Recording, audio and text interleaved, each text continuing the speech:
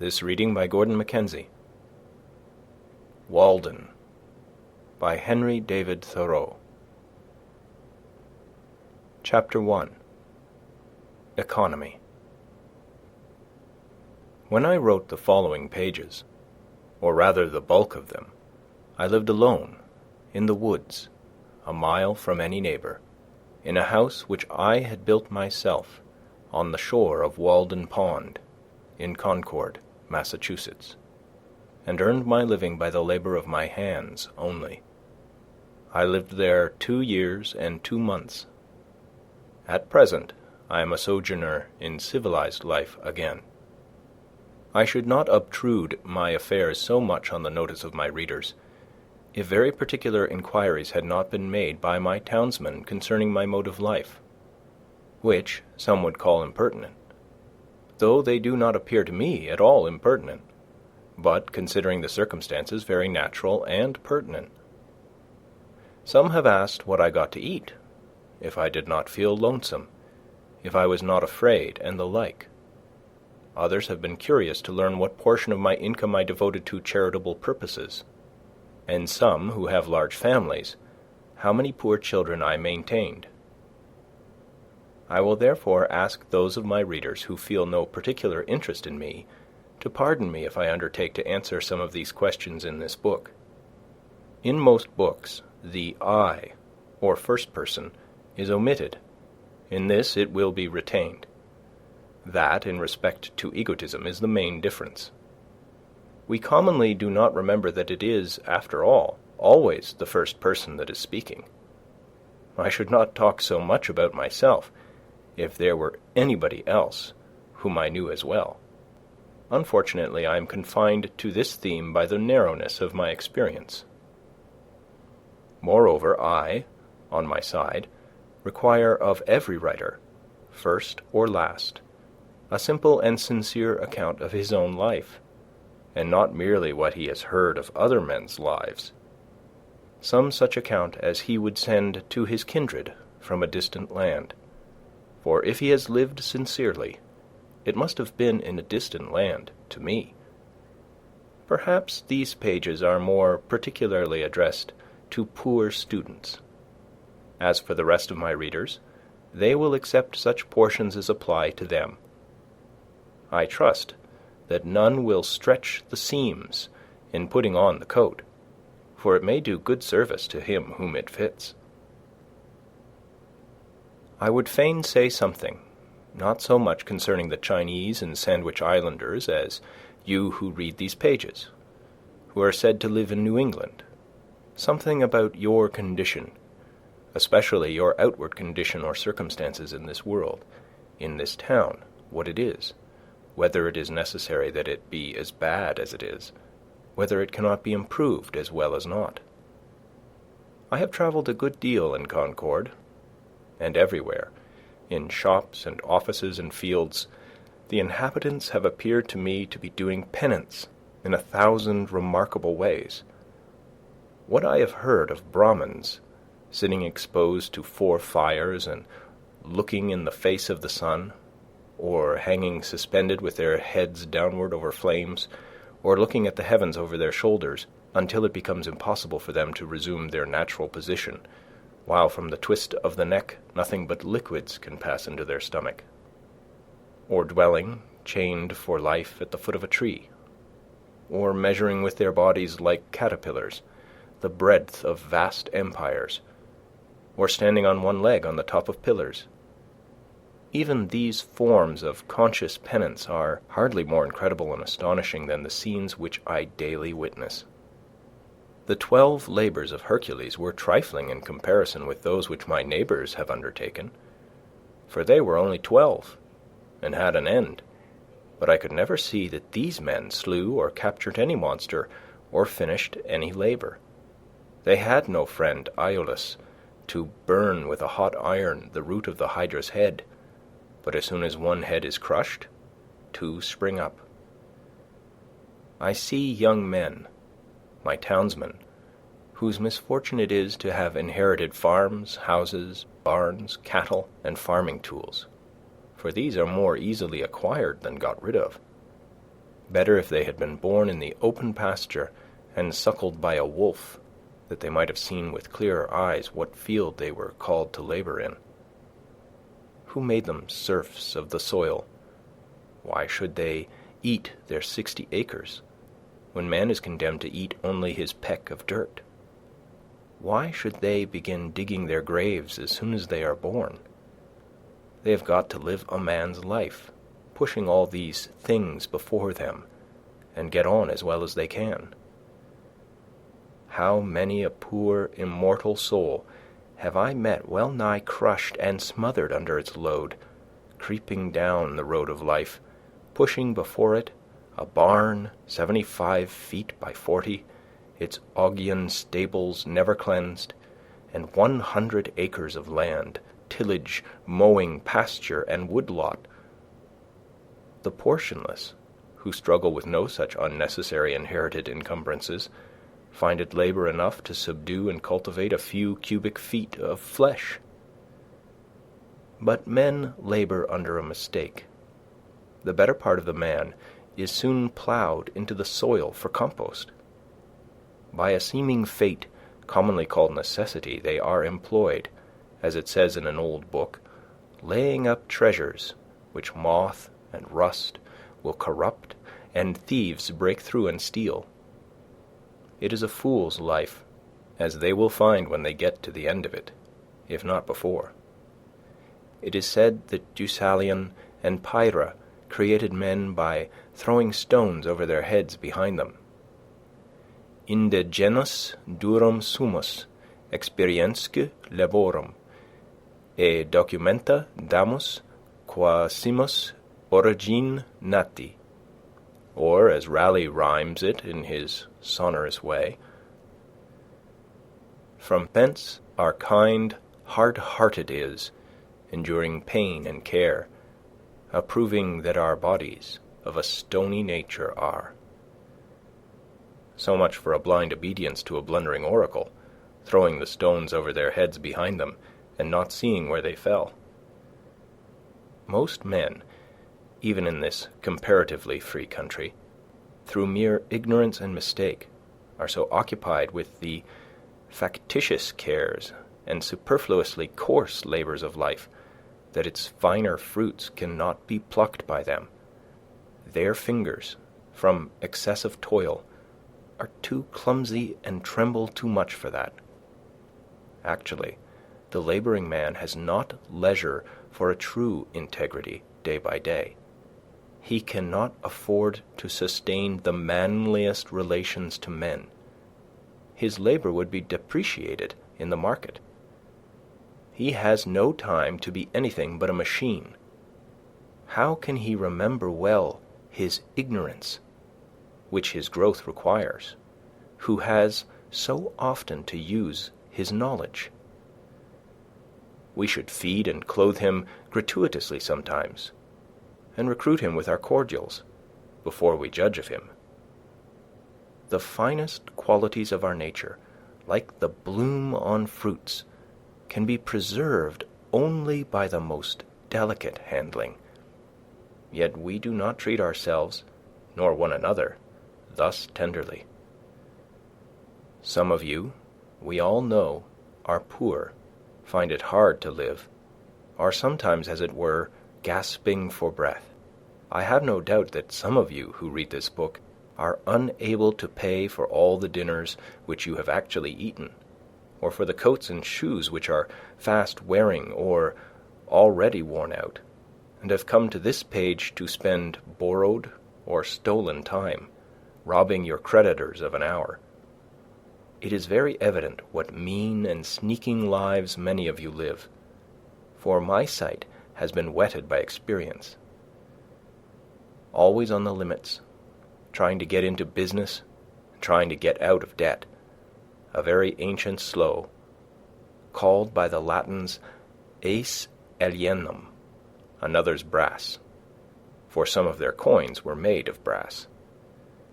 Still living and dying and buried by this other's brass, always promising to pay tomorrow, and dying today insolvent, seeking to curry favor, to get custom. By how many modes? Only not state prison offenses.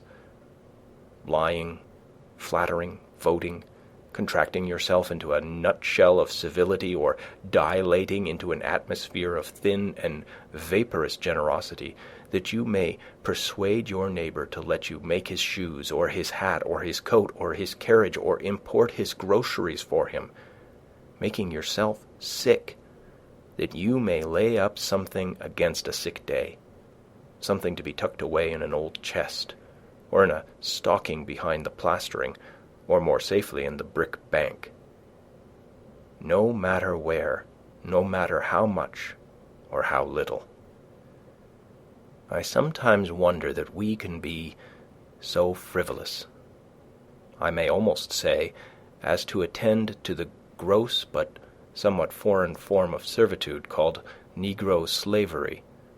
There are so many keen and subtle masters that enslave both North and South. It is hard to have a Southern overseer. It is worse to have a Northern one. But worst of all, when you are the slave driver of yourself. Talk of a divinity in man? Look at the teamster on the highway, wending to market by day or night. Does any divinity stir within him? His highest duty to fodder and water his horses. What is his destiny to him compared with the shipping interests? Does not he drive for Squire Makestir? How godlike, how immortal is he? See how he cowers and sneaks, how vaguely all the day he fears, not being immortal nor divine, but the slave and prisoner of his own opinion of himself, a fame won by his own deeds. Public opinion is a weak tyrant compared with our own private opinion. What a man thinks of himself, that it is which determines, or rather indicates, his fate. Self-emancipation, even in the West Indian provinces of the fancy and imagination. What Wilberforce is there to bring that about? Think also of the ladies of the land weaving toilet cushions against the last day, not to betray too green an interest in their fates, as if you could kill time without injuring eternity. The mass of men lead lives of quiet desperation. What is called resignation is confirmed desperation. From the desperate city you go into the desperate country, and have to console yourself with the bravery of minks and muskrats. A stereotyped but unconscious despair is concealed even under what are called the games and amusements of mankind. There is no play in them, for this comes after work. But it is a characteristic of wisdom not to do desperate things. When we consider what, to use the words of the Catechism, is the chief end of man, and what are the true necessaries and means of life, it appears as if men had deliberately chosen the common mode of living because they preferred it to any other. Yet they honestly think there is no choice left. But alert and healthy natures remember that the sun rose clear. It is never too late to give up our prejudices. No way of thinking or doing, however ancient, can be trusted without proof. What everyone echoes, or in silence passes by as true today, may turn out to be falsehood tomorrow, mere smoke of opinion, which some had trusted for a cloud that would sprinkle fertilizing rain on their fields. What old people say you cannot do, you try and find that you can. Old deeds for old people, and new deeds for new. Old people did not know enough once, perchance, to fetch fresh fuel to keep the fire a-going. New people put a little dry wood under a pot and are whirled round the globe with the speed of birds. In a way, to kill old people, as the phrase is. Age is no better, hardly so well qualified for an instructor as youth, for it has not profited so much as it has lost. One may almost doubt if the wisest man has learned anything of absolute value by living. Practically, the old have no very important advice to give the young. Their own experience has been so partial, and their lives have been such miserable failures, for private reasons, as they must believe. And it may be that they have some faith left which belies that experience, and they are only less young than they were. I have lived some 30 years on this planet, and I have yet to hear the first syllable of valuable or even earnest advice from my seniors. They have told me nothing, and probably cannot tell me anything to the purpose. Here is life, an experiment to a great extent untried by me, but it does not avail me that they have tried it. If I have any experience which I think valuable, I am sure to reflect that this my mentors said nothing about. One farmer says to me, "You cannot live on vegetable food solely, for it furnishes nothing to make bones with." And so he religiously devotes a part of his day to supplying his system with the raw material of bones, walking all the while he talks behind his oxen, which, with vegetable-made bones, jerk him and his lumbering plough along in spite of every obstacle. Some things are really necessaries of life in some circles. The most helpless and diseased, which in others are luxuries merely, and in others still are entirely unknown. The whole ground of human life seems to some to have been gone over by their predecessors, both the heights and the valleys, and all things to have been cared for. According to Evelyn, the wise Solomon prescribed ordinances for the very distances of trees, and the Roman praetors have decided how often you may go into your neighbor's land to gather the acorns which fall on it without trespass, and what share belongs to that neighbor. Hippocrates has even left directions how we should cut our nails, that is, even with the end of the fingers, neither shorter nor longer.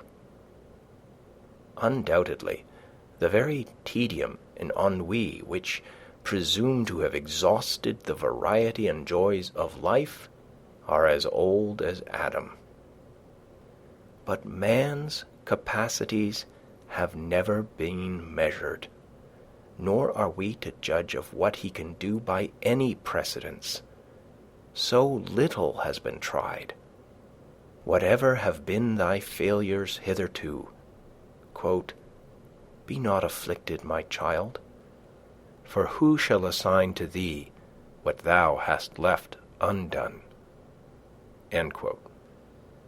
We might try our lives by 1,000 simple tests, as, for instance, that the same sun which ripens my beans illumines at once a system of earths like ours.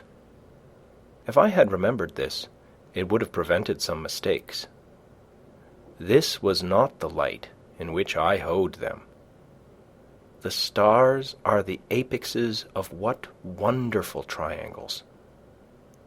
What distant and different beings, in the various mansions of the universe, are contemplating the same one at the same moment.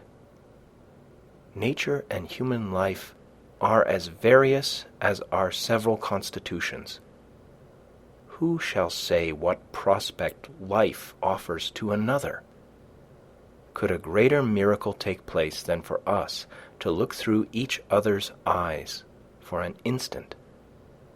We should live in all the ages of the world in an hour, aye, in all the worlds of the ages. History, poetry, mythology. I know of no reading of another's experience so startling and informing as this would be. The greater part of what my neighbors call good, I believe in my soul to be bad, and if I repent of anything, it is very likely to be my good behavior. What demon possessed me when I behaved so well? You may say the wisest thing you can, old man, you who have lived 70 years, not without honor of a kind. I hear an irresistible voice which invites me away from all that. One generation abandons the enterprises of another like stranded vessels. I think that we may safely trust a good deal more than we do. We may waive just so much care of ourselves as we honestly bestow elsewhere. Nature is as well adapted to our weakness as to our strength. The incessant anxiety and strain of some is a well-nigh incurable form of disease.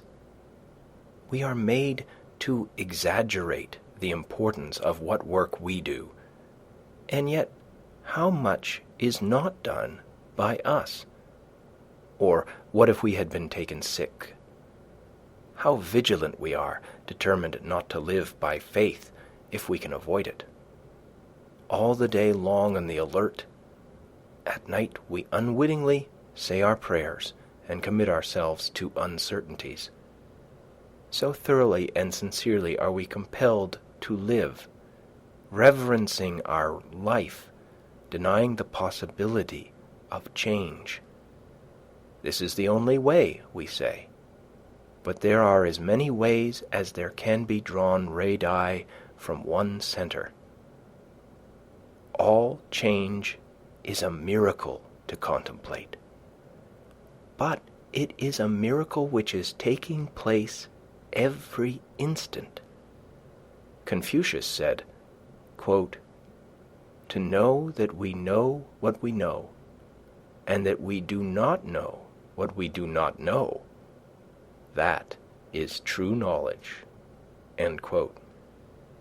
When one man has reduced a fact of the imagination to be a fact to his understanding, I foresee that all men at length establish their lives on that basis. Let us consider for a moment what most of the trouble and anxiety which I have referred to is about, and how much it is necessary that we be troubled, or at least careful. It would be some advantage to live a primitive and frontier life, though in the midst of an outward civilization, if only to learn what are the gross necessaries of life, and what methods have been taken to obtain them, or even to look over the old day-books of the merchants, to see what it was that men most commonly bought at the stores, what they stored, that is, what are the grossest groceries. For the improvements of ages have had but little influence on the essential laws of man's existence, as our skeletons, probably, are not to be distinguished from those of our ancestors. By the words necessary of life, I mean whatever of all that man obtains by his own exertions, has been from the first or from long use has become so important to human life that few, if any, whether from savageness or poverty or philosophy, ever attempt to do without it. To many creatures, there is in this sense but one necessary of life, food. To the bison of the prairie it is a few inches of palatable grass with water to drink, unless he seeks the shelter of the forest or the mountain's shadow. None of the brute creation requires more than food and shelter. The necessaries of life for man in this climate may, accurately enough, be distributed under the several heads of food, shelter, clothing, and fuel. For not till we have secured these are we prepared to entertain the true problems of life with freedom and a prospect of success. Man has invented not only houses, but clothes and cooked food, and possibly from the accidental discovery of the warmth of fire and the consequent use of it, at first a luxury, arose the present necessity to sit by it. We observe cats and dogs acquiring the same second nature. By proper shelter and clothing we legitimately retain our own internal heat. But with an excess of these, or of fuel, that is, with an external heat greater than our own internal, may not cookery properly be said to begin? Darwin, the naturalist, says of the inhabitants of Tierra del Fuego that while his own party, who were well clothed and sitting close to a fire, were far from too warm, these naked savages, who were farther off, were observed, to his great surprise, to be streaming with perspiration at undergoing such a roasting. So we are told the New Hollander goes naked with impunity, while the European shivers in his clothes. Is it impossible to combine the hardiness of these savages with the intellectualness of the civilized man? According to Liebig, man's body is a stove, and food the fuel which keeps up the internal combustion in the lungs. In cold weather we eat more, in warm, less.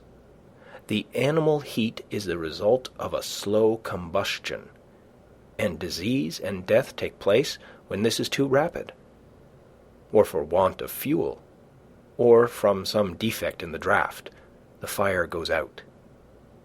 Of course, the vital heat is not to be confounded with fire, but so much for analogy. It appears, therefore, from the above list, that the expression animal life is nearly synonymous with the expression animal heat, for while food may be regarded as the fuel which keeps up the fire within us, and fuel serves only to prepare that food or to increase the warmth of our bodies by addition from without, shelter and clothing also serve only to retain the heat thus generated and absorbed. The grand necessity, then, for our bodies is to keep warm, to keep the vital heat in us. What pains we accordingly take, not only with our food and clothing and shelter, but with our beds, which are our night clothes, robbing the nests and breasts of birds to prepare the shelter within a shelter, as the mole has its bed of grass and leaves at the end of its burrow. The poor man is wont to complain that this is a cold world, and to cold, no less physical than social, we refer directly a great part of our ails. The summer, in some climates, make possible to man a sort of Elysian life. Fuel, except to cook his food, is then unnecessary. The sun is his fire, and many of the fruits are sufficiently cooked by its rays. While food generally is more various and more easily obtained, and clothing and shelter are wholly or half unnecessary. At the present day, and in this country, as I find by my own experience, a few implements, a knife, an axe, a spade, a wheelbarrow, etc., and for the studious, lamplight, stationery, and access to a few books, rank next to necessaries, and can all be obtained at a trifling cost. Yet some, not wise, go to the other side of the globe, to barbarous and unhealthy regions, and devote themselves to trade for 10 or 20 years in order that they may live, that is, keep comfortably warm, and die in New England at last. The luxuriously rich are not simply kept comfortably warm, but unnaturally hot. As I implied before, they are cooked, of course, a la mode. End of the first part of Chapter 1. Chapter 1, Part 2. Most of the luxuries and many of the so-called comforts of life are not only not indispensable, but positive hindrances to the elevation of mankind. With respect to luxuries and comforts, the wisest have ever lived a more simple and meager life than the poor. The ancient philosophers, Chinese, Hindu, Persian, and Greek, were a class than which none has been poorer in outward riches, none so rich in inward. We know not much about them. It is remarkable that we know so much of them as we do. The same is true of the more modern reformers and benefactors of their race. None can be an impartial or wise observer of human life but from the vantage ground of what we should call voluntary poverty. Of a life of luxury, the fruit is luxury, whether in agriculture or commerce or literature or art. There are nowadays professors of philosophy, but not philosophers. Yet it is admirable to profess because it was once admirable to live. To be a philosopher is not merely to have subtle thoughts, nor even to found a school, but so to love wisdom as to live according to its dictates, a life of simplicity, independence, magnanimity, and trust. It is to solve some of the problems of life, not only theoretically, but practically. The success of great scholars and thinkers is commonly a courtier-like success, not kingly, not manly. They make shift to live merely by conformity, practically as their fathers did, and are in no sense the progenitors of a noble race of men. But why do men degenerate ever? What makes families run out? What is the nature of the luxury which enervates and destroys nations? Are we sure that there is none of it in our own lives? The philosopher is in advance of his age, even in the outward form of his life. He is not fed, sheltered, clothed, warmed, like his contemporaries. How can a man be a philosopher and not maintain his vital heat by better methods than other men? When a man is warmed by the several modes which I have described, what does he want next? Surely not more warmth of the same kind, as more and richer food, larger and more splendid houses, finer and more abundant clothing, more numerous, incessant, and hotter fires, and the like. When he has obtained those things which are necessary to life, there is another alternative than to obtain the superfluities, and that is to adventure on life now, his vacation from humbler toil having commenced. The soil, it appears, is suited to the seed, for it has sent its radicle downward, and it may now send its shoot upward, also with confidence. Why has man rooted himself thus firmly in the earth, but that he may rise in the same proportion into the heavens above? For the nobler plants are valued for the fruit they bear at last in the air and light, far from the ground, and are not treated like the humbler esculents, which, though they may be biennials, and cultivated only till they have perfected their root, and often cut down at top for this purpose, so that most would not know them in their flowering season.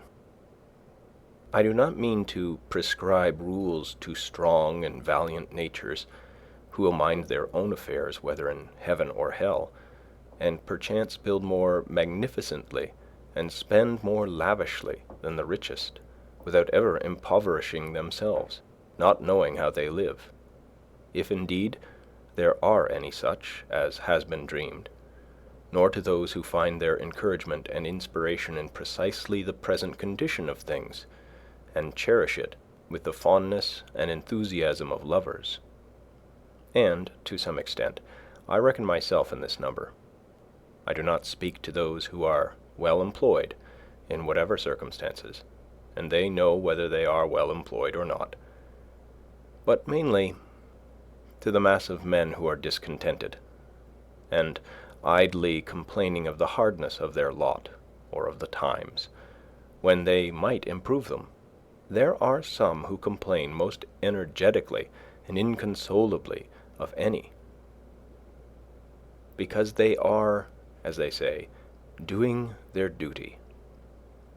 I also have in mind that seemingly wealthy, but most terribly impoverished class of all, who have accumulated dross, but know not how to use it or get rid of it, and thus have forged their own golden or silver fetters. If I should attempt to tell how I have desired to spend my life in years past, it would probably surprise those of my readers who are somewhat acquainted with its actual history. It would certainly astonish those who know nothing about it. I will only hint at some of the enterprises which I have cherished. In any weather, at any hour of the day or night, I have been anxious to improve the nick of time, and notch it on my stick too, to stand on the meeting of two eternities, the past and future, which is precisely the present moment, to toe that line. You will pardon some obscurities, for there are more secrets in my trade than in most men's, and yet not voluntarily kept, but inseparable from its very nature. I would gladly tell all that I know about it, and never paint no admittance on my gate. I long ago lost a hound, a bay horse, and a turtle dove, and am still on their trail. Many are the travelers I have spoken concerning them, describing their tracks and what calls they answered to. I have met one or two who had heard the hound, and the tramp of the horse, and even seen the dove disappear behind a cloud, and they seemed as anxious to recover them as if they had lost them themselves. To anticipate, not the sunrise and the dawn merely, but if possible, nature herself. How many mornings, summer and winter, before yet any neighbor was stirring about his business, have I been about mine? No doubt many of my townsmen have met me returning from this enterprise, farmers starting for Boston in the twilight, or wood choppers going to their work. It is true, I never assisted the sun materially in his rising, but doubt not, it was of the last importance only to be present at it. So many autumn days and winter days spent outside the town, trying to hear what was in the wind, to hear and carry it express. I well nigh sunk all my capital in it, and lost my own breath into the bargain, running in the face of it. If it had concerned either of the political parties, depend upon it, it would have appeared in the Gazette with the earliest intelligence. At other times, watching from the observatory of some cliff or tree to telegraph any new arrival, or waiting at evening on the hilltops for the sky to fall, that I might catch something, though I never caught much, and that, manna-wise, would dissolve again in the sun. For a long time I was reporter to a journal, of no very wide circulation, whose editor has never yet seen fit to print the bulk of my contributions, and, as is too common with writers, I got only my labor for my pains.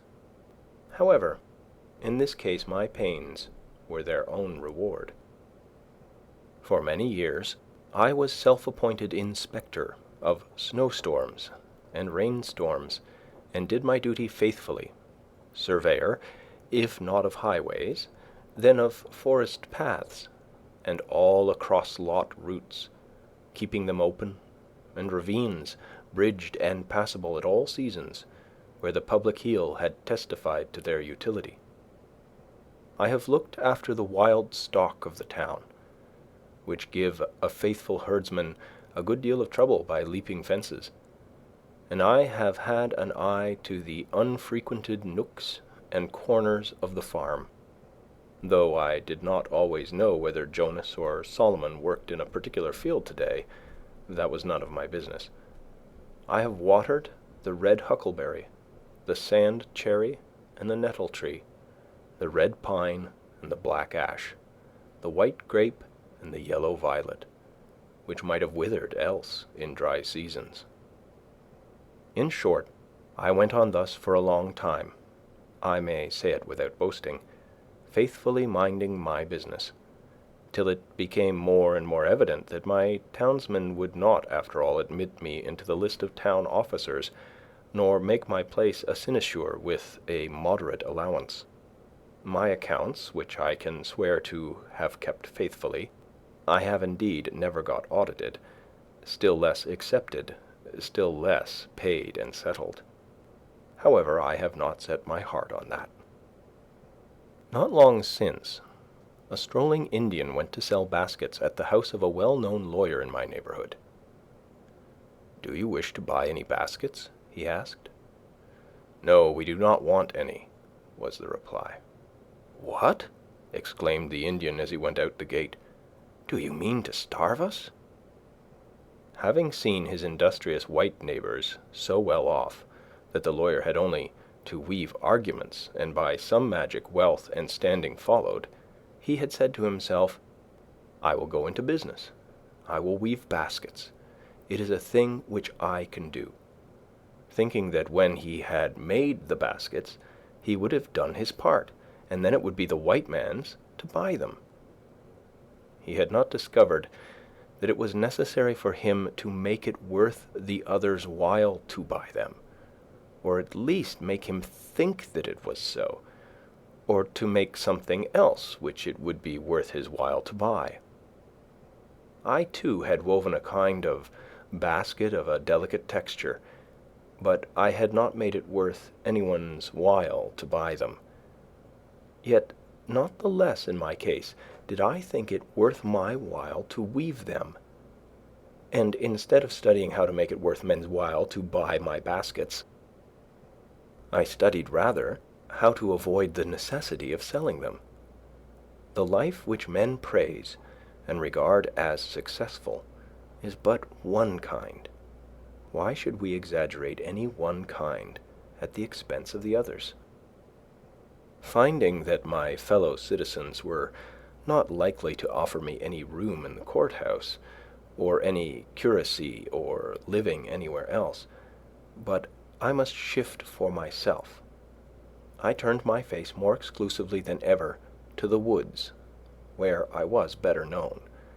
I determined to go into business at once, and not wait to acquire the usual capital, using such slender means as I had already got. My purpose in going to Walden Pond was not to live cheaply, nor to live dearly there, but to transact some private business with the fewest obstacles.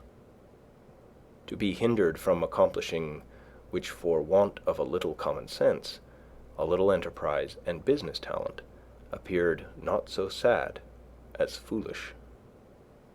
I have always endeavored to acquire strict business habits. They are indispensable to every man. If your trade is with the celestial empire, then some small counting-house on the coast, in some Salem harbor, will be fixture enough.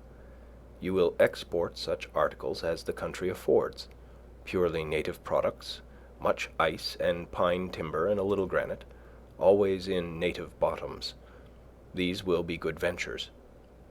To oversee all the details yourself in person, to be at once pilot and captain and owner and underwriter, to buy and sell and keep the accounts, to read every letter received and write or read every letter sent, to superintend the discharge of imports night and day, to be upon many parts of the coast almost at the same time. Often the richest freight will be discharged upon a Jersey shore, to be your own telegraph, unweariedly sweeping the horizon, speaking all passing vessels bound coastwise, to keep up a steady dispatch of commodities for the supply of such a distant and exorbitant market, to keep yourself informed of the state of the markets, prospects of war and peace everywhere, and anticipate the tendencies of trade and civilization, taking advantage of the results of all exploring expeditions, using new passages and all improvements in navigation, charts to be studied, the position of reefs, and new lights and buoys to be ascertained, and ever the logarithmic tables to be corrected, for by the error of some calculator the vessel often splits upon a rock that should have reached a friendly pier. There is the untold fate of La Prousse, universal science to be kept pace with, studying the lives of all great discoverers and navigators, great adventurers and merchants, from Hanno and the Phoenicians down to our day. In fine, account of stock to be taken from time to time, to know how you stand. It is a labor to task the faculties of a man, such problems of profit and loss, of interest, of tare and tret, engaging of all kinds in it, as demand a universal knowledge. I have thought that Walden Pond would be a good place for business. Not solely on account of the railroad and the ice trade. It offers advantages which it may not be good policy to divulge. It is a good port and a good foundation. No Neva marshes to be filled, though you must everywhere build on piles of your own driving. It is said that a flood tide, with a westerly wind, and ice in the Neva, would sweep St. Petersburg from the face of the earth. As this business was to be entered into without the usual capital, it may not be easy to conjecture where those means, that will still be indispensable to every such undertaking, were to be obtained. As for clothing, to come at once to the practical part of the question, perhaps we are led oftener by the love of novelty and a regard for the opinions of men in procuring it than by a true utility. Let him who has work to do recollect that the object of clothing is, first, to retain the vital heat, and secondly, in this state of society, to cover nakedness, and he may judge how much of any necessary or important work may be accomplished without adding to his wardrobe. Kings and queens who wear a suit but once, though made by some tailor or dressmaker to their majesties, cannot know the comfort of wearing a suit that fits. They are no better than wooden horses to hang the clean clothes on. Every day our garments become more assimilated to ourselves, receiving the impress of the wearer's character, until we hesitate to lay them aside without such delay and medical appliances and some such solemnity even as our bodies. No man ever stood the lower in my estimation for having a patch in his clothes, yet I am sure that there is greater anxiety commonly to have fashionable, or at least clean and unpatched clothes, than to have a sound conscience.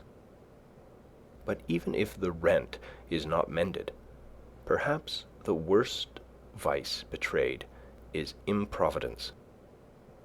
I sometimes try my acquaintances by such tests as this. Who could wear a patch, or 2 extra seams only, over the knee?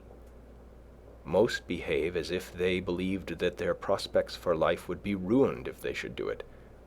It would be easier for them to hobble to town with a broken leg than with a broken pantaloon. Often, if an accident happens to a gentleman's legs, they can be mended. But if a similar accident happens to the legs of his pantaloons, there is no help for it, for he considers not what is truly respectable, but what is respected.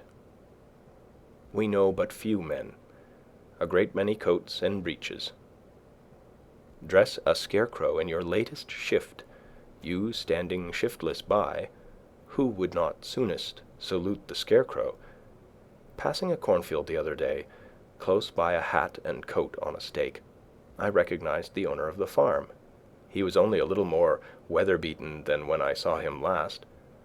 I have heard of a dog that barked at every stranger who approached his master's premises with clothes on, but as easily quieted by a naked thief. It is an interesting question how far men would retain their relative rank if they were divested of their clothes. Could you, in such a case, tell surely of any company of civilized men which belonged to the most respected class? When Madame Pfeiffer, in her adventurous travels round the world from east to west, had got so near home as Asiatic Russia, she says that she felt the necessity of wearing other than a traveling dress when she went to meet the authorities, for she was now in a civilized country where people are judged by their clothes.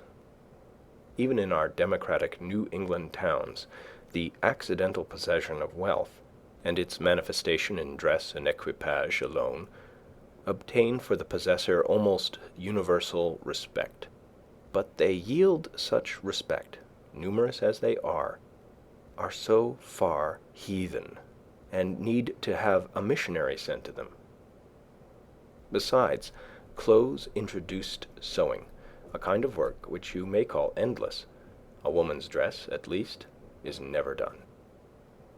A man who has at length found something to do will not need to get a new suit to do it in. For him the old will do, that has lain dusty in the garret for an indeterminate period. Old shoes will serve a hero longer than they have served his valet, if a hero ever has a valet. Bare feet are older than shoes, and he can make them do. Only those who go to soirees and legislative balls must have new coats. Coats, too, change as often as the man changes in them. But if my jacket and trousers, my hat and shoes, are fit to worship God in, they will do, will they not?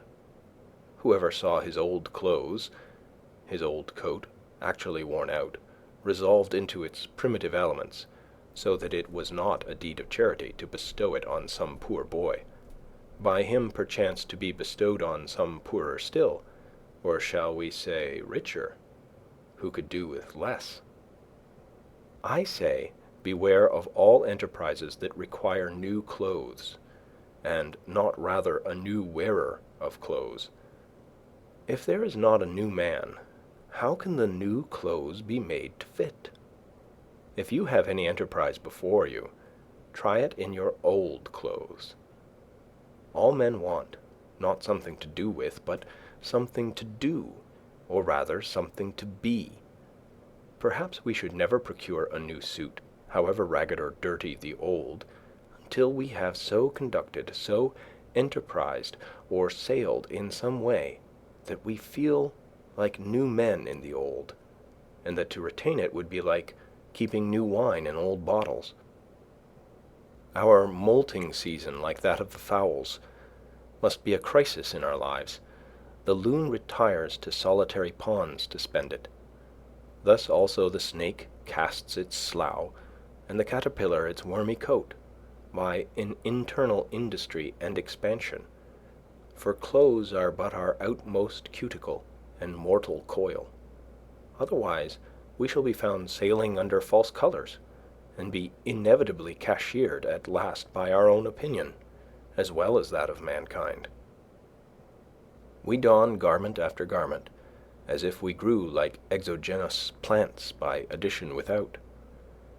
Our outside and often thin and fanciful clothes are our epidermis, our false skin, which partakes not of our life, and may be stripped off here and there without fatal injury. Our thicker garments, constantly worn, are our cellular integument, or cortex. But our shirts are our liber, or true bark, which cannot be removed without girdling, and so destroying the man. I believe that all races at some seasons wear something equivalent to the shirt. It is desirable that a man be clad so simply that he can lay his hands on himself in the dark, and that he live in all respects so compactly and preparedly that, if an enemy take the town, he can, like the old philosopher, walk out the gate empty-handed, without anxiety. While one thick garment is, for most purposes, as good as 3 thin ones, and cheap clothing can be obtained at prices really to suit customers, while a thick coat can be bought for $5, which will last as many years, thick pantaloons for $2, cowhide boots for $1.50 a pair, a summer hat for $0.25, and a winter cap for 62.5 cents, or a better be made at home at a nominal cost, where is he so poor that, clad in such a suit of his own earning, there will not be found wise men to do him reverence. When I ask for a garment of a particular form, my tailoress tells me gravely, "They do not make them so now," not emphasizing the "they" at all, as if she quoted an authority as impersonal as the Fates, and I find it difficult to get what I want, simply because she cannot believe that I mean what I say, that I am so rash.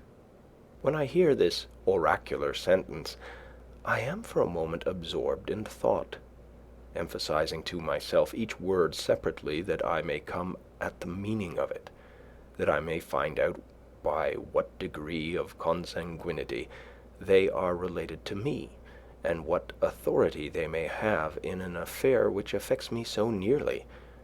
And finally, I am inclined to answer her with equal mystery, and without any more emphasis of the they. Quote, "It is true, they did not make them so recently, but they do now." End quote. Of what use this measuring of me if she does not measure my character, but only the breadth of my shoulders, as it were a peg to bang the coat on? We worship not the graces, nor the parse, but fashion. She spins and weaves and cuts with full authority. The head monkey at Paris puts on a traveler's cap, and all the monkeys in America do the same.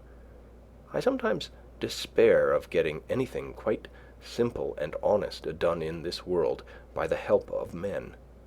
They would have to be passed through a powerful press first, to squeeze their old notions out of them, so that they would not so soon get upon their legs again. And then there would be some one in the company with a maggot in his head, hatched from an egg deposited there nobody knows when, for not even fire kills these things, and you would have lost your labor. Nevertheless, we will not forget that some Egyptian wheat was handed down to us by a mummy. On the whole, I think that it cannot be maintained that dressing has in this or any country risen to the dignity of an art. At present men make shift to wear what they can get. Like shipwrecked sailors, they put on what they can find on the beach, and at a little distance, whether of space or time, laugh at each other's masquerade. Every generation laughs at the old fashions, but follows religiously the new. We are amused at beholding the costume of Henry VIII or Queen Elizabeth, as much as if it was that of the king and queen of the Cannibal Islands. All costume off a man is pitiful or grotesque. It is only the serious eye peering from and the sincere life passed within it which restrain laughter and consecrate the costume of any people. Let Harlequin be taken with a fit of the colic, and his trappings will have to serve that mood too. When the soldier is hit by a cannonball, rags are as becoming as purple. The childish and savage taste of men and women for new patterns keeps how many shaking and squinting through kaleidoscopes that they may discover the particular figure which this generation requires today. The manufacturers have learned that this taste is merely whimsical. Of two patterns which differ only by a few threads more or less of a particular color, the one will be sold readily, the other lie on the shelf, though it frequently happens that after the lapse of a season the latter becomes the more fashionable. Comparatively, tattooing is not the hideous custom which it is called. It is not barbarous merely because the printing is skin deep and unalterable. I cannot believe that our factory system is the best mode by which men may get clothing. The condition of the operatives is becoming every day more like that of the English, and it cannot be wondered at, since, as far as I have heard or observed, the principal object is, not that mankind may be well and honestly clad, but unquestionably that corporations may be enriched. In the long run, men hit only what they aim at. Therefore, though they should fail immediately, they had better aim at something high. As for a shelter, I will not deny that this is now a necessary of life, though there are instances of men having done without it for long periods in colder countries than this. Samuel Lang says that, quote, "The Laplander in his skin dress and in a skin bag which he puts over his head and shoulders will sleep night after night on the snow, in a degree of cold which would extinguish the life of one exposed to it in any woolen clothing," end quote. He had seen them asleep thus, yet he adds, quote, "They are not hardier than other people," end quote.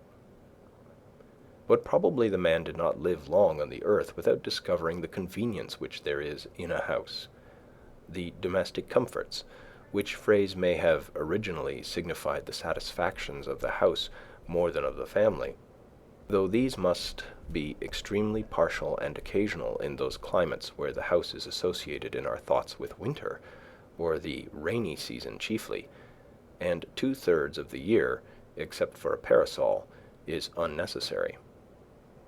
In our climate, in the summer, it was formerly almost solely a covering at night. In the Indian gazettes, a wigwam was the symbol of a day's march, and a row of them, cut or painted on the bark of a tree, signified that so many times they had camped. Man was not made so large-limbed and robust, but that he must seek to narrow his world and wall in a space such as fitted him. He was at first bare and out of doors, but though this was pleasant enough in serene and warm weather, by daylight, the rainy season and the winter, to say nothing of the torrid sun, would perhaps have nipped his race in the bud if he had not made haste to clothe himself with the shelter of a house. Adam and Eve, according to the fable, wore the bower before other clothes. Man wanted a home, a place of warmth or comfort, first of warmth, then the warmth of the affections. We may imagine a time when, in the infancy of the human race, some enterprising mortal crept into a hollow in a rock for shelter. Every child begins the world again to some extent, and loves to stay outdoors even in wet and cold. It plays house as well as horse, having an instinct for it. Who does not remember the interest with which, when young, he looked at shelving rocks or any approach to a cave? It was the natural yearning of that portion, any portion of our most primitive ancestor which still survived in us. From the cave we have advanced to roofs of palm leaves, of bark and boughs, of linen woven and stretched, of grass and straw, of boards and shingles, of stones and tiles. At last we know not what it is to live in the open air, and our lives are domestic in more senses than we think. From the hearth the field is a great distance. It would be well, perhaps, if we were to spend more of our days and nights without any obstruction between us and the celestial bodies, if the poet did not speak so much from under a roof, or the saint dwell there so long. Birds do not sing in caves, nor do doves cherish their innocence in dovecots. However, if one designs to construct a dwelling house, it behooves him to exercise a little Yankee shrewdness, lest, after all, he find himself in a workhouse, a labyrinth without a clue, a museum, an almshouse, a prison, or a splendid mausoleum instead. Consider first how slight a shelter is absolutely necessary. I have seen Penobscot Indians in this town living in tents of thin cotton cloth, while the snow was nearly a foot deep around them, and I thought that they would be glad to have it deeper to keep out the wind. Formerly, when how to get my living honestly, with freedom left for my proper pursuits, was a question which vexed me even more than it does now, for unfortunately I am become somewhat callous, I used to see a large box by the railroad, 6 feet long by 3 wide, in which the laborers locked up their tools at night, and it suggested to me that every man who has hard pushed might get such a one for $1, and, having bored a few auger holes in it, to admit the air at least, get into it when it rained and at night, and hook down the lid, and so have freedom in his love, and in his soul be free. This did not appear the worst, nor by any means a despicable alternative. You could sit up as late as you pleased, and whenever you got up, go abroad without any landlord or house lord dogging you for rent. Many a man is harassed to death to pay the rent of a larger and more luxurious box, who would not have frozen to death in such a box as this. I am far from jesting. Economy is a subject which admits of being treated with levity, but I cannot so be disposed of. A comfortable house for a rude and hardy race, that lived mostly out of doors, was once made here almost entirely of such materials as nature furnished ready to their hands. Gookin, who was superintendent of the Indians, subject to the Massachusetts colony, writing in 1674, says, quote, "The best of their houses are covered very neatly, tight and warm, with barks of trees, slipped from their bodies at those seasons when the sap is up, and made into great flakes, with pressure of weighty timber, when they are green. The meaner sort are covered with mats, which they make of a kind of bulrush, and are also indifferently tight and warm, but not so good as the former. Some I have seen 60 or 100 feet long, and 30 feet broad. I have often lodged in their wigwams, and found them as warm as the best English houses." End quote. He adds that they were commonly carpeted, and lined within with well-wrought embroidered mats, and were furnished with various utensils. The Indians had advanced so far as to regulate the effect of the wind by a mat suspended over the hole in the roof, and moved by a string. Such a lodge was in the first instance constructed in a day or two at most, and taken down and put up in a few hours, and every family owned one, or its apartment in one. Chapter 1, Part 3. In the savage state, every family owns a shelter as good as the best, and sufficient for its coarser and simpler wants. But I think that I speak within bounds when I say that, though the birds of the air have their nests, and the foxes their holes, and the savages their wigwams, in modern civilized society not more than 1/2 the families own a shelter. In the large towns and cities, where civilization especially prevails, the number of those who own a shelter is a very small fraction of the whole. The rest pay an annual tax for this outside garment of all, become indispensable summer and winter, which would buy a village of Indian wigwams, but now helps to keep them poor as long as they live. I do not mean to insist here on the disadvantage of hiring compared with owning, but it is evident that the savage owns his shelter because it costs so little, while the civilized man hires his commonly because he cannot afford to own it, nor can he, in the long run, any better afford to hire. "But," answers one, "by merely paying this tax, the poor civilized man secures an abode which is a palace compared with the savages." An annual rent of from $25 to $100, these are the country rates, entitles him to the benefit of the improvements of centuries. Spacious apartments, clean paint and paper, Rumford fireplace, back plastering, Venetian blinds, copper pump, spring lock, a commodious cellar, and many other things. But how happens it that he who is said to enjoy these things is so commonly a poor civilized man, while the savage who has them not is rich as a savage? If it is asserted that civilization is a real advance in the condition of man, and I think that it is, though only the wise improve their advantages, it must be shown that it has produced better dwellings without making them more costly. And the cost of a thing is the amount of what I will call life which is required to be exchanged for it, immediately or in the long run. An average house in this neighborhood costs perhaps $800, and to lay up this sum will take from 10 to 15 years of the laborer's life, even if he is not encumbered with a family. Estimating the pecuniary value of every man's labor at $1 a day, for if some receive more, others receive less, so that he must have spent more than half his life, commonly, before his wigwam will be earned.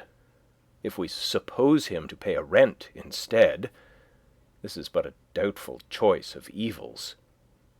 Would the savage have been wise to exchange his wigwam for a palace on these terms? It may be guessed that I reduce almost the whole advantage of holding this superfluous property as a fund in store against the future, so far as the individual is concerned, mainly to the defraying of funeral expenses. But perhaps a man is not required to bury himself. Nevertheless, this points to an important distinction between civilized man and the savage, and no doubt they have designs on us for our benefit, in making the life of a civilized people an institution in which the life of the individual is to a great extent absorbed, in order to preserve and perfect that of the race. But I wish to show at what a sacrifice this advantage is at present obtained, and to suggest that we may possibly so live as to secure all the advantage without suffering any of the disadvantage. What mean ye by saying that the poor ye have always with you, or that the fathers have eaten sour grapes and the children's teeth are set on edge? As I live, saith the Lord God, ye shall not have occasion any more to use this proverb in Israel. Behold, all souls are mine. As the soul of the Father, so also the soul of the Son is mine.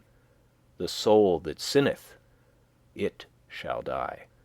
When I consider my neighbors, the farmers of Concord, who are at least as well off as the other classes, I find that for the most part they have been toiling 20, 30, or 40 years, that they may become the real owners of their farms, which commonly they have inherited with encumbrances, or else bought with hired money, and we may regard 1/3 of that toil as the cost of their houses, but commonly they have not paid for them yet. It is true, the encumbrances sometimes outweigh the value of the farm, so that the farm itself becomes one great encumbrance, and still a man is found to inherit it, being well acquainted with it, as he says. On applying to the assessors, I am surprised to learn that they cannot at once name a dozen in the town who own their farms free and clear. If you would know the history of these homesteads, inquire at the bank where they are mortgaged. The man who has actually paid for his farm with labor on it is so rare that every neighbor can point to him. I doubt if there are 3 such men in Concord. What has been said of the merchants, that a very large majority, even 97 in 100, are sure to fail, is equally true of the farmers.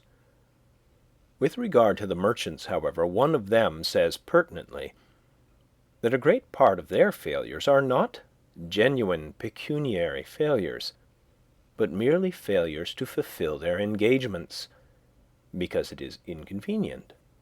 That is, it is the moral character that breaks down. But this puts an infinitely worse face on the matter, and suggests, besides, that probably not even the other 3 succeed in saving their souls, but are perchance bankrupt in a worse sense than they who fail honestly. Bankruptcy and repudiation are the springboards from which much of our civilization vaults and turns its somersets. But the savage stands on the unelastic plank of famine. Yet the Middlesex cattle show goes off here with éclat annually, as if all the joints of the agricultural machine were suent. The farmer is endeavoring to solve the problem of a livelihood by a formula more complicated than the problem itself. To get his shoestrings, he speculates in herds of cattle. With consummate skill, he has set his trap with a hair spring to catch comfort and independence, and then, as he turned away, got his own leg into it. This is the reason he is poor, and for a similar reason we are all poor in respect to 1,000 savage comforts, though surrounded by luxuries. As Chapman sings, quote, "The false society of men, for earthly greatness, all heavenly comforts rarefies to air." And when the farmer has got his house, he may not be the richer but the poorer for it, and it be the house that has got him. As I understand it, that was a valid objection urged by Momus against the house which Minerva made, that she, quote, "had not made it movable, by which means a bad neighborhood might be avoided," end quote. And it may still be urged, for our houses are such unwieldy property that we are often imprisoned rather than housed in them, and the bad neighborhood to be avoided is our own scurvy selves. I know 1 or 2 families, at least, in this town, who for nearly a generation have been wishing to sell their houses in the outskirts and move into the village, but have not been able to accomplish it, and only death will set them free. Granted that the majority are able at last either to own or hire the modern house with all its improvements. While civilization has been improving our houses, it has not equally improved the men who are to inhabit them. It has created palaces, but it was not so easy to create noblemen and kings. And if the civilized man's pursuits are no worthier than the savage's, if he is employed the greater part of his life in obtaining gross necessaries and comforts merely, why should he have a better dwelling than the former? But how do the poor minority fare? Perhaps it will be found that just in proportion as some have been placed in outward circumstances above the savage, others have been degraded below him.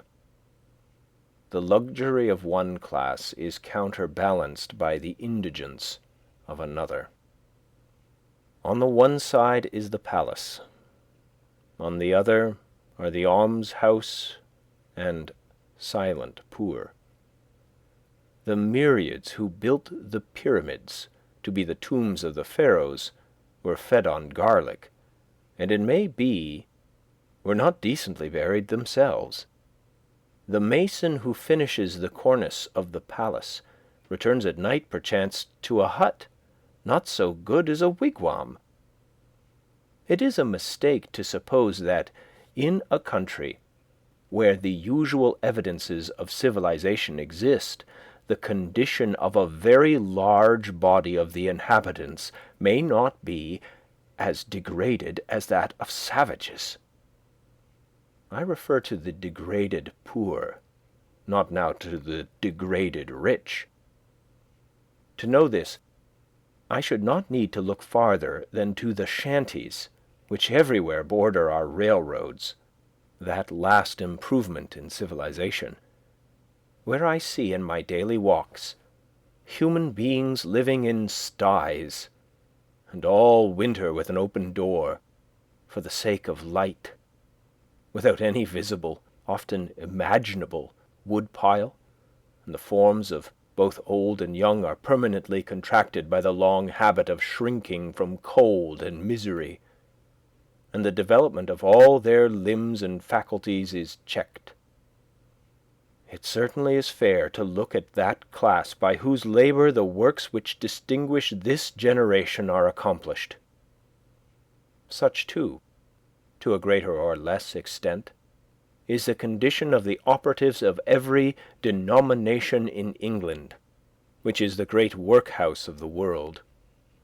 Or I could refer you to Ireland, which is marked as one of the white or enlightened spots on the map. Contrast the physical condition of the Irish with that of the North American Indian, or the South Sea Islander, or any other savage race before it was degraded by contact with the civilized man. Yet I have no doubt that people's rulers are as wise as the average of civilized rulers. Their condition only proves what squalidness may consist with civilization. I hardly need refer now to the laborers in our southern states, who produce the staple exports of this country, and are themselves a staple production of the South, but to confine myself to those who are said to be in moderate circumstances. Most men appear never to have considered what a house is, and are actually, though needlessly, poor all their lives because they think that they must have such a one as their neighbors have, as if one were to wear any sort of coat which the tailor might cut out for him, or, gradually leaving off palm-leaf hat or cap of woodchuck skin, complain of hard times because he could not afford to buy him a crown. It is possible to invent a house still more convenient and luxurious than we have, which yet all would admit that man could not afford to pay for. Shall we always study to obtain more of these things, and not sometimes to be content with less? Shall the respectable citizen thus gravely teach by precept and example the necessity of the young man's providing a certain number of superfluous glow-shoes and umbrellas and empty guest chambers for empty guests before he dies? Why should not our furniture be as simple as the Arabs or the Indians? When I think of the benefactors of the race, whom we have apotheosized as messengers from heaven, bearers of divine gifts to man, I do not see in my mind any retinue at their heels, any carload of fashionable furniture. Or what if I were to allow, would it not be a singular allowance, that our furniture should be more complex than the Arabs, in proportion as we are morally and intellectually his superiors?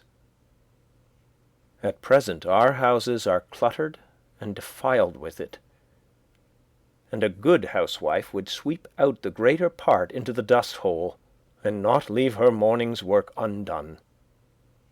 Morning work! By the blushes of Aurora and the music of Memnon, what should be man's morning work in this world? I had 3 pieces of limestone on my desk, but I was terrified to find that they required to be dusted daily, when the furniture of my mind was all undusted still, and threw them out the window in disgust. How then could I have a furnished house? I would rather sit in the open air, for no dust gathers on the grass, unless where man has broken ground. It is the luxurious and dissipated who set the fashions which the herd so diligently follow. The traveller who stops at the best houses, so called, soon discovers this. For the publicans presume him to be a Sardanapalus, and if he resigned himself to their tender mercies, he would soon be completely emasculated. I think that in the railroad car we are inclined to spend more on luxury than on safety and convenience, and it threatens without attaining these to become no better than a modern drawing-room, with its divans and ottomans and sunshades and 100 other oriental things, which we are taking west with us, invented for the ladies of the harem and the effeminate natives of the celestial empire, which Jonathan should be ashamed to know the names of. I would rather sit on a pumpkin and have it all to myself than be crowded on a velvet cushion. I would rather ride on earth in an ox cart, with a free circulation, than go to heaven in the fancy car of an excursion train and breathe a malaria all the way. The very simplicity and nakedness of man's life in the primitive ages imply this advantage, at least, that they left him still but a sojourner in nature. When he was refreshed with food and sleep, he contemplated his journey again. He dwelt, as it were, in a tent in this world, and was either threading the valleys or crossing the plains or climbing the mountain tops. But lo, men have become the tools of their tools. The man who independently plucked the fruits when he was hungry has become a farmer, and he who stood under a tree for shelter, a housekeeper. We now no longer camp as for a night, but have settled down on earth and forgotten heaven. We have adopted Christianity merely as an improved method of agriculture. We have built for this world a family mansion, and for the next a family tomb. The best works of art are the expression of man's struggle to free himself from this condition. But the effect of our art is merely to make this low state comfortable, and that higher state to be forgotten. There is actually no place in this village for a work of fine art, if any had come down to us, to stand. For our lives, our houses and streets furnish no proper pedestal for it. There is not a nail to hang a picture on, or a shelf to receive the bust of a hero or a saint. When I consider how our houses are built and paid for, or not paid for, and their internal economy managed and sustained, I wonder that the floor does not give way under the visitor while he is admiring the gewgaws upon the mantelpiece, and let him through into the cellar to some solid and honest, though earthy, foundation.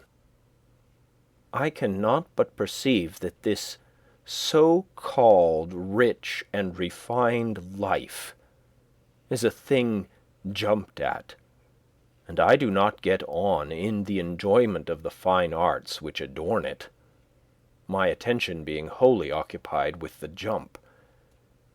For I remember that the greatest genuine leap due to human muscles alone, on record, is that of certain wandering Arabs, who are said to have cleared 25 feet on level ground. Without factitious support, man is sure to come to earth again beyond that distance. The first question which I am tempted to put to the proprietor of such great impropriety is, who bolsters you? Are you one of the 97 who fail, or the 3 who succeed? Answer me these questions, and then perhaps I may look at your baubles and find them ornamental. The cart before the horse is neither beautiful nor useful. Before we can adorn our houses with beautiful objects, the walls must be stripped, and our lives must be stripped, and beautiful housekeeping and beautiful living be laid for a foundation. Now, a taste for the beautiful is most cultivated out of doors, where there is no house and no housekeeper. Old Johnson, in his Wonder-working Providence, speaking of the first settlers of this town, with whom he was contemporary, tells us that, quote, they burrow themselves in the earth for their first shelter under some hillside, and, casting the soil aloft upon timber, they make a smoky fire against the earth at the highest side. End quote.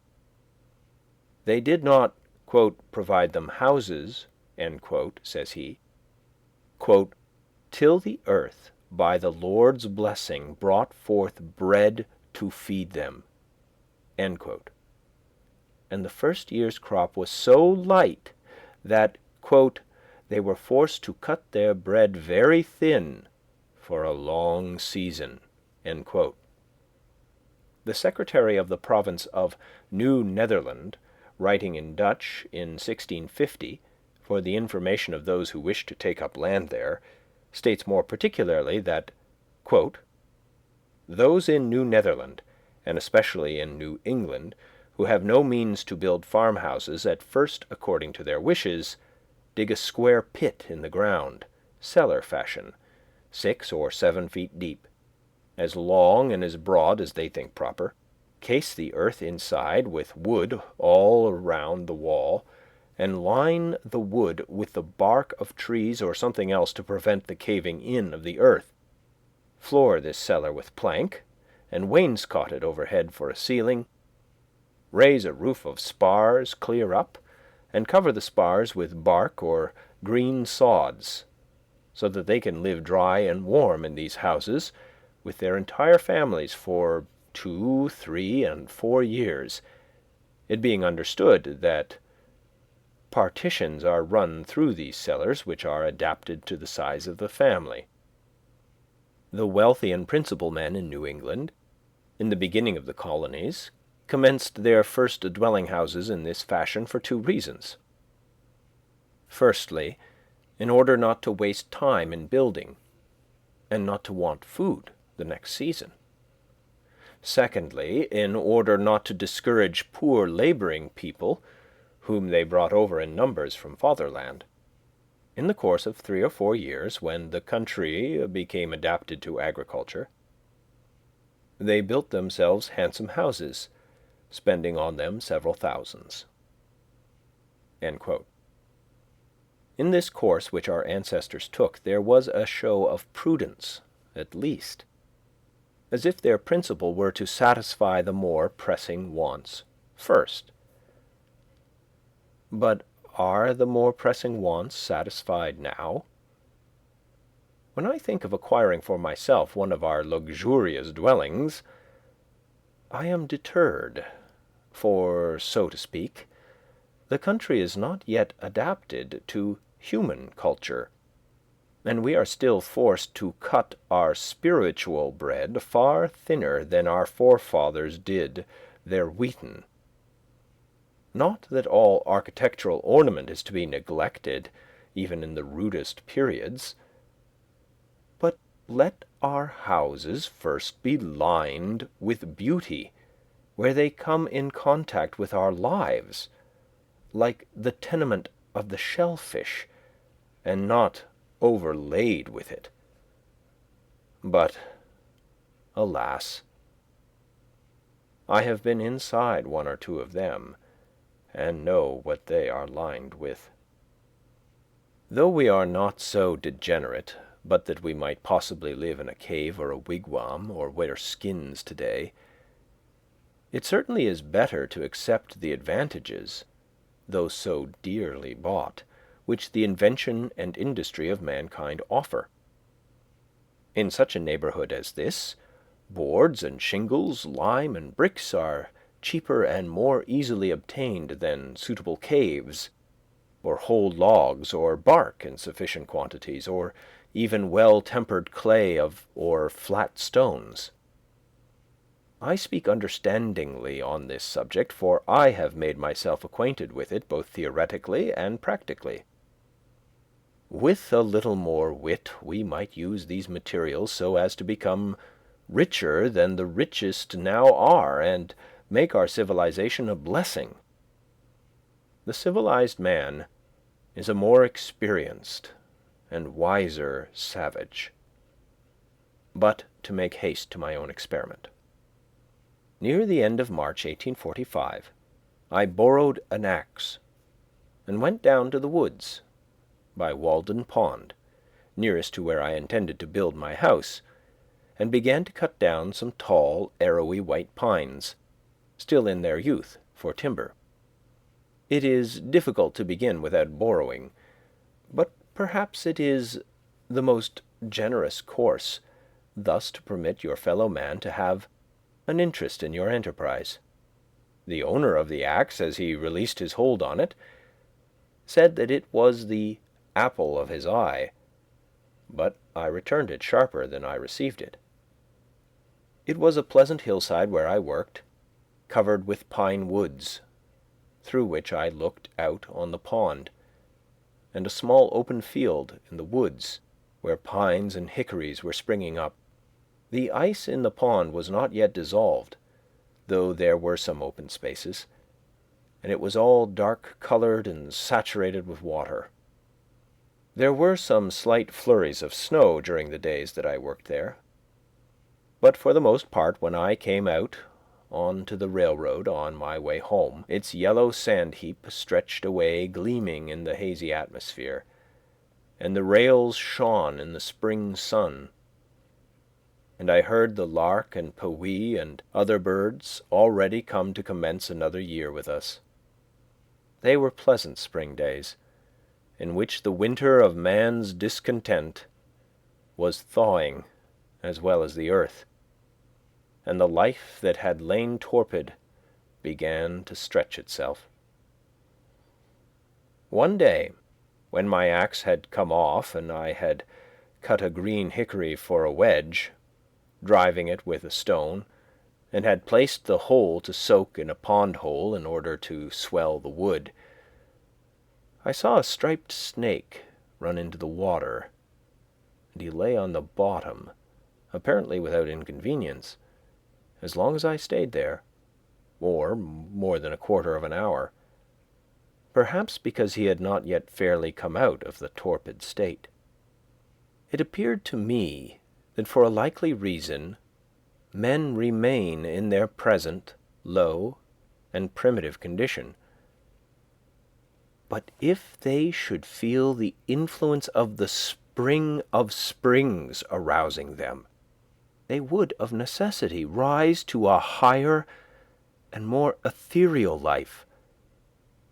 I had previously seen the snakes in frosty mornings in my path, with portions of their bodies still numb and inflexible, waiting for the sun to thaw them. On the 1st of April it rained and melted the ice, and in the early part of the day, which was very foggy, I heard a stray goose groping about over the pond and cackling as if lost, or like the spirit of the fog.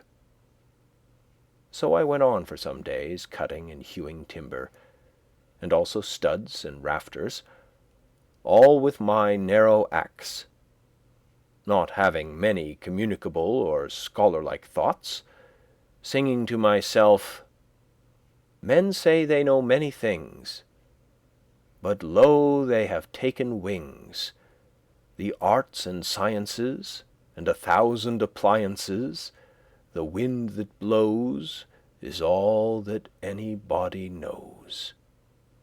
I hewed the main timbers 6 inches square, most of the studs on 2 sides only, and the rafters and floor timbers on 1 side, leaving the rest of the bark on, so that they were just as straight and much stronger than the sawed ones. Each stick was carefully mortised or tenoned by its stump, for I had borrowed other tools by this time. My days in the woods were not very long ones, yet I usually carried my dinner of bread and butter, and read the newspaper in which it was wrapped, at noon, sitting amid the green pine boughs which I had cut off, and to my bread was imparted some of their fragrance, for my hands were covered with a thick coat of pitch. Before I had done I was more the friend than the foe of the pine tree, though I had cut down some of them, having become better acquainted with it. Sometimes a rambler in the wood was attracted by the sound of my axe, and we chatted pleasantly over the chips which I had made. By the middle of April, for I made no haste in my work, but rather made the most of it, my house was framed and ready for the raising. I had already bought the shanty of James Collins, an Irishman who worked on the Fitchburg Railroad, for boards. James Collins' shanty was considered an uncommonly fine one. When I called to see it, he was not at home. I walked about the outside, at first unobserved from within. The windows were so deep and high. It was of small dimensions, with a peaked cottage roof, and not much else to be seen, the dirt being raised 5 feet all around as if it were a compost heap. The roof was the soundest part, though a good deal warped and made brittle by the sun.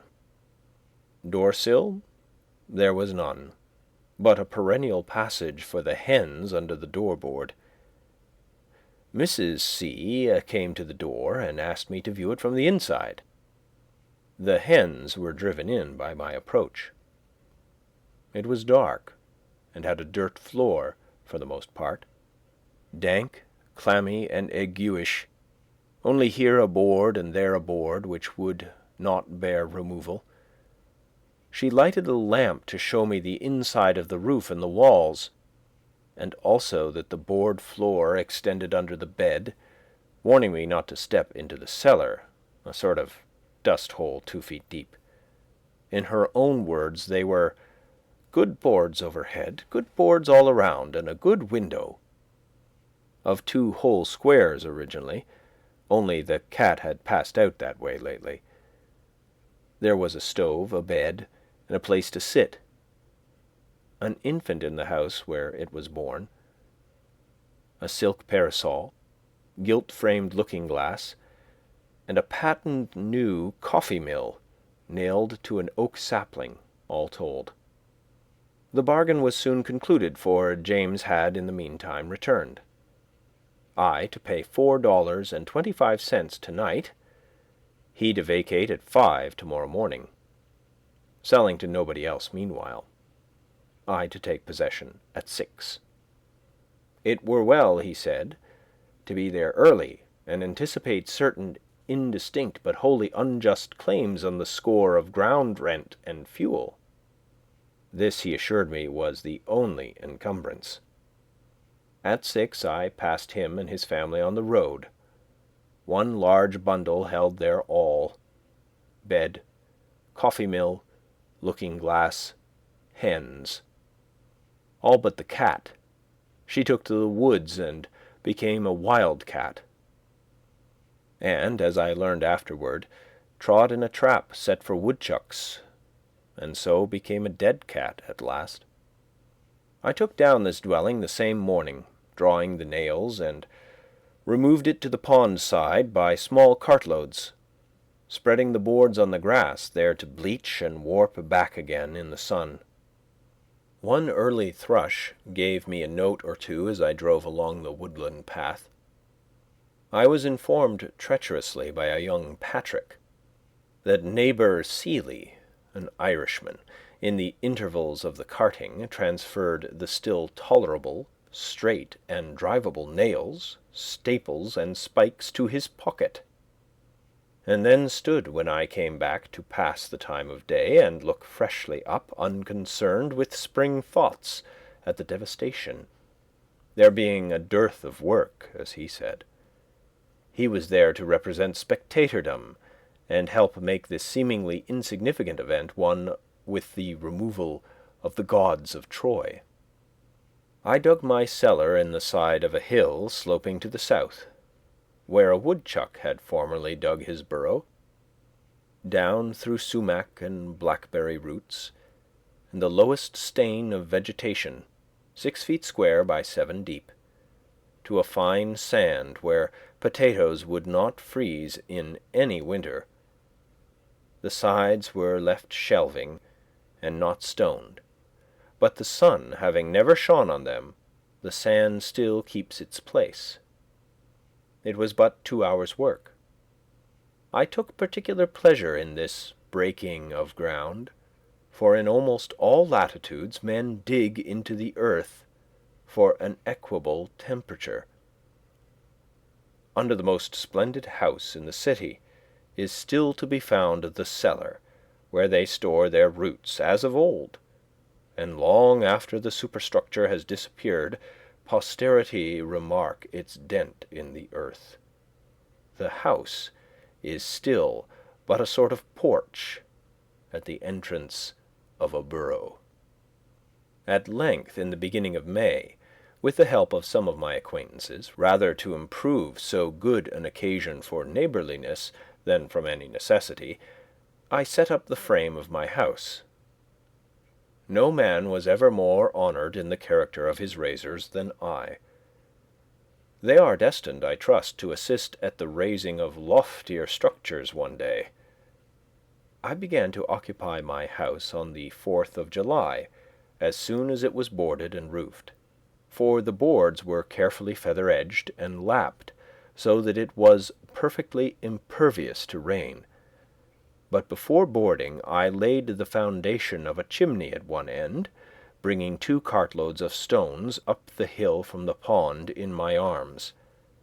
I built the chimney after my hoeing in the fall, before a fire became necessary for warmth, doing my cooking in the meanwhile out of doors on the ground, early in the morning, which mode I still think is in some respects more convenient and agreeable than the usual one.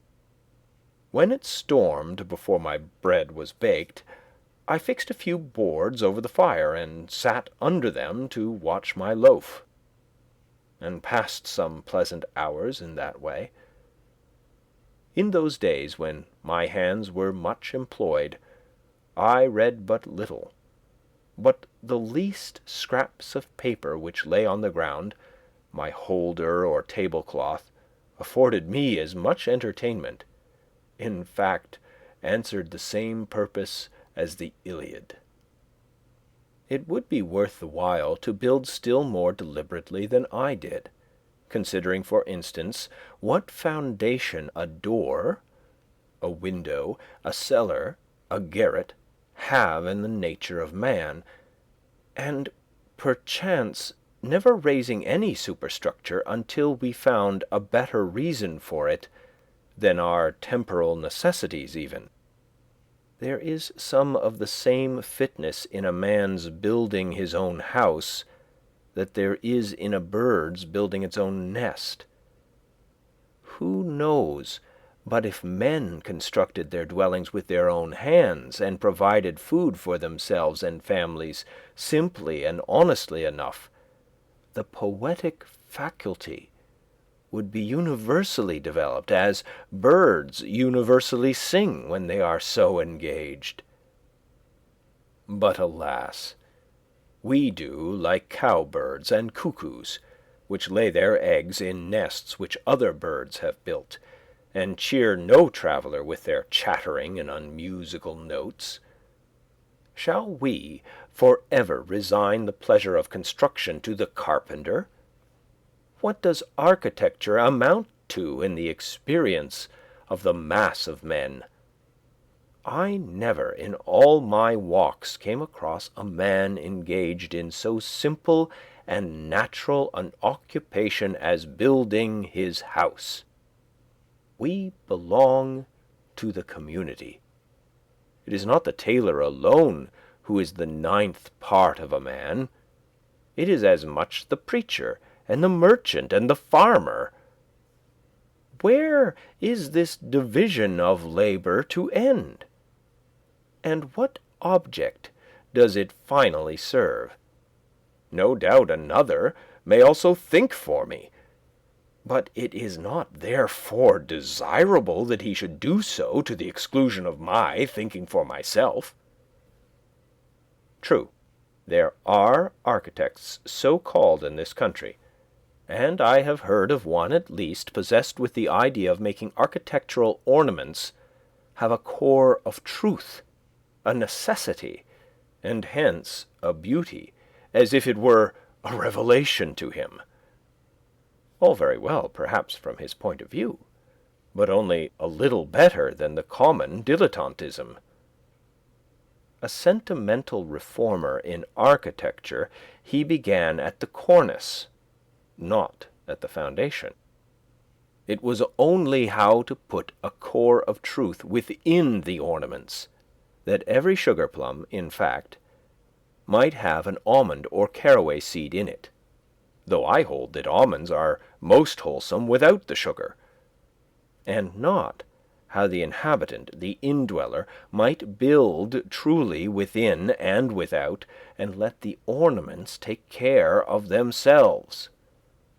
What reasonable man ever supposed that ornaments were something outward and in the skin merely?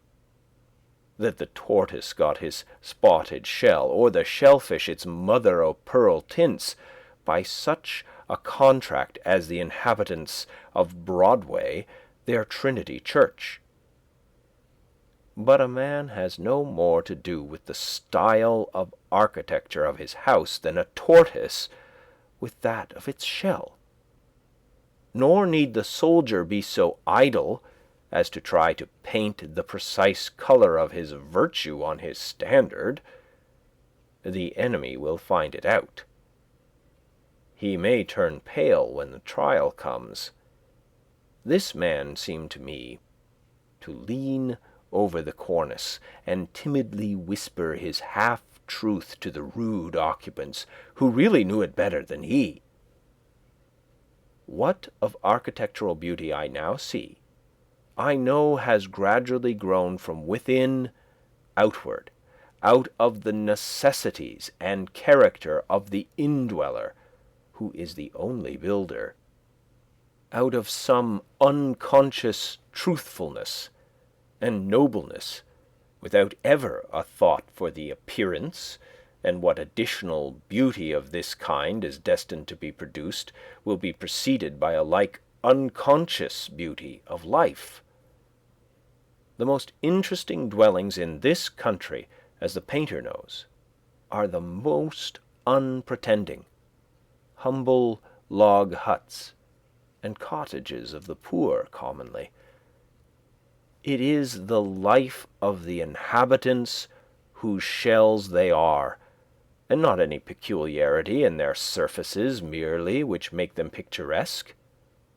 And equally interesting will be the citizen's suburban box, when his life shall be as simple and as agreeable to the imagination and there is as little straining after effect in the style of his dwelling. A great proportion of architectural ornaments are literally hollow, and a September gale would strip them off like borrowed plumes, without injury to the substantials. They can do without architecture who have no olives nor wines in the cellar.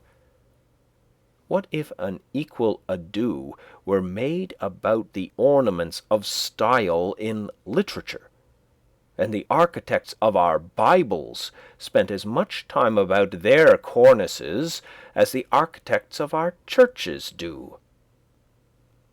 So are made the belles lettres and the beaux-arts and their professors. Much it concerns a man, forsooth, how a few sticks are slanted over him or under him, and what colours are daubed upon his box. It would signify somewhat if, in any earnest sense, he slanted them and daubed it. But the spirit having departed out of the tenant, it is of a piece with constructing his own coffin, the architecture of the grave. And carpenter is but another name for coffin maker. One man says, in his despair or indifference to life, take up a handful of the earth at your feet and paint your house that color. Is he thinking of his last and narrow house? Toss up a copper for it as well. What an abundance of leisure he must have. Why do you take up a handful of dirt? Better paint your house your own complexion. Let it turn pale or blush for you. An enterprise to improve the style of cottage architecture. When you have got my ornaments ready, I will wear them. Before winter I built a chimney, and shingled the sides of my house, which were already impervious to rain, with imperfect and sappy shingles made of the first slice of the log, whose edges I was obliged to straighten with a plane. I have thus a tight shingled and plastered house, 10 feet wide by 15 long, and 8 feet posts, with a garret and a closet, a large window on each side, 2 trap-doors, 1 door at the end, and a brick fireplace opposite. The exact cost of my house, paying the usual price for such materials as I used, but not counting the work, all of which was done by myself, was as follows, and I give the details because very few are able to tell exactly what their houses cost, and fewer still, if any, the separate cost of the various materials which compose them. Boards, $8, 3 cents plus, mostly shanty boards. Refuse shingles for roof sides, $4. Laths, $1.25. 2 second-hand windows with glass, $2.43. 1,000 old brick, $4. 2 casks of lime, $2.40. That was high. Hair, 31 cents, more than I needed. Mantle tree iron, 15 cents. Nails, $3.90. Hinges and screws, 14 cents. Latch, 10 cents. Chalk, 1 cent. Transportation, $1.40. I carried a good part on my back. In all, $28.12 plus. These are all the materials, excepting the timber, stones, and sand which I claimed by squatter's right. I have also a small woodshed adjoining, made chiefly of the stuff which was left after building the house. I intend to build me a house which will surpass any on the main street in Concord in grandeur and luxury, as soon as it pleases me as much, and will cost me no more than my present one. I thus found that the student who wishes for a shelter can obtain one for a lifetime at an expense not greater than the rent which he now pays annually. If I seem to boast more than is becoming, my excuse is that I brag for humanity rather than for myself, and my shortcomings and inconsistencies do not affect the truth of my statement. Notwithstanding much cant and hypocrisy, chaff which I find it difficult to separate from my wheat, but for which I am as sorry as any man, I will breathe freely and stretch myself in this respect. It is such a relief to both the moral and physical system, and I am resolved that I will not, through humility, become the devil's attorney. I will endeavour to speak a good word for the truth. At Cambridge College the mere rent of a student's room, which is only a little larger than my own, is $30 each year, though the corporation had the advantage of building 32 side by side and under one roof, and the occupant suffers the inconvenience of many and noisy neighbours, and perhaps a residence in the 4th story. I cannot but think that if we had more true wisdom in these respects, not only less education would be needed, because forsooth more would already have been acquired, but the pecuniary expense of getting an education would in a great measure vanish. Those conveniences which the student requires at Cambridge or elsewhere cost him or somebody else 10 times as great a sacrifice of life as they would with proper management on both sides. Those things for which the most money is demanded are never the things which the student most wants. Tuition, for instance, is an important item in the term bill, while for the far more valuable education which he gets by associating with the most cultivated of his contemporaries, no charge is made. The mode of founding a college is, commonly, to get up a subscription of dollars and cents, and then, following blindly the principles of a division of labour to its extreme, a principle which should never be followed but with circumspection, to call in a contractor who makes this a subject of speculation, and he employs Irishmen or other operatives actually to lay the foundations, while the students that are to be are said to be fitting themselves for it, and for these oversights successive generations have to pay. I think that it would be better than this for the students, or those who desire to be benefited by it, even to lay the foundation themselves. The student who secures his coveted leisure and retirement by systematically shirking any labour necessary to man obtains but an ignoble and unprofitable leisure, defrauding himself of the experience which alone can make leisure fruitful. But, says one, you do not mean that the students should go to work with their hands instead of their heads? I do not mean that exactly, but I mean something which he might think a good deal like that.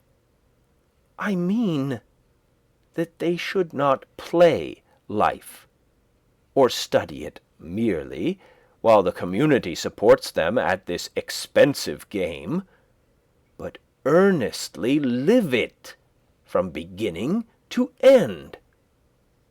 How could youths better learn to live than by at once trying the experiment of living?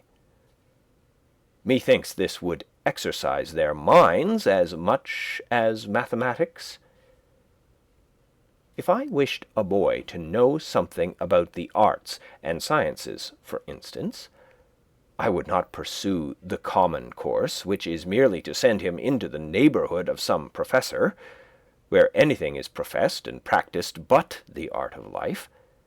to survey the world through a telescope or a microscope, and never with his natural eye, to study chemistry, and not learn how his bread is made, or mechanics, and not learn how it is earned, to discover new satellites to Neptune, and not detect the motes in his eyes, or to what vagabond he is a satellite himself, or to be devoured by the monsters that swarm all around him, while contemplating the monsters in a drop of vinegar.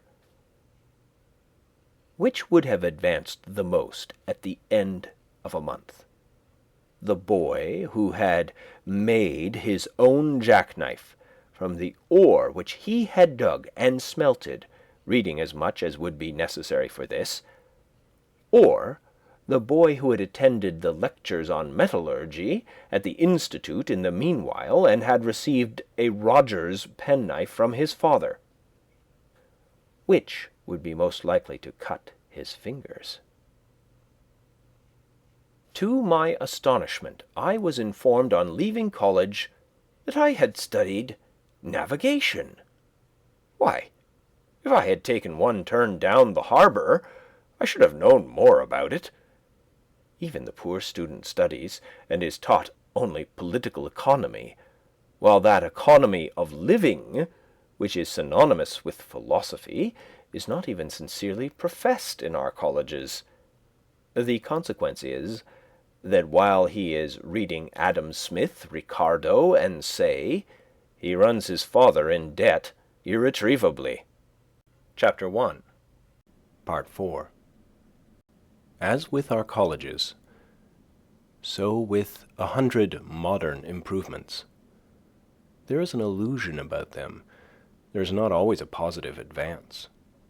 The devil goes on exacting compound interest to the last for his early share and numerous succeeding investments in them. Our inventions are wont to be pretty toys, which distract our attention from serious things. They are but improved means to an unimproved end, an end which it was already but too easy to arrive at, as railroads lead to Boston or New York. We are in great haste to construct a magnetic telegraph from Maine to Texas. But Maine and Texas, it may be, have nothing important to communicate. Either is in such a predicament as the man who was earnest to be introduced to a distinguished deaf woman, but when he was presented and one end of her ear trumpet was put into his hand, had nothing to say, as if the main object were to talk fast and not to talk sensibly. We are eager to tunnel under the Atlantic and bring the old world some weeks nearer to the new, but perchance the first news that will leak through into the broad, flapping American ear will be that the Princess Adelaide has the whooping cough. After all, the man whose horse trots a mile in a minute does not carry the most important messages. He is not an evangelist, nor does he come round eating locusts and wild honey. I doubt if Flying Childers ever carried a peck of corn to mill. One says to me, "I wonder that you do not lay up money. You love to travel. You might take the cars and go to Fitchburg today and see the country." But I am wiser than that.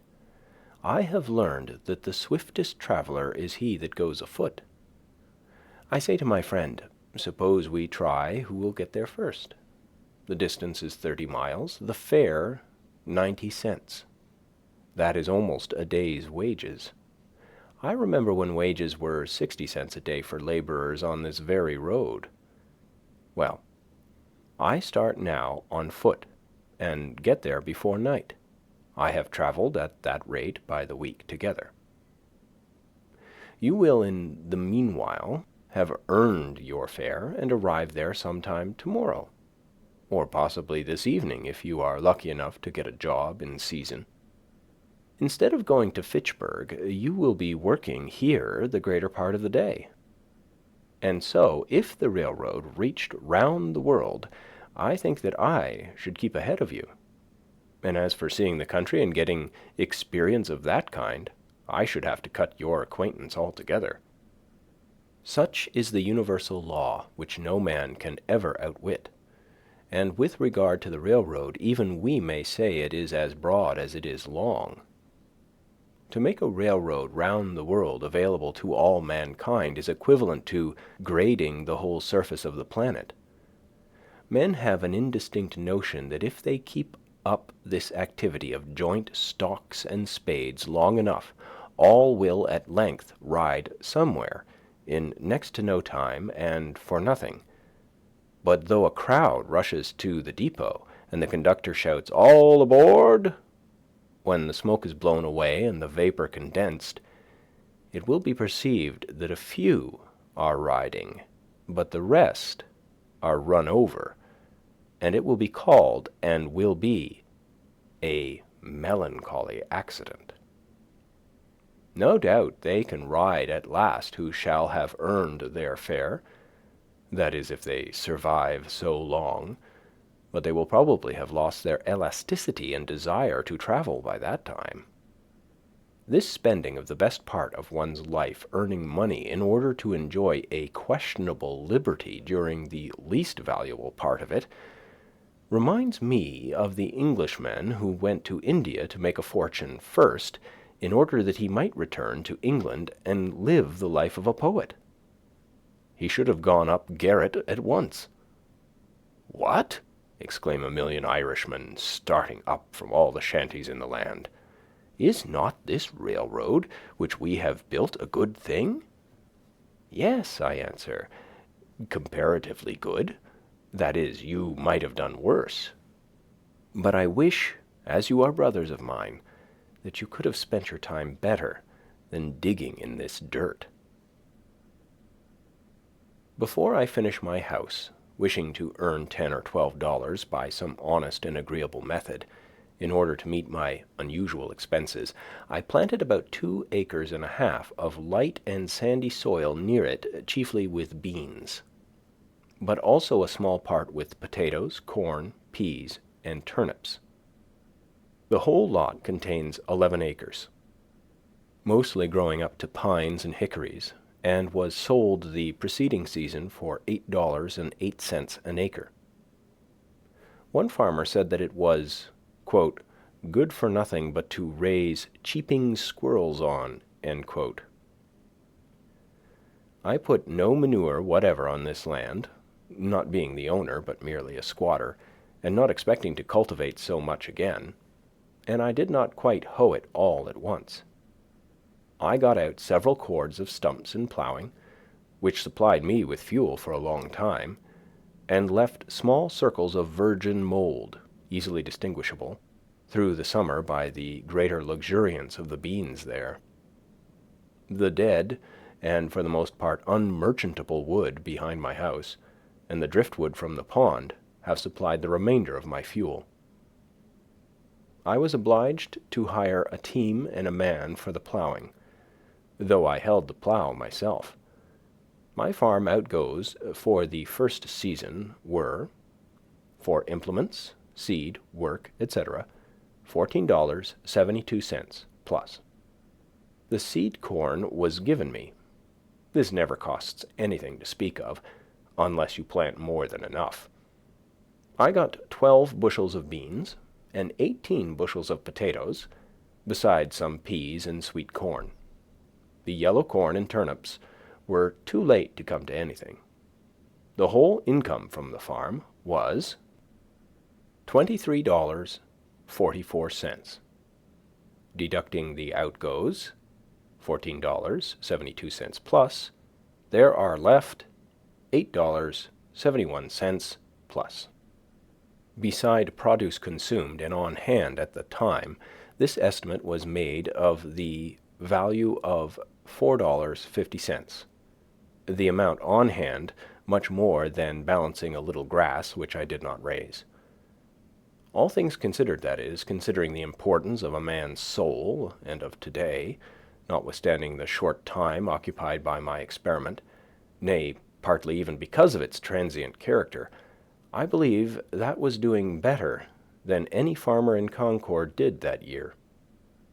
The next year I did better still, for I spaded up all the land which I required, about 1/3 of an acre, and I learned from the experience of both years, not being in the least awed by many celebrated works on husbandry, Arthur Young among the rest, that if one would live simply and eat only the crop which he raised, and raise no more than he ate, and not exchange it for an insufficient quantity of more luxurious and expensive things, he would need to cultivate only a few rods of ground, and that it would be cheaper to spade up that than to use oxen to plough it, and to select a fresh spot from time to time than to manure the old, and he could do all his necessary farm work, as it were, with his left hand at odd hours in the summer.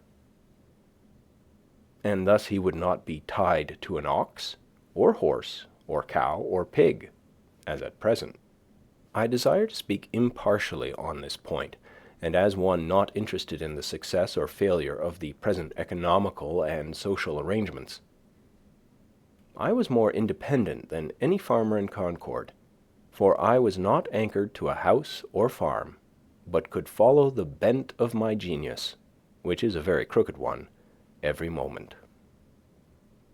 Beside being better off than they already, if my house had been burned or my crops had failed, I should have been nearly as well off as before.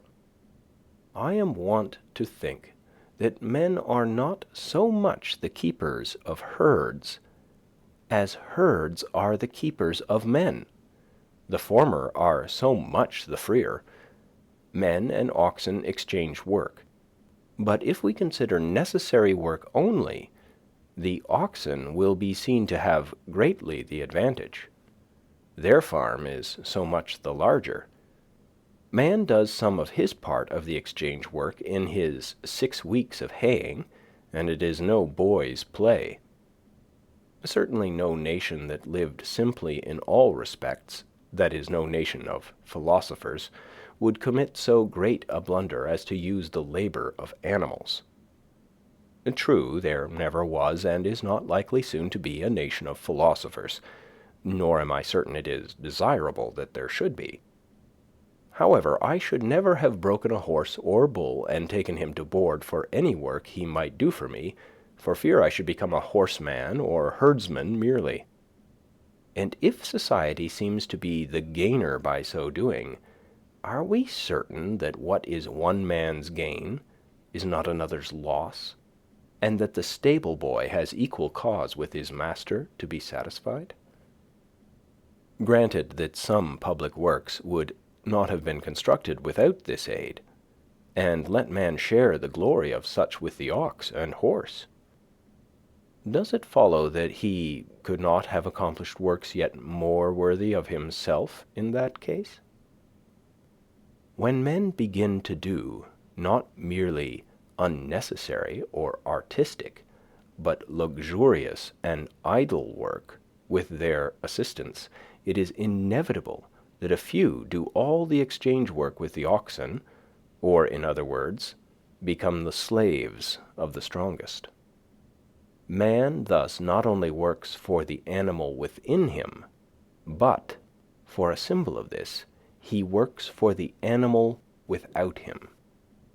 Though we have many substantial houses of brick or stone, the prosperity of the farmer is still measured by the degree to which the barn overshadows the house. This town is said to have the largest houses for oxen, cows, and horses hereabouts, and it is not behindhand in its public buildings. But there are very few halls for free worship or free speech in this county. It should not be by their architecture, but why not even by their power of abstract thought, that nations should seek to commemorate themselves?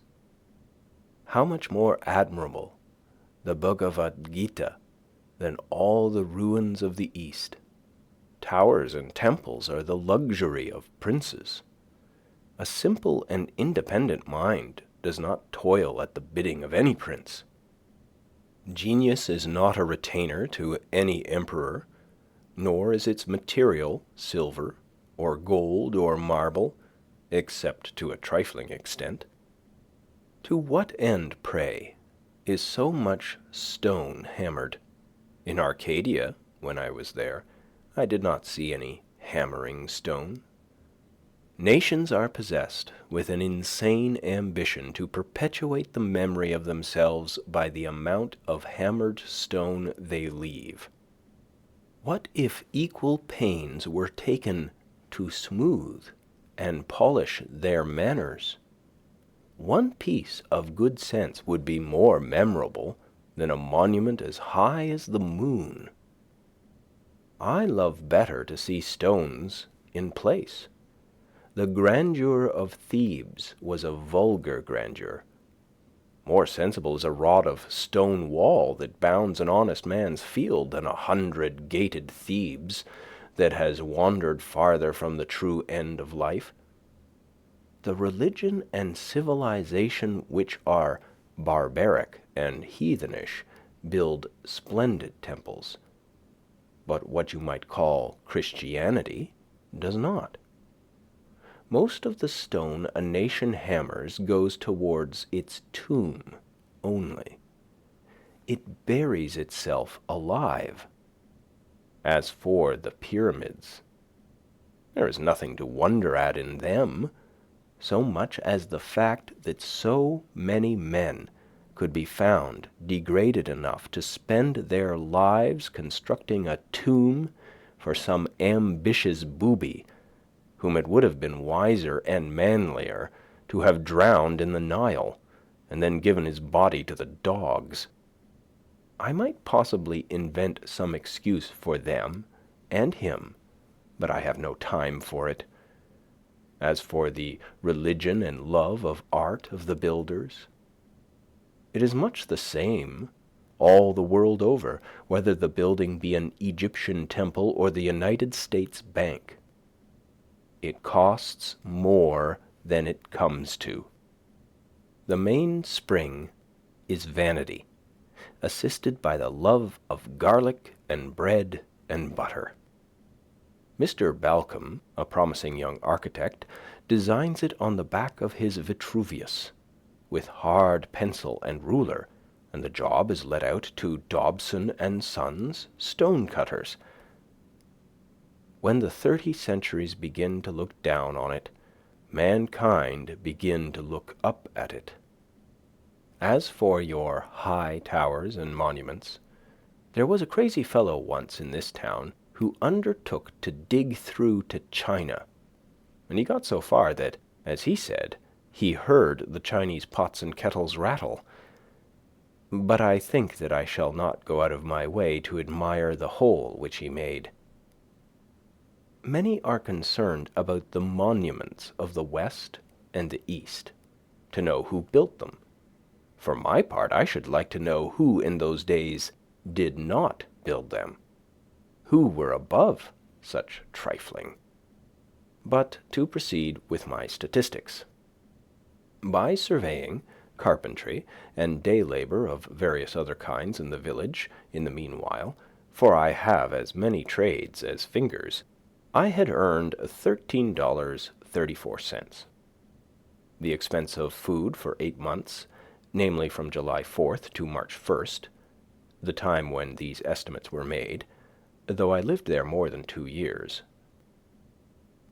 not counting potatoes, a little green corn, and some peas which I had raised, nor considering the value of what was on hand at the last date, was rice, $1.73 and a half. Molasses, $1.73, cheapest form of the saccharin. Rye meal, $1.04 3/4. Indian meal, 99 cents 3/4, cheaper than rye. Pork, 22 cents. All experiments which failed, Flour, 88 cents. Costs more than Indian meal, both money and trouble. Sugar, 80 cents. Lard, 65 cents. Apples, 25 cents. Dried apple, 22 cents. Sweet potatoes, 10 cents. 1 pumpkin, 6 cents. 1 watermelon, 2 cents. Salt, 3 cents. Yes, I did eat $8.74, all told. But I should not thus unblushingly publish my guilt if I did not know that most of my readers were equally guilty with myself, and that their deeds would look no better in print.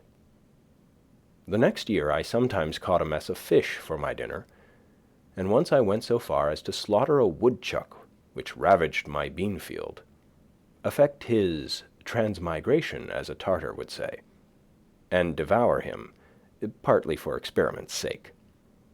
But though it afforded me a momentary enjoyment, notwithstanding a musky flavor, I saw that the longest use would not make that a good practice, however it might seem to have your woodchucks ready dressed by the village butcher. Clothing and some incidental expenses within the same dates, though little can be inferred from this item, amounted to $8.40 minus 3/4. Oil and some household utensils, $2.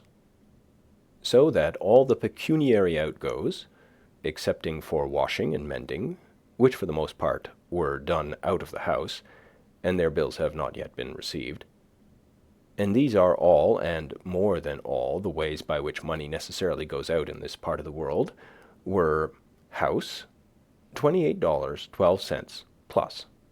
Farm, 1 year, $14.72 plus. Food, 8 months, $8.74. Clothing, etc., 8 months, $8.40 minus 3/4. Oil, etc., 8 months, $2. In all, $61.99 minus 3/4. I address myself now to those of my readers who have a living to get, and to meet this I have, for farm produce sold, $23.44. Earned by day labor, $13.34. In all, $36.78, which, subtracted from the sum of the outgoes, leaves a balance of $25.21, 3/4 on the one side. This being very nearly the means with which I started, and the measure of expenses to be incurred, and on the other, beside the leisure and independence and health thus secured, a comfortable house for me, as long as I chose to occupy it. These statistics, however accidental and therefore uninstructive they may appear, as they have a certain completeness, have a certain value also. Nothing was given me of which I have not rendered some account. It appears from the above estimate that my food alone cost me in money about 27 cents a week. It was, for nearly 2 years after this, rye and Indian meal, without yeast, potatoes, rice, a very little salt pork, molasses, and salt, and my drink, water. It was fit that I should live on rice, mainly, who love so well the philosophy of India. To meet the objections of some inveterate cavillers, I may as well state that if I dined out occasionally, as I always had done, and I trust shall have opportunities to do again, it was frequently to the detriment of my domestic arrangements. But the dining out being, as I have stated, a constant element, does not in the least affect a comparative statement like this. I learned from my 2 years' experience that it would cost incredibly little trouble to obtain one's necessary food, even in this latitude, that a man may use as simple a diet as the animals, and yet retain health and strength. I have made a satisfactory dinner, satisfactory on several accounts, simply off a dish of purslane, portulaca oleracea, which I gathered in my cornfield, boiled and salted. I give the Latin on account of the savouriness of the trivial name. And pray, what more can a reasonable man desire in peaceful times, in ordinary noons, than a sufficient number of ears of green, sweet corn boiled with the addition of salt? Even the little variety which I used was a yielding to the demands of appetite, and not of health. Yet men have come to such a pass that they frequently starve, not for want of necessaries, but for want of luxuries. And I know a good woman who thinks that her son lost his life because he took to drinking water only. The reader will perceive that I am treating the subject rather from an economic than a dietetic point of view, and he will not venture to put my abstemiousness to the test unless he has a well-stocked larder. Bread I at first made of pure Indian meal and salt, genuine hoe cakes, which I baked before my fire out of doors on a shingle, or the end of a stick of timber sawed off in building my house. But it was wont to get smoked, and to have a piney flavor. I tried flour also, but have at last found a mixture of rye and Indian meal most convenient and agreeable. In cold weather it was no little amusement to bake several small loaves of this in succession, tending and turning them as carefully as an Egyptian his hatching eggs. They were a real cereal fruit which I ripened, and they had to my senses a fragrance like that of other noble fruits, which I kept in as long as possible by wrapping them in cloths. I made a study of the ancient and indispensable art of bread-making, consulting such authorities as offered, going back to the primitive days and first invention of the unleavened kind, when from the wildness of nuts and meats men first reached the mildness and refinement of this diet. And traveling gradually down in my studies through the accidental souring of the dough, which it is supposed taught the leavening process, and through the various fermentations thereafter, till I came to good, sweet, wholesome bread, the staff of life. Leaven, which some deem the soul of bread, the spiritus, which fills its cellular tissue, which is religiously preserved like the vestal fire. Some precious bottleful, I suppose, first brought over in the Mayflower, did the business for America, and its influence is still rising, swelling, spreading in cerealian billows over the land. This seed I regularly and faithfully procured from the village, till at length, one morning, I forgot the rules, and scalded my yeast, by which accident I discovered that even this was not indispensable. For my discoveries were not by the synthetic but analytic process, and I have gladly omitted it since, though most housewives earnestly assured me that safe and wholesome bread without yeast might not be, and elderly people prophesied a steady decay of the vital forces. Yet I find it not to be an essential ingredient, and after going without it for a year, am still in the land of the living, and I am glad to escape the trivialness of carrying a bottleful in my pocket, which would sometimes pop and discharge its contents to my discomfiture. It is simpler and more respectable to omit it. Man is an animal who, more than any other, can adapt himself to all climates and circumstances. Neither did I put any sal soda, or other acid or alkali, into my bread. It would seem that I made it according to the recipe which Marcus Porcius Cato gave about 2 centuries before Christ.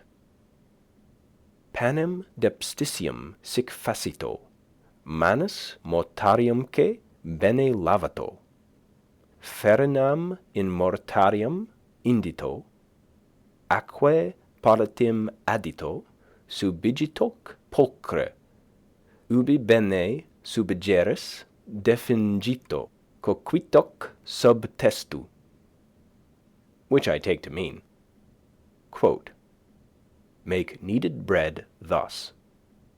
Wash your hands and trough well. Put the meal into the trough, add water gradually, and knead it thoroughly. When you have kneaded it well, mold it and bake it under a cover. End quote. That is, in a baking kettle. Not a word about leaven. But I did not always use this staff of life. At one time, owing to the emptiness of my purse, I saw none of it for more than a month. Every New Englander might easily raise all his own breadstuffs in this land of rye and Indian corn, and not depend on distant and fluctuating markets for them. Yet so far are we from simplicity and independence that, in Concord, fresh and sweet meal is rarely sold in the shops, and hominy and corn, in a still coarser form, are hardly used by any. For the most part, the farmer gives to his cattle and hogs the grain of his own producing, and buys flour, which is at least no more wholesome, at a greater cost at the store. I saw that I could easily raise my bushel or two of rye and Indian corn, for the former will grow on the poorest land, and the latter does not require the best, and grind them in a hand mill, and so do without rice and pork. And if I must have some concentrated sweet, I found by experiment that I could make a very good molasses either of pumpkins or beets, and I knew that I needed only to set out a few maples to obtain it more easily still. And while these were growing, I could use various substitutes beside those which I have named. For, as the forefathers sang, quote, we can make liquor to sweeten our lips of pumpkins and parsnips and walnut tree chips. End quote. Finally, as for salt, that grossest of groceries, to obtain this might be a fit occasion for a visit to the seashore, or, if I did without it altogether, I should probably drink the less water. I do not learn that the Indians ever troubled themselves to go after it. Thus I could avoid all trade and barter, so far as my food was concerned, and having a shelter already, it would only remain to get clothing and fuel. The pantaloons which I now wear were woven in a farmer's family. Thank heaven there is so much virtue still in man, for I think the fall from the farmer to the operative as great and memorable as that from the man to the farmer. And in a new country, fuel is an encumbrance. As for a habitat, if I were not permitted still to squat, I might purchase 1 acre at the same price for which the land I cultivated was sold, namely $8.08. But as it was, I considered that I enhanced the value of the land by squatting on it. There is a certain class of unbelievers who sometimes ask me such questions as, if I think that I can live on vegetable food alone, and to strike at the root of the matter at once, for the root is faith, I am accustomed to answer such, that I can live on board nails. If they cannot understand that, they cannot understand much that I have to say. For my part, I am glad to bear of experiments of this kind being tried, as that a young man tried for a fortnight to live on hard, raw corn on the ear, using his teeth for all mortar. The squirrel tribe tried the same and succeeded. The human race is interested in these experiments, though a few old women who are incapacitated for them, or who own their thirds in mills, may be alarmed. My furniture, part of which I made myself, and the rest cost me nothing of which I have not rendered an account, consisted of a bed, a table, a desk, 3 chairs, a looking-glass 3 inches in diameter, a pair of tongs and andirons, a kettle, a skillet, and a frying pan, a dipper, a wash bowl, 2 knives and forks, 3 plates, 1 cup, one spoon, a jug for oil, a jug for molasses, and a japanned lamp. None is so poor that he need sit on a pumpkin. That is shiftlessness. There is a plenty of such chairs as I like best in the village garrets to be had for taking them away. Furniture. Thank God I can sit and I can stand without the aid of a furniture warehouse. What man but a philosopher would not be ashamed to see his furniture packed in a cart and going up country exposed to the light of heaven in the eyes of men, a beggarly account of empty boxes? That is Spaulding's furniture. I could never tell from inspecting such a load whether it belonged to a so-called rich man or a poor one. The owner always seemed poverty-stricken. Indeed, the more you have of such things, the poorer you are. Each load looks as if it contained the contents of a dozen shanties. And if one shanty is poor, this is a dozen times as poor. Pray, for what do we move ever but to get rid of our furniture, our exuviae, at last to go from this world to another newly furnished, and leave this to be burned? It is the same as if all these traps were buckled to a man's belt, and he could not move over the rough country where our lines are cast without dragging them, dragging his trap. He was a lucky fox that left his tail in the trap. The muskrat will gnaw his third leg off to be free. No wonder man has lost his elasticity. How often he is at a dead set. Quote, "Sir, if I may be so bold, what do you mean by a dead set?" End quote. If you are a seer, whenever you meet a man, you will see all that he owns, aye, and much that he pretends to disown, behind him, even to his kitchen furniture, and all the trumpery which he saves and will not burn, and he will appear to be harnessed to it, and making what headway he can. I think that the man is at a dead set, who has got through a knothole or gateway where his sledge-load of furniture cannot follow him. I cannot but feel compassion when I hear some trim, compact-looking man, seemingly free, all girded and ready, speak of his furniture, as whether it is insured or not. But what shall I do with my furniture? My gay butterfly is entangled in a spider's web then. Even those who seem for a long while not to have any, if you inquire more narrowly, you will find have some stored in somebody's barn. I look upon England today as an old gentleman who is traveling with a great deal of baggage, trumpery which has accumulated from long housekeeping, which he has not the courage to burn, great trunk, little trunk, bandbox, and bundle. Throw away the first three at least. It would surpass the powers of a well man nowadays to take up his bed and walk, and I should certainly advise a sick one to lay down his bed and run. When I have met an immigrant tottering under a bundle which contained his all, looking like an enormous wen which had grown out of the nape of his neck, I have pitied him, not because that was his all, but because he had all that to carry. If I have got to drag my trap, I will take care that it be a light one and do not nip me in a vital part. But perchance it would be wisest never to put one's paw into it. I would observe, by the way, that it costs me nothing for curtains, for I have no gazers to shut out but the sun and moon, and I am willing that they should look in. The moon will not sour milk nor taint meat of mine, nor will the sun injure my furniture or fade my carpet, and if he is sometimes too warm a friend, I find it still better economy to retreat behind some curtain which nature has provided than to add a single item to the details of my housekeeping.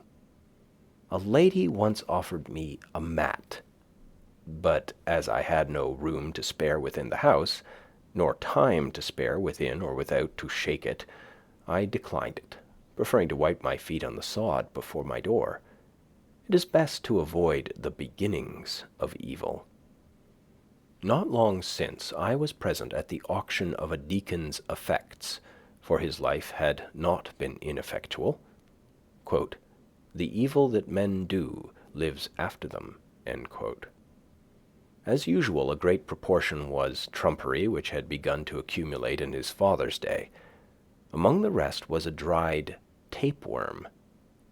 And now, after lying half a century in his garret and other dust holes, these things were not burned. Instead of a bonfire or purifying destruction of them, there was an auction, or increasing of them. The neighbors eagerly collected to view them, bought them all, and carefully transported them to their garrets and dust holes, to lie there till their estates are settled, when they will start again. When a man dies, he kicks the dust. The customs of some savage nations might perchance be profitably imitated by us, for they at least go through the semblance of casting their slough annually. They have the idea of the thing, whether they have the reality or not. Would it not be well if we were to celebrate such a busk, or feast of first fruits, as Bartram describes to have been the custom of the Muck-class Indians? Quote, "When a town celebrates the busk," end quote, says he, quote, "having previously provided themselves with new cloths, new pots, pans, and other household utensils and furniture, they collect all their worn-out clothes and other despicable things, sweep and cleanse their houses, squares, and the whole town of their filth, which with all the remaining grain and other old provisions they cast together into one common heap and consume it with fire. After having taken medicine and fasted for 3 days, all the fire in the town is extinguished. During this fast they abstain from the gratification of every appetite and passion whatever. A general amnesty is proclaimed, all malefactors may return to their town. On the 4th morning, the high priest, by rubbing dry wood together, produces new fire in the public square, from whence every habitation in the town is supplied with the new and pure flame. They then feast on the new corn and fruits, and dance and sing for 3 days. And the 4 following days they receive visits and rejoice with their friends from neighboring towns who have in like manner purified and prepared themselves." End quote. The Mexicans also practiced a similar purification at the end of every 52 years, in the belief that it was time for the world to come to an end. I have scarcely heard of a truer sacrament. That is, as the dictionary defines it, quote, "outward and visible sign of an inward and spiritual grace," end quote, than this, and I have no doubt that they were originally inspired directly from heaven to do thus, though they have no biblical record of the revelation. For more than 5 years I maintained myself thus solely by the labor of my hands, and I found that by working about 6 weeks in a year I could meet all the expenses of living. The whole of my winters, as well as most of my summers, I had free and clear for study. I have thoroughly tried school-keeping, and found that my expenses were in proportion, or rather out of proportion, to my income, for I was obliged to dress and train, not to say think and believe, accordingly, and I lost my time into the bargain. As I did not teach for the good of my fellow men, but simply for a livelihood, this was a failure. I have tried trade, but I found that it would take 10 years to get under way in that, and that then I should probably be on my way to the devil. I was actually afraid that I might, by that time, be doing what is called a good business. When formerly I was looking about to see what I could do for a living, some sad experience in conforming to the wishes of friends being fresh in my mind to tax my ingenuity, I thought often and seriously of picking huckleberries. That surely I could do, and its small profits might suffice, for my greatest skill has been to want but little. So little capital it required, so little distraction from my wonted moods, I foolishly thought. While my acquaintances went unhesitatingly into trade or the professions, I contemplated this occupation as most like theirs, ranging the hills all summer to pick the berries which came in my way, and thereafter carelessly dispose of them, so to keep the flocks of Admetus. I also dreamed that I might gather the wild herbs, or carry evergreens to such villagers as love to be reminded of the woods, even to the city by hay-cart loads.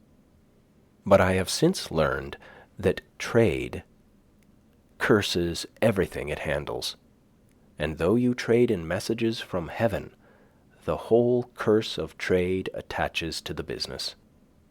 As I preferred some things to others, and especially valued my freedom, as I could fare hard and yet succeed well, I did not wish to spend my time in earning rich carpets or other fine furniture or delicate cookery or a house in the Grecian or the Gothic style just yet.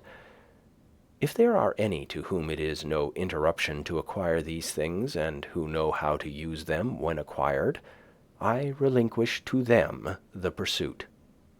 Some are industrious, and appear to love labor for its own sake, or perhaps because it keeps them out of worse mischief. To such I have at present nothing to say. Those who would not know what to do with more leisure than they now enjoy, I might advise to work twice as hard as they do, work till they pay for themselves and get their free papers. For myself, I found that the occupation of a day laborer was the most independent of any, especially as it required only 30 or 40 days in a year to support one. The laborer's day ends with the going down of the sun, and he is then free to devote himself to his chosen pursuit, independent of his labor. But his employer, who speculates from month to month, has no respite from one end of the year to the other. In short, I am convinced, both by faith and experience, that to maintain one's self on this earth is not a hardship, but a pastime, if we will live simply and wisely, as the pursuits of the simpler nations are still the sports of the more artificial.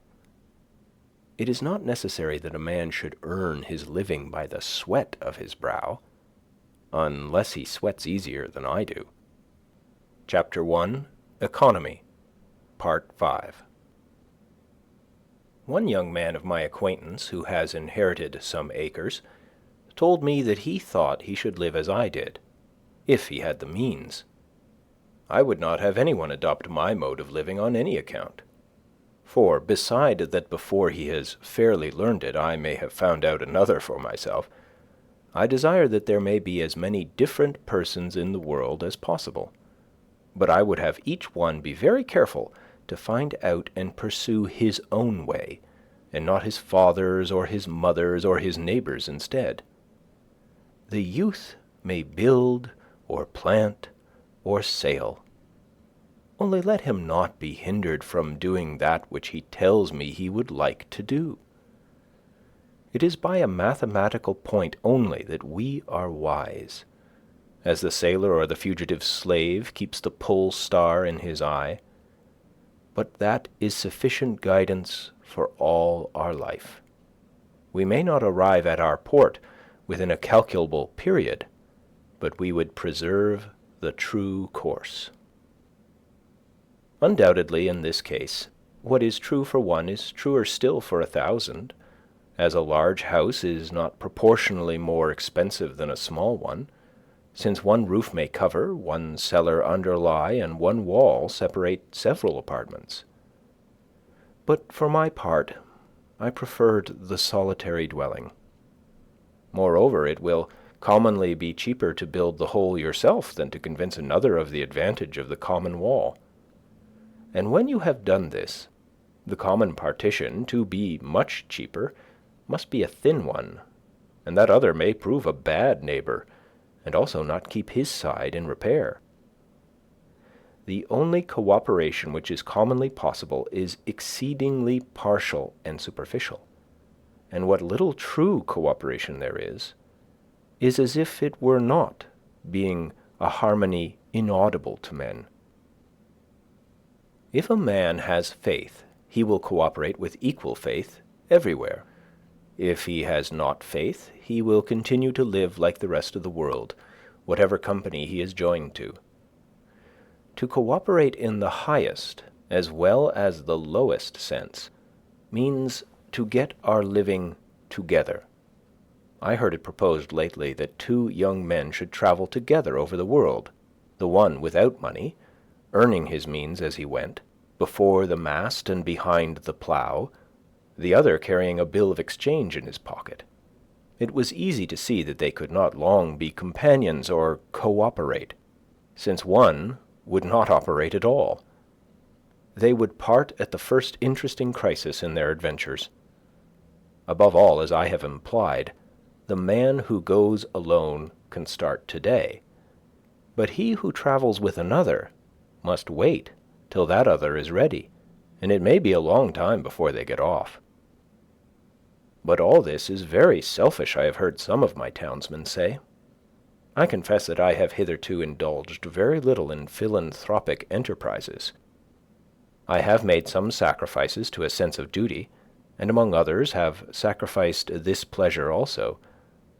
There are those who have used all their arts to persuade me to undertake the support of some poor family in the town, and if I had nothing to do, for the devil finds employment for the idle, I might try my hand at some such pastime as that.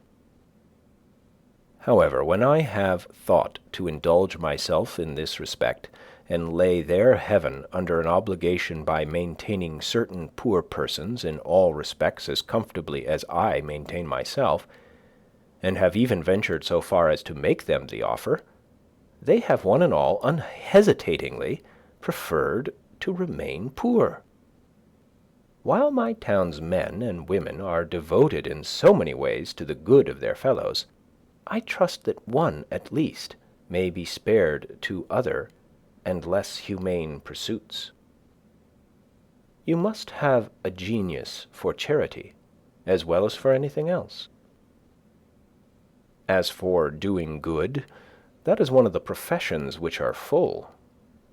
Moreover, I have tried it fairly, and, strange as it may seem, am satisfied that it does not agree with my constitution.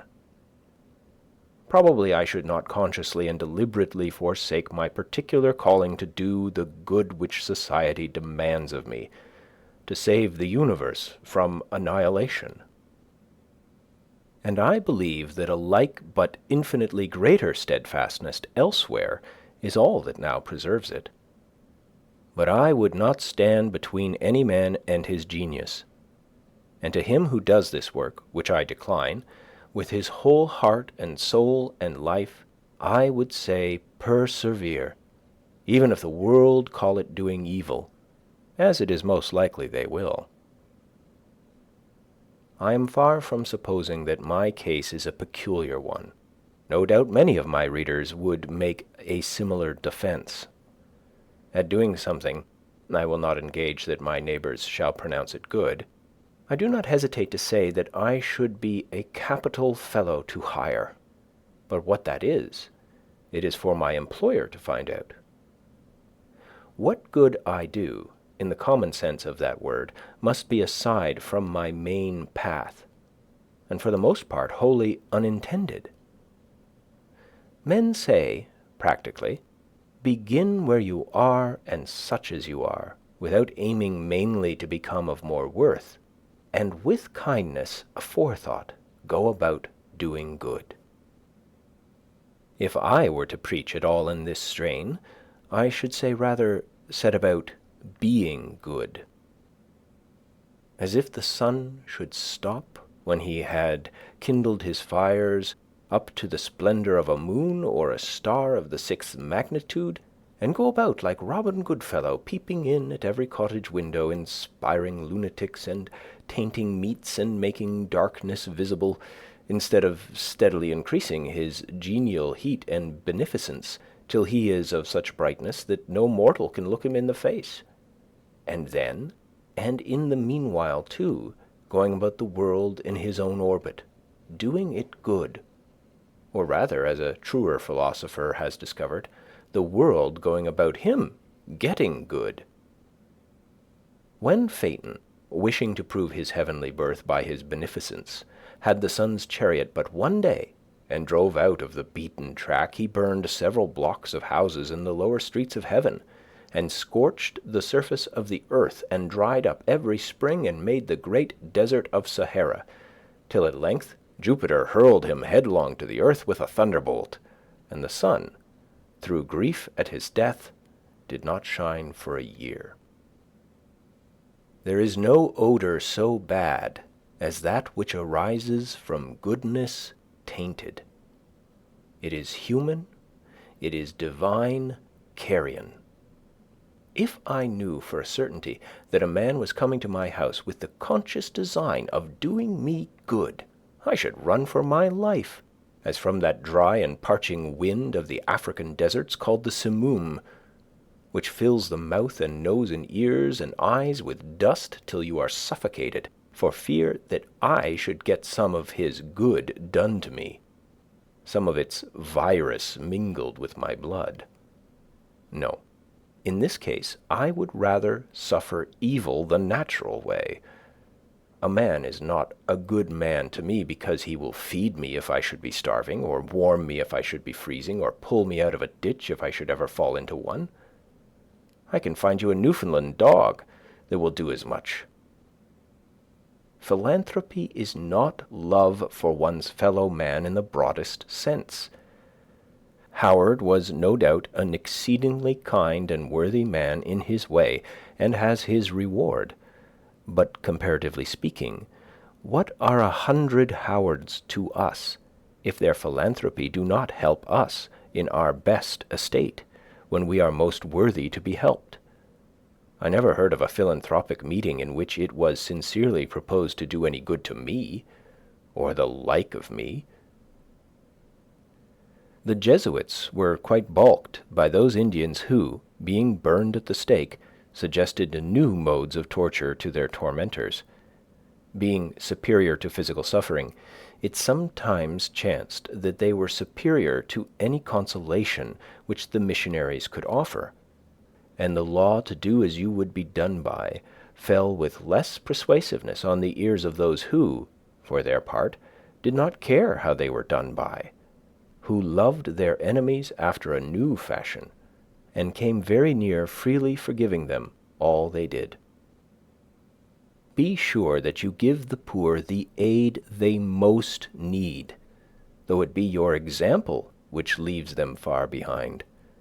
If you give money, spend yourself with it, and do not merely abandon it to them. We make curious mistakes sometimes. Often the poor man is not so cold and hungry as he is dirty and ragged and gross. It is partly his taste, and not merely his misfortune. If you give him money, he will perhaps buy more rags with it. I was wont to pity the clumsy Irish labourers who cut ice on the pond in such mean and ragged clothes, while I shivered in my more tidy and somewhat more fashionable garments, till, one bitter cold day, one who had slipped into the water came to my house to warm him, and I saw him strip off 3 pairs of pants and 2 pairs of stockings ere he got down to the skin, though they were dirty and ragged enough, it is true, and that he could afford to refuse the extra garments which I offered him. He had so many intra ones. This ducking was the very thing he needed.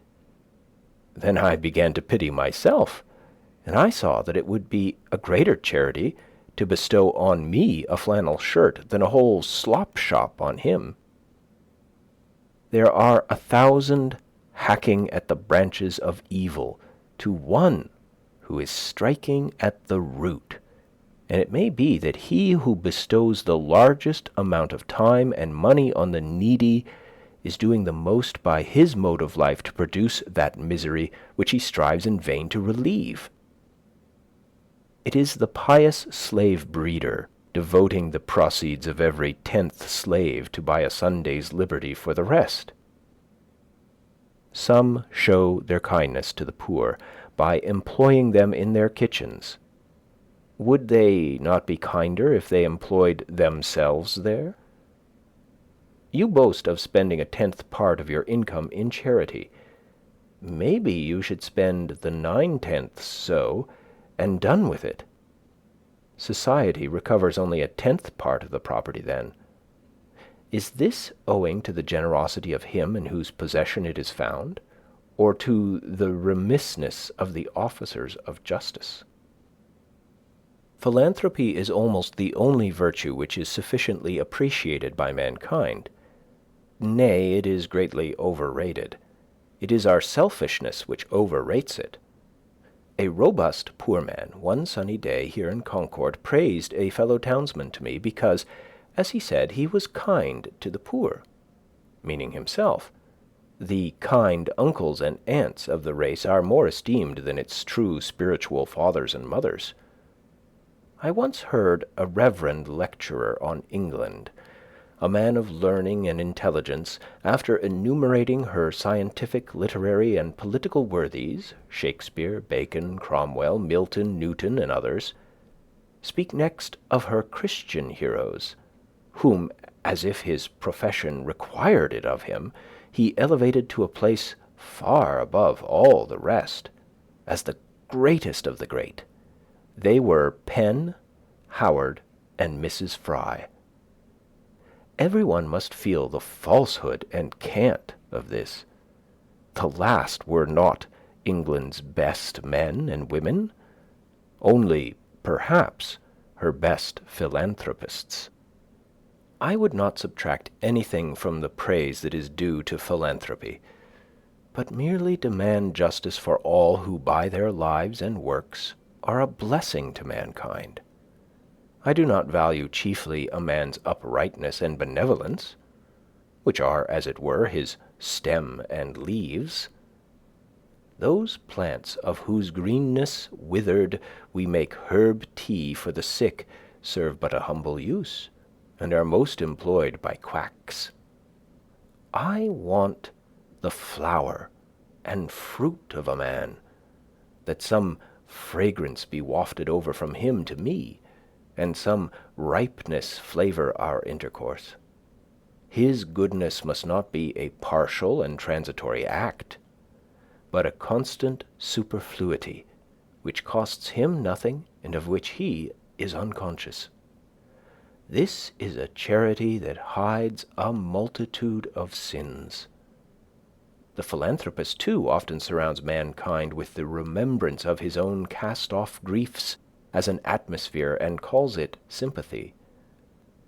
We should impart our courage, and not our despair, our health and ease, and not our disease, and take care that this does not spread by contagion.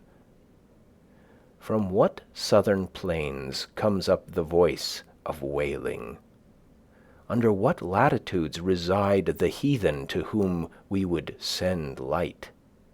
Who is that intemperate and brutal man whom we would redeem?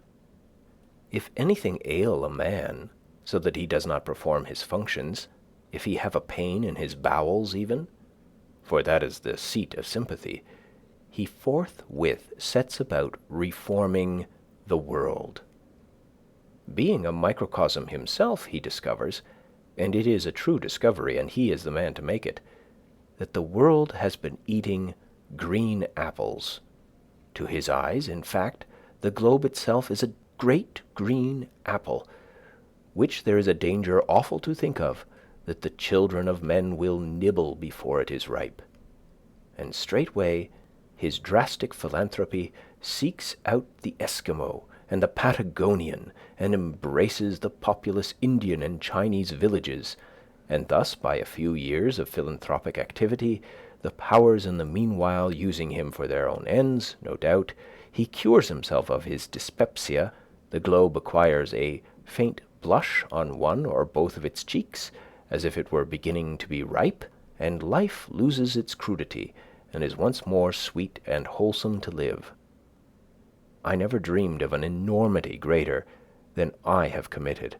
I never knew, and never shall know, a worse man than myself. I believe that what so saddens the reformer is not his sympathy with his fellows in distress, but though he be the holiest Son of God, is his private ail. Let this be righted, let the spring come to him, the morning rise over his couch, and he will forsake his generous companions without apology. My excuse for not lecturing against the use of tobacco is that I never chewed it. That is a penalty which reformed tobacco chewers have to pay, though there are things enough I have chewed which I could lecture against. If you should ever be betrayed into any of these philanthropies, do not let your left hand know what your right hand does, for it is not worth knowing. Rescue the drowning and tie your shoestrings. Take your time and set about some free labor. Our manners have been corrupted by communication with the saints. Our hymn books resound with a melodious cursing of God and enduring him forever. One would say that even the prophets and redeemers had rather consoled the fears than confirmed the hopes of man. There is nowhere recorded a simple and irrepressible satisfaction with the gift of life, any memorable praise of God.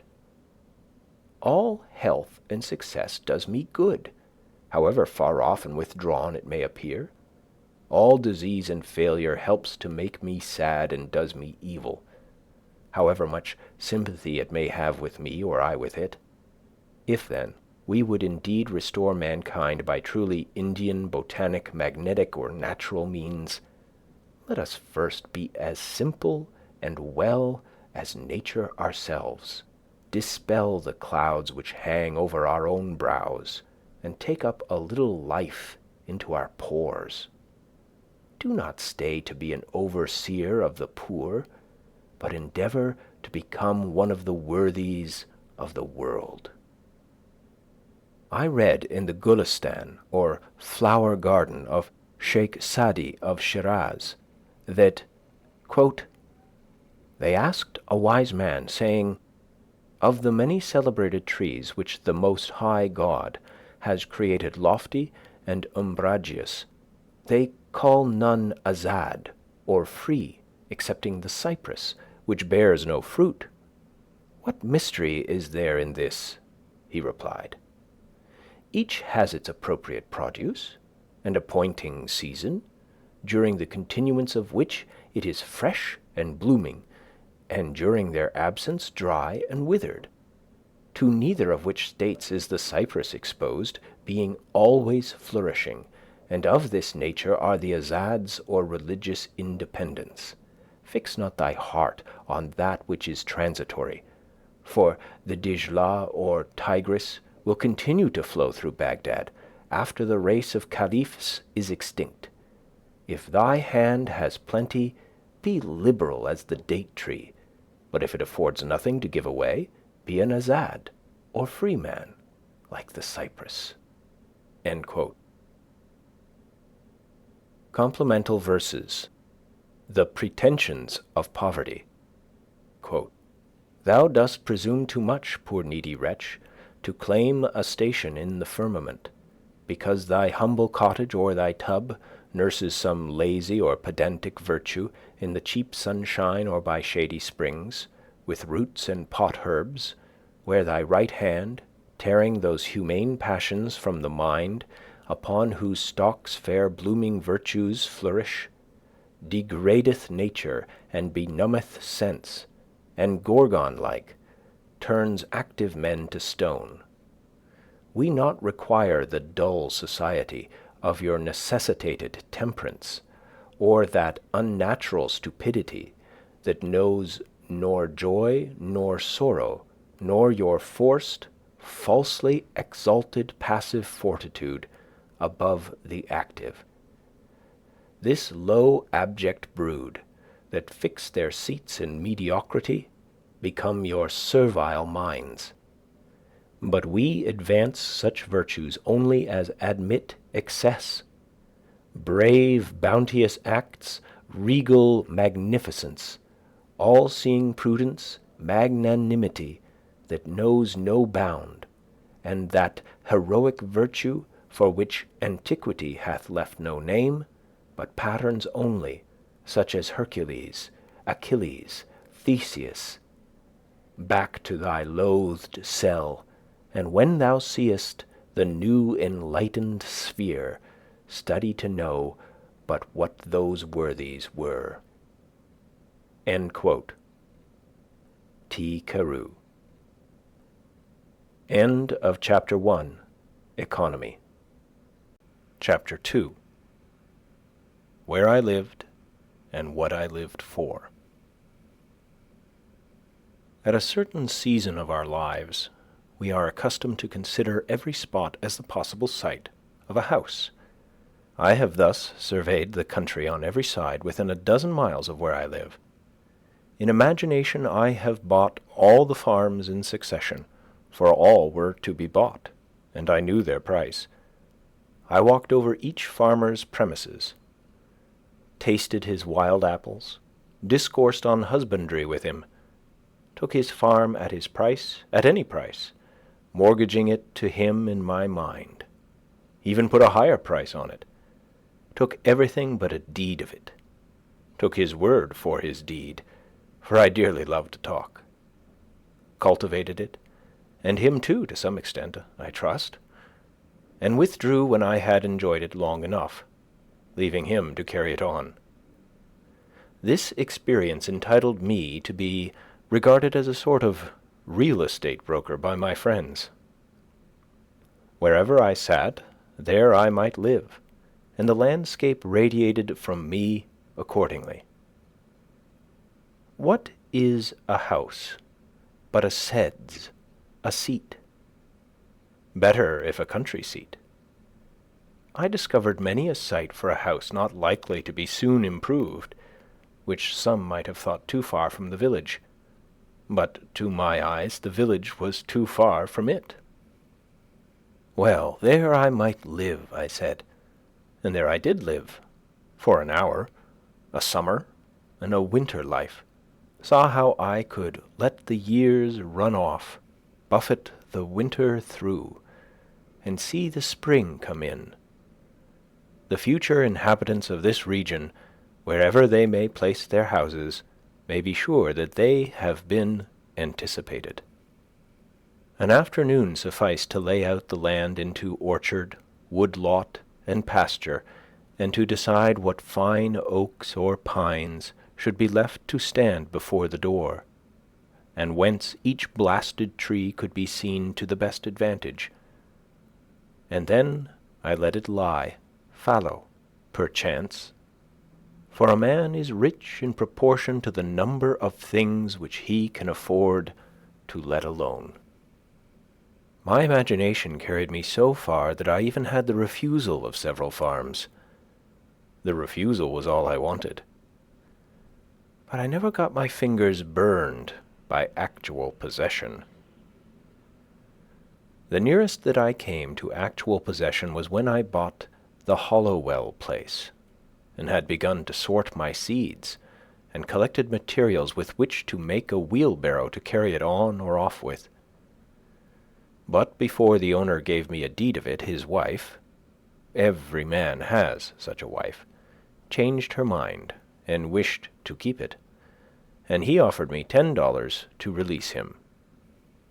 Now, to speak the truth, I had but 10 cents in the world, and it surpassed my arithmetic to tell if I was that man who had 10 cents, or who had a farm, or $10, or all together.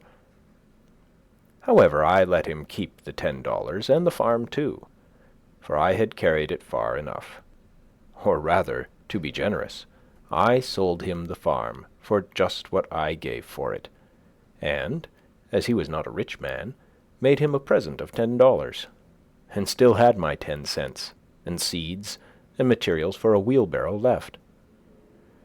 I found thus that I had been a rich man without any damage to my poverty, but I retained the landscape, and I have since annually carried off what it yielded without a wheelbarrow.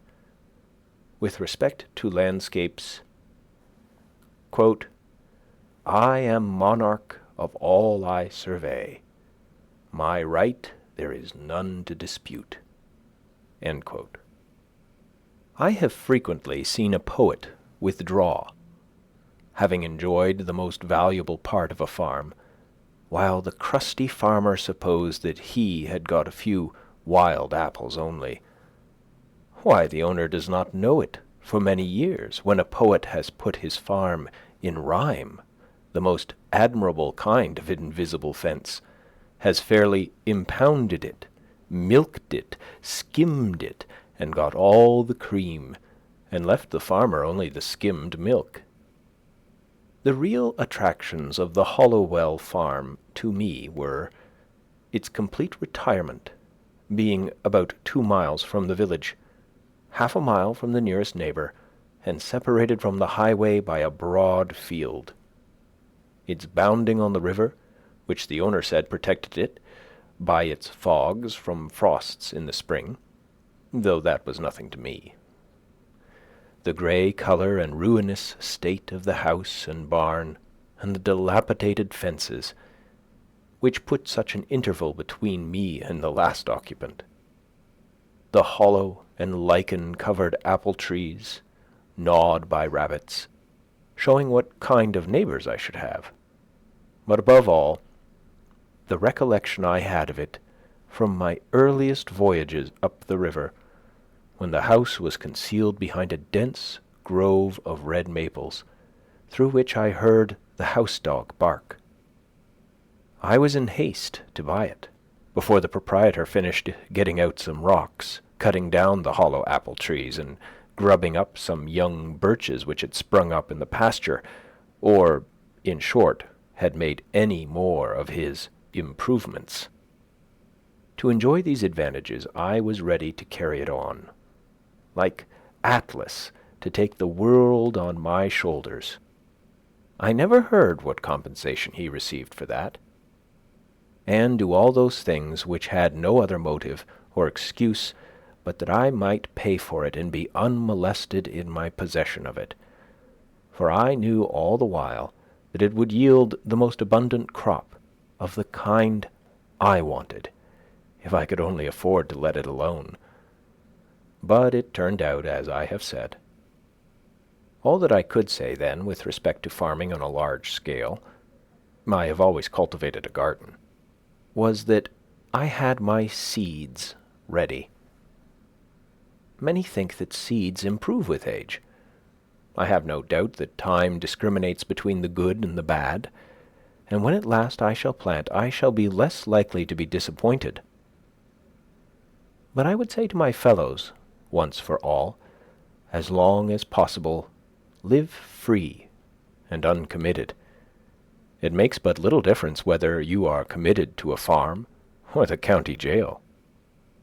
Old Cato, whose De Re Rustica is my cultivator, says, and the only translation I have seen makes sheer nonsense of the passage, quote, when you think of getting a farm, turn it thus in your mind, not to buy greedily, nor spare your pains to look at it, and do not think it enough to go round it once.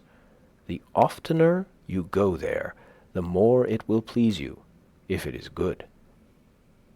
I think I shall not buy greedily, but go round and round it as long as I live, and be buried in it first, that it may please me the more at last.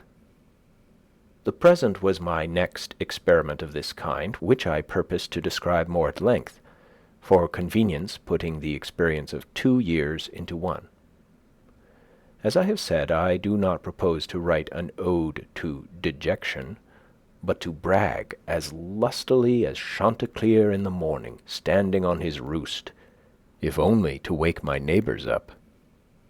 When first I took up my abode in the woods, that is, began to spend my nights as well as my days there, which by accident was on Independence Day, or the 4th of July, 1845, my house was not finished for winter, but was merely a defense against the rain, without plastering or chimney, the walls being of rough, weather-stained boards with wide chinks, which made it cool at night. The upright white-hewn studs and freshly planed door and window casings gave it a clean and airy look, especially in the morning when its timbers were saturated with dew, so that I fancied that by noon some sweet gum would exude from them. To my imagination it retained throughout the day more or less of this auroral character, reminding me of a certain house on a mountain which I had visited a year before. This was an airy and unplastered cabin, fit to entertain a travelling god, and where a goddess might trail her garments. The winds which passed over my dwelling were such as sweep over the ridges of mountains, bearing the broken strains, or celestial parts only, of terrestrial music.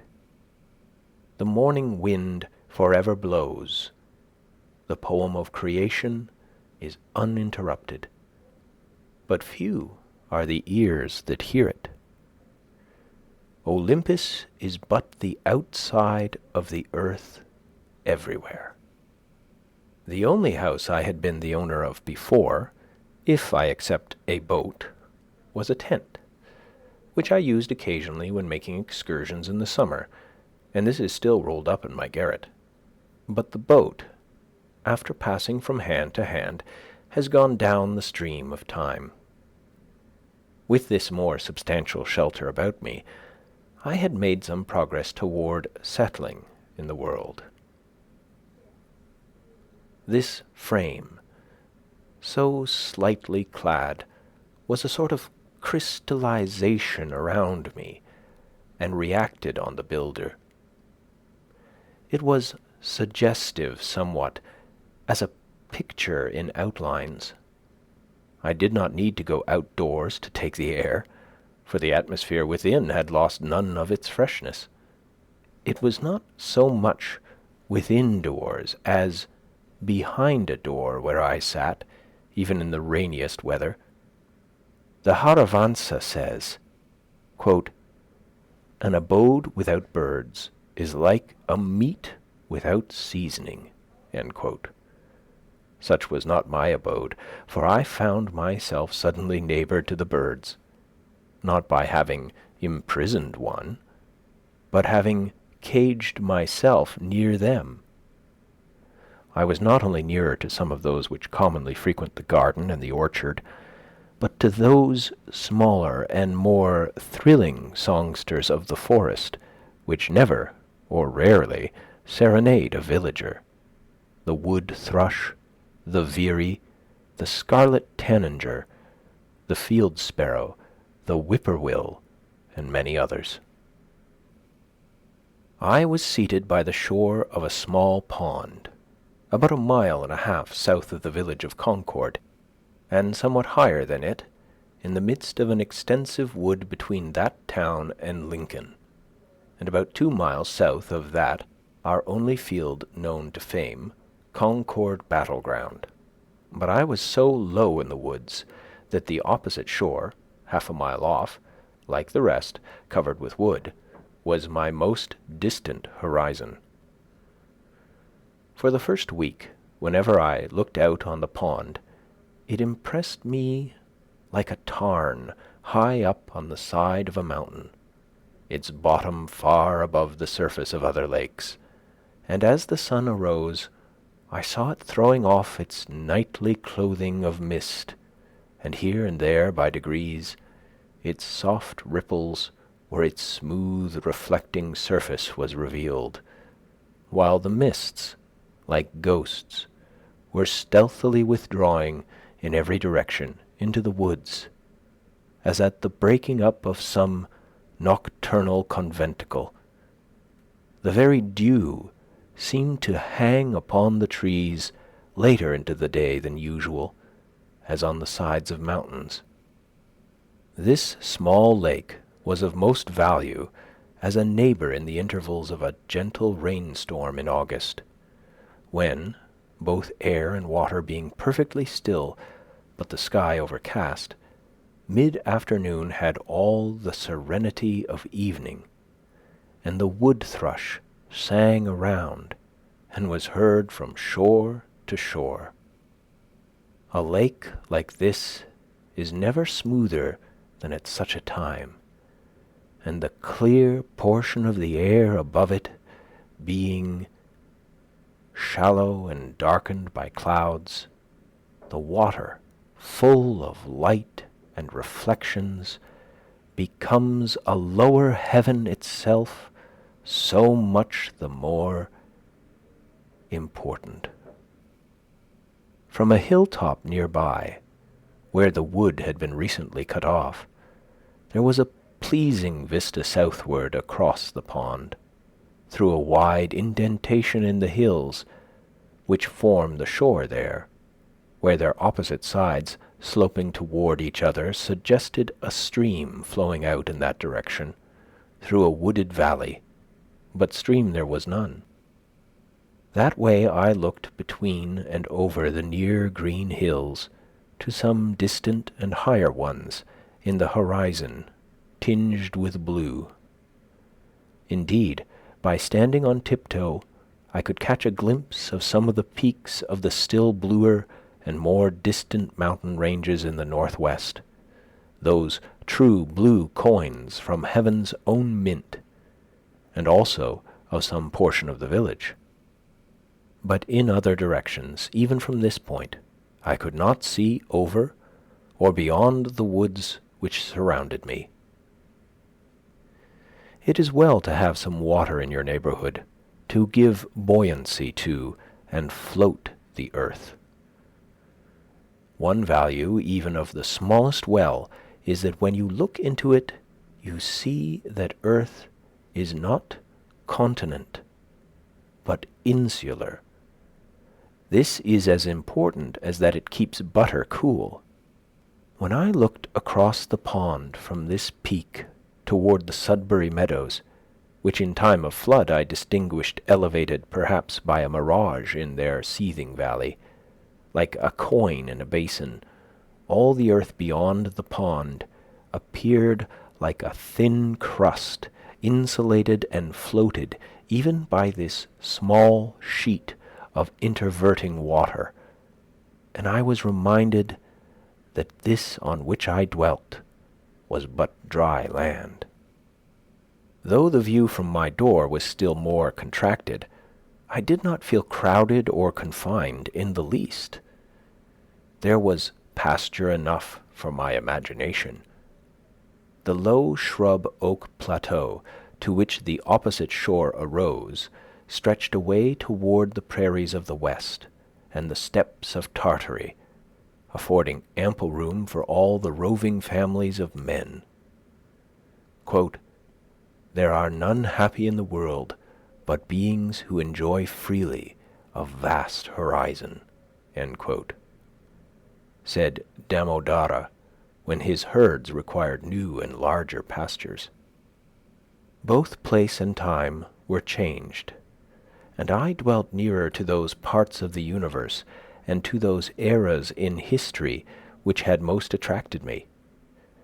Where I lived was as far off as many a region viewed nightly by astronomers. We are wont to imagine rare and delectable places in some remote and more celestial corner of the system, behind the constellation of Cassiopeia's chair, far from noise and disturbance. I discovered that my house actually had its site in such a withdrawn, but forever new and unprofaned, part of the universe. If it were worth the while to settle in those parts near to the Pleiades or the Hyades, or to Aldebaran or Altair, then I was really there, or at an equal remoteness from the life which I had left behind, dwindled and twinkling, with as fine a ray to my nearest neighbor, and to be seen only in moonless nights by him. Such was that part of creation where I had squatted. Quote, "There was a shepherd that did live, and held his thoughts as high as were the mounts whereon his flocks did hourly feed him by." End quote. What should we think of the shepherd's life if his flocks always wandered to higher pastures than his thoughts?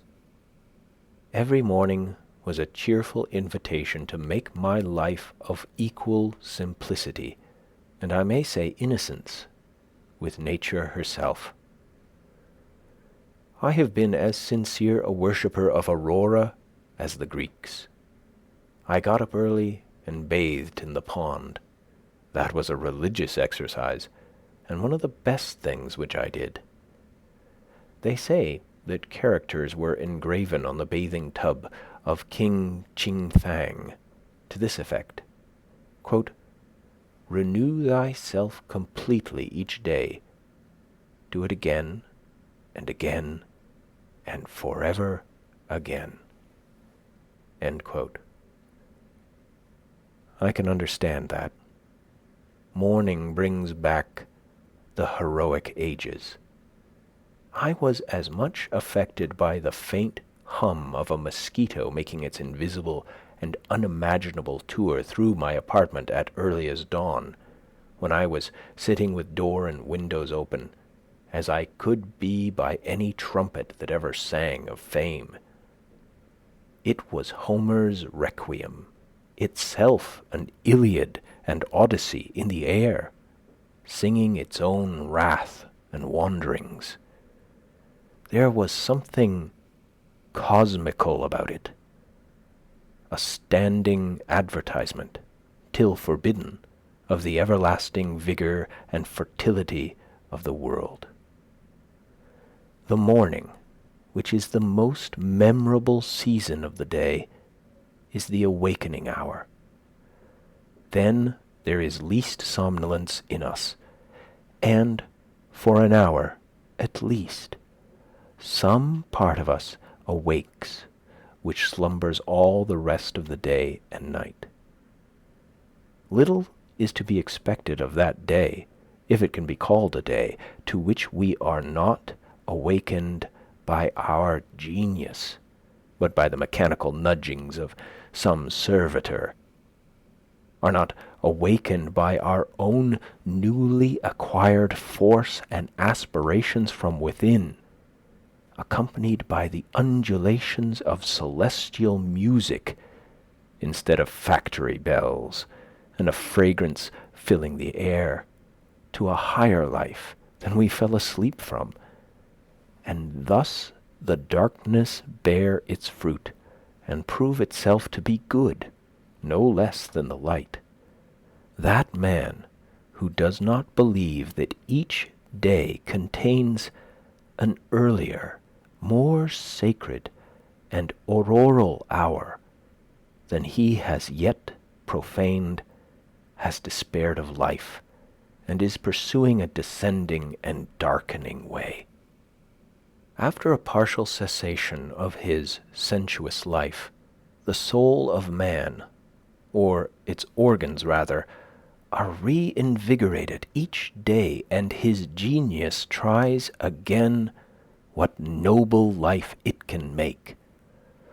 All memorable events, I should say, transpire in morning time and in a morning atmosphere. The Vedas say, quote, "All intelligences awake with the morning," end quote.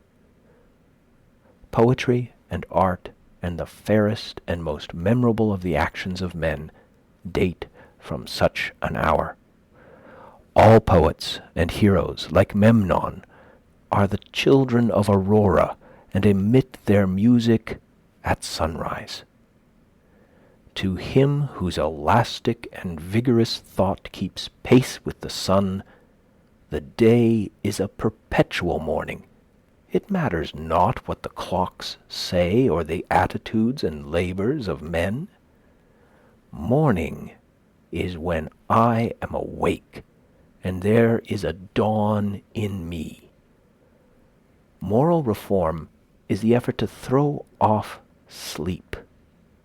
Why is it that men give so poor an account of their day if they have not been slumbering?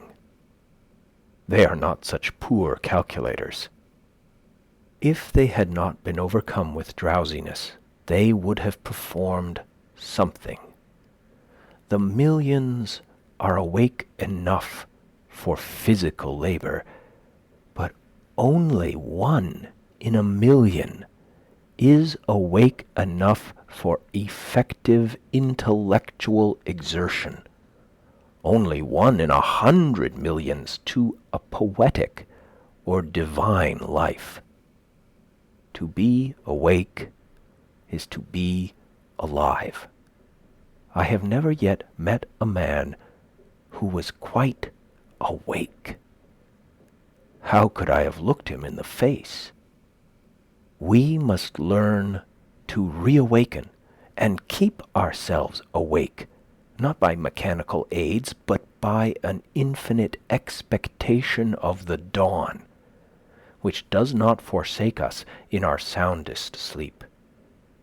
I know of no more encouraging fact than the unquestionable ability of man to elevate his life by a conscious endeavor.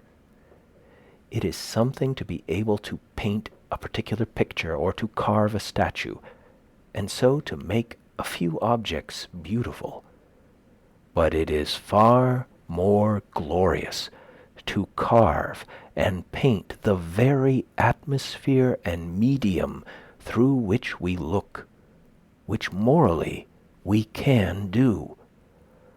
To affect the quality of the day, that is the highest of arts. Every man is tasked to make his life, even in its details, worthy of the contemplation of his most elevated and critical hour.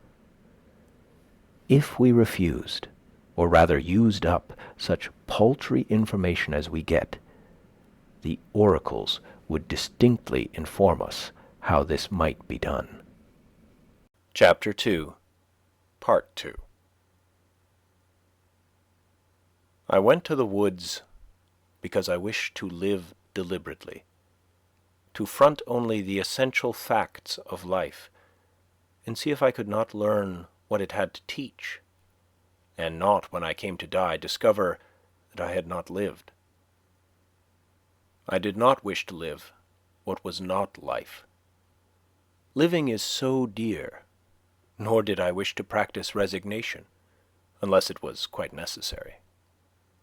I wanted to live deep and suck out all the marrow of life, to live so sturdily and Spartan-like as to put to rout all that was not life, to cut a broad swath and shave close, to drive life into a corner and reduce it to its lowest terms, and, if it proved to be mean, why then to get the whole and genuine meanness of it, and publish its meanness to the world, or, if it were sublime, to know it by experience, and be able to give a true account of it in my next excursion.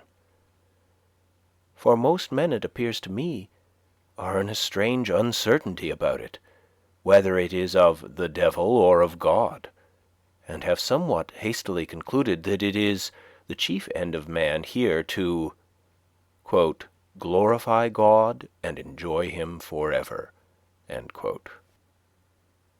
Still we live meanly, like ants, though the fable tells us that we were long ago changed into men.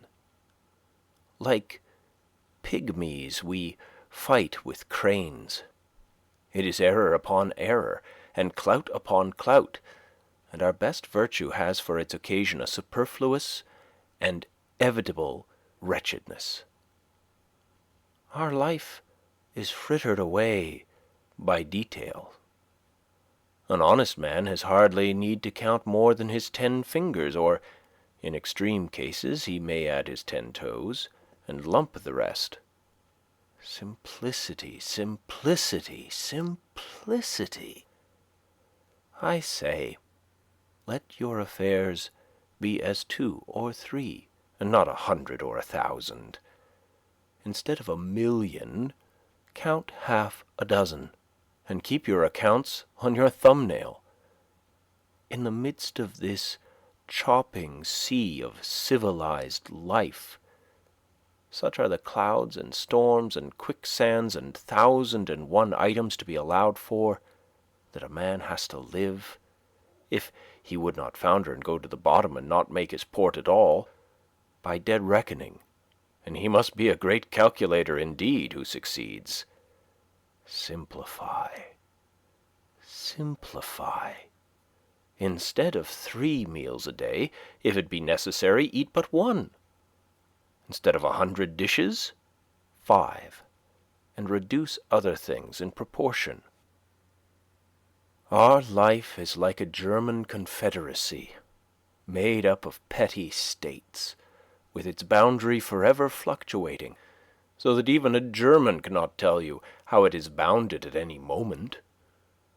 The nation itself, with all its so-called internal improvements, which, by the way, are all external and superficial, is just such an unwieldy and overgrown establishment, cluttered with furniture and tripped up by its own traps, ruined by luxury and heedless expense, by want of calculation and a worthy aim, as 1,000,000 households in the land, and the only cure for it as for them is in rigid economy, a stern and more than Spartan simplicity of life and elevation of purpose.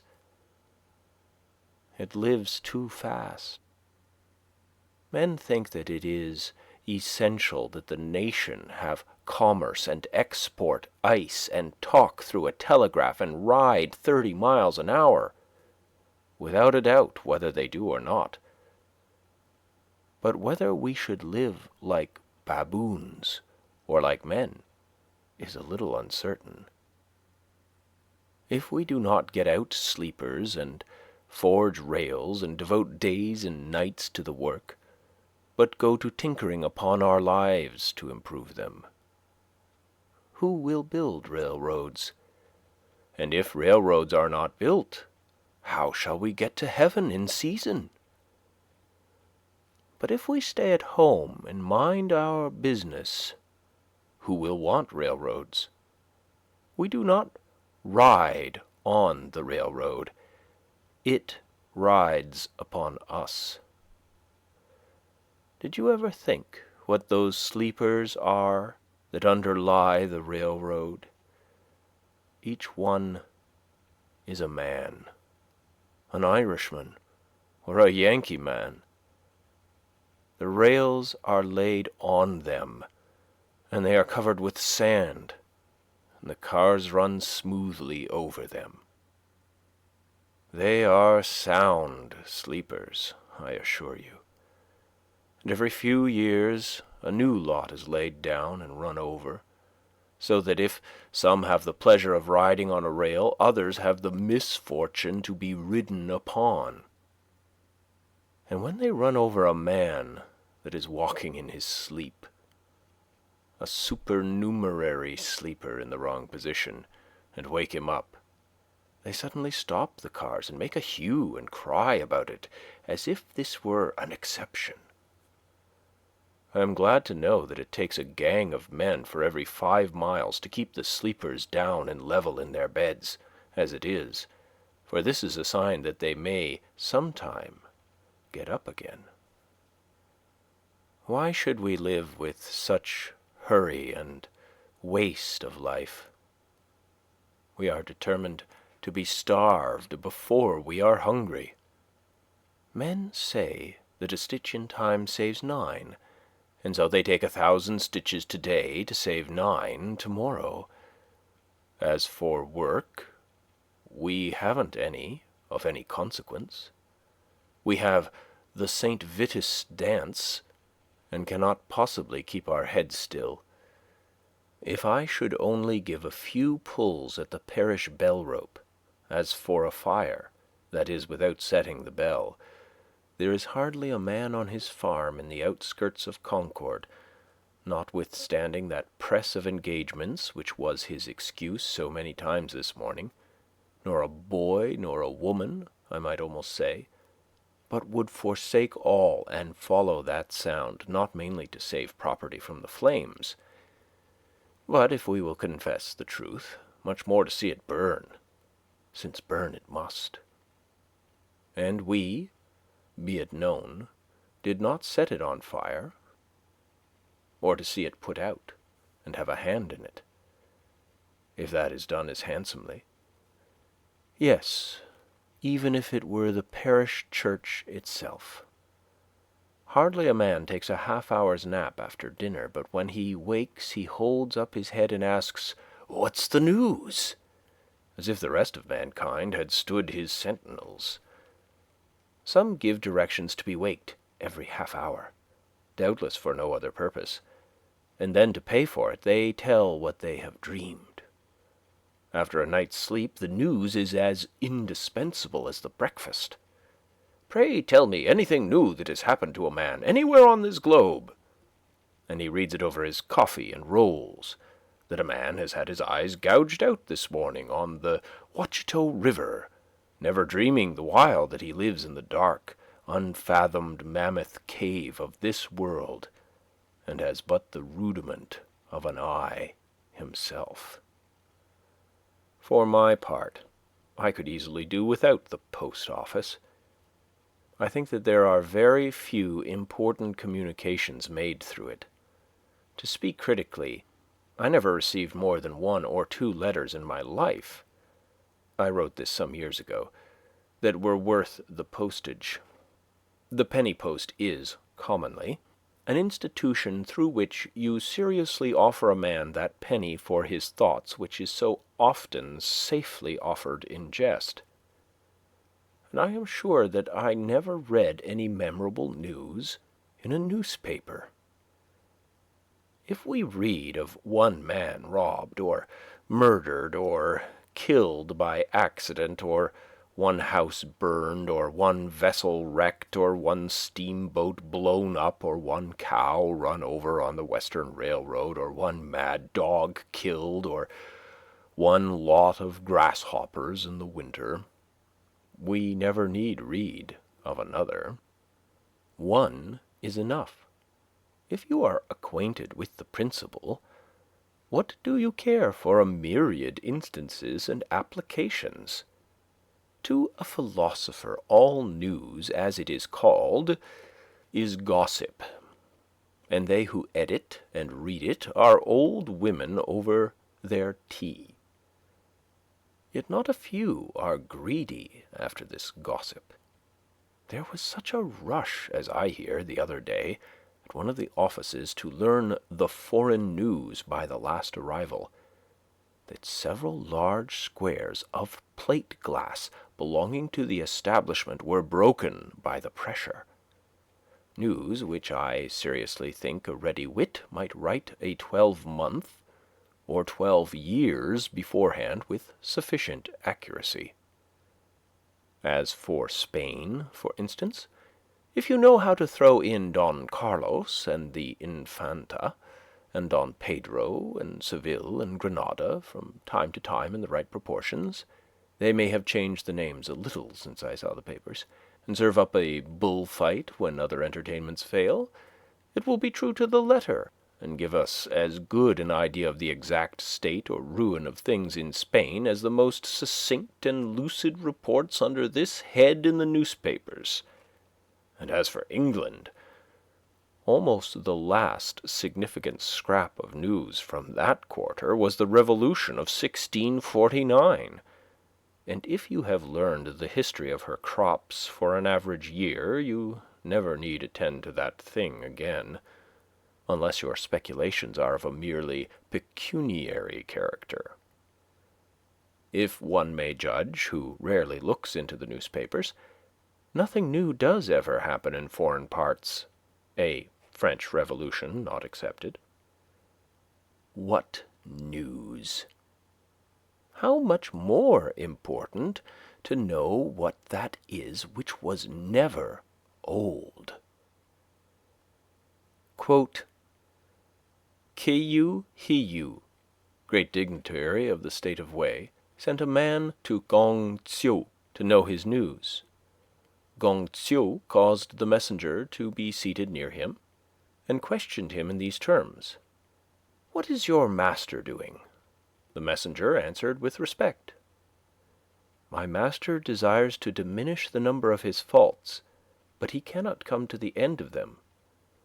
The messenger being gone, the philosopher remarked, "What a worthy messenger! What a worthy messenger!" End quote. The preacher, instead of vexing the ears of drowsy farmers on their day of rest at the end of the week, for Sunday is the fit conclusion of an ill-spent week, and not the fresh and brave beginning of a new one, with this one other draggle tale of a sermon, should shout with thundering voice, "Pause! Avast! Why so seeming fast, but deadly slow? Shams and delusions are esteemed for soundest truths, while reality is fabulous. If men would steadily observe realities only, and not allow themselves to be deluded, life, to compare it with such things as we know, would be like a fairy tale and the Arabian Nights' entertainments. If we respected only what is inevitable and has a right to be, music and poetry would resound along the streets. When we are unhurried and wise, we perceive that only great and worthy things have any permanent and absolute existence, that petty fears and petty pleasures are but the shadow of the reality. This is always exhilarating and sublime. By closing the eyes and slumbering, and consenting to be deceived by shows, men establish and confirm their daily life of routine and habit everywhere, which still is built on purely illusory foundations. Children who play life discern its true law and relations more clearly than men who fail to live it worthily, but who think that they are wiser by experience, that is, by failure.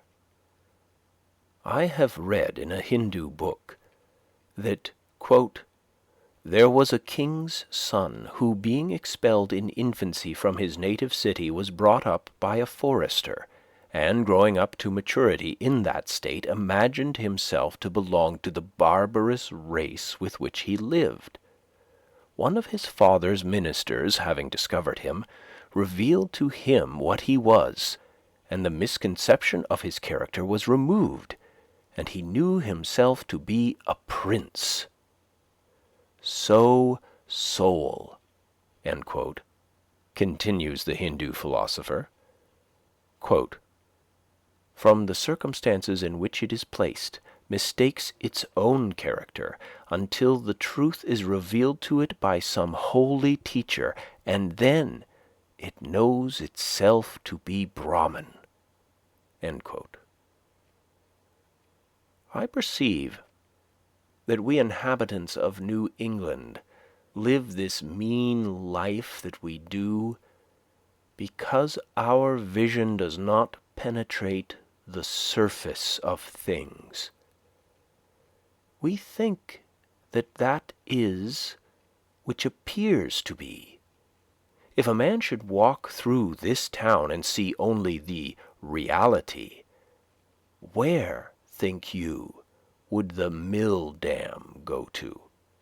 If he should give us an account of the realities he beheld there, we should not recognize the place in his description.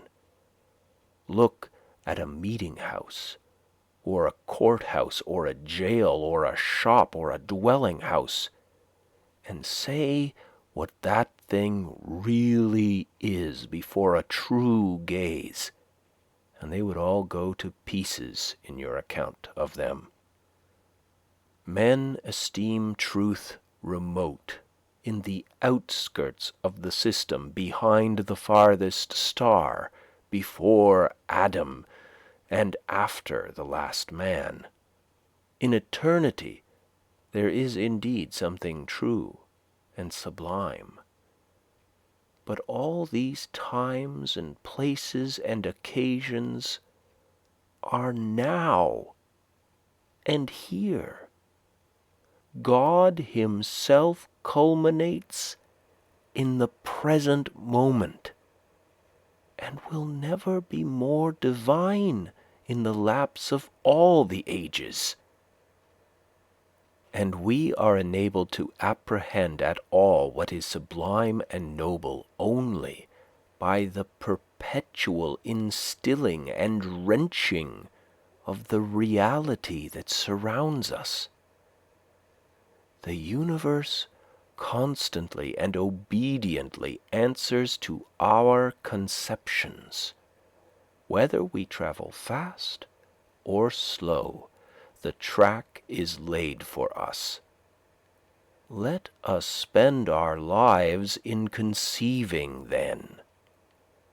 The poet or the artist never yet had so fair and noble a design, but some of his posterity at least could accomplish it.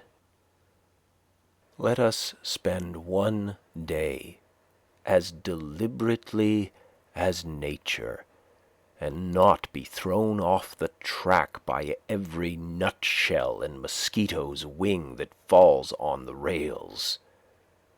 Let us rise early and fast, or break fast gently and without perturbation.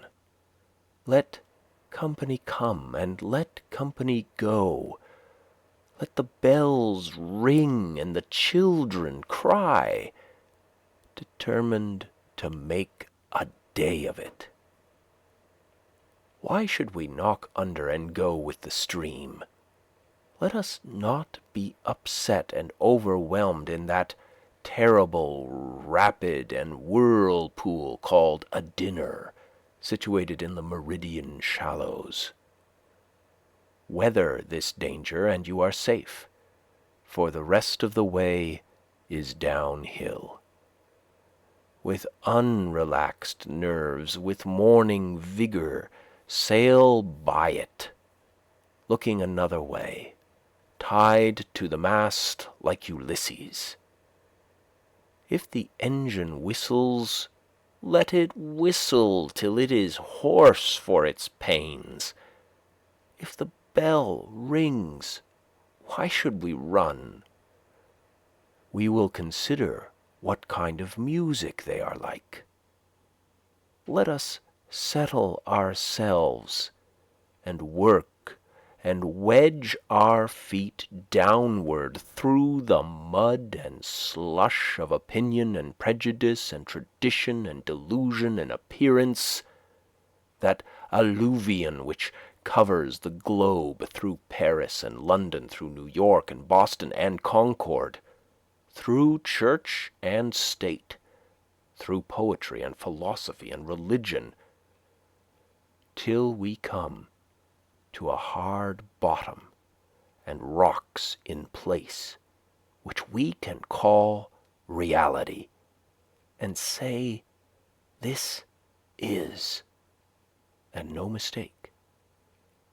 And then begin, having a point d'appui. Below freshet and frost and fire, a place where you might found a wall or a state, or set a lamp post safely, or perhaps a gauge, not a nilometer, but a realometer, that future ages might know how deep a freshet of shams and appearances had gathered from time to time. If you stand right fronting and face to face to a fact, you will see the sun glimmer on both its surfaces, as if it were a scimitar, and feel its sweet edge dividing you through the heart and marrow, and so you will happily conclude your mortal career. Be it life or death, we crave only reality. If we are really dying, let us hear the rattle in our throats and feel cold in the extremities. If we are alive, let us go about our business. Time is but the stream I go a-fishing in. I drink at it, but while I drink, I see the sandy bottom and detect how shallow it is.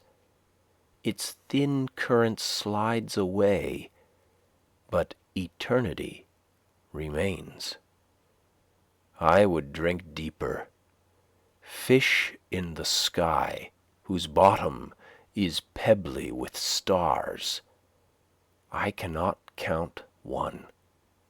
I know not the first letter of the alphabet. I have always been regretting that I was not as wise as the day I was born. The intellect is a cleaver.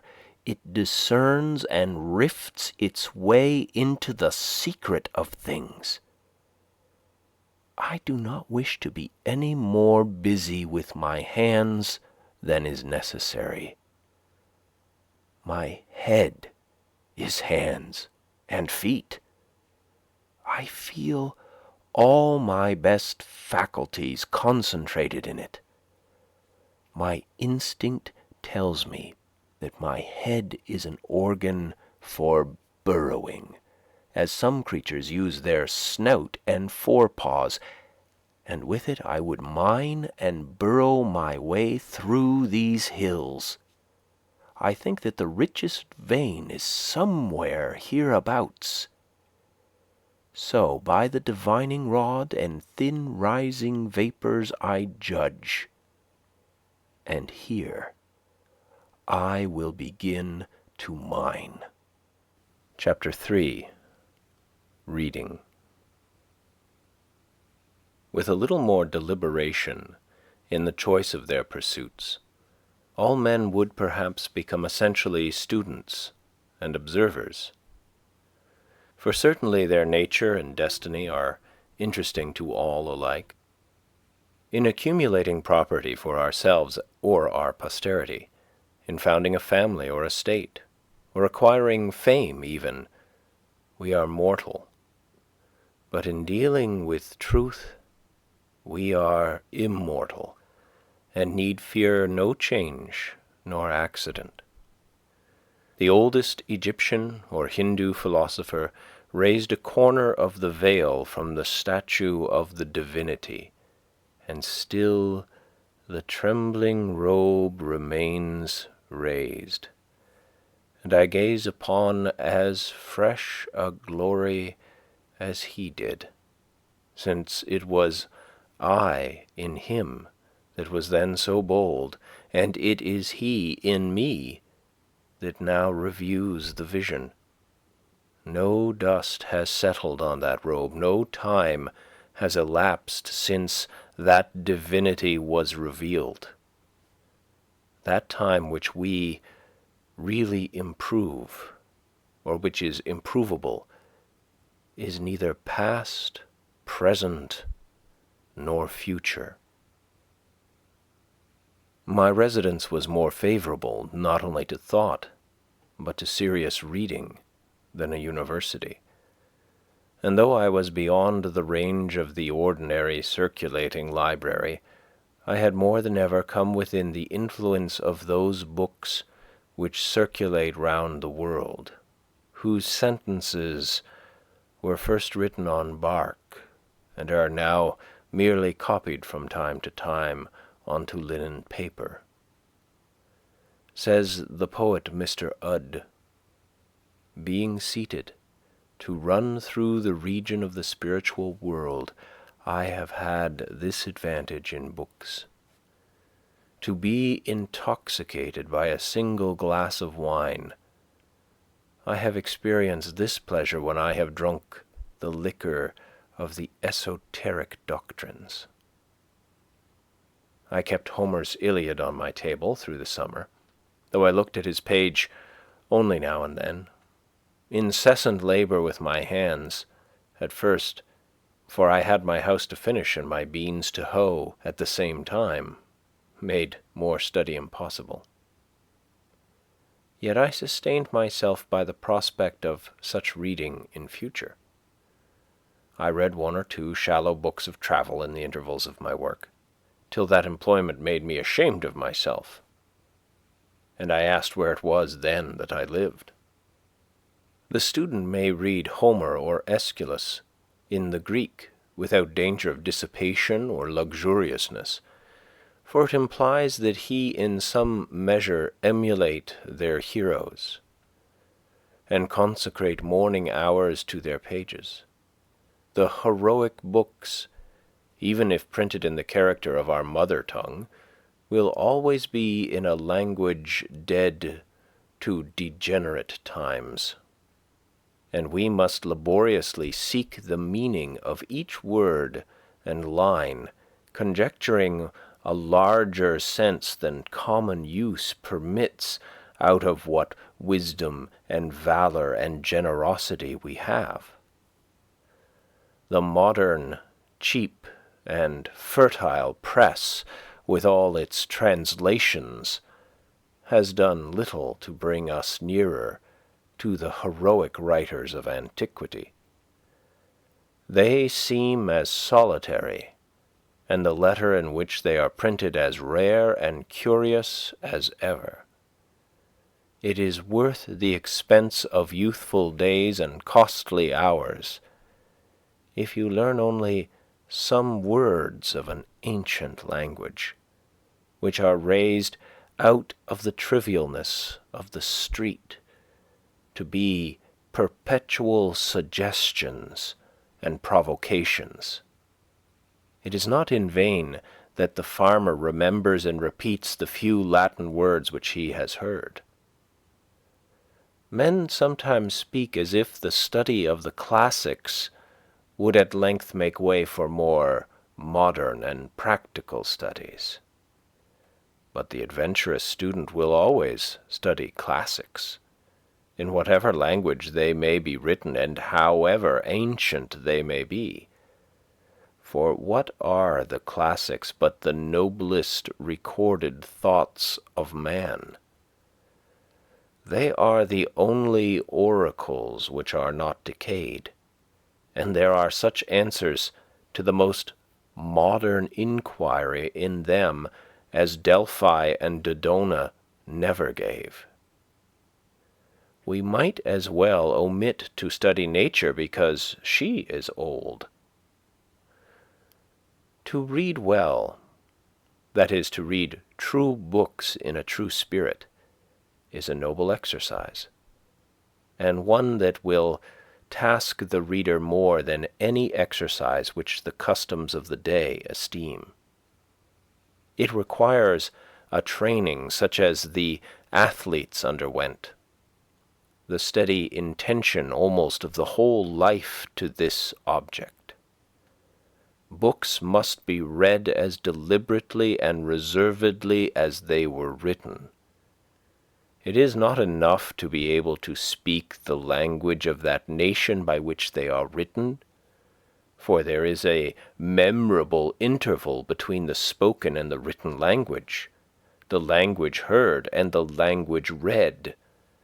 The one is commonly transitory, a sound, a tongue, a dialect merely, almost brutish, and we learn it unconsciously, like the brutes of our mothers.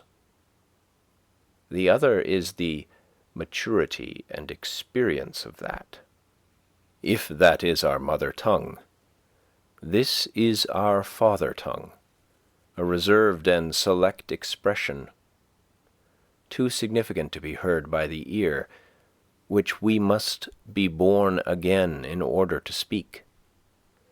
The crowds of men who merely spoke the Greek and Latin tongues in the Middle Ages were not entitled by the accident of birth to read the works of genius written in those languages, for these were not written in that Greek or Latin which they knew, but in the select language of literature.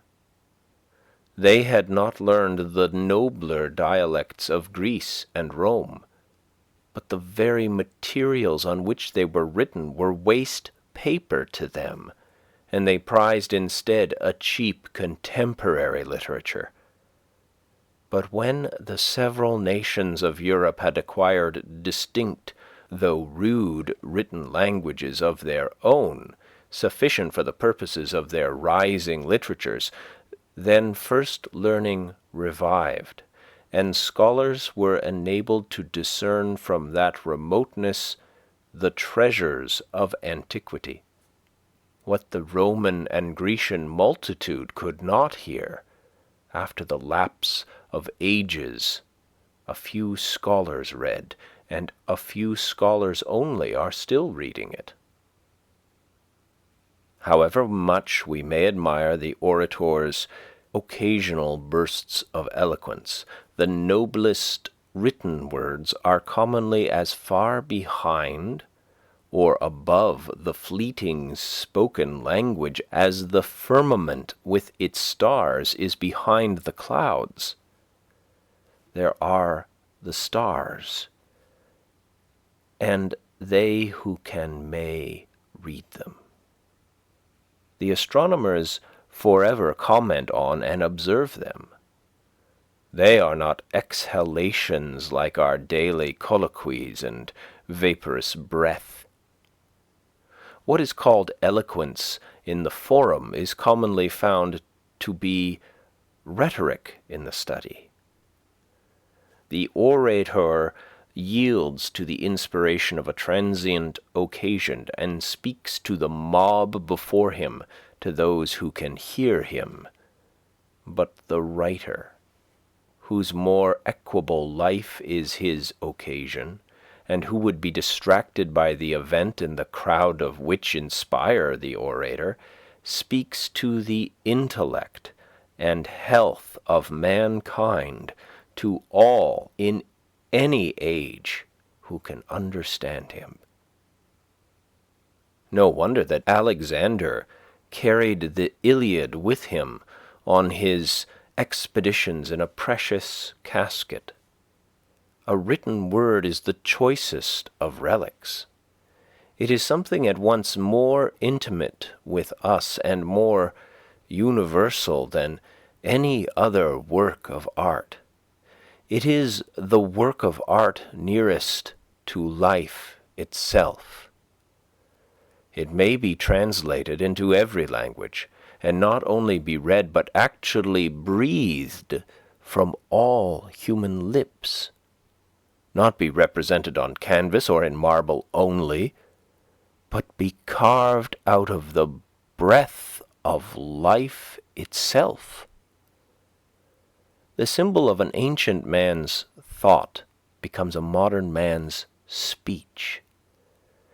2,000 summers have imparted to the monuments of Grecian literature, as to her marbles, only a maturer golden and autumnal tint, for they have carried their own serene and celestial atmosphere into all lands to protect them against the corrosion of time. Books are the treasured wealth of the world, and the fit inheritance of generations and nations. Books, the oldest and the best, stand naturally and rightfully on the shelves of every cottage.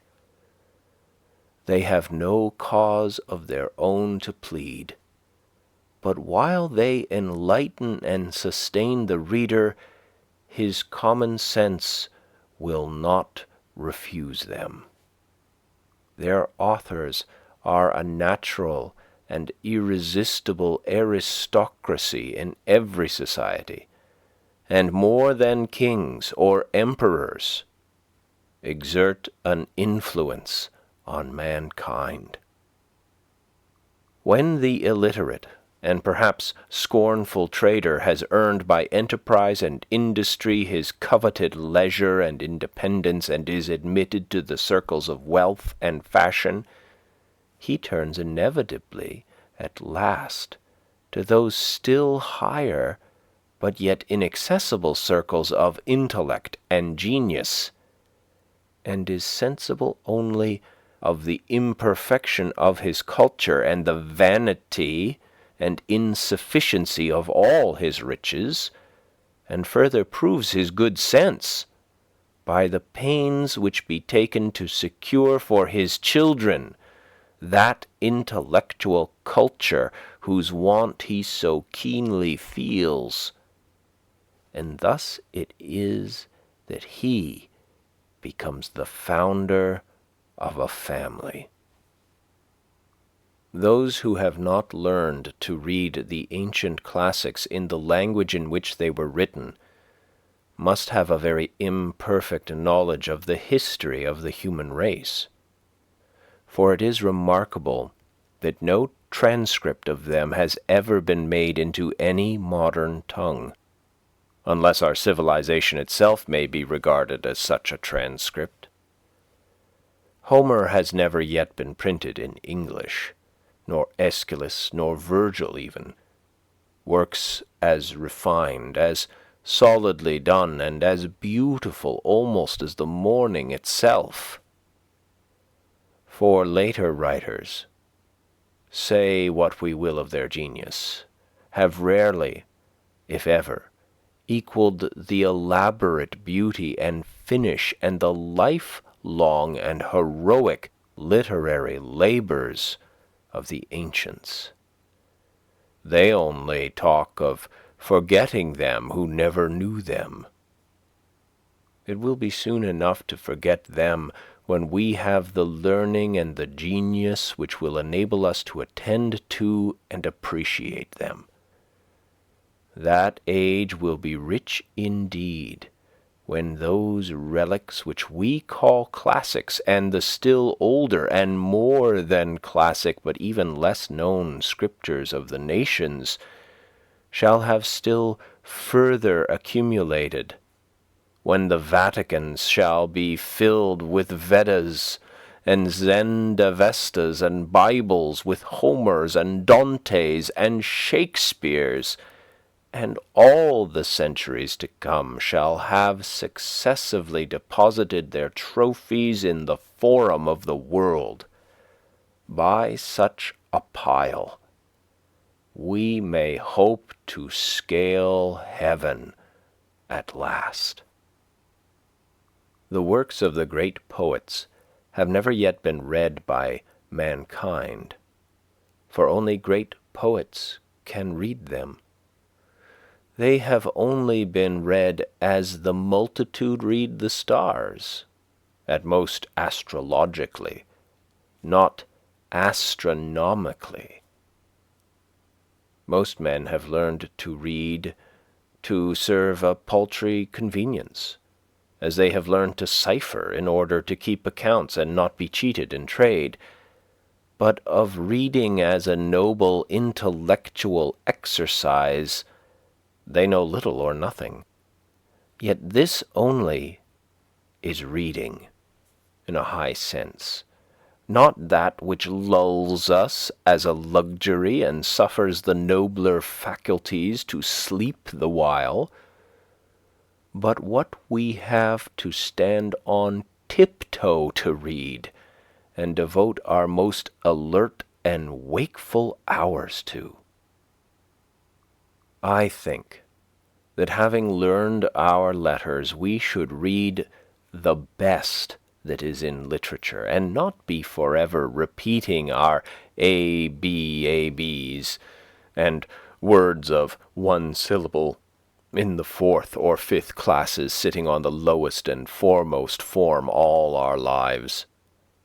Most men are satisfied if they read or hear read, and perchance have been convicted by the wisdom of one good book, the Bible, and for the rest of their lives vegetate and dissipate their faculties in what is called easy reading. There is a work in several volumes in our circulating library entitled Little Reading, which I thought referred to a town of that name which I had not been to. There are those who, like cormorants and ostriches, can digest all sorts of this, even after the fullest dinner of meats and vegetables, for they suffer nothing to be wasted. If others are the machines to provide this provender, they are the machines to read it. They read the 9,000th tale about Zebulon and Zophronia, and how they loved as none had ever loved before, and neither did the course of their true love run smooth. At any rate, how it did run and stumble and get up again and go on. How some poor unfortunate got up on to a steeple who had better never have gone up as far as the belfry, and then, having needlessly got him up there, the happy novelist rings the bell for all the world to come together and hear. Oh dear, how he did get down again. For my part, I think that they had better metamorphose all such aspiring heroes of universal noveldom into man weathercocks, as they used to put heroes among the constellations, and let them swing round there till they are rusty, and not come down at all to bother honest men with their pranks. The next time the novelist rings the bell, I will not stir though the meeting-house burn down. The Skip of the Tiptoe Hop, a romance of the Middle Ages by the celebrated author of Tittle Tall Tan, to appear in monthly parts. A great rush, don't all come together. All this they read with saucer eyes, and erect and primitive curiosity, and with unwearied gizzard, whose corrugations even yet need no sharpening, just as some little 4-year-old bencher his 2-cent gilt-covered edition of Cinderella, without any improvement that I can see in the pronunciation or accent or emphasis, or any more skill in extracting or inserting the moral. The result is dullness of sight, a stagnation of the vital circulations, and a general deliquium and sloughing off of all the intellectual faculties. This sort of gingerbread is baked daily and more sedulously than pure wheat or rye and Indian in almost every oven, and finds a surer market. The best books are not read even by those who are called good readers. What does our Concord culture amount to? There is in this town, with a very few exceptions, no taste for the best or for very good books, even in English literature, whose words all can read and spell. Even the college-bred and so-called liberally educated men here and everywhere have really little or no acquaintance with the English classics, And as for the recorded wisdom of mankind, the ancient classics and Bibles, which are accessible to all who will know of them, there are the feeblest efforts anywhere made to become acquainted with them. I know a woodchopper of middle age who takes a French paper, not for news, as he says, for he is above that, but to keep himself in practice, he being a Canadian by birth, and when I ask him what he considers the best thing he can do in this world, he says, besides this, to keep up and add to his English.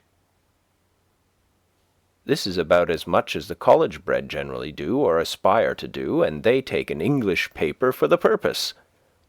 One who has just come from reading, perhaps one of the best English books, will find how many with whom he can converse about it.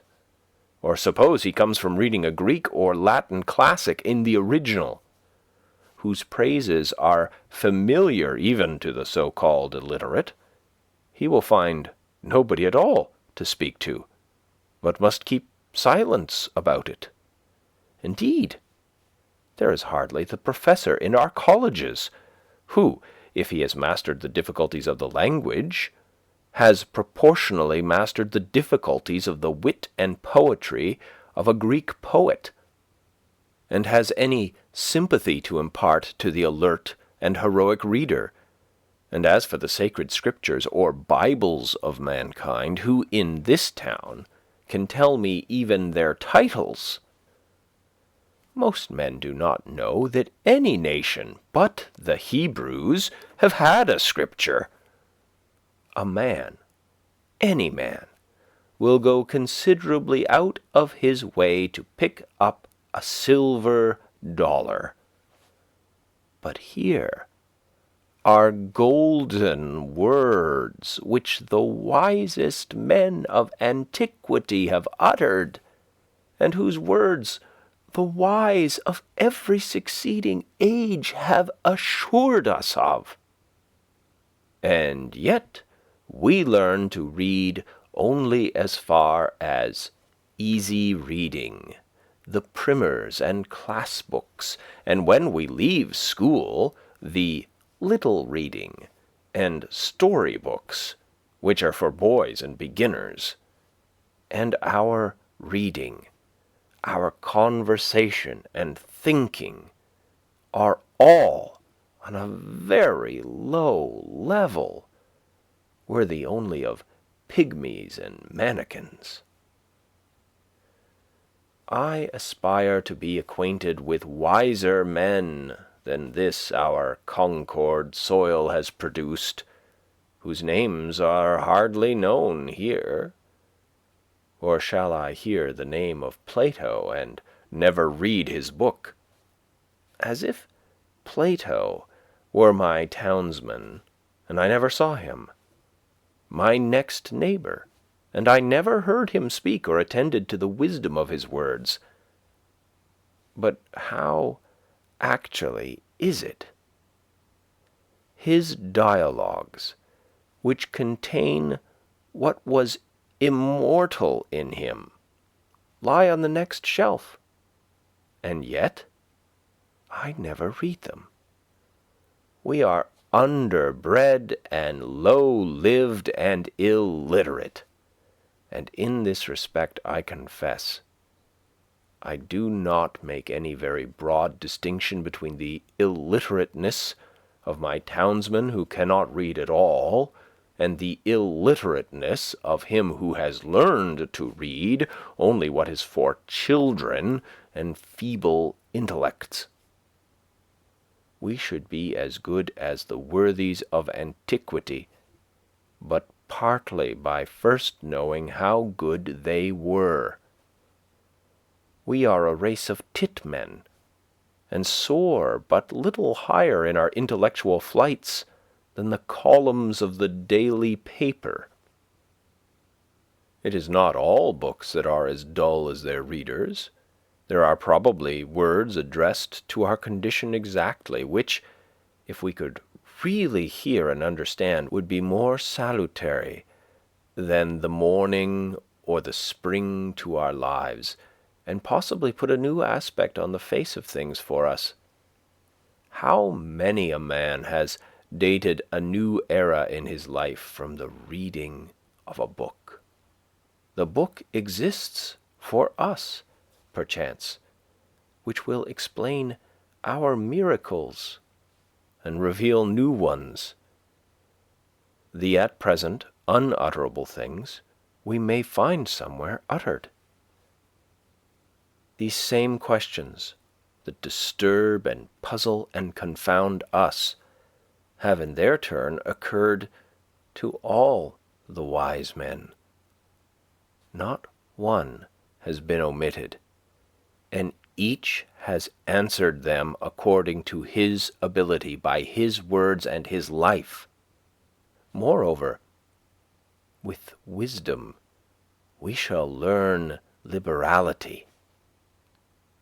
The solitary hired man on a farm in the outskirts of Concord, who has had his second birth and peculiar religious experience, and is driven, as he believes, into the silent gravity and exclusiveness by his faith, may think it is not true. But Zoroaster, thousands of years ago, traveled the same road and had the same experience, but he, being wise, knew it to be universal, and treated his neighbors accordingly, and is even said to have invented and established worship among men.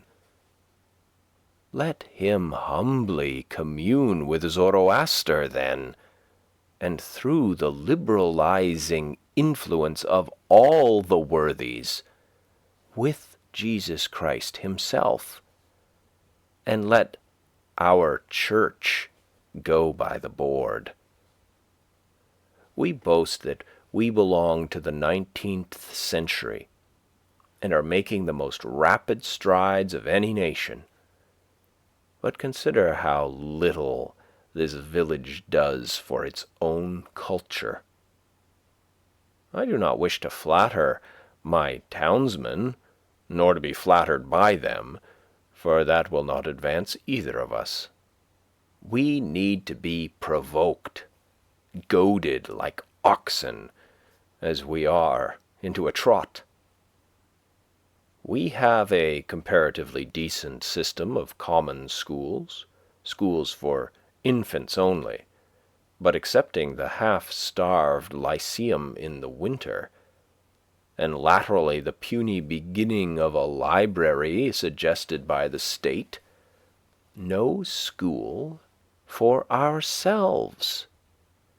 We spend more on almost any article of bodily aliment or ailment than our mental aliment.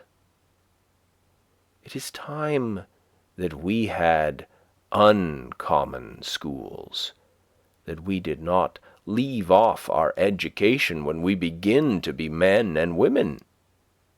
It is time that villages were universities, and their elderly inhabitants the fellows of universities, with leisure, if they are indeed so well off, to pursue liberal studies the rest of their lives. Shall the world be confined to one Paris or one Oxford forever? Cannot students be boarded here and get a liberal education under the skies of Concord? Can we not hire some Abelard to lecture to us? Alas, what with foddering the cattle and tending the store, we are kept from school too long, and our education is sadly neglected.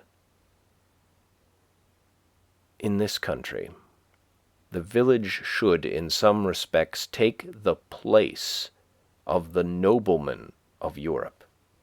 It should be the patron of the fine arts. It is rich enough, It wants only the magnanimity and refinement. It can spend money enough on such things as farmers and traders value, but it is thought utopian to propose spending money for things which more intelligent men know to be of far more worth. This town has spent $17,000 on a town house. Thank fortune or politics, but probably it will not spend so much on living wit, the true meat to put into that shell, in 100 years. The $125 annually subscribed for a lyceum in the winter is better spent than any other equal sum raised in the town. If we live in the 19th century, why should we not enjoy the advantages which the 19th century offers? Why should our life be in any respect provincial? If we will read newspapers, why not skip the gossip of Boston and take the best newspaper in the world at once? Not be sucking the pap of neutral family papers or browsing olive branches here in New England.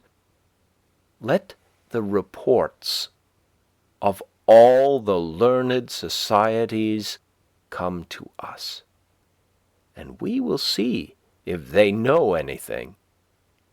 Why should we leave it to Harper and Brothers and Reading and Company to select our reading? As the nobleman of cultivated taste surrounds himself with whatever conduces to his culture, genius, learning, wit, books, paintings, statuary, music, philosophical instruments, and the like, so let the village do, not stop short at a pedagogue, a parson, a sexton, a parish library, and 3 select men, because our pilgrim forefathers got through a cold winter once on a bleak rock with these. To act collectively is according to the spirit of our institutions, and I am confident that, as our circumstances are more flourishing, our means are greater than the nobleman's. New England can hire all the wise men in the world to come and teach her, and board them round the while, and not be provincial at all. That is the uncommon school we want. Instead of noble men, let us have noble villages of men. If it is necessary, omit one bridge over the river, go round a little there, and throw one arch, at least, over the darker gulf of ignorance which surrounds us. End of chapter 3. Chapter 4. Sounds. But while we are confined to books, though the most select and classic, and read only particular written languages, which are themselves but dialects and provincial, we are in danger of forgetting the language which all things and events speak without metaphor, which alone is copious and standard. Much is published, but little printed.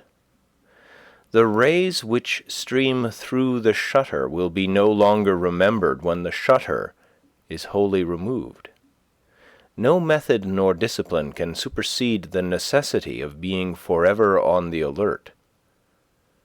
What is a course of history or philosophy or poetry, no matter how well selected, or the best society, or the most admirable routine of life, compared with the discipline of looking always at what is to be seen? Will you be a reader, a student merely, or a seer?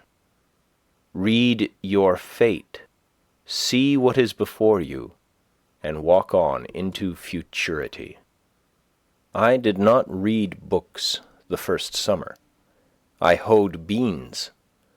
Nay, I often did better than this.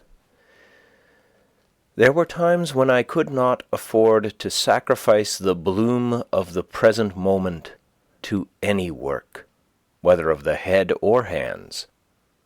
I love a broad margin to my life. Sometimes, in a summer morning, having taken my accustomed bath, I sat in my sunny doorway from sunrise till noon, wrapped in a reverie, amidst the pines and hickories and sumacs, in undisturbed solitude and stillness, while the birds sing around or flitted noiseless through the house, until by the sun falling in at my west window, with the noise of some traveller's wagon on the distant highway, I was reminded of the lapse of time. I grew in those seasons, like corn in the night, and they were far better than any work of the hands would have been. They were not time subtracted from my life, but so much over and above my usual allowance. I realized what the Orientals mean by contemplation and the forsaking of works. For the most part, I minded not how the hours went. The day advanced as if to light some work of mine. It was morning, and lo, now it is evening, and nothing memorable is accomplished. Instead of singing like the birds, I silently smiled at my incessant good fortune. As the sparrow had its trill sitting on the hickory before my door, so had I my chuckle or suppressed warble which he might hear out of my nest.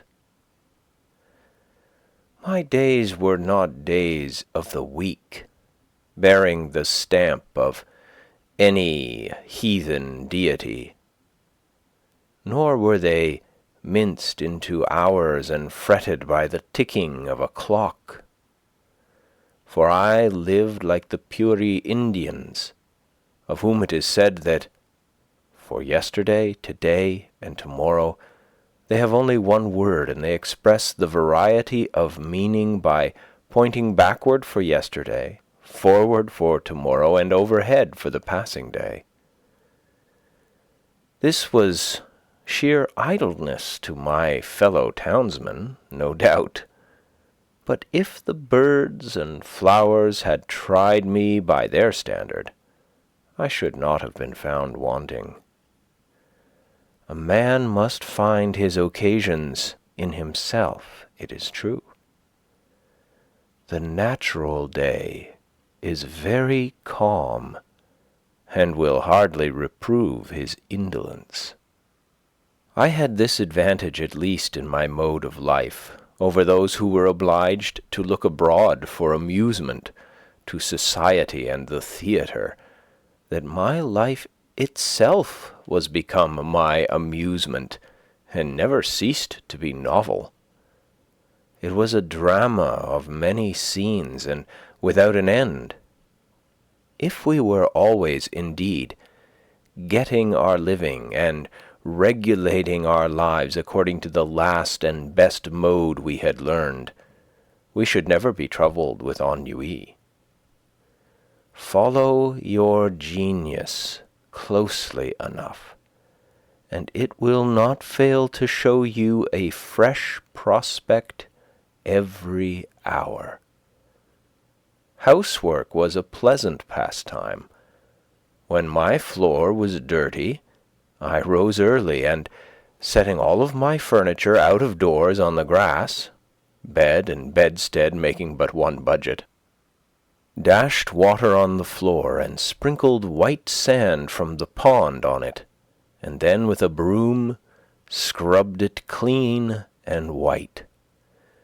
And by the time the villagers had broken their fast, the morning sun had dried my house sufficiently to allow me to move in again, and my meditations were almost uninterrupted. It was pleasant to see my whole household effects out on the grass, making a little pile like a gypsy's pack, and my three-legged table, from which I did not remove the books and pen and ink, standing amid the pines and hickory. They seemed glad to get out themselves, and as if unwilling to be brought in. I was sometimes tempted to stretch an awning over them and take my seat there. It was worth the while to see the sun shine on these things and hear the free wind blow on them. So much more interesting most familiar objects look out of doors than in the house. A bird sits on the next bough.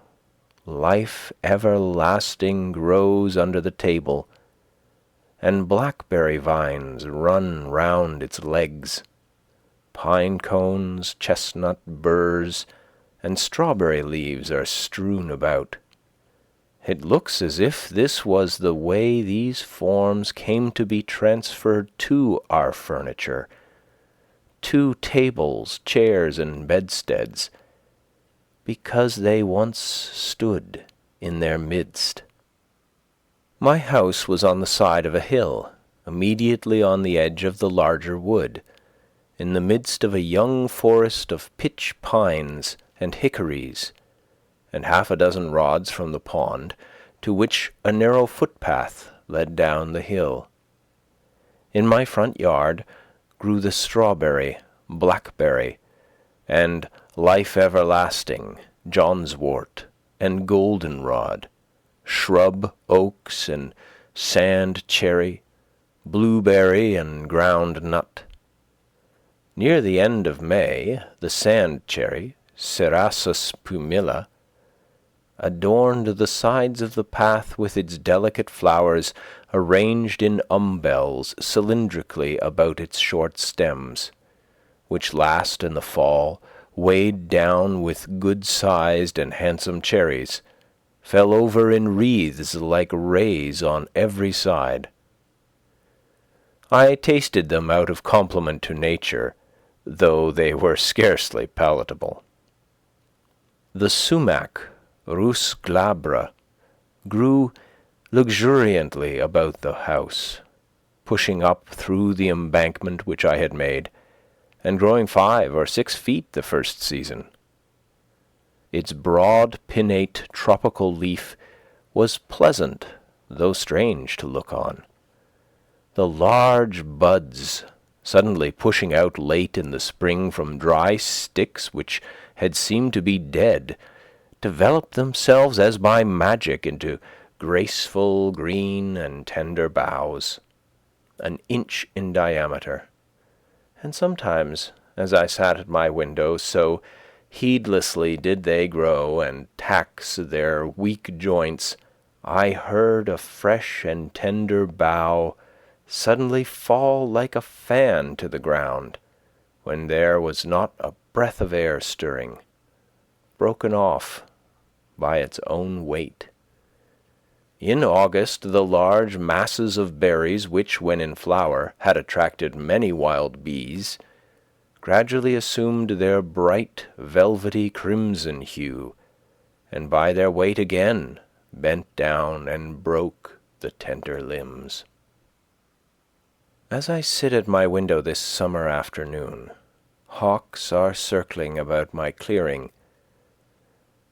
The tantivy of wild pigeons, flying by 2 and 3s athwart my view, or perching restless on the white pine boughs behind my house, gives a voice to the air.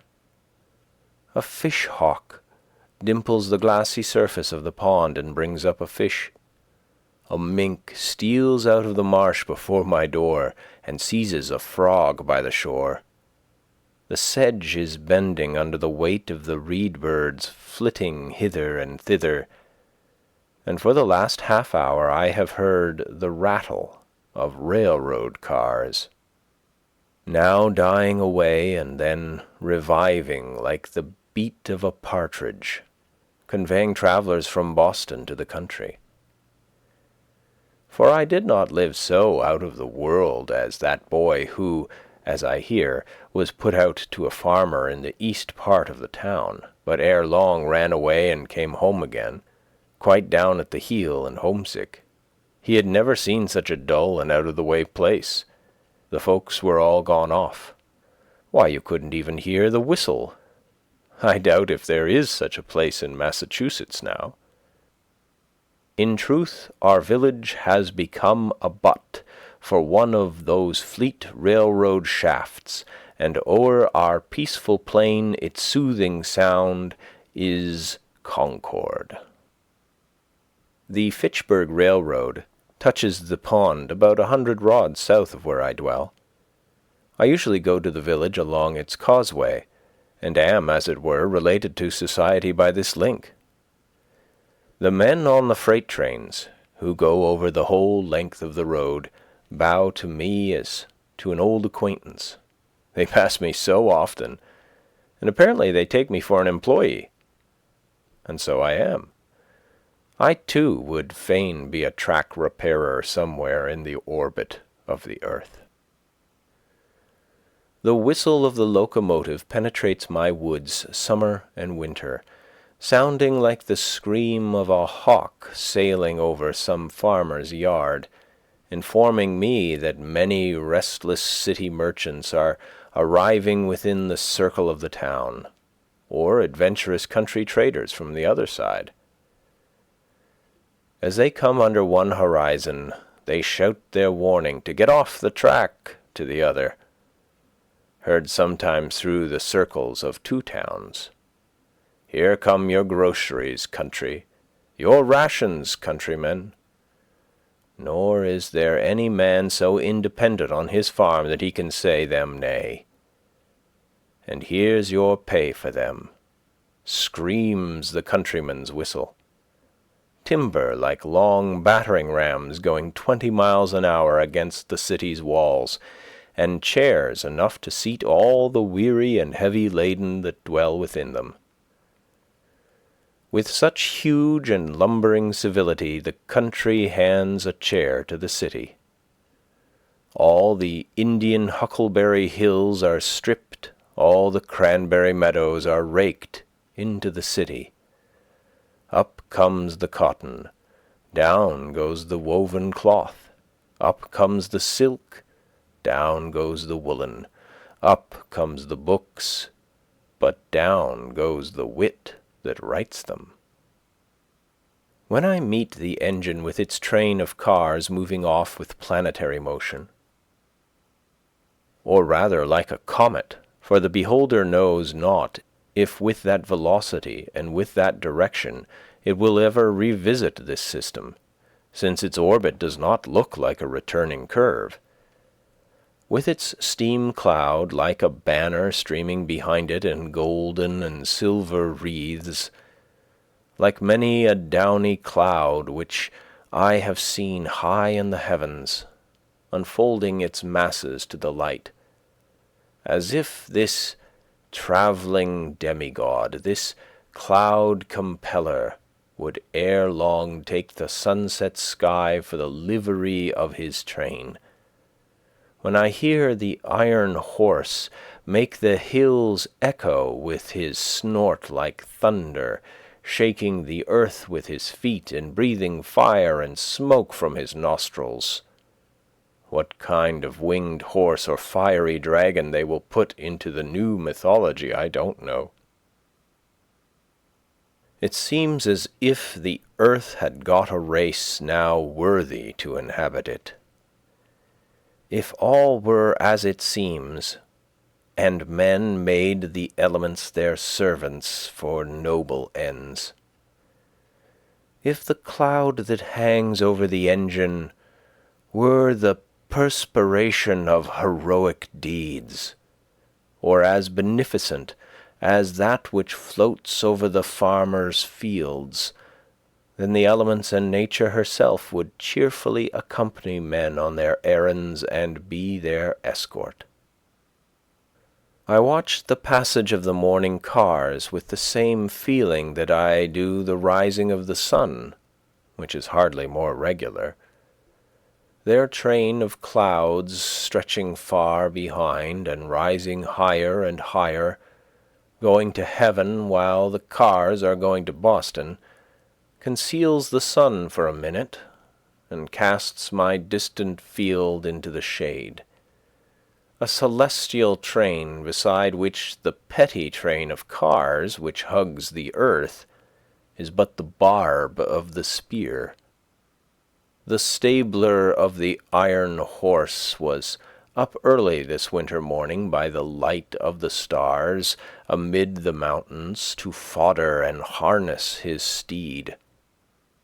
Fire, too, was awakened thus early to put the vital heat in him and get him off. If the enterprise were as innocent as it is early. If the snow lies deep, they strap on him snowshoes, and with the giant plough a furrow from the mountains to the seaboard, in which the cars, like a following drill barrow, sprinkle all the restless men and floating merchandise in the country for seed. All day the fire steed flies over the country, stopping only that his master may rest, and I am awakened by his tramp and defiant snort at midnight, when in some remote glen in the woods he fronts the elements encased in ice and snow, and he will reach his stall only with the morning star, to start once more on his travels without rest or slumber. Or perchance at evening I hear him in his stable, blowing off the superfluous energy of the day, that he may calm his nerves and cool his liver and brain for a few hours of iron slumber. If the enterprise were as heroic and commanding as it is protracted and unwearied. Far through unfrequented woods on the confines of towns, where once only the hunter penetrated by day, in the darkest night dart these bright saloons, without the knowledge of their inhabitants. This moment stopping at some brilliant station house in town or city, where a social crowd is gathered, the next in the dismal swamp, scaring the owl and fox. The startings and arrivals of the cars are now the epochs in the village day. They go and come with such regularity and precision, and their whistle can be heard so far that the farmers set their clocks by them, and thus one well-conducted institution regulates a whole country. Have not men improved somewhat in punctuality since the railroad was invented? Did they not talk and think faster in the depot than they did in the stage office? There is something electrifying in the atmosphere of the former place. I have been astonished at the miracles it has wrought, that some of my neighbors who, I should have prophesied, once for all, would never get to Boston by so prompt a conveyance, are on hand when the bell rings. To do things railroad fashion, is now the byword, and it is worth the while to be warned so often and so sincerely by any power to get off its track. There is no stopping to read the riot act, no firing over the heads of the mob in this case. We have constructed a fate, an atropos, that never turns aside. Let that be the name of your engine. Men are advertised that at a certain hour and minute these bolts will be shot toward particular points of the compass. Yet it interferes with no man's business, and the children go to school on the other track. We live the steadier for it. We are all educated thus to be sons of Tell.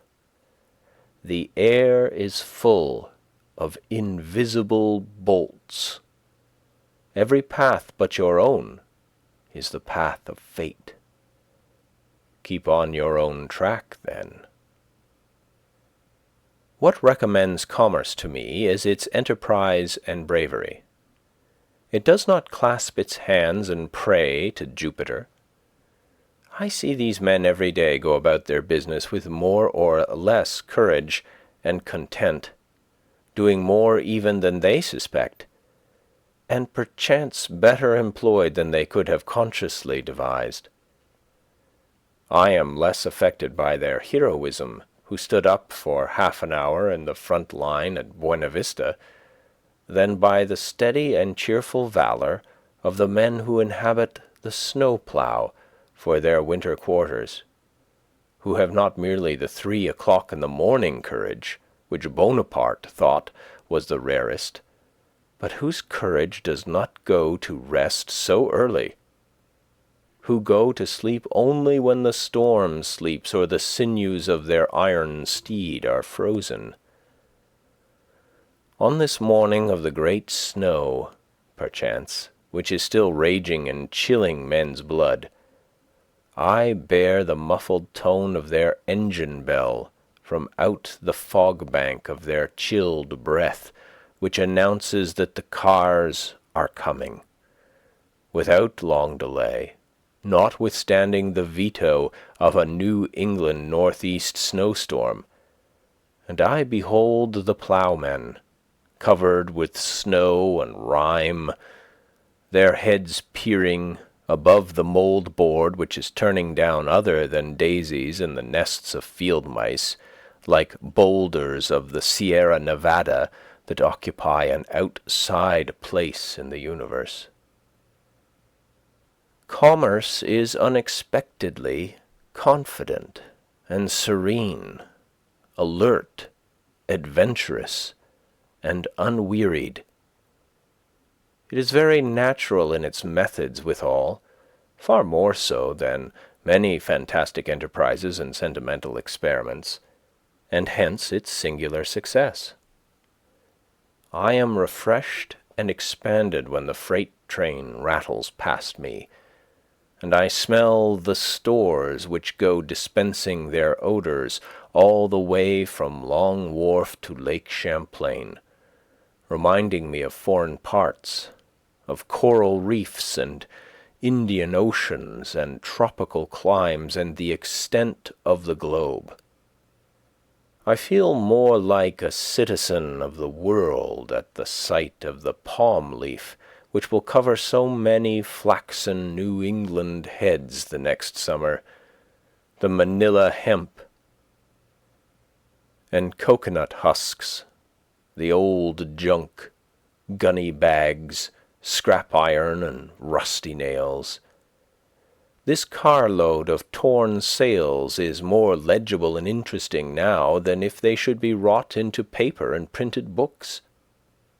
Who can write so graphically the history of the storms they have weathered as these rents have done? They are proof sheets which need no correction. Here goes lumber from the Maine woods, which did not go out to sea in the last freshet, risen $4 on the 1,000 because of what did go out or was split up. Pine, spruce, cedar, first, second, third, and fourth qualities, so lately all of one quality, to wave over the bear and moose and caribou. Next rolls Thomaston lime, a prime lot, which will get far among the hills before it gets slacked. These rags and bales of all hues and qualities, the lowest condition to which cotton and linen descend, the final result of dress, of patterns which are now no longer cried up, unless it be in Milwaukee, as those splendid articles, English, French, or American prints, ginghams, muslins, etc., gathered from all quarters, both of fashion and poverty, going to become paper of one colour, or a few shades only, on which, forsooth, will be written tales of real life, high and low, and founded on fact. This closed car smells of salt fish, the strong New England and commercial scent, reminding me of the Grand Banks and the fisheries. Who has not seen a salt fish thoroughly cured for this world, so that nothing can spoil it, and putting the perseverance of the saints to blush, with which you may sweep or pave the streets and split your kindlings, and the teamster shelter himself and his lading against sun, wind, and rain behind it, and the trader, as a Concord trader once did, hang it up by his door for a sign when he commences business, until at last his oldest customer cannot tell surely whether it be animal, vegetable, or mineral, and yet it shall be as pure as a snowflake, and if it be but put into a pot and boiled, will come out an excellent dun fish for a Saturday's dinner. Next, Spanish hides, with the tails still preserving their twist and the angle of elevation they had when the oxen that wore them were careering over the pampas of the Spanish Main, a type of all obstinacy, and evincing how almost hopeless and incurable are all constitutional vices. I confess that, practically speaking, when I have learned a man's real disposition, I have no hopes of changing it for the better or worse in this state of existence. As the Orientals say, a cur's tail may be warmed and pressed and bound round with ligatures, and after a 12 years' labour bestowed upon it, still it will retain its natural form. The only effectual cure for such inveteracies as these tales exhibit is to make glue of them, which I believe is what is usually done with them, and then they will stay put and stick. Here is a hogshead of molasses or of brandy directed to John Smith, Cuttingsville, Vermont, some trader among the Green Mountains, who imports for the farmers near his clearing, and now perchance stands over his bulkhead and thinks of the last arrivals on the coast, how they may affect the price for him, telling his customers this moment, as he has told them 20 times before this morning, that he expects some by the next train of prime quality. It is advertised in the Cuttingsville Times. While these things go up, other things come down.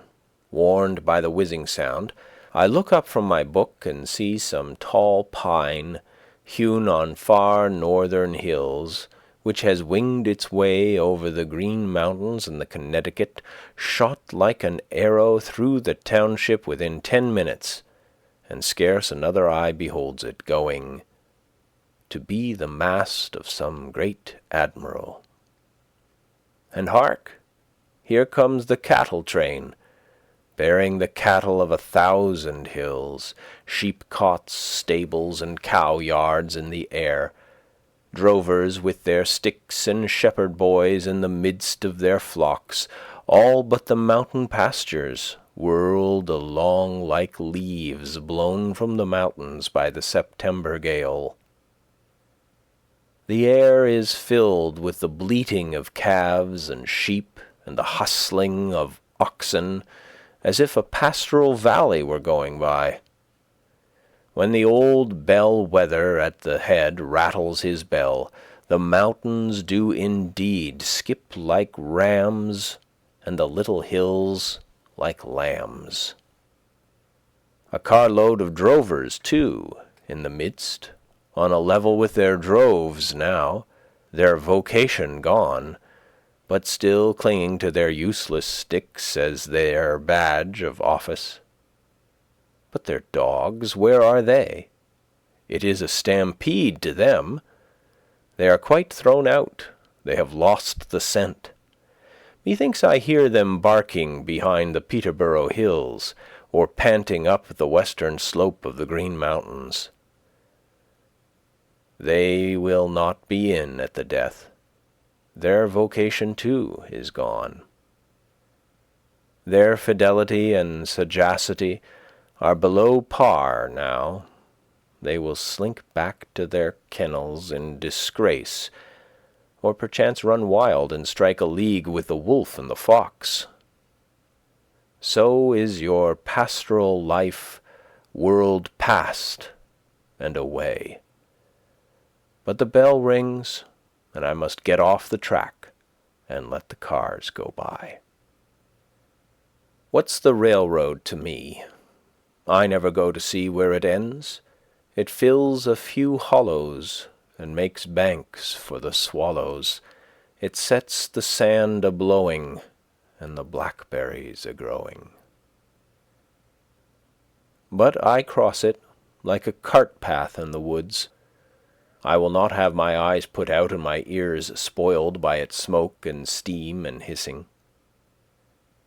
Now that the cars are gone by and all the restless world with them, and the fishes in the pond no longer feel their rumbling, I am more alone than ever. For the rest of the long afternoon, perhaps, my meditations are interrupted only by the faint rattle of a carriage or team along the distant highway. Sometimes, on Sundays, I heard the bells, the Lincoln, Acton, Bedford, or Concord bell, when the wind was favorable. A faint, sweet, and, as it were, natural melody, worth importing into the wilderness.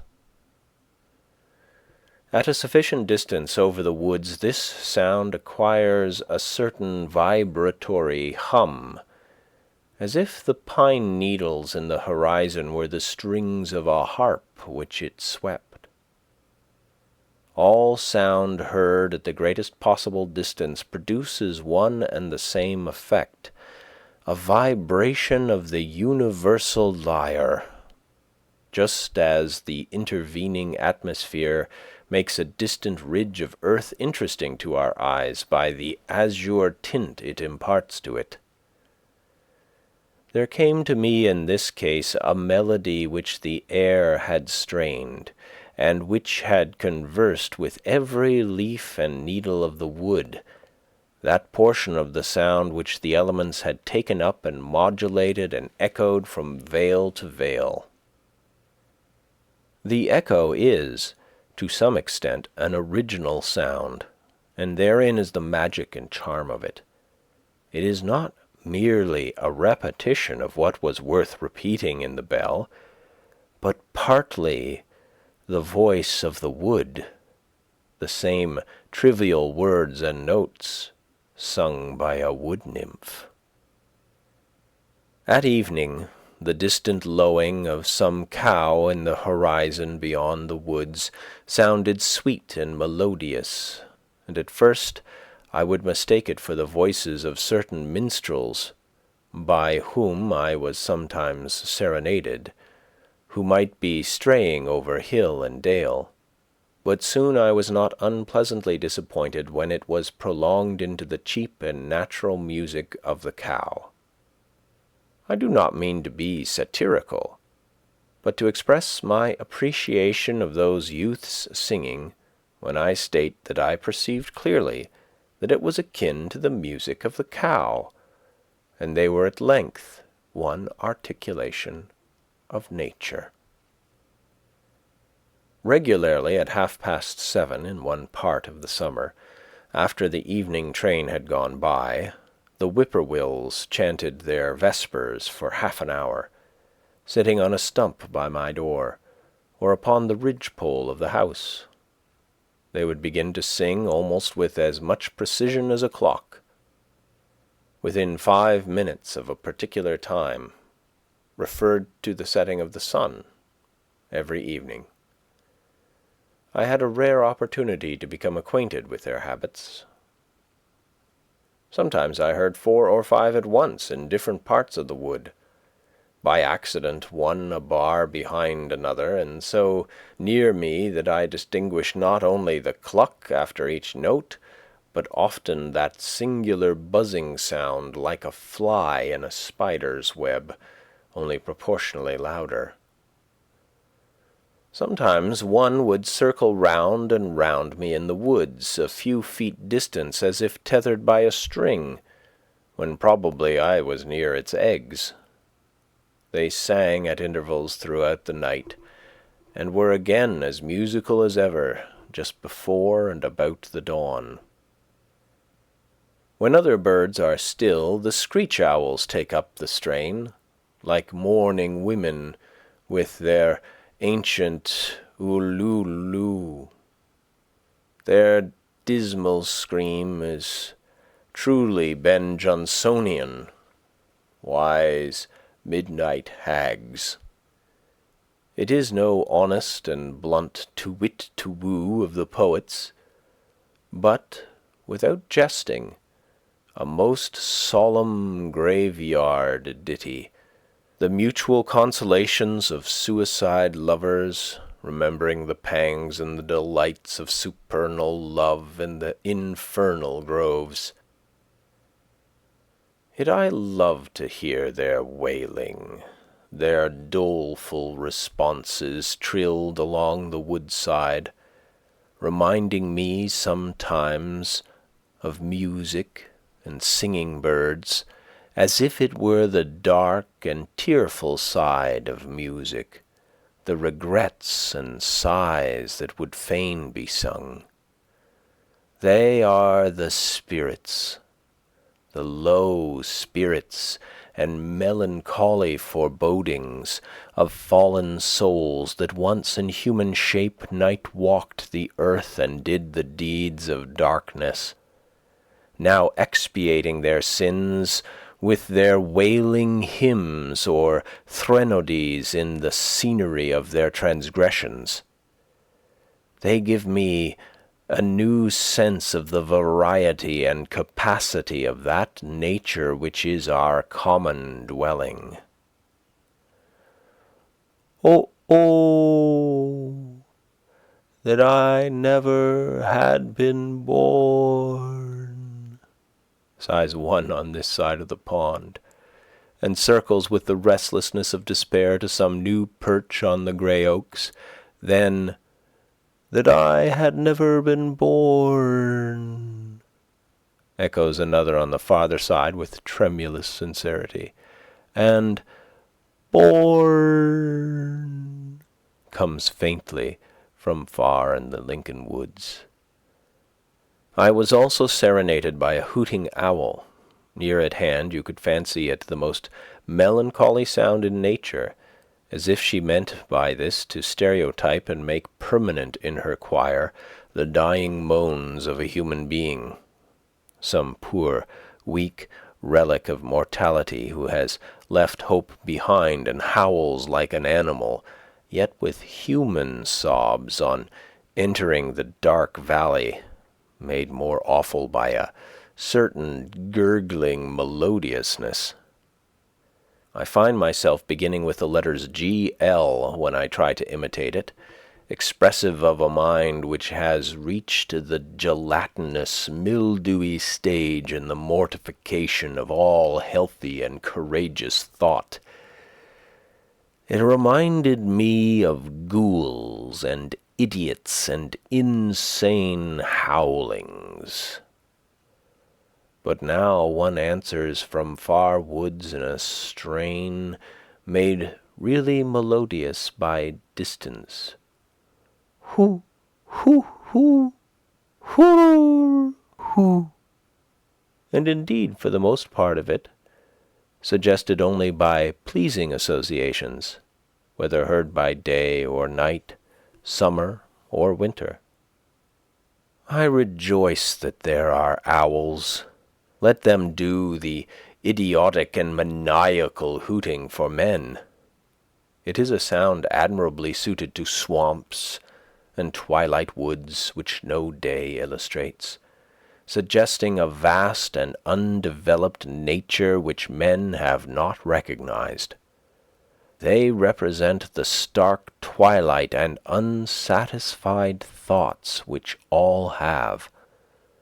All day the sun has shone on the surface of some savage swamp where the single spruce stands hung with usnea lichens, and small hawks circulate above, and the chickadee lisps amid the evergreens, and the partridge and rabbit skulk beneath. But now a more dismal and fitting day dawns, and a different race of creatures awakes to express the meaning of nature there.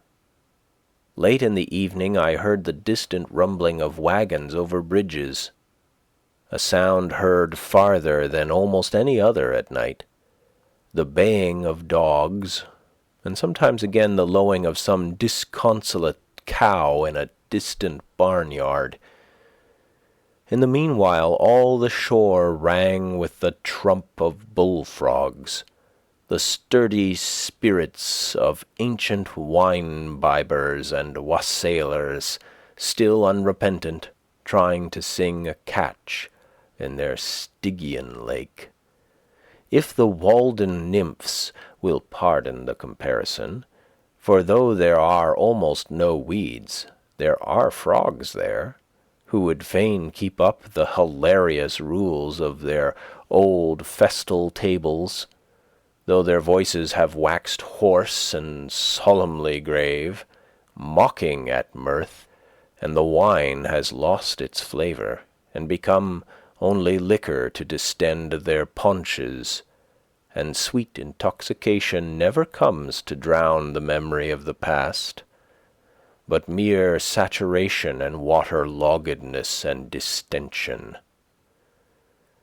The almost aldermanic, with his chin upon a heart-leaf which serves for a napkin to his drooling chaps, under this northern shore quaffs a deep draught of the once scorned water, and passes round the cup with ejaculation, "Tronk, tronk, tronk," and straightway comes over the water from some distant cove the same password repeated, where the next in seniority and girth has gulped down to his mark, and when this observance has made the circuit of the shores, there ejaculates the master of ceremonies with satisfaction, "Tronk,"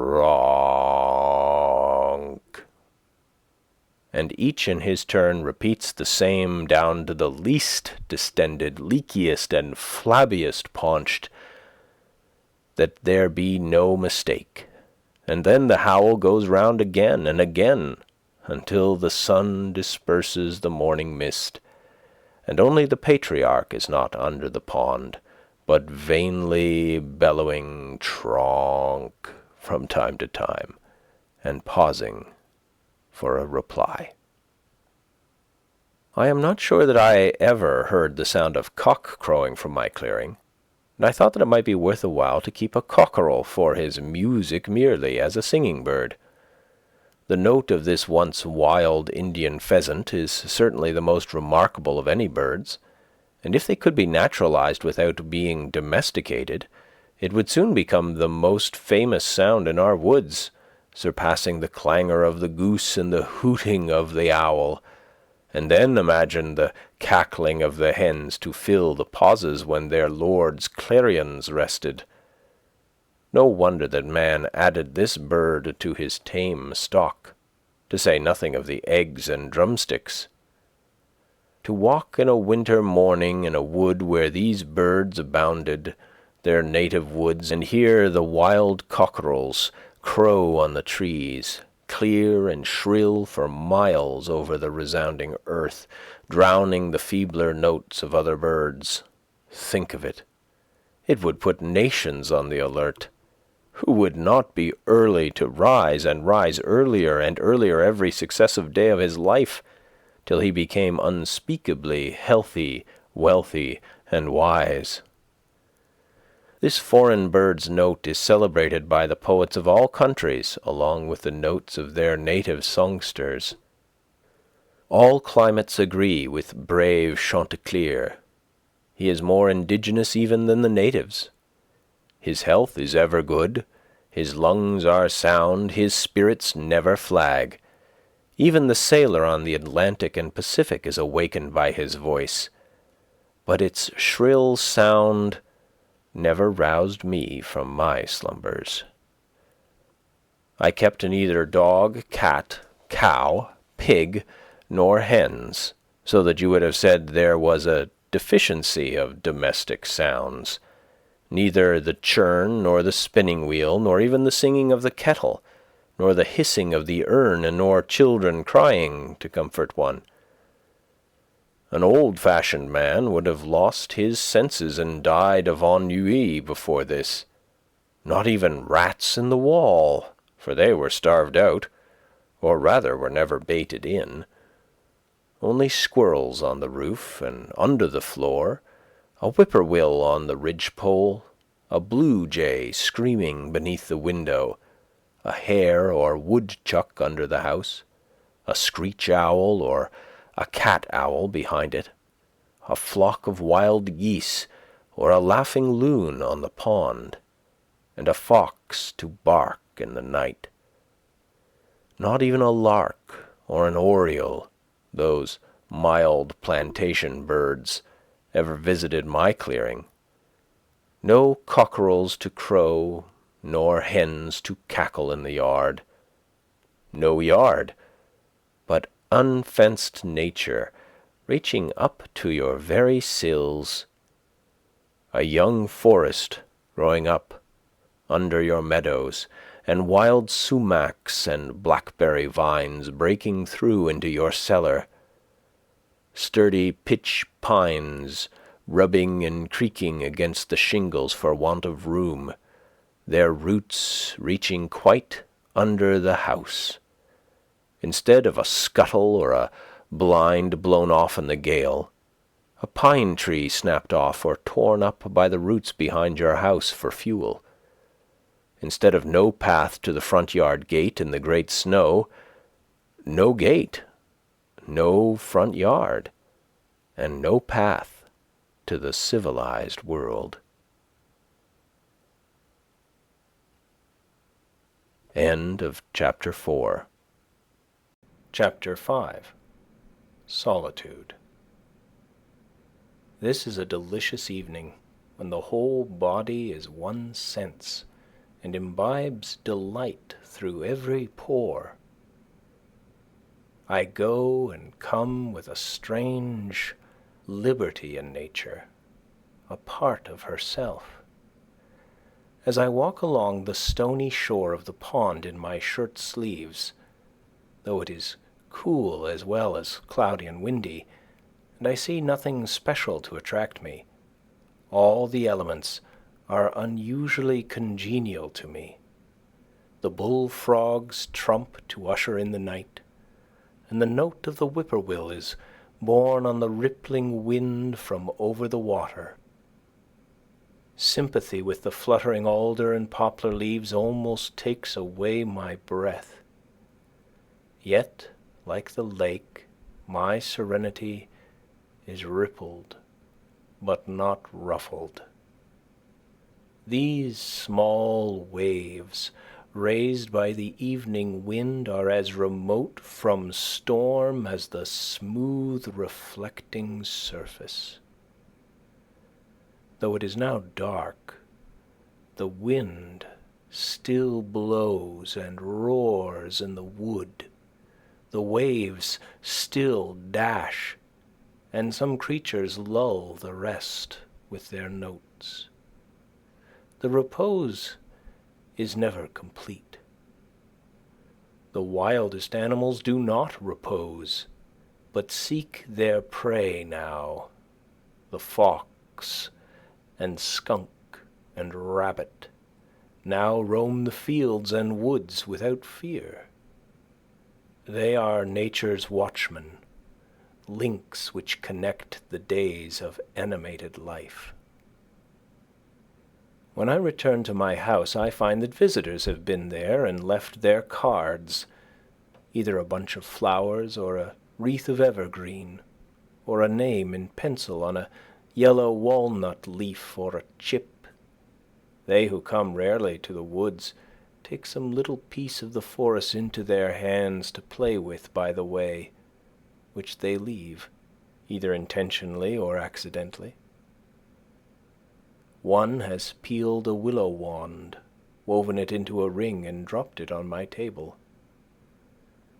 I could always tell if visitors had called in my absence, either by the bended twigs or grass or the print of their shoes, and generally of what sex or age or quality they were by some slight trace left, as a flower dropped or a bunch of grass plucked and then thrown away, even as far off as the railroad, half a mile distant, or by the lingering odor of a cigar or pipe.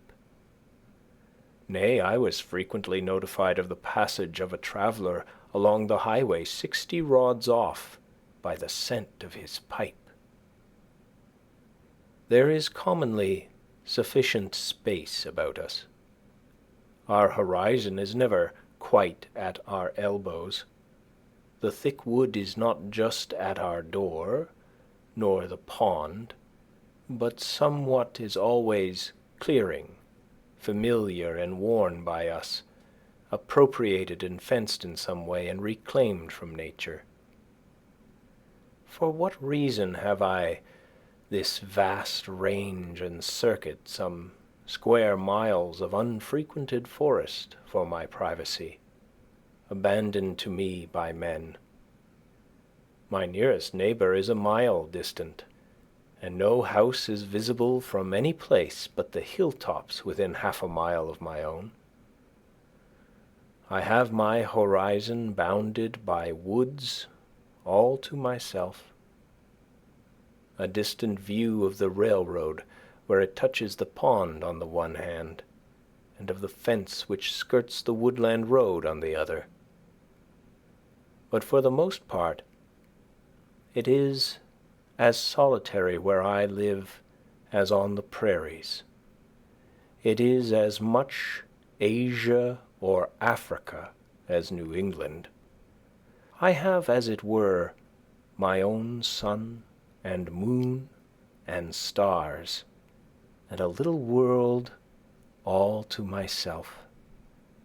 At night there was never a traveller passed my house or knocked at my door, more than if I were the first or last man, unless it were in the spring, when at long intervals some came from the village to fish for pouts. They plainly fished much more in the Walden Pond of their own natures, and baited their hooks with darkness. But they soon retreated, usually with light baskets, and left the world to darkness and to me. And the black kernel of the night was never profaned by any human neighborhood. I believe that men are generally still a little afraid of the dark, though the witches are all hung and Christianity and candles have been introduced. Yet I experienced sometimes that the most sweet and tender, the most innocent and encouraging society may be found in any natural object, even for the poor misanthrope and most melancholy man. There can be no very black melancholy to him who lives in the midst of nature and has his senses still.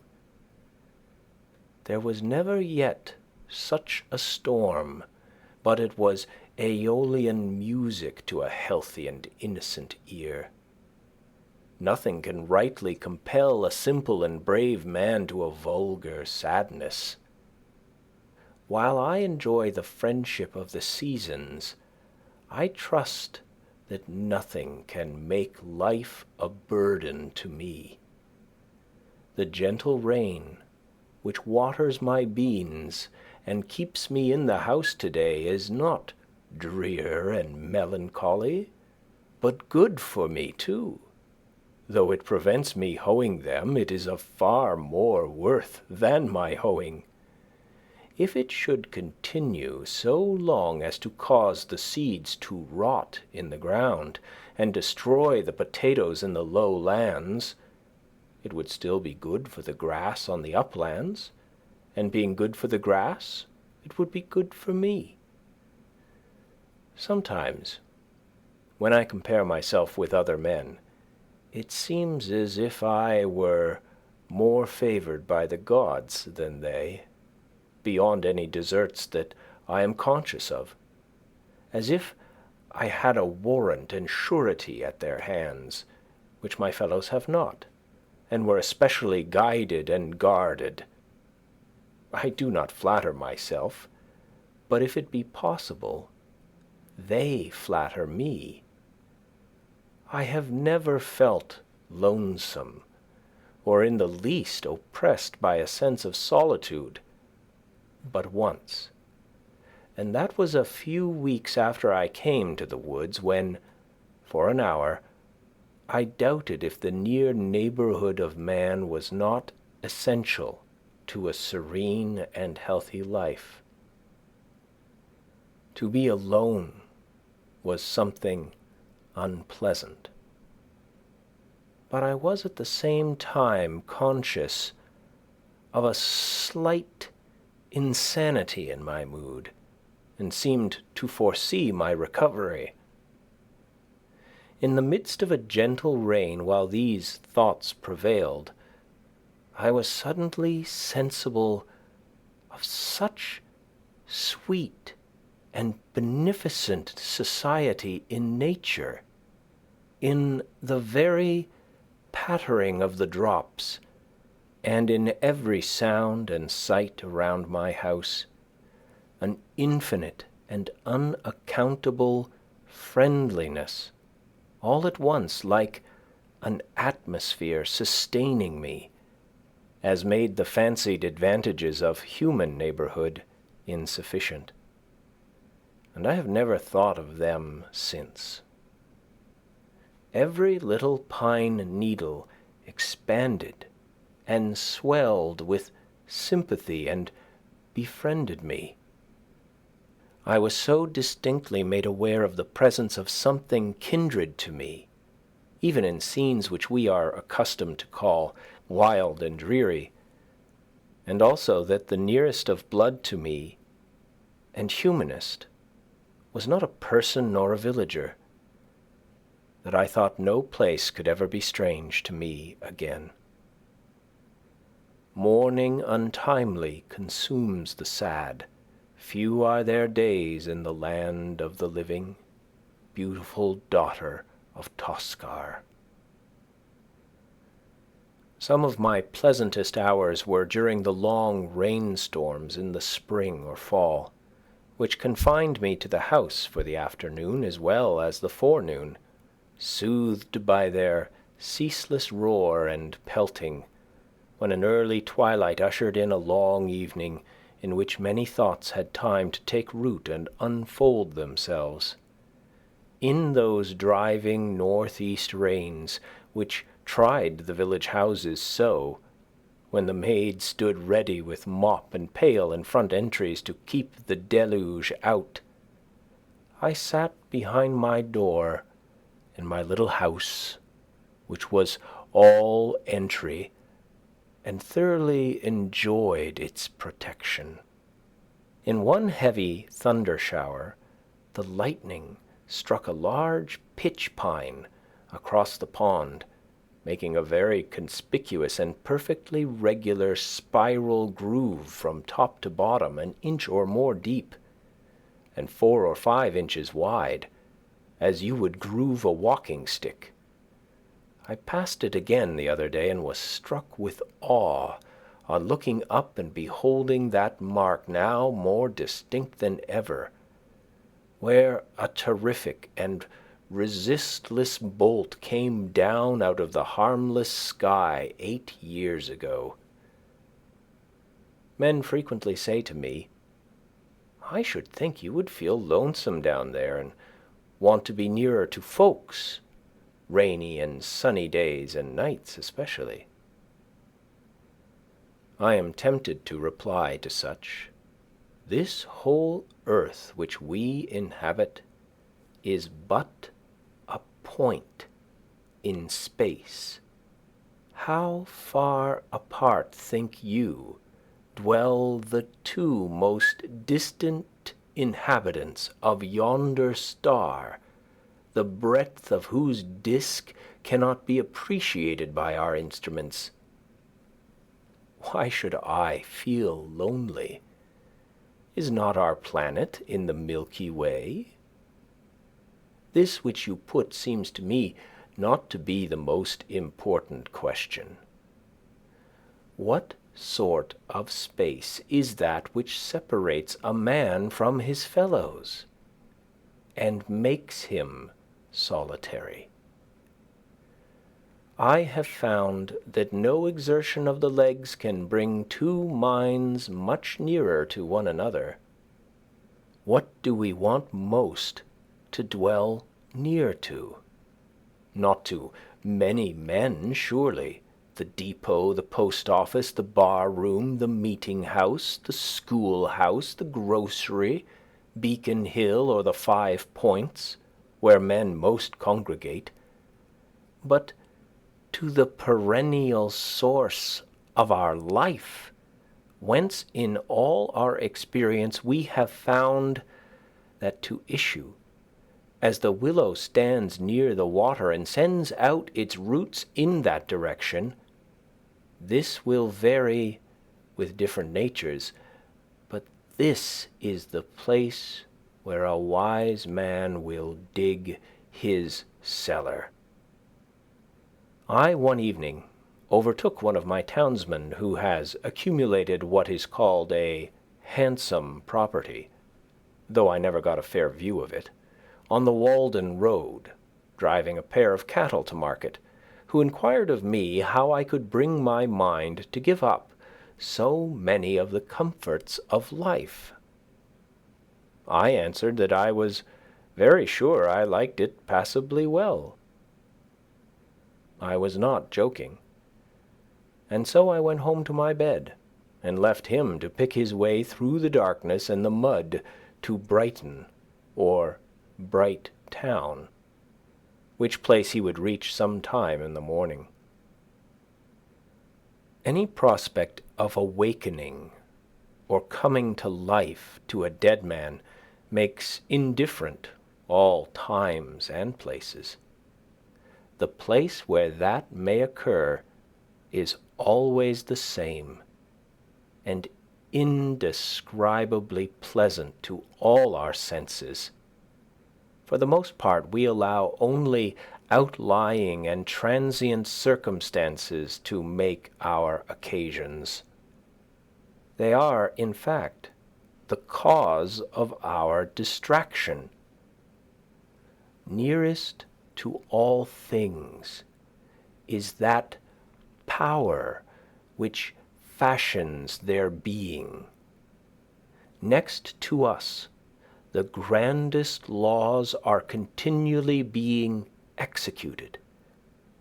Next to us is not the workman whom we have hired, with whom we love so well to talk, but the workman whose work we are. How vast and profound is the influence of the subtle powers of heaven and of earth. We seek to perceive them, and we do not see them. We seek to hear them, and we do not hear them. Identified with the substance of things, they cannot be separated from them. They cause that in all the universe men purify and sanctify their hearts, and clothe themselves in their holiday garments to offer sacrifices and oblations to their ancestors. It is an ocean of subtle intelligences. They are everywhere, above us, on our left, on our right. They environ us on all sides. We are the subjects of an experiment which is not a little interesting to me. Can we not do without the society of our gossips a little while under these circumstances? Have our own thoughts to cheer us? Confucius says truly, "Virtue does not remain as an abandoned orphan. It must of necessity have neighbors." With thinking, we may be beside ourselves in a sane sense. By a conscious effort of the mind, we can stand aloof from actions and their consequences, and all things, good and bad, go by us like a torrent. We are not wholly involved in nature. I may be either the driftwood in the stream, or Indra in the sky looking down on it. I may be affected by a theatrical exhibition. On the other hand, I may not be affected by an actual event which appears to concern me much more. I only know myself as a human entity, the scene, so to speak, of thoughts and affections, and am sensible of a certain doubleness by which I can stand as remote from myself as from another. However intense my experience, I am conscious of the presence and criticism of a part of me, which, as it were, is not a part of me, but spectator, sharing no experience, but taking note of it. And that is no more I than it is you. When the play, it may be the tragedy, of life is over, the spectator goes his way. It was a kind of fiction, a work of the imagination only, so far as he was concerned. This doubleness may easily make us poor neighbors and friends sometimes. I find it wholesome to be alone the greater part of the time. To be in company, even with the best, is soon wearisome and dissipating. I love to be alone. I never found the companion that was so companionable as solitude. We are for the most part more lonely when we go abroad among men than when we stay in our own chambers. A man thinking or working is always alone, let him be where he will. Solitude is not measured by the miles of space that intervene between a man and his fellows. The really diligent student in one of the crowded hives of Cambridge College is as solitary as a dervish in the desert.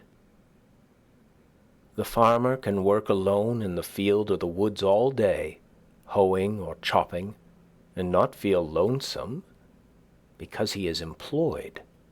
But when he comes home at night, he cannot sit down in a room alone at the mercy of his thoughts, but must be where he can see the folks and recreate and, as he thinks, remunerate himself for his day's solitude. And hence he wonders how the student can sit alone in the house all night and most of the day without ennui and the blues.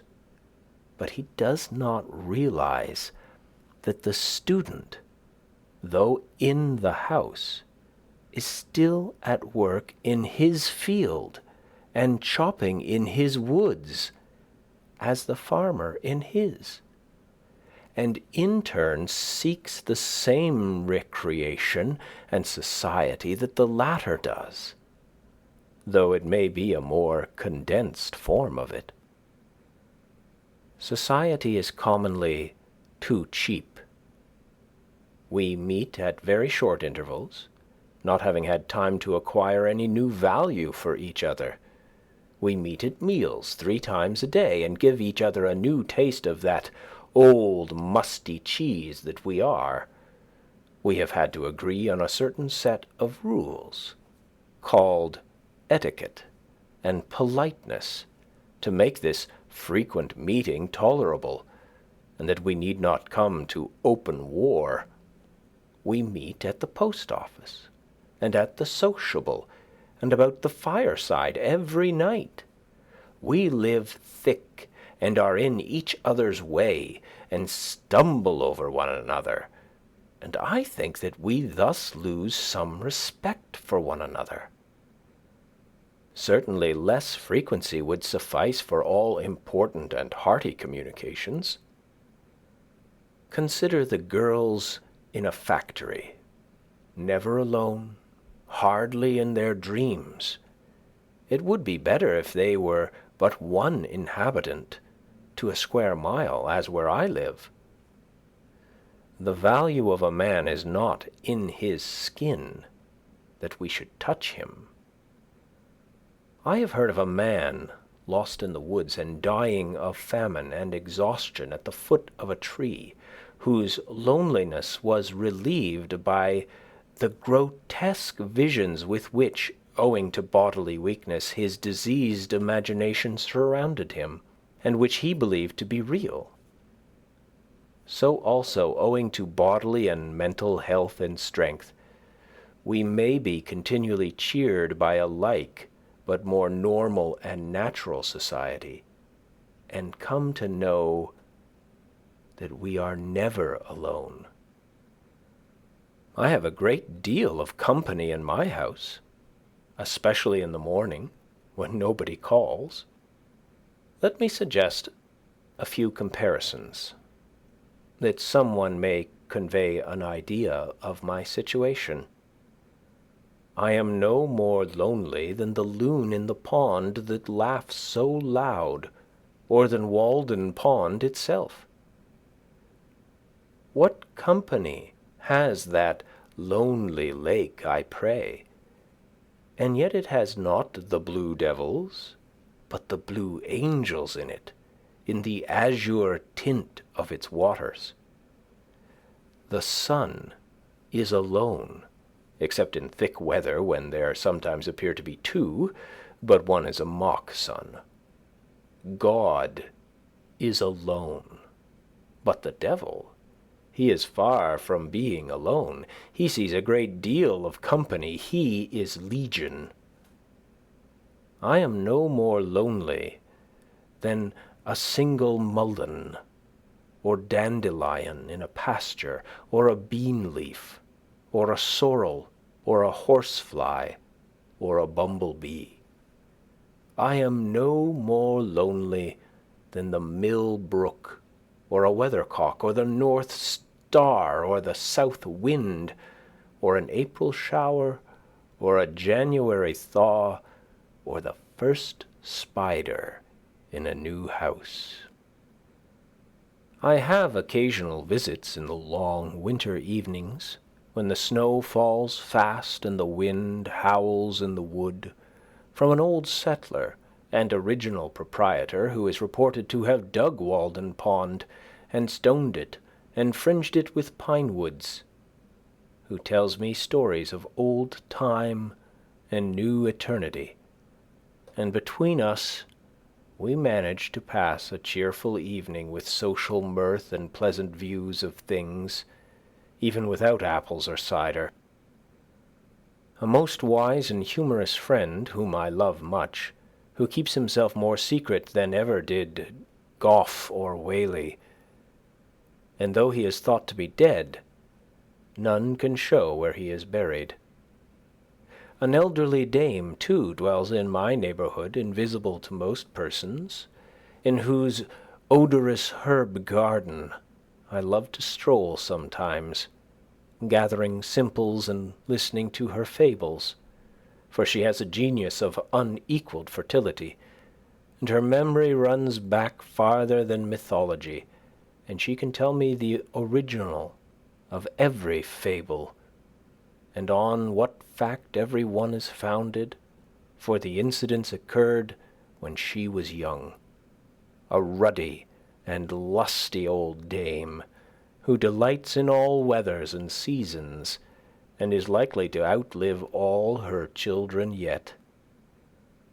The indescribable innocence and beneficence of nature, of sun and wind and rain, of summer and winter, such health, such cheer they afford forever, and such sympathy have they ever with our race, that all nature would be affected, and the sun's brightness fade, and the winds would sigh humanely, and the clouds rain tears, and the woods shed their leaves, and put on mourning in midsummer, if any man should ever for a just cause grieve.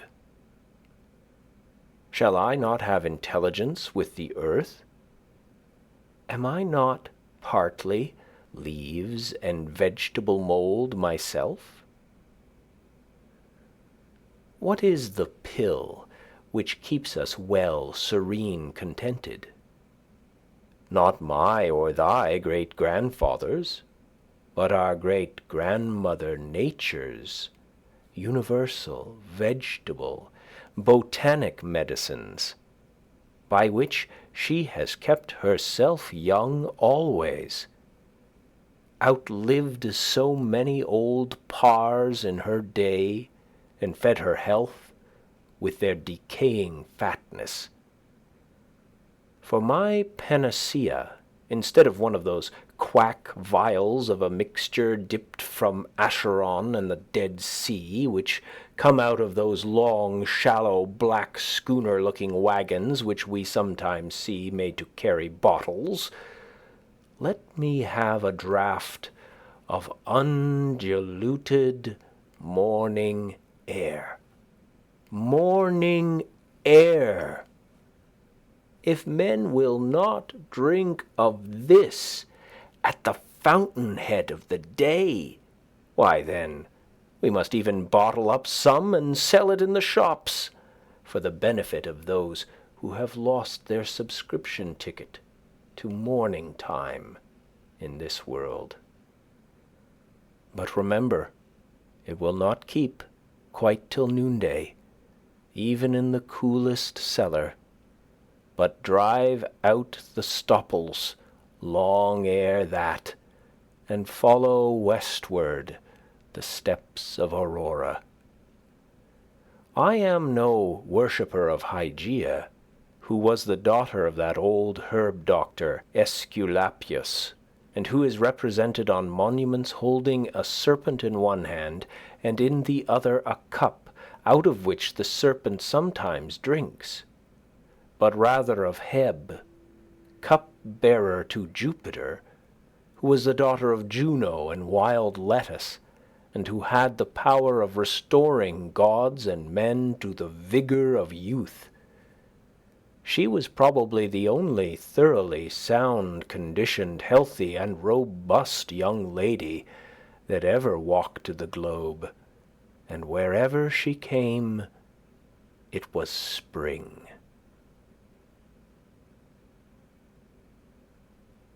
End of Chapter 5. Chapter 6. Visitors. I think that I love society as much as most, and am ready enough to fasten myself like a bloodsucker for the time to any full-blooded man that comes in my way. I am naturally no hermit, but might possibly sit out the sturdiest frequenter of the bar-room, if my business called me thither. I had 3 chairs in my house, 1 for solitude, 2 for friendship, 3 for society. When visitors came in larger and unexpected numbers, there was but the 3rd chair for them all, but they generally economized the room by standing up. It is surprising how many great men and women a small house will contain. I have had 25 or 30 souls, with their bodies at once under my roof, and yet we often parted without being aware that we had come very near to one another. Many of our houses, both public and private, with their almost innumerable apartments, their huge halls, and their cellars for the storage of wines and other munitions of peace, appear to be extravagantly large for their inhabitants. They are so vast and magnificent that the latter seem to be only vermin which infest them.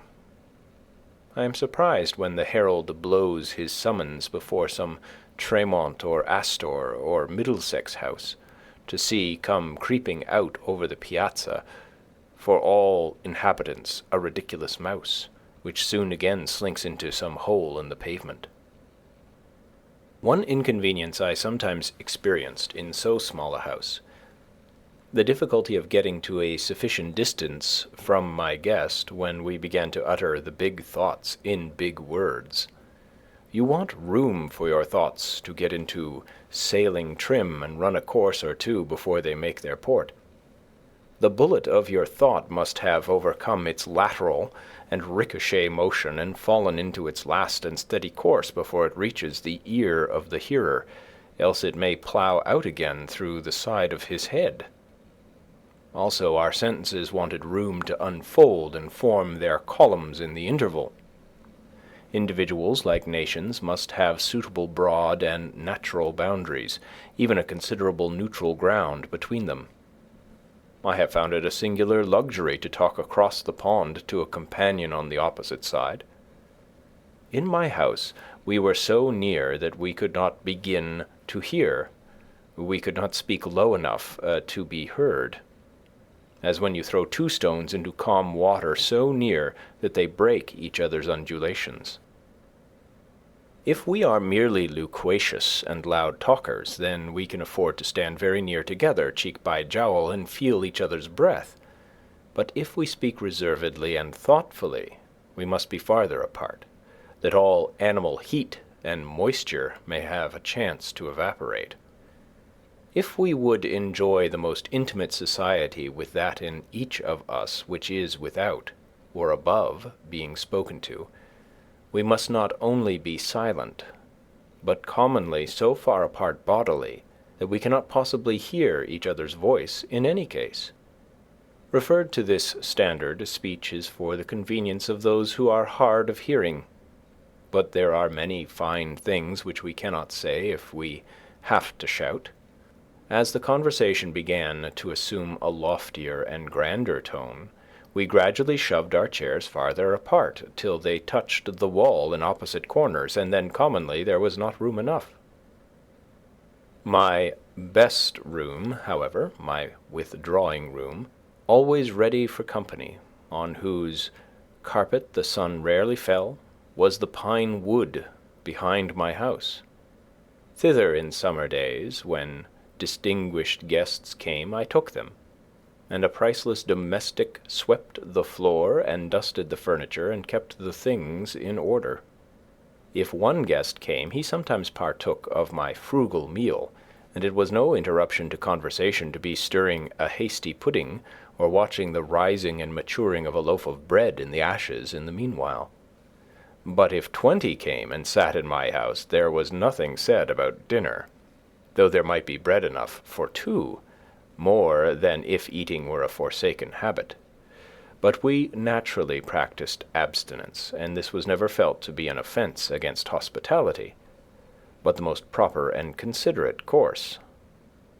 The waste and decay of physical life, which so often needs repair, seemed miraculously retarded in such a case, and the vital vigor stood its ground.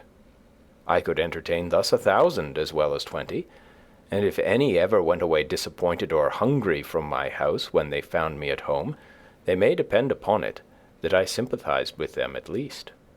So easy is it, though many housekeepers doubt it, to establish new and better customs in the place of the old. You need not rest your reputation on the dinners you give.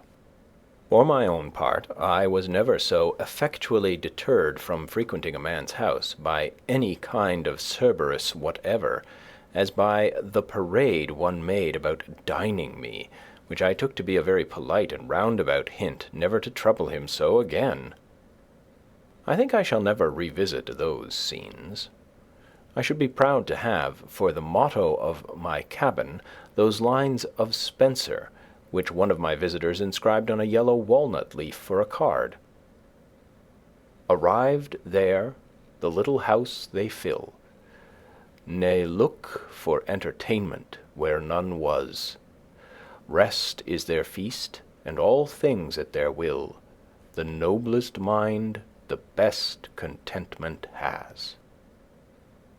When Winslow, afterward governor of the Plymouth colony, went with a companion on a visit of ceremony to Massasoit on foot through the woods, and arrived tired and hungry at his lodge, they were well received by the king, but nothing was said about eating that day. When the night arrived, to quote their own words, "He laid us on the bed with himself and his wife, they at the one end and we at the other, it being only planks, laid a foot from the ground and a thin mat upon them. 2 more of his chief men, for want of room, pressed by and upon us, so that we were worse weary of our lodging than of our journey. At 1 o'clock the next day, Massasoit brought 2 fishes that he had shot, about thrice as big as a bream. These being boiled, there were at least 40 looked for a share in them. The most eat of them. This meal only we had in 2 nights and a day, and had not one of us brought a partridge, we had taken our journey fasting. Fearing that they would be light-headed for want of food and also sleep, owing to the savages' barbarous singing, for they used to sing themselves to sleep, and that they might get home while they had strength to travel, they departed. As for lodging, it is true they were but poorly entertained, though what they found an inconvenience was no doubt intended for an honor. But as far as eating was concerned, I do not see how the Indians could have done better. They had nothing to eat themselves, and they were wiser than to think that apologies could supply the place of food to their guests. So they drew their belts tighter and said nothing about it. Another time, when Winslow visited them, it being a season of plenty with them, there was no deficiency in this respect. As for men, they will hardly fail one anywhere. I had more visitors while I lived in the woods than at any other period in my life. I mean that I had some. I met several there under more favorable circumstances than I could anywhere else. But fewer came to see me on trivial business. In this respect, my company was winnowed by my mere distance from town. I had withdrawn so far within the great ocean of solitude, into which the rivers of society empty, that for the most part, so far as my needs were concerned, only the finest sediment was deposited around me. Beside, there were wafted to me evidences of unexplored and uncultivated continents on the other side. Who should come to my lodge this morning but a true Homeric or Paphlagonian man? He had so suitable and poetic a name that I am sorry I cannot print it here.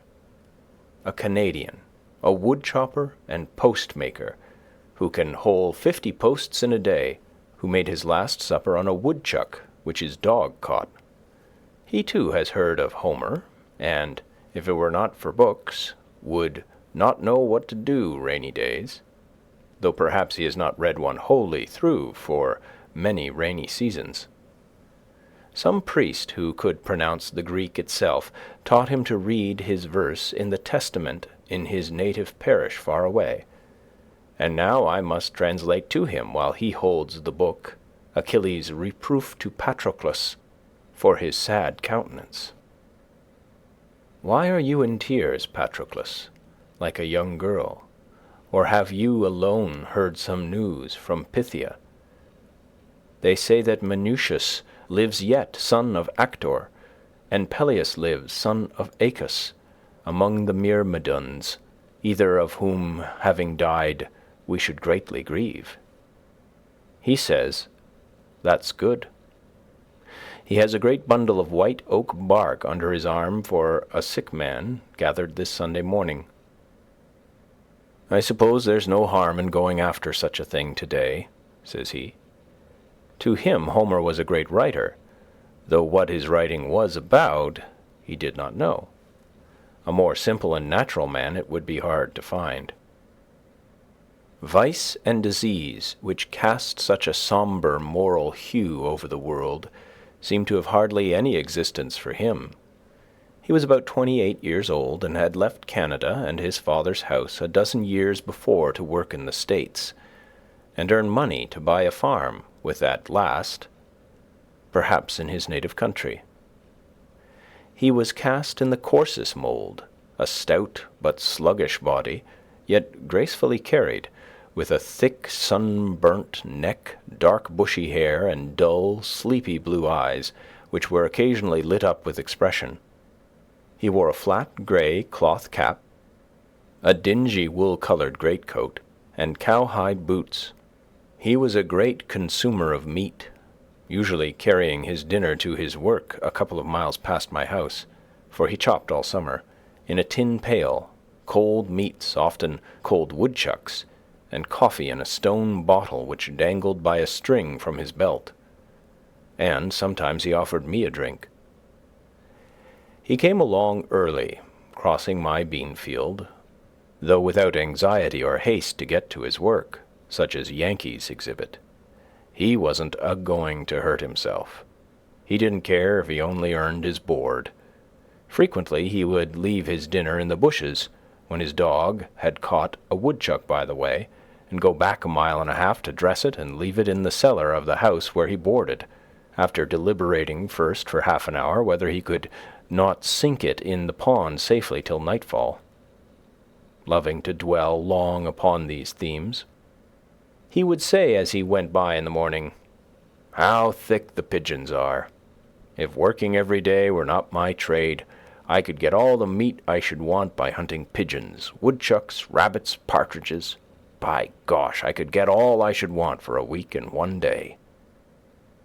He was a skillful chopper, and indulged in some flourishes and ornaments in his art. He cut his trees level and close to the ground, that the sprouts which came up afterward might be more vigorous, and a sled might slide over the stumps, and instead of leaving a whole tree to support his corded wood, he would pare it away to a slender stake or splinter, which you could break off with your hand at last. He interested me because he was so quiet and solitary and so happy withal, a well of good humour and contentment, which overflowed at his eyes. His mirth was without alloy, sometimes I saw him at his work in the woods, felling trees, and he would greet me with a laugh of inexpressible satisfaction and a salutation in Canadian French, though he spoke English as well. When I approached him, he would suspend his work, and with half-suppressed mirth lie along the trunk of a pine which he had felled, and peeling off the inner bark, roll it up into a ball, and chew it while he laughed and talked. Such an exuberance of animal spirits had he, that he sometimes tumbled down and rolled on the ground with laughter at anything which made him think and tickled him. Looking round upon the trees, he would exclaim, "By George, I can enjoy myself well enough here chopping.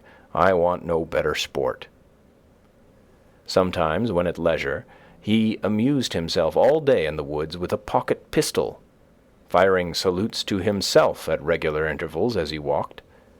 In the winter he had a fire by which at noon he warmed his coffee in a kettle, and as he sat on a log to eat his dinner, the chickadees would sometimes come round and alight on his arm and peck at the potato in his fingers, and he said that he liked to have the little fellers about him. In him the animal man chiefly was developed. In physical endurance and contentment he was cousin to the pine and the rock. I asked him once if he was not sometimes tired at night, after working all day, and he answered with a sincere and serious look, "Gor a pit, I never was tired in my life." But the intellectual and what is called spiritual man in him were slumbering, as in an infant. He had been instructed only in that innocent and ineffectual way in which the Catholic priests teach the aborigines, by which the pupil is never educated to the degree of consciousness, but only to the degree of trust and reverence, and a child is not made a man, but kept a child. When nature made him, she gave him a strong body, and contentment for his portion, and propped him on every side with reverence and reliance, that he might live out his 80 years and 10, a child. He was so genuine and unsophisticated that no introduction would serve to introduce him, more than if you introduced a woodchuck to your neighbor. He had got to find him out as you did. He would not play any part. Men paid him wages for work, and so helped to feed and clothe him, but he never exchanged opinions with them. He was so simply and naturally humble, if he can be called humble who never aspires, that humility was no distinct quality in him, nor could he conceive of it. Wiser men were demigods to him. If you told him that such a one was coming, he did as if he thought that anything so grand would expect nothing of himself, but take all the responsibility on itself, and let him be forgotten still. He never heard the sound of praise. He particularly reverenced the writer and the preacher. Their performances were miracles. When I told him that I wrote considerably, he thought for a long time that it was merely the handwriting which I meant, for he could write a remarkably good hand himself.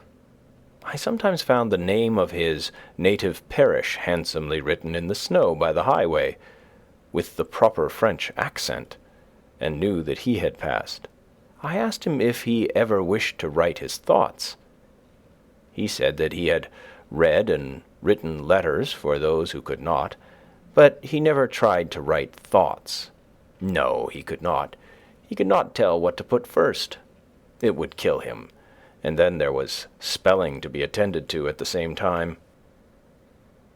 I heard that a distinguished wise man and reformer asked him if he did not want the world to be changed, but he answered with a chuckle of surprise in his Canadian accent, not knowing that the question had ever been entertained before.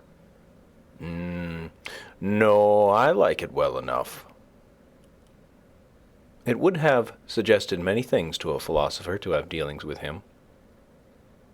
To a stranger he appeared to know nothing of things in general, yet I sometimes saw in him a man whom I had not seen before, and I did not know whether he was as wise as Shakespeare or as simply ignorant as a child, whether to suspect him of a fine poetic consciousness or of stupidity. A townsman told me that when he met him sauntering through the village in his small, close-fitting cap and whistling to himself, he reminded him of a prince in disguise. His only books were an almanac and an arithmetic, in which last he was considerably expert. The former was a sort of cyclopedia to him, which he supposed to contain an abstract of human knowledge, as indeed it does to a considerable extent. I loved to sound him on the various reforms of the day, and he never failed to look at them in the most simple and practical light. He had never heard of such things before. Could he do without factories, I asked. He had worn the home-made Vermont grey, he said, and that was good. Could he dispense with tea and coffee? Does this country afford any beverage beside water? He had soaked hemlock leaves in water and drank it, and thought that was better than water in warm weather. When I asked him if he could do without money, he showed the convenience of money in such a way as to suggest and coincide with the most philosophical accounts of the origin of this institution, and the very derivation of the word pecunia. If an ox were his property, and he wished to get needles and thread at the store, he thought it would be inconvenient and impossible soon to go on mortgaging some portion of the creature each time to that amount. He could defend many institutions better than any philosopher, because in describing them as they concerned him, he gave the true reason for their prevalence, and speculation had not suggested to him any other. At another time, hearing Plato's definition of a man, a biped without feathers, and that one exhibited a cock plucked and called it Plato's man, he thought it an important difference that the knees bent the wrong way. He would sometimes exclaim, "How I love to talk! By George, I could talk all day!" I asked him once, when I had not seen him for many months, if he had got a new idea this summer. "Good Lord," said he, "a man that has to work as I do, if he does not forget the ideas he has had, he will do well. May be the man you hoe with is inclined to race. Then, by Gorry, your mind must be there. You think of weeds." He would sometimes ask me first on such occasions if I had made any improvement. One winter day I asked him if he was always satisfied with himself, wishing to suggest a substitute within him for the priest without, and some higher motive for living. "Satisfied," said he. "Some men are satisfied with one thing and some with another. One man, perhaps, if he has got enough, will be satisfied to sit all day with his back to the fire and his belly to the table. By George!"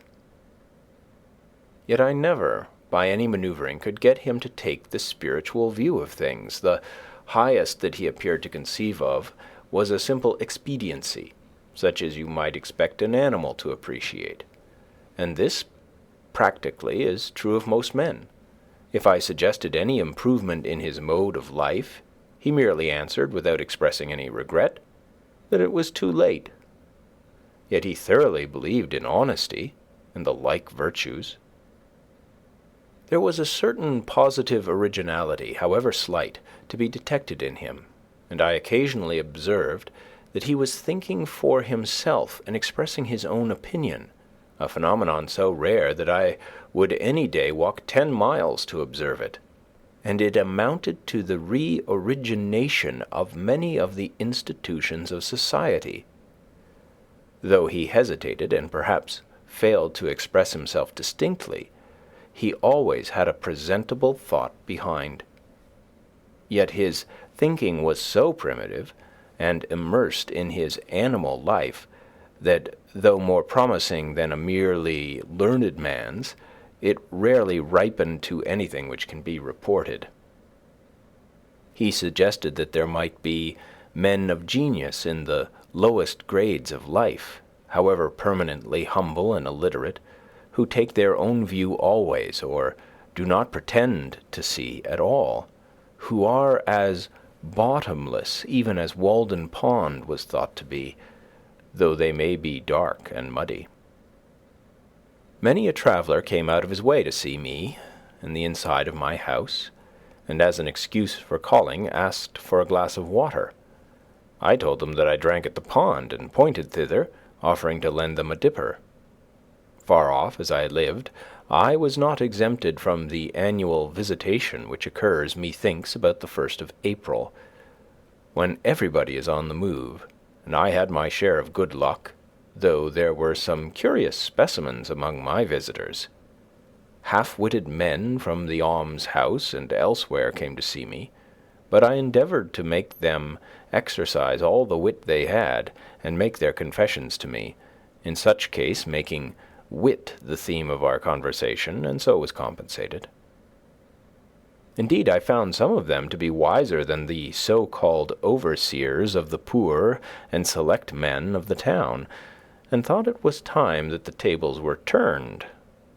With respect to wit, I learned that there was not much difference between the half and the whole.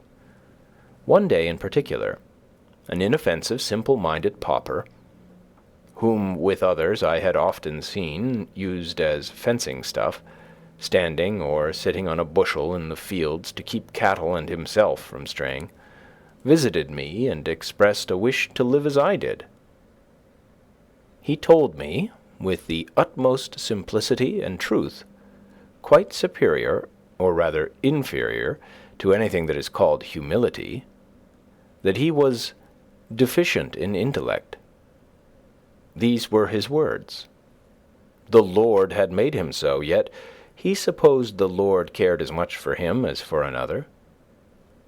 "I have always been so," said he, "from my childhood. I never had much mind. I was not like other children. I'm weak in the head. It was the Lord's will, I suppose." And there he was to prove the truth of his words. He was a metaphysical puzzle to me. I have rarely met a fellow man on such promising ground. It was so simple and sincere, and so true, all that he said, and true enough in proportion as he appeared to humble himself, was he exalted. I did not know at first, but it was the result of a wise policy. It seemed that from such a basis of truth and frankness as the poor weak-headed pauper had laid, our intercourse might go forward to something better than the intercourse of sages.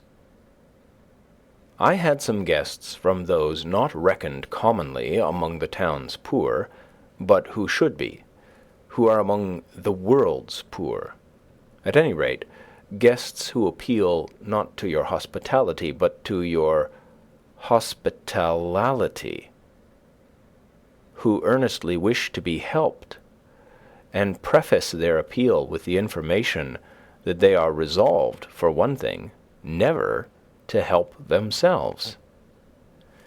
I require of a visitor that he be not actually starving, though he may have the very best appetite in the world, however he got it. Objects of charity are not guests. Men who did not know when their visit had terminated, though I went about my business again, answering them from greater and greater remoteness. Men of almost every degree of wit called on me in the migrating season. Some who had more wits than they knew what to do with, runaway slaves with plantation manners, who listened from time to time like the fox in the fable, as if they heard the hounds baying on their track, and looked at me beseechingly, as much as to say, "O Christian, will you send me back?" One real runaway slave, among the rest, whom I helped to forward toward the North Star, men of one idea, like a hen with one chicken, and that a duckling, men of 1,000 ideas, and unkempt heads, like those hens which are made to take charge of 100 chickens. all in pursuit of one bug, a score of them lost in every morning's dew, and become frizzled and mangy in consequence.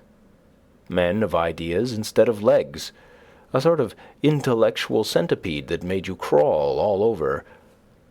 One man proposed a book in which visitors should write their names, as at the White Mountains, but, alas, I have too good a memory to make that necessary.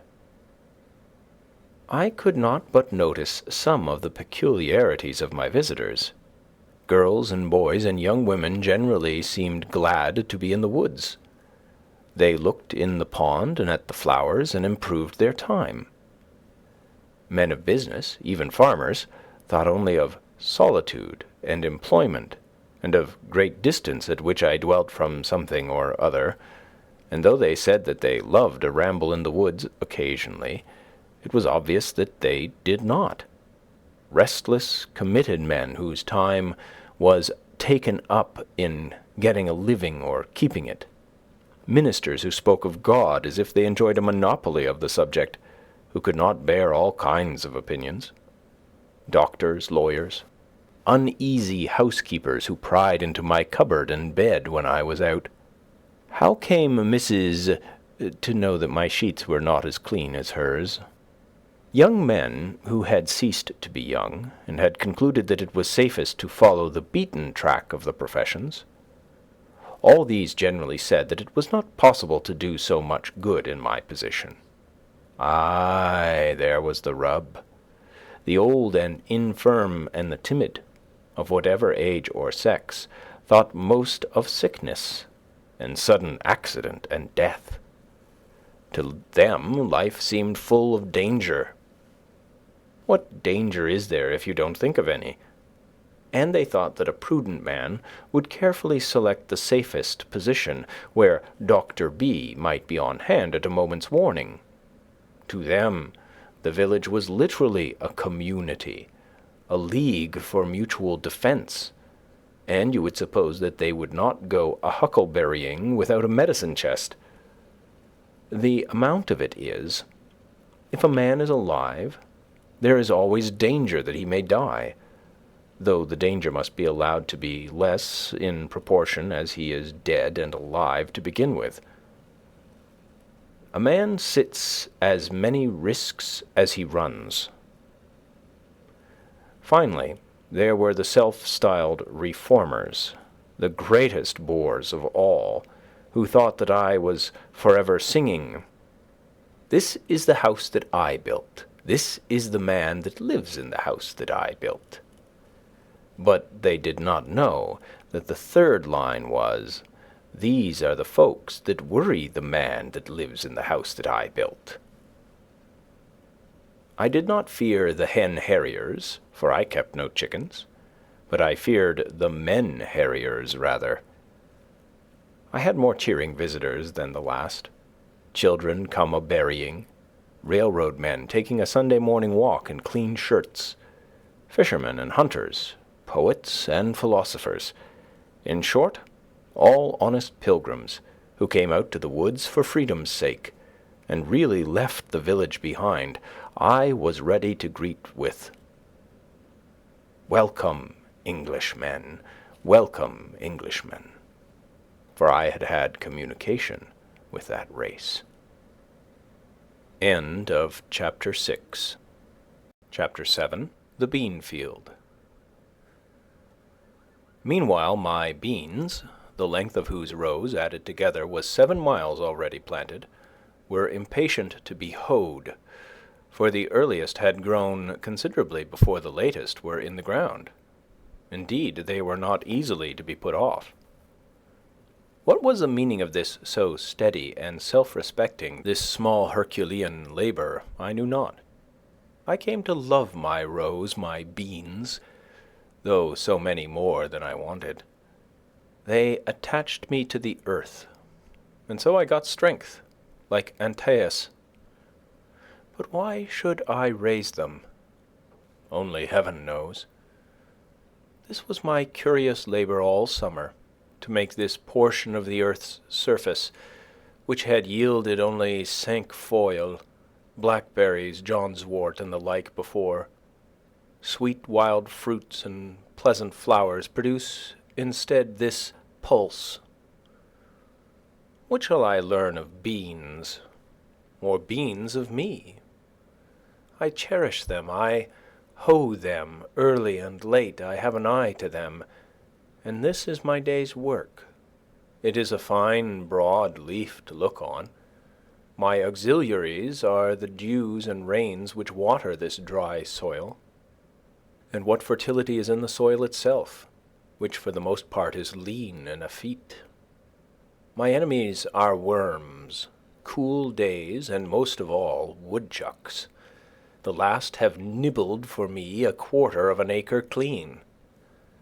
But what right had I to oust johnswort and the rest and break up their ancient herb garden?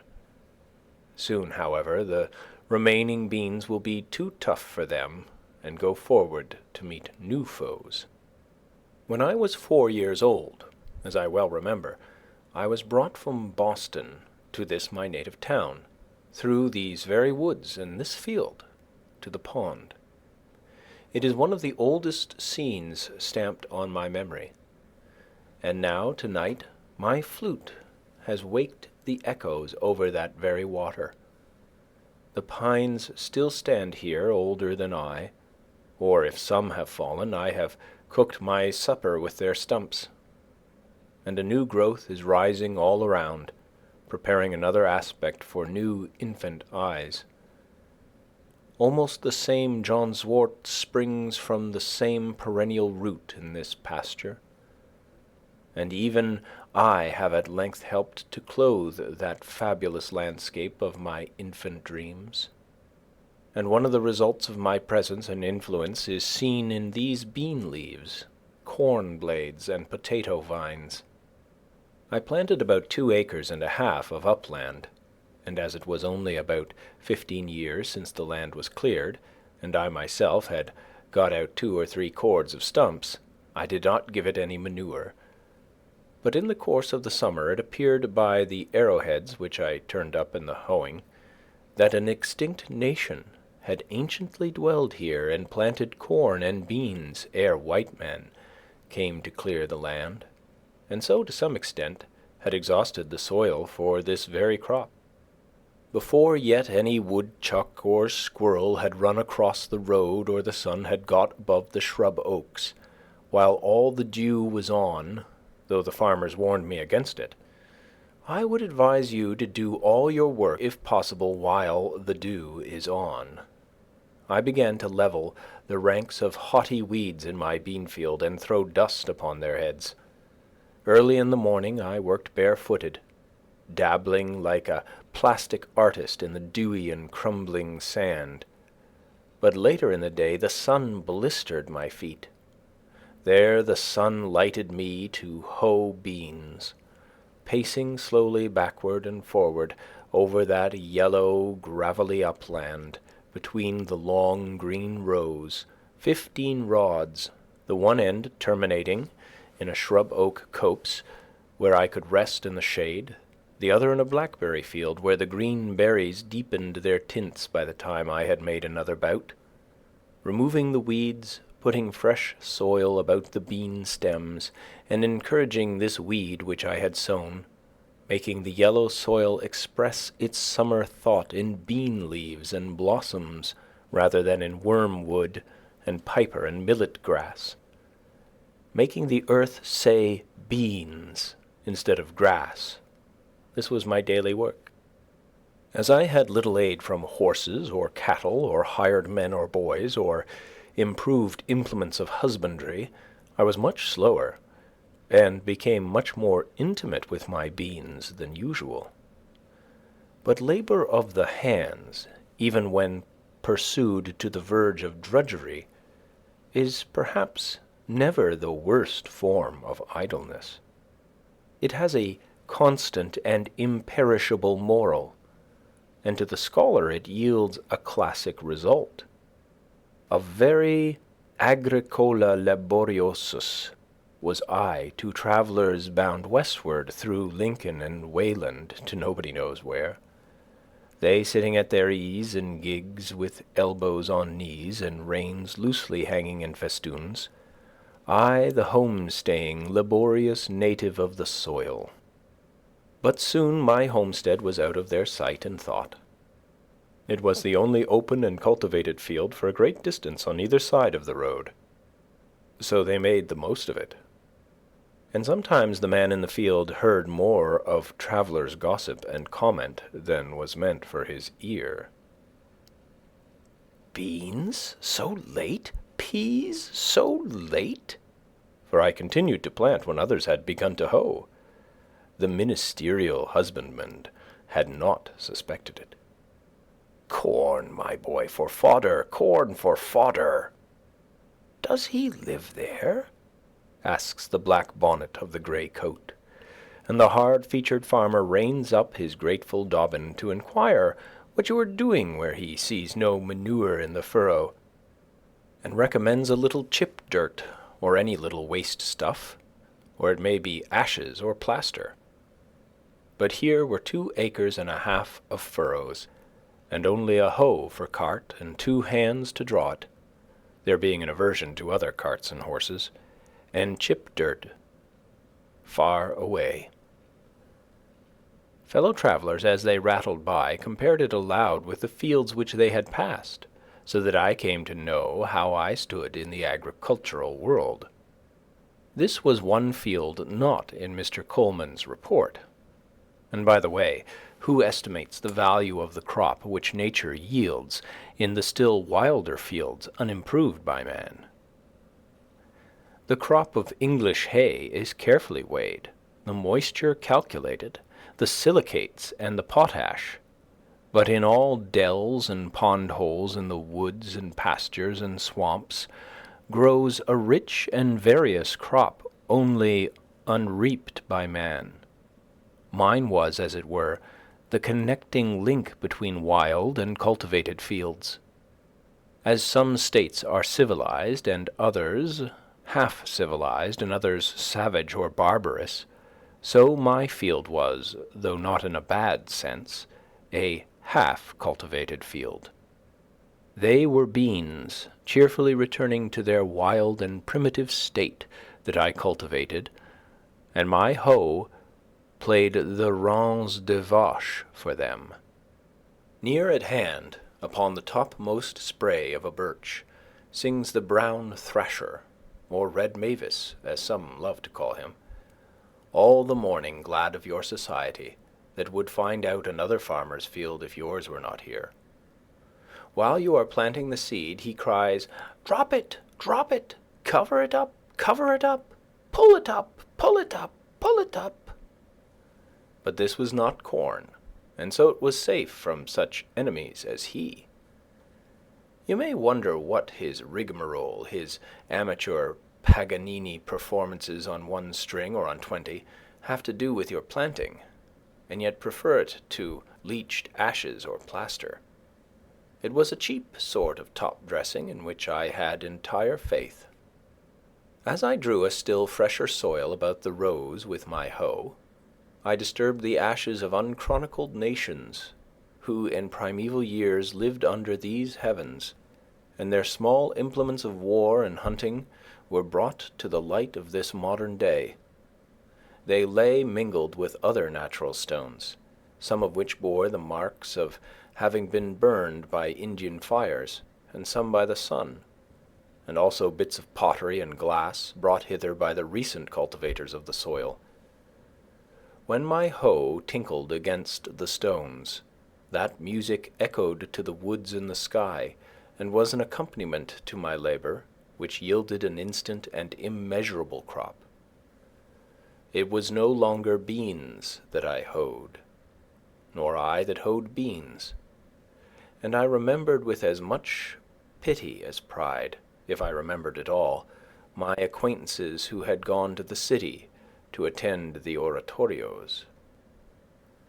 The night hawk circled overhead in the sunny afternoons, for I sometimes made a day of it, like a mote in the eye, or in heaven's eye, falling from time to time with a swoop and a sound as if the heavens were rent, torn at last to very rags and tatters, and yet a seamless cope remained.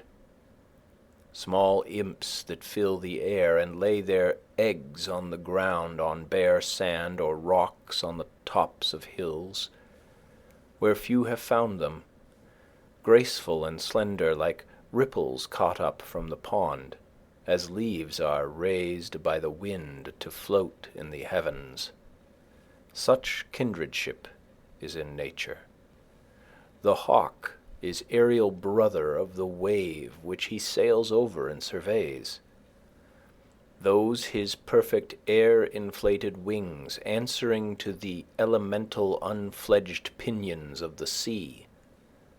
Or sometimes I watched a pair of hen-hawks circling high in the sky, alternately soaring and descending, approaching and leaving one another, as if they were the embodiment of my own thoughts.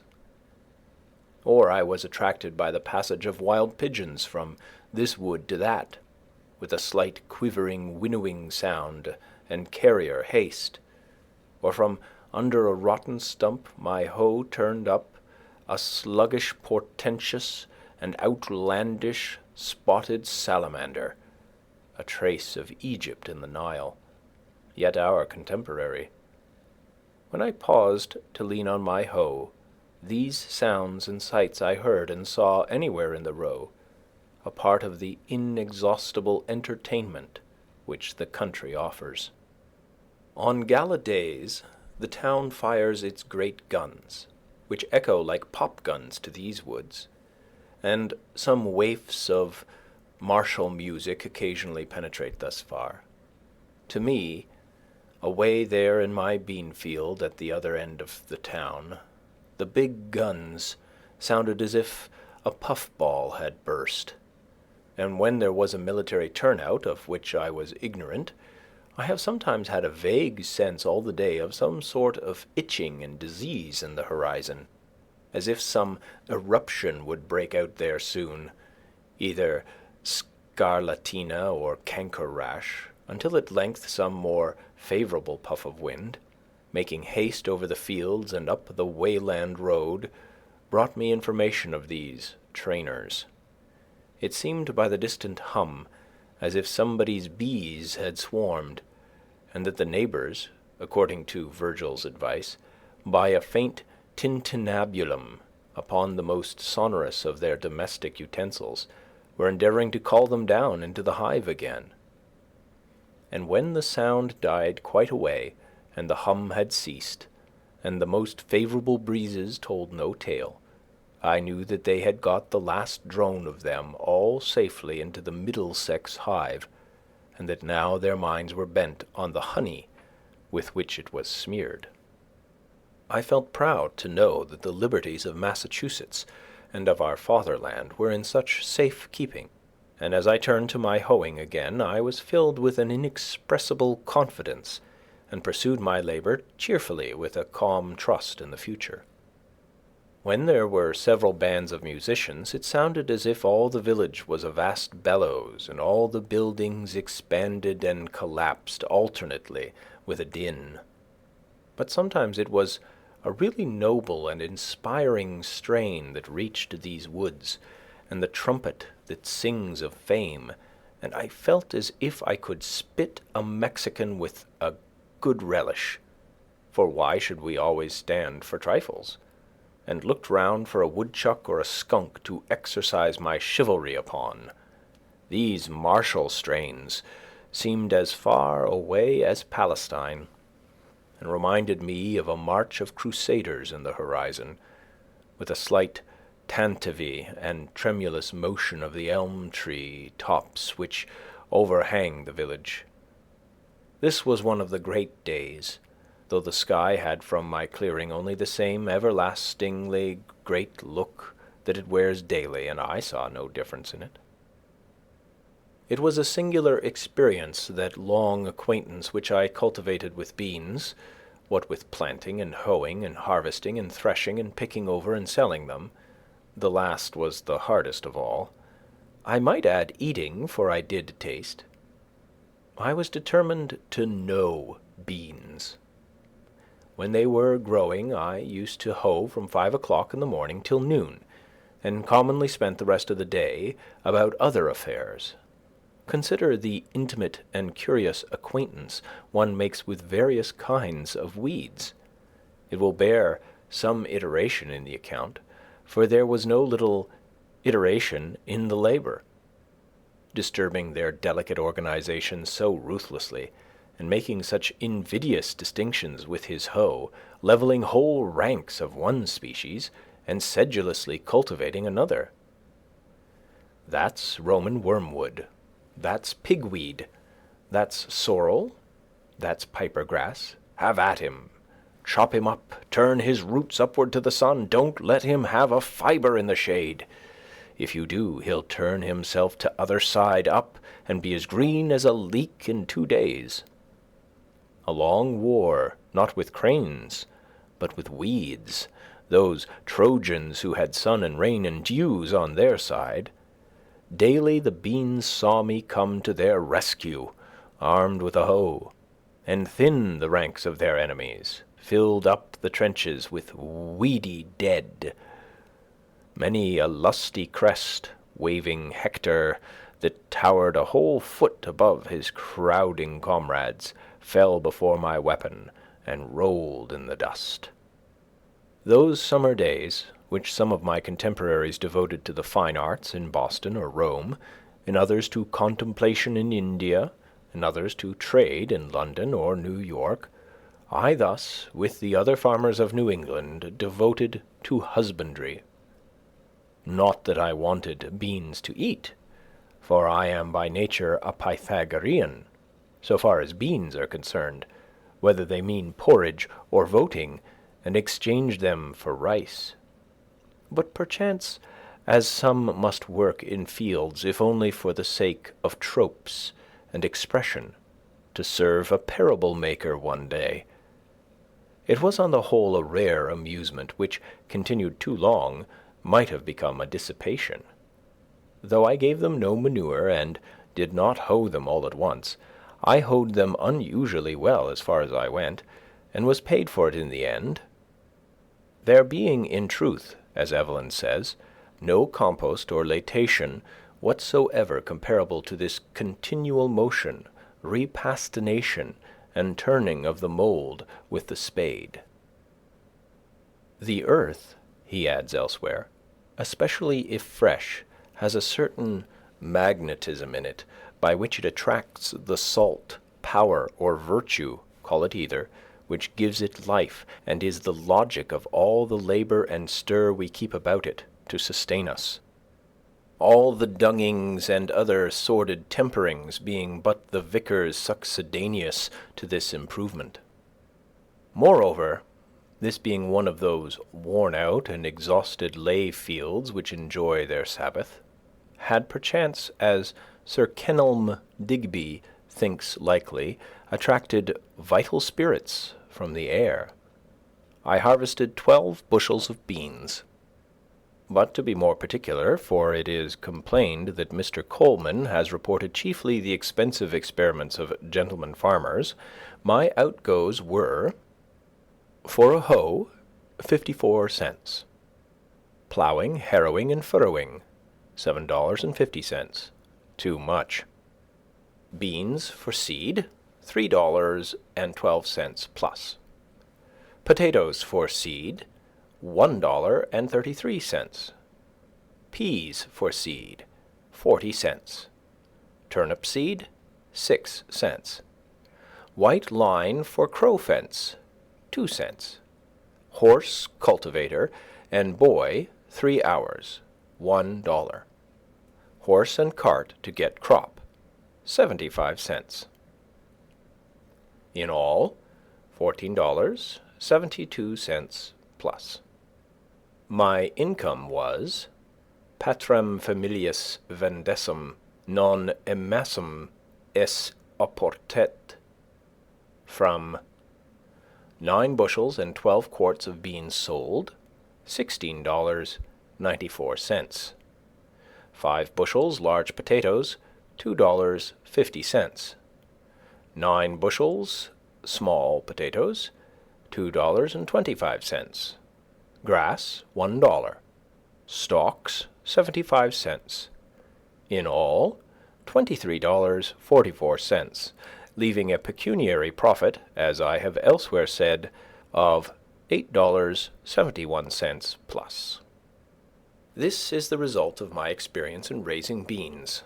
Plant the common small white bush bean about the 1st of June, in rows 3 feet by 18 inches apart, being careful to select fresh, round, and unmixed seed. First look out for worms and supply vacancies by planting anew. Then look out for woodchucks, if it is an exposed place, for they will nibble off the nearest tender leaves almost clean as they go. And again, when the young tendrils make their appearance, they have notice of it, and will shear them off with both buds and young pods, sitting erect like a squirrel. But above all, harvest as early as possible, if you would escape frosts and have a fair and saleable crop. You may save much loss by this means. This further experience also I gained. I said to myself, I will not plant beans and corn with so much industry another summer, but such seeds, if the seed is not lost, as sincerity, truth, simplicity, faith, innocence, and the like, and see if they will not grow in this soil, even with less toil and manurance, and sustain me, for surely it has not been exhausted for these crops. Alas, I said this to myself, but now another summer is gone, and another, and I am obliged to say to you, reader, that the seeds which I planted, if indeed they were the seeds of those virtues, were worm-eaten or had lost their vitality, and so did not come up. Commonly men will only be brave as their fathers were brave, or timid. This generation is very sure to plant corn and beans each new year precisely as the Indians did centuries ago, and taught the first settlers to do, as if there were a fate in it. I saw an old man the other day, to my astonishment, making the holes with a hoe for the 70th time at least, and not for himself to lie down in. But why should not the New Englander try new adventures, and not lay so much stress on his grain, his potato and grass crop, and his orchards, raise other crops than these? Why concern ourselves so much about our beans for seed, and not be concerned at all about a new generation of men? We should really be fed and cheered if, when we met a man, we were sure to see that some of the qualities which I have named, which we all prize more than those other productions, but which are for the most part broadcast and floating in the air, had taken root and grown in him. Here comes such a subtle and ineffable quality, for instance, as truth or justice, though the slightest amount or new variety of it, along the road. Our ambassadors should be instructed to send home such seeds as these, and Congress help to distribute them over all the land. We should never stand upon ceremony with sincerity. We should never cheat and insult and banish one another by our meanness, if there were present the kernel of worth and friendliness. We should not meet thus in haste. Most men I do not meet at all, for they seem not to have time. They are busy about their beans. We would not deal with a man thus plodding ever, leaning on a hoe or a spade as a staff between his work, not as a mushroom, but partially risen out of the earth, something more than erect, like swallows alighted and walking on the ground.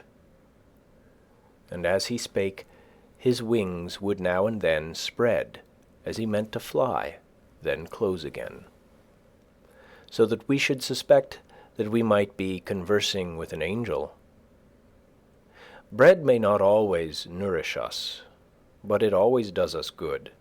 It even takes stiffness out of our joints, and makes us supple and buoyant, when we knew not what ailed us, to recognize any generosity in man or nature, to share any unmixed and heroic joy.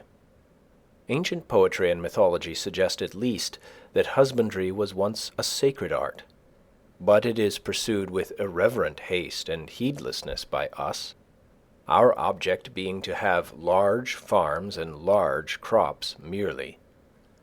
We have no festival, no procession, no ceremony, not excepting our cattle shows and so-called thanksgivings, by which the farmer expresses a sense of the sacredness of his calling, or is reminded of its sacred origin. It is the premium and the feast which tempt him. He sacrifices not to Ceres and the terrestrial Jove, but to the infernal Plutus rather, by avarice and selfishness and a groveling habit, from which none of us is free, of regarding the soil as property, or the means of acquiring property chiefly. The landscape is deformed, husbandry is degraded with us, and the farmer leads the meanest of lives. He knows nature but as a robber. Cato says that the prophets of agriculture are particularly pious or just. Maximic pius questus. And according to Varro, the old Romans called the same earth mother and Ceres, and thought that they who cultivate it led a pious and useful life, and that they alone were left of the race of King Saturn. We are wont to forget that the sun looks on our cultivated fields and on the prairies and forests without distinction. They all reflect and absorb his rays alike, and the former make but a small part of the glorious picture which he beholds in his daily course. In his view the earth is all equally cultivated like a garden. Therefore we should receive the benefit of his light and heat with a corresponding trust and magnanimity. What though I value the seed of these beans, and harvest that in the fall of the year? This broad field which I have looked at so long looks not to me as the principal cultivator, but away from me to influences more genial to it, which water and make it green. These beans have results which are not harvested by me. Do they not grow for woodchucks partly? The ear of wheat, in Latin spica, obsoletely specca, from spe, hope, should not be the only hope of the husbandman. Its kernel or grain, granum, from gerendo, bearing, is not all that it bears. How then can our harvest fail? Shall I not rejoice also at the abundance of the weeds, whose seeds are the granary of the birds? It matters little comparatively whether the fields fill the farmer's barns. The true husbandman will cease from anxiety, as the squirrels manifest no concern whether the woods will bear chestnuts this year or not, and finish his labor with every day, relinquishing all claim to the produce of his fields, and sacrificing in his mind not only his first, but his last fruits also. End of chapter 7. Chapter 8. The Village. After hoeing, or perhaps reading and writing, in the forenoon, I usually bathed again in the pond, swimming across one of its coves for a stint, and washed the dust of labor from my person, or smoothed out the last wrinkle which study had made, and for the afternoon was absolutely free. Every day or two I strolled to the village, to hear some of the gossip which is incessantly going on there, circulating either from mouth to mouth or from newspaper to newspaper, and which, taken in homeopathic doses, was really as refreshing in its way as the rustle of leaves and the peeping of frogs. As I walked in the woods to see the birds and squirrels, so I walked in the village to see the men and boys. Instead of the wind among the pines, I heard the carts rattle. In one direction from my house there was a colony of muskrats in the river meadows, under the grove of elms and buttonwoods. In the other horizon was a village of busy men, as curious to me as if they had been prairie dogs, each sitting at the mouth of its burrow, or running over to a neighbour's to gossip. I went there frequently to observe their habits. The village appeared to me a great newsroom, and on one side, to support it, as once at Redding and Company's on State Street, they kept nuts and raisins, or salt and meal and other groceries. Some have such a vast appetite for the former commodity, that is, the news, and such sound digestive organs, that they can sit forever in public avenues without stirring, and let it simmer and whisper through them like the Etesian winds, or as if inhaling ether, it only producing numbness and insensibility to pain. Otherwise it would often be painful to bear, without affecting the consciousness. I hardly ever failed, when I rambled through the village, to see a row of such worthies, either sitting on a ladder, sunning themselves with their bodies inclined forward and their eyes glancing along the line this way and that from time to time with a voluptuous expression, or else leaning against a barn with their hands in their pockets, like caryatides, as if to prop it up. They, being commonly out of doors, heard whatever was in the wind.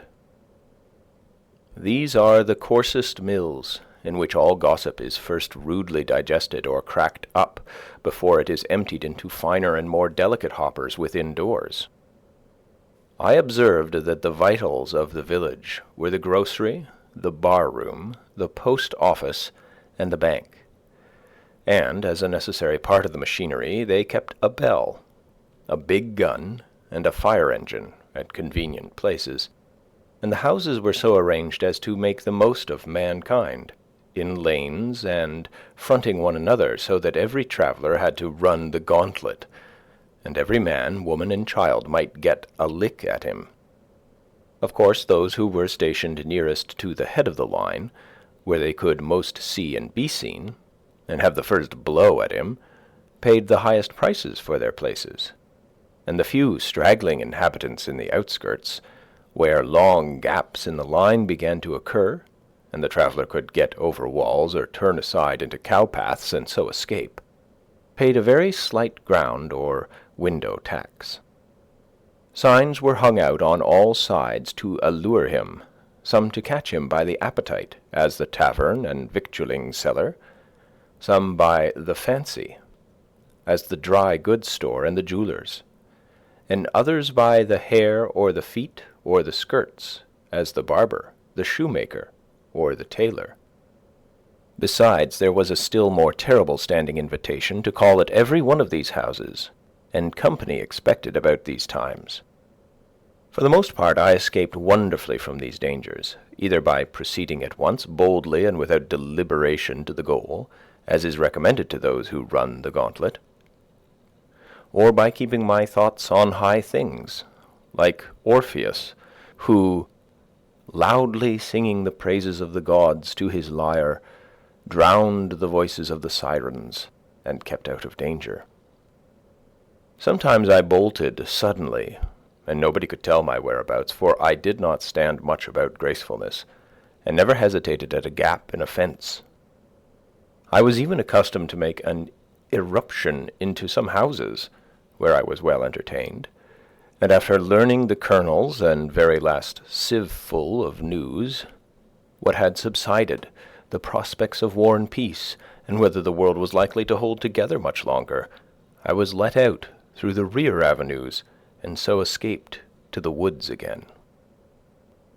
It was very pleasant, when I stayed late in town, to launch myself into the night, especially if it was dark and tempestuous, and set sail for some bright village parlour or lecture room, with a bag of rye or Indian meal upon my shoulder, for my snug harbour in the woods, having made all tight without and withdrawn under hatches with a merry crew of thoughts, leaving only my outer man at the helm, or even tying up the helm when it was plain sailing.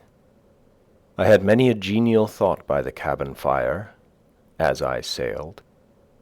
I was never cast away, nor distressed in any weather, though I encountered some severe storms.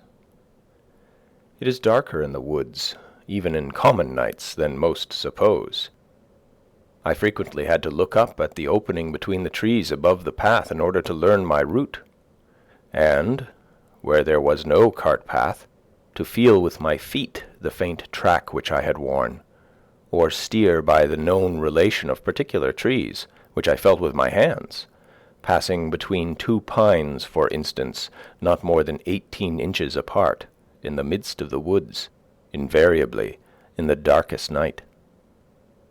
Sometimes after coming home thus late in a dark and muggy night, when my feet felt the path which my eyes could not see, dreaming and absent-minded all the way, until I was aroused by having to raise my hand to lift the latch, I have not been able to recall a single step of my walk, and I have thought that perhaps my body would find its way home if its master should forsake it, as the hand finds its way to the mouth without assistance. Several times, when a visitor chanced to stay into evening, and it proved a dark night, I was obliged to conduct him to the cart path in the rear of the house, and then point out to him the direction he was to pursue, and in keeping which he was to be guided rather by his feet than his eyes. One very dark night I directed thus on their way 2 young men who had been fishing in the pond. They lived about a mile off through the woods, and were quite used to the route. A day or two after, one of them told me that they wandered about the greater part of the night, close by their own premises, and did not get home till toward morning, by which time, as there had been several heavy showers in the meanwhile, and the leaves were very wet, they were drenched to their skins. I have heard of many going astray even in the village streets, when the darkness was so thick that you could cut it with a knife, as the saying is. Some who live in the outskirts, having come to town a-shopping in their wagons, have been obliged to put up for the night, and gentlemen and ladies making a call have gone 1/2 mile out of their way, feeling the sidewalk only with their feet, and not knowing when they turned. It is a surprising and memorable as well as valuable experience to be lost in the woods any time. Often in a snowstorm, even by day, one will come out upon a well-known road and yet find it impossible to tell which way leads to the village.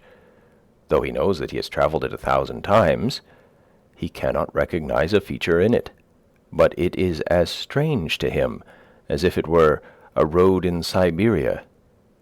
By night, of course, the perplexity is infinitely greater. In our most trivial walks we are constantly, though unconsciously, steering like pilots by certain well-known beacons and headlands. And if we go beyond our usual course, we still carry in our minds the bearing of some neighboring cape, and not till we are completely lost or turned around, for a man needs only to be turned round once with his eyes shut in this world to be lost, do we appreciate the vastness and strangeness of nature. Every man has to learn the points of compass again as often as he awakes, whether from sleep or any abstraction. Not till we are lost, in other words, not till we have lost the world, do we begin to find ourselves and realize where we are and the infinite extent of our relations.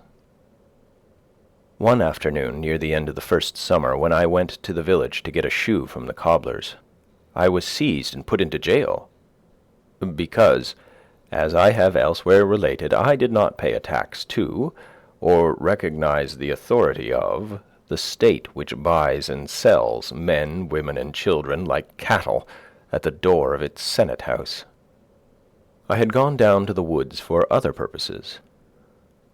But wherever a man goes, men will pursue and paw him with their dirty institutions, and if they can, constrain him to belong to their desperate odd-fellow society.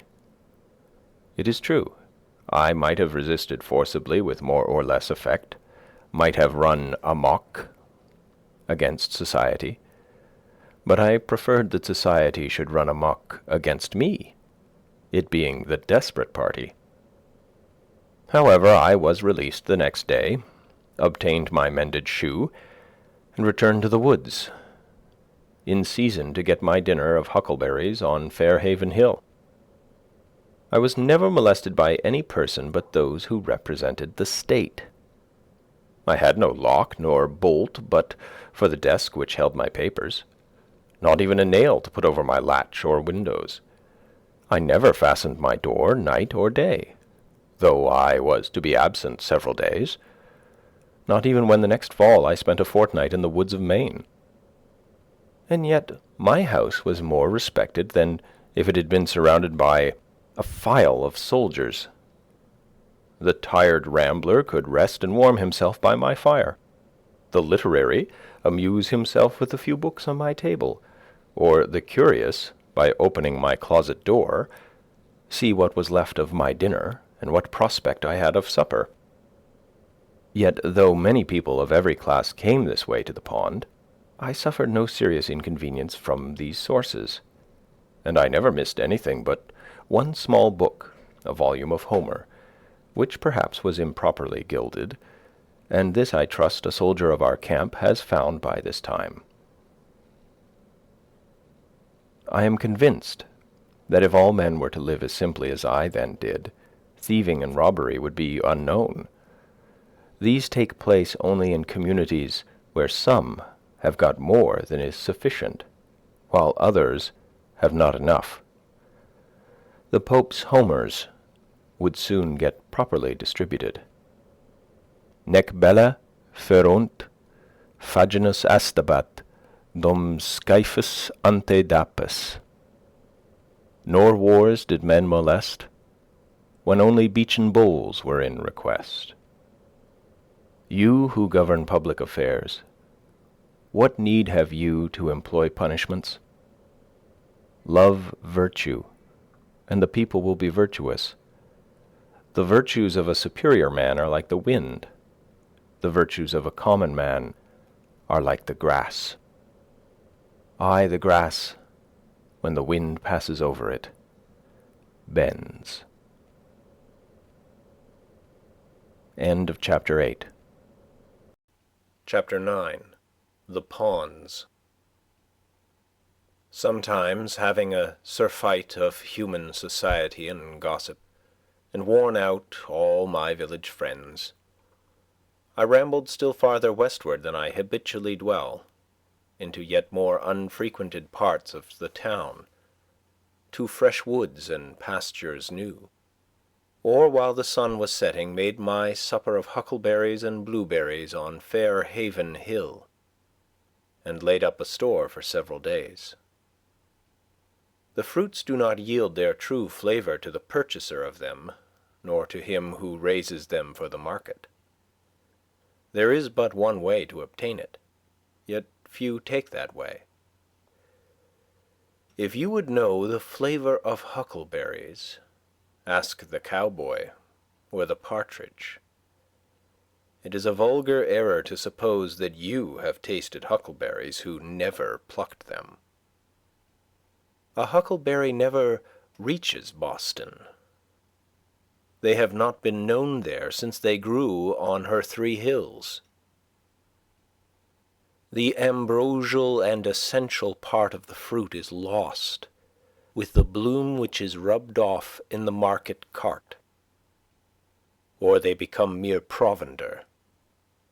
As long as eternal justice reigns, not one innocent huckleberry can be transported thither from the country's hills. Occasionally, after my hoeing was done for the day, I joined some impatient companion who had been fishing on the pond since morning, as silent and motionless as a duck or a floating leaf, and after practicing various kinds of philosophy, had concluded commonly by the time I arrived that he belonged to the ancient sect of Cenobites. There was one older man, an excellent fisher and skilled in all kinds of woodcraft, who was pleased to look upon my house as a building erected for the convenience of fishermen, and I was equally pleased when he sat in my doorway to arrange his lines. He at one end of the boat and I at the other, but not many words passed between us, for he had grown deaf in his later years, but he occasionally hummed a psalm, which harmonized well enough with my philosophy. Our intercourse was thus altogether one of unbroken harmony, far more pleasing to remember than if it had been carried on by speech.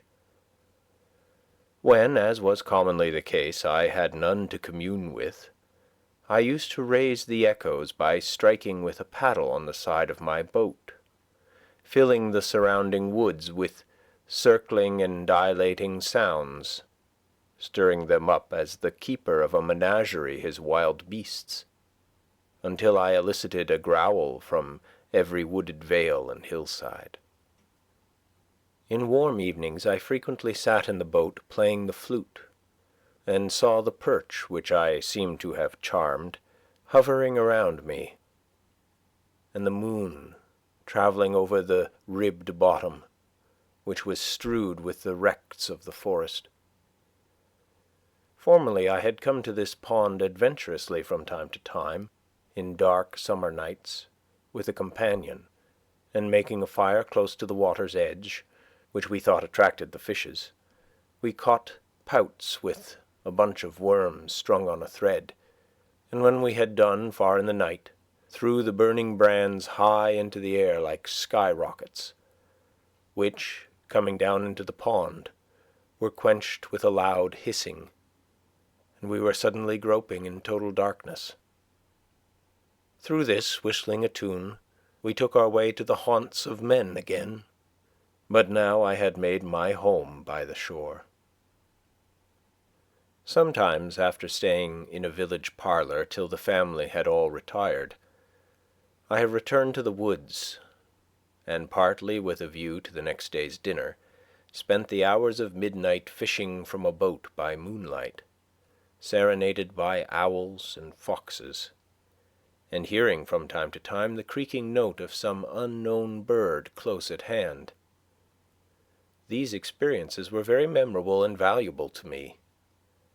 Anchored in 40 feet of water, and 20 or 30 rods from the shore, surrounded sometimes by thousands of small perch and shiners, dimpling the surface with their tails in the moonlight, and communicating by a long flaxen line with mysterious nocturnal fishes which had their dwelling 40 feet below, or sometimes dragging 60 feet of line about the pond as I drifted in the gentle night breeze, now and then feeling a slight vibration along it, indicative of some life prowling about its extremity, of dull, uncertain, blundering purpose there, and slow to make up its mind. At length you slowly raise, pulling hand over hand, some horned pout, squeaking and squirming to the upper air.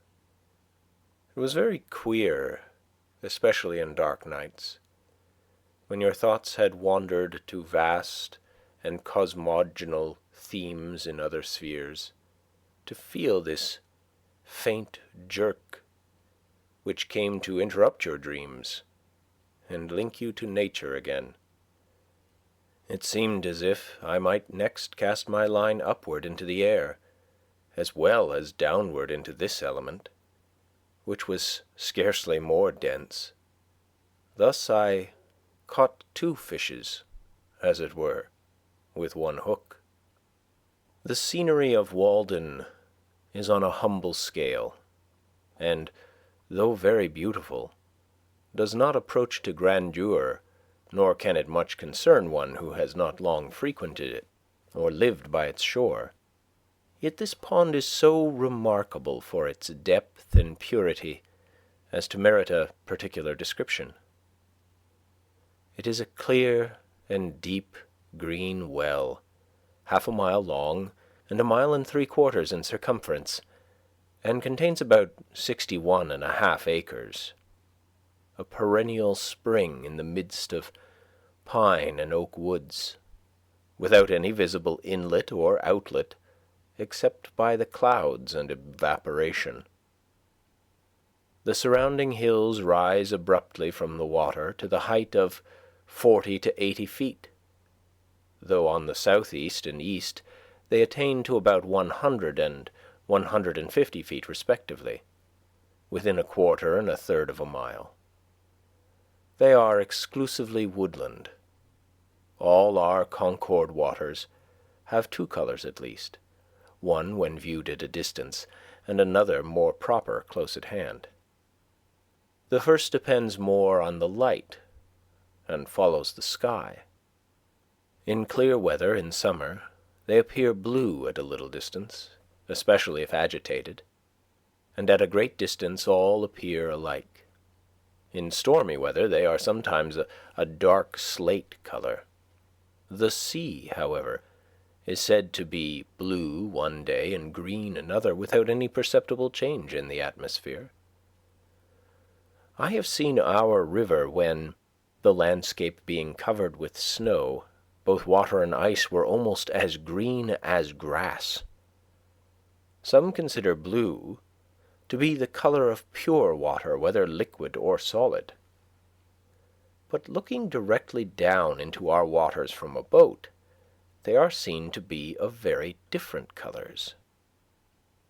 Walden is blue at one time and green at another, even from the same point of view. Lying between the earth and the heavens, it partakes of the color of both.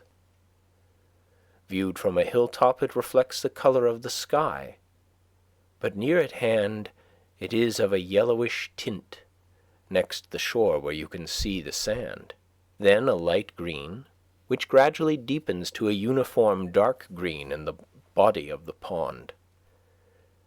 In some lights, viewed even from a hilltop, it is of a vivid green next to the shore.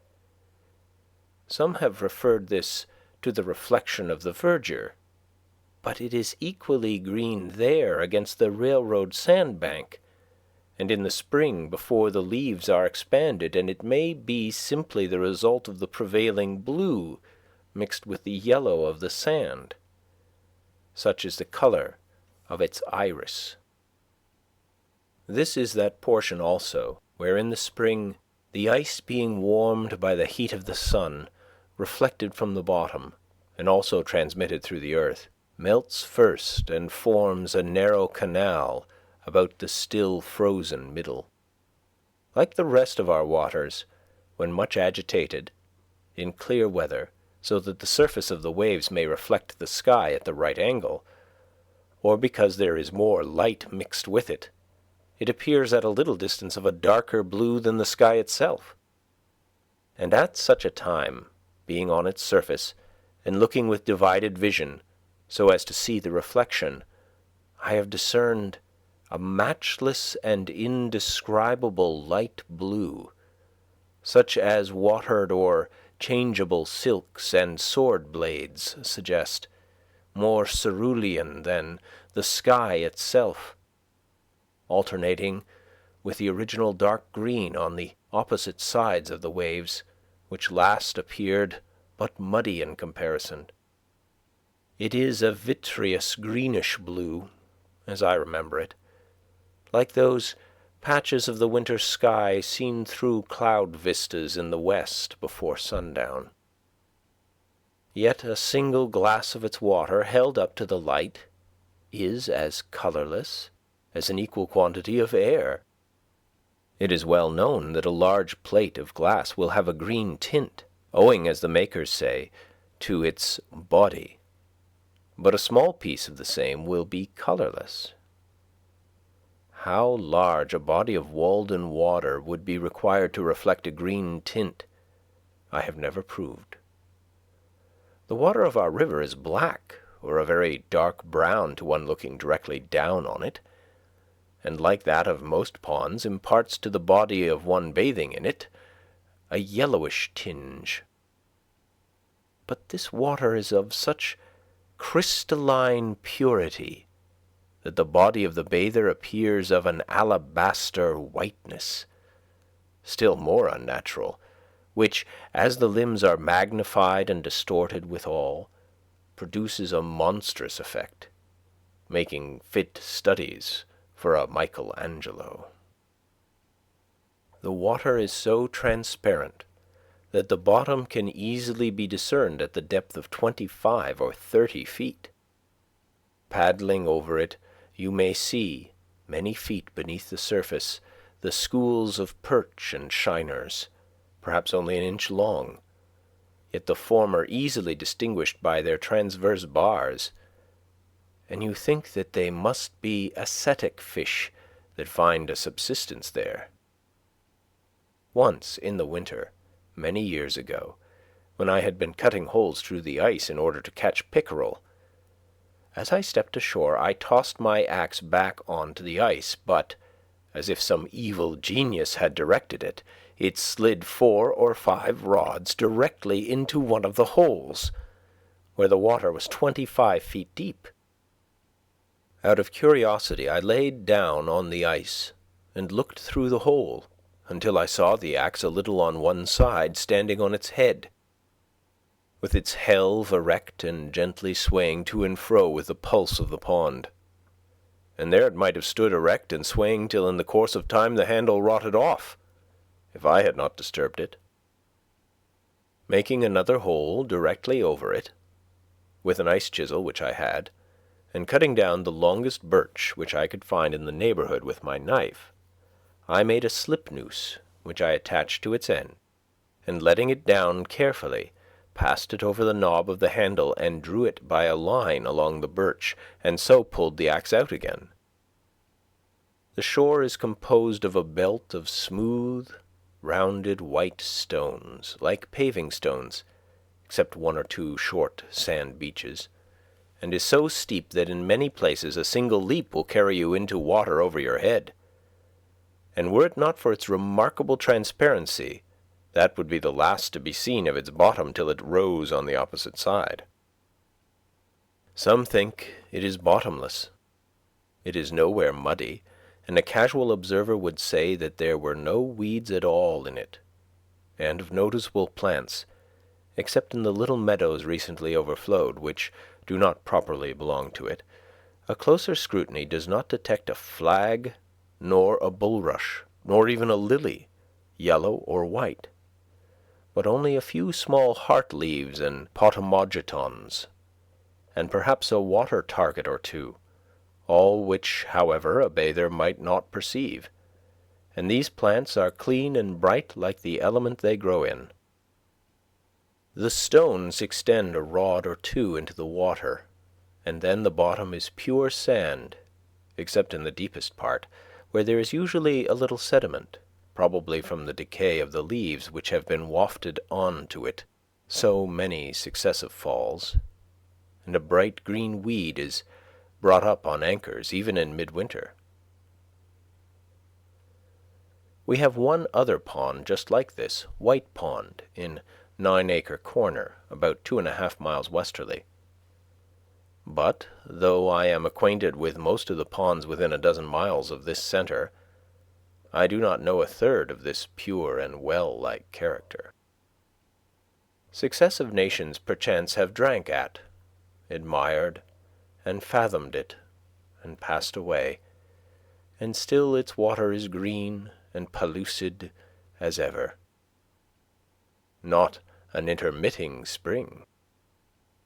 Perhaps on that spring morning when Adam and Eve were driven out of Eden, Walden Pond was already in existence, and even then breaking up in a gentle spring rain accompanied with mist and a southerly wind, and covered with myriads of ducks and geese which had not heard of the fall, when still such pure lakes sufficed them.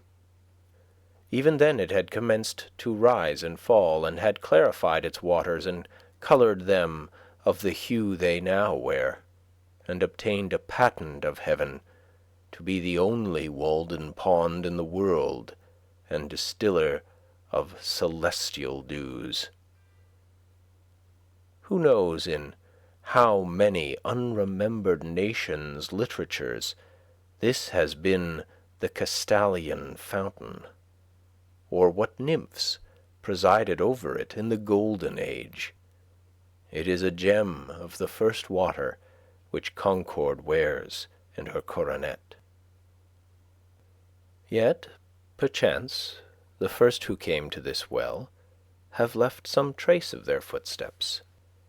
I have been surprised to detect, encircling the pond, even where a thick wood has just been cut down on the shore, a narrow shelf-like path in the steep hillside, alternately rising and falling, approaching and receding from the water's edge, as old probably as the race of man here, worn by the feet of aboriginal hunters, and still from time to time unwittingly trodden by the present occupants of the land. This is particularly distinct to one standing on the middle of the pond in winter, just after a light snow has fallen, appearing as a clear, undulating white line, unobscured by weeds and twigs, and very obvious a quarter of a mile off in many places where in summer it is hardly distinguishable close at hand. The snow reprints it, as it were, in clear white type, alto relievo. The ornamented grounds of villas which will one day be built here may still preserve some trace of this. The pond rises and falls, but whether regularly or not, and within what period, nobody knows, though, as usual, many pretend to know. It is commonly higher in winter and lower in the summer, though not corresponding to the general wet and dryness. I can remember when it was a foot or two lower, and also when it was at least 5 feet higher than when I lived by it. There is a narrow sandbar running into it, with very deep water on one side, on which I helped boil a kettle of chowder, some 6 rods from the main shore, about the year 1824, which it has not been possible to do for 25 years. And on the other hand, my friends used to listen with incredulity when I told them that a few years later I was accustomed to fish from a boat in a secluded cove in the woods, 15 rods from the only shore they knew, which place was long since converted into a meadow. But the pond has risen steadily for 2 years, and now, in the summer of '52, is just 5 feet higher than when I lived there, or as high as it was 30 years ago, and fishing goes on again in the meadow. This makes a difference of level, at the outside, of 6 or 7 feet, and yet the water shed by the surrounding hills is insignificant in amount, and this overflow must be referred to causes which affect the deep springs. This same summer the pond has begun to fall again. It is remarkable that this fluctuation, whether periodical or not, appears thus to require many years for its accomplishment. I have observed 1 rise and a part of 2 falls, and I expect that a dozen or 15 years hence the water will again be as low as I have ever known it. Flint's Pond, a mile eastward, allowing for the disturbance occasioned by its inlets and outlets, and the smaller intermediate ponds also, sympathize with Walden, and recently attained their greatest height at the same time with the latter. The same is true, as far as my observation goes, of White Pond. This rise and fall of Walden at long intervals serves this use at least. The water standing at this great height for a year or more, though it makes it difficult to walk around it, kills the shrubs and trees which have sprung up about its edge since the last rise. Pitch pines, birches, alders, aspens, and others, and falling again leaves an unobstructed shore. For unlike many ponds, and all waters which are subject to a daily tide, its shore is cleanest when the water is lowest. On the side of the pond, next my house, a row of pitch pines 15 feet high has been killed and tipped over as if by a lever, and thus a stop put to their encroachments. And their size indicates how many years have elapsed since the last rise to this height. By this fluctuation the pond asserts its title to a shore, and thus the shore is shorn, and the trees cannot hold it by right of possession. These are the lips of the lake, on which no beard grows. It licks its chaps from time to time. When the weather is at its height, the alders, willows, and maples send forth a mass of fibrous red roots several feet long from all sides of their stems in the water, and to the height of 3 or 4 feet from the ground, in the effort to maintain themselves. And I have known the high blueberry bushes about the shore, which commonly produce no fruit, bear an abundant crop under these circumstances. Some have been puzzled to tell how the shore became so regularly paved. My townsmen have all heard the tradition.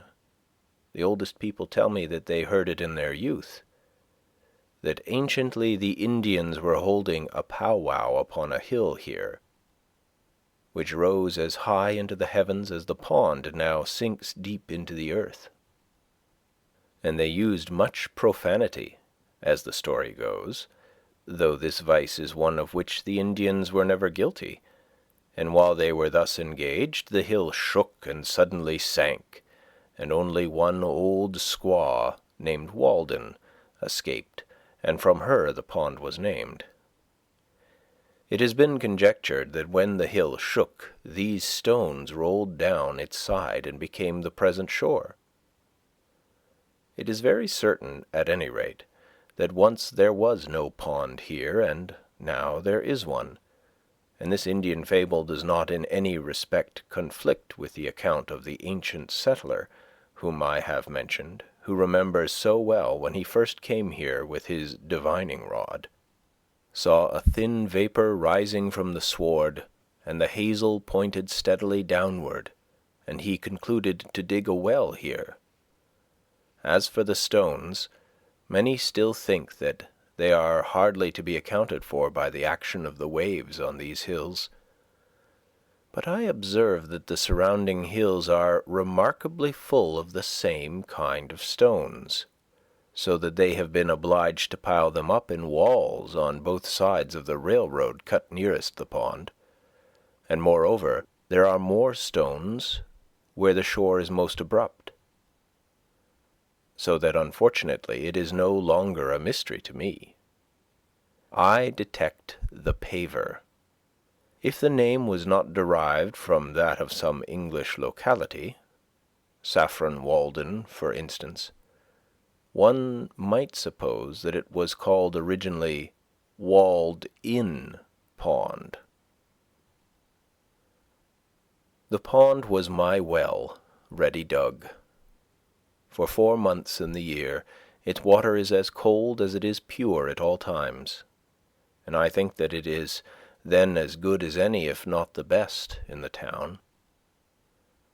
In the winter, all water which is exposed to the air is colder than springs and wells which are protected from it.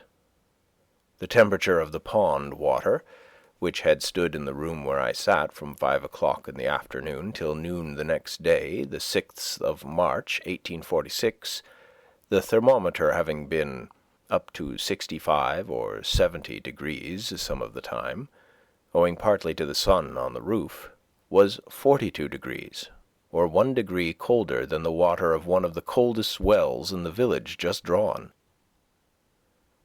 The temperature of the boiling spring the same day was 45 degrees, or the warmest of any water tried, though it is the coldest that I know of in summer, when beside shallow and stagnant surface water is not mingled with it. Moreover, in summer, Walden never becomes so warm as most water which is exposed to the sun, on account of its depth.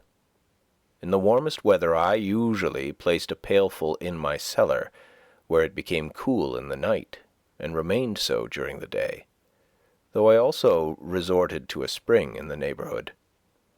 It was as good when a week old as the day it was dipped, and had no taste of the pump. Whoever camps for a week in summer by the shore of a pond needs only bury a pail of water a few feet deep in the shade of his camp to be independent of the luxury of ice. There have been caught in Walden pickerel, one weighing 7 pounds, to say nothing of another which carried off a reel with great velocity, which the fisherman safely set down at 8 pounds because he did not see him. Perch and pouts, some of each weighing over 2 pounds, shiners, chivens or roach, a very few breams, and a couple of eels, one weighing 4 pounds. I am thus particular because the weight of a fish is commonly its only title to fame, and these are the only eels I have heard of here.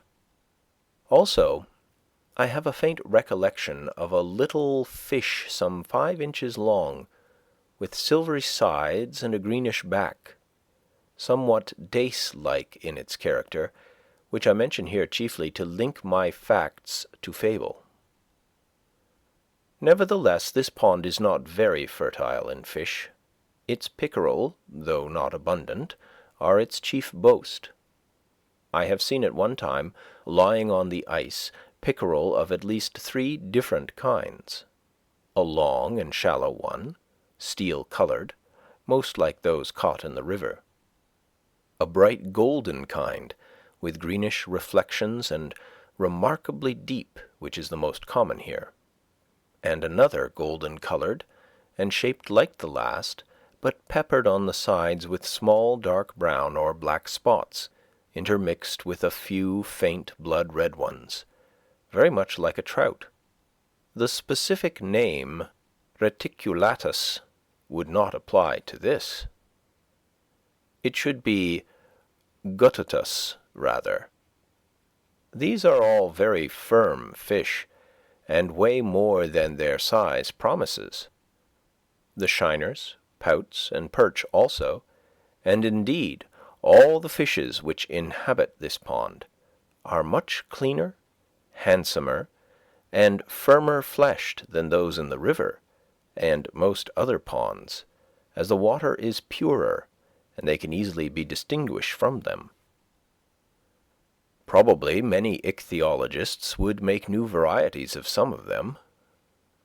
There are also a certain race of frogs and tortoises, and a few mussels in it. Muskrats and mink leave their traces about it, and occasionally a travelling mud turtle visits it. Sometimes, when I pushed off my boat in the morning, I disturbed a great mud turtle which had secreted himself under the boat in the night. Ducks and geese frequent it in the spring and fall. The white-bellied swallows, hirundo bicolor, skim over it, and the peetweets, Totanus macularius, teeter along its stony shores all summer. I have sometimes disturbed a fish-hawk sitting on a white pine over the water, but I doubt if it is ever profaned by the wind of a gull, like Fairhaven. At most it tolerates 1 annual loon. These are all the animals of consequence which frequent it now. You may see from a boat, in calm weather, near the sandy eastern shore, where the water is 8 or 10 feet deep, and also in some other parts of the pond, some circular heaps 6 feet in diameter, by a foot in height, consisting of small stones less than a hen's egg in size, where all around is bare sand. At first you wonder if the Indians could have formed them on the ice for any purpose, and so, when the ice melted, they sank to the bottom. But they are too regular, and some of them plainly too fresh for that. They are similar to those found in rivers, but as there are no suckers nor lampreys here, I know not by what fish they could be made. Perhaps they are the nests of the chivin. These lend a pleasing mystery to the bottom. The shore is irregular enough not to be monotonous. I have in my mind's eye the western, indented with deep bays, the bolder northern, and the beautifully scalloped southern shore, where successive capes overlap each other and suggest unexplored coves between. The forest was never so good a setting, nor is so distinctly beautiful, as when seen from the middle of a small lake, amid hills which rise from the water's edge. For the water in which it is reflected not only makes the best foreground in such a case, but with its winding shore, the most natural and agreeable boundary to it. There is no rawness nor imperfection in its edge there, as where the axe has cleared a part, or a cultivated field abuts on it. The trees have ample room to expand on the waterside, and each sends forth its most vigorous branch in that direction. There nature has woven a natural selvage, and the eye rises by just gradations from the low shrubs of the shore to the highest trees. There are few traces of man's hand to be seen. The water laves the shore as it did 1,000 years ago. A lake is the landscape's most beautiful and expressive feature. It is earth's eye, looking into which the beholder measures the depth of his own nature. The fluviatile trees next the shore are the slender eyelashes which fringe it, and the wooded hills and cliffs around it are its overhanging brows. Standing on the smooth sandy beach at the east end of the pond, in a calm September afternoon, when a slight haze makes the opposite shoreline indistinct, I have seen whence came the expression, the glassy surface of a lake.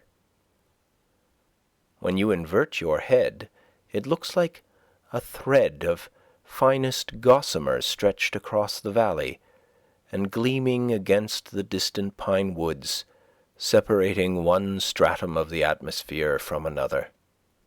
You would think that you could walk dry under it to the opposing hills, and that the swallows which skim over might perch on it.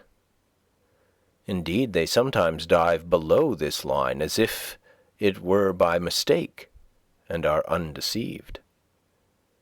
As you look over the pond westward, you are obliged to employ both your hands to defend your eyes against the reflected as well as the true sun, for they are equally bright. And if between the two you survey its surface critically, it is literally as smooth as glass, except where the skater insects, at equal intervals, scatter over its whole extent, by their motions in the sun produce the finest imaginable sparkle on it. Or, perchance, a duck plumes itself, or, as I have said, a swallow skims so low as to touch it. It may be that in the distance a fish describes an arc of 3 or 4 feet in the air, and there is one bright flash where it emerges, and another where it strikes the water. Sometimes the whole silvery arc is revealed, or here and there, perhaps, is a thistledown floating on its surface, which the fishes dart at, and so dimple it again. It is like molten glass, cooled but not congealed, and the few motes in it are pure and beautiful like the imperfections in glass. You may often detect a yet smoother and darker water, separated from the rest as if by an invisible cobweb, boom of the water nymphs resting on it. From a hilltop you can see a fish leap in almost any part, for not a pickerel or shiner picks an insect from this smooth surface, but it manifestly disturbs the equilibrium of the whole lake. It is wonderful with what elaborateness this simple fact is advertised. This piscine murder will out, and from my distant perch I distinguish the circling undulations when they are 6 rods in diameter. You can even detect a water bug, Gyrinus, ceaselessly progressing over the smooth surface 1/4 of a mile off, for they furrow the water slightly, making a conspicuous ripple bounded by 2 diverging lines. But the skaters glide over it without rippling it perceptibly. When the surface is considerably agitated, there are no skaters nor water bugs on it, but apparently, in calm days, they leave their havens and adventurously glide forth from the shore by short impulses till they completely cover it. It is a soothing employment on one of those fine days in the fall, when all the warmth of the sun is fully appreciated, to sit on a stump on such a height as this, overlooking the pond, and study the dimpling circles which are incessantly inscribed on its otherwise invisible surface amid the reflected skies and trees. Over this great expanse there is no disturbance, but it is thus at once gently smoothed away and assuaged, as when a vase of water is jarred, the trembling circles seek the shore and all is smooth again. Not a fish can leap or an insect fall on the pond, but it is thus reported in circling dimples, in lines of beauty, as it were the constant welling up of its fountain, the gentle pulsing of its life, the heaving of its breast. The thrills of joy and thrills of pain are indistinguishable. How peaceful the phenomena of the lake! Again the works of man shine as in the spring. Aye, every leaf and twig and stone and cobweb sparkles now at mid-afternoon, as when covered with dew in a spring morning. Every motion of an oar or an insect produces a flash of light, and if an oar falls, how sweet the echo. In such a day, in September or October, Walden is a perfect forest mirror, set round with stones as precious to my eye as if fewer or rarer. Nothing so fair, so pure, and at the same time so large as a lake, perchance, lies on the surface of the earth. Sky water. It needs no fence. Nations come and go without defiling it. It is a mirror which no stone can crack, whose quicksilver will never wear off, whose gilding nature continually repairs. No storms, no dust can dim its surface ever fresh. A mirror in which all impurity presented to it sinks, swept and dusted by the sun's hazy brush. This the light dust cloth, which retains no breath that is breathed on it, but sends its own to float as clouds high above its surface and be reflected in its bosom still.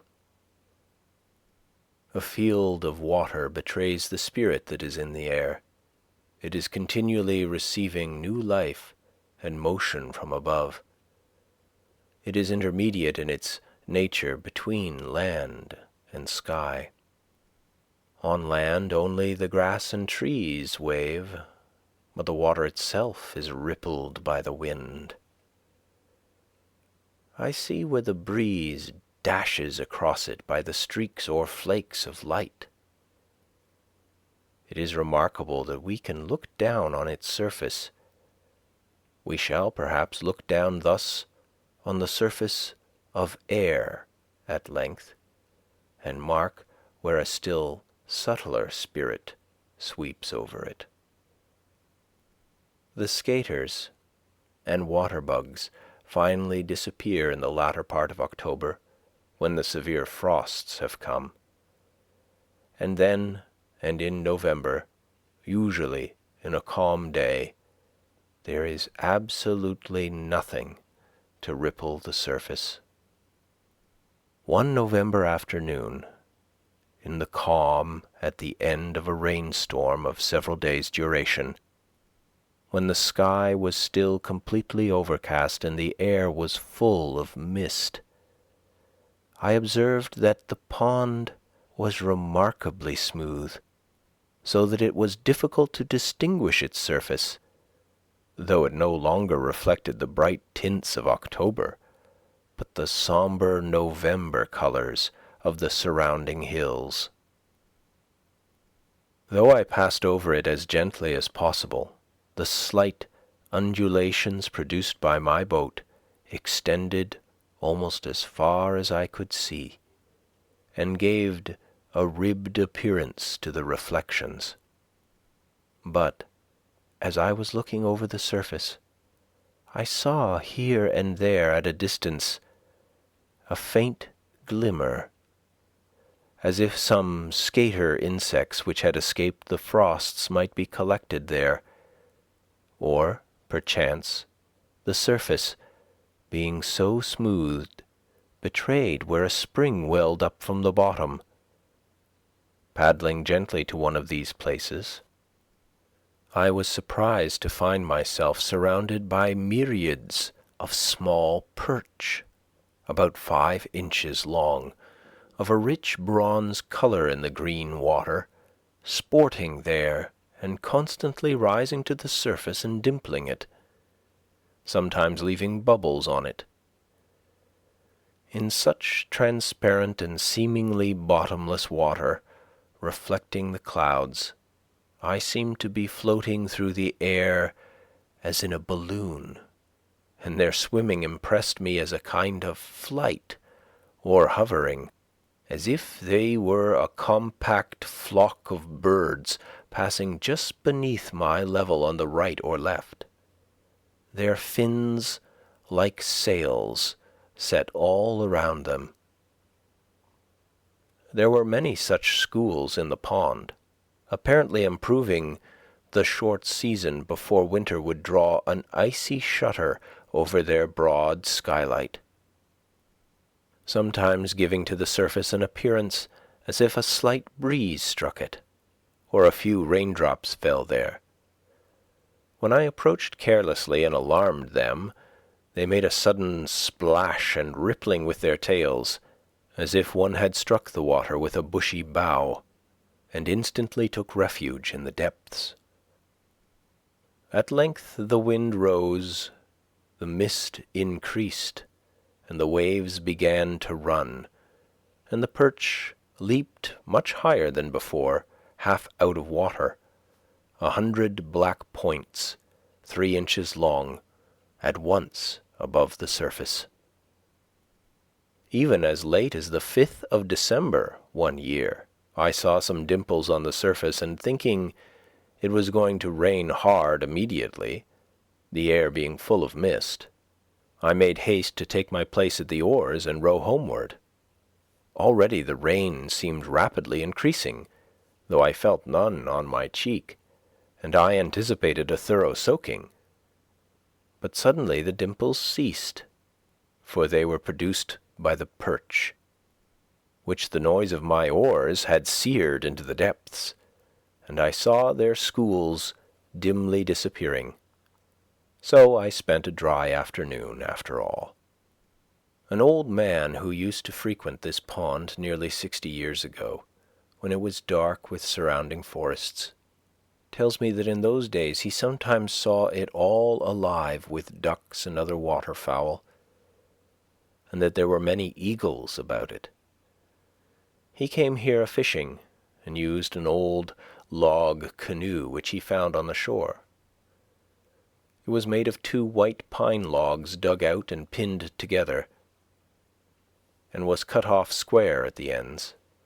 It was very clumsy, but lasted a great many years before it became waterlogged and perhaps sank to the bottom.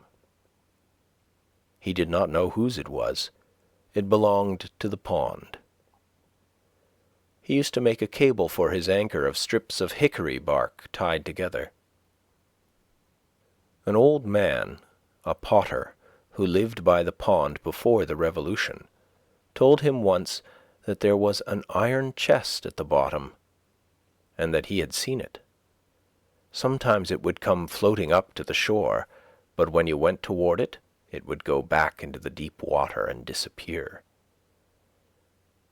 I was pleased to hear of the old log canoe, which took the place of an Indian one of the same material but more graceful construction, which perchance had first been a tree on the bank, and then, as it were, fell into the water, to float there for a generation, the most proper vessel for the lake. I remember that when I first looked into these depths, there were many large trunks to be seen indistinctly lying on the bottom, which had either been blown over formerly, or left on the ice at the last cutting, when wood was cheaper, but now they have mostly disappeared. When I first paddled a boat on Walden, it was completely surrounded by thick and lofty pine and oak woods, and in some of its coves grapevines had run over the trees next the water, and formed bowers under which a boat could pass. The hills which form its shores are so steep, and the woods on them then so high, that as you looked down from the west end, it had the appearance of an amphitheatre for some land of sylvan spectacle. I have spent many an hour, when I was younger, floating over its surface as the zephyr willed, having paddled my boat to the middle, and lying on my back across the seats in a summer forenoon, dreaming awake, until I was aroused by the boat touching the sand, and I arose to see what shore my fates had impelled me to.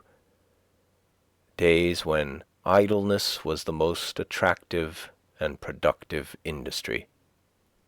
Many a forenoon have I stolen away, preferring to spend thus the most valued part of the day.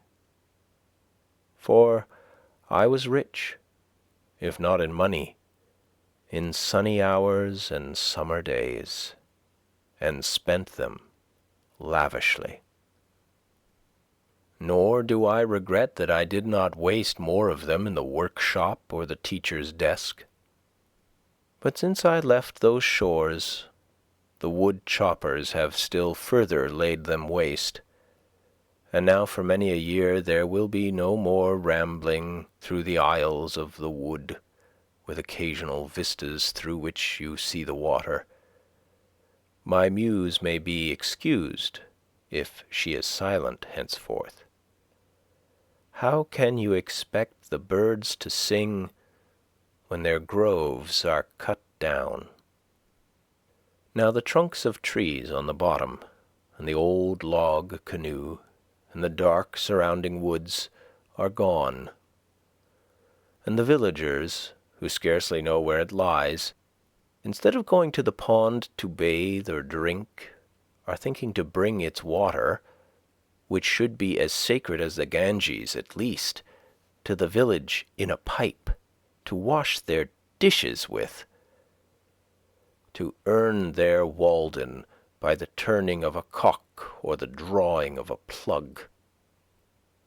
That devilish iron horse, whose ear-rending neigh is heard throughout the town, has muddied the boiling spring with his foot, and he it is that has browsed off all the woods on Walden shore, that Trojan horse with 1,000 men in his belly, introduced by mercenary Greeks.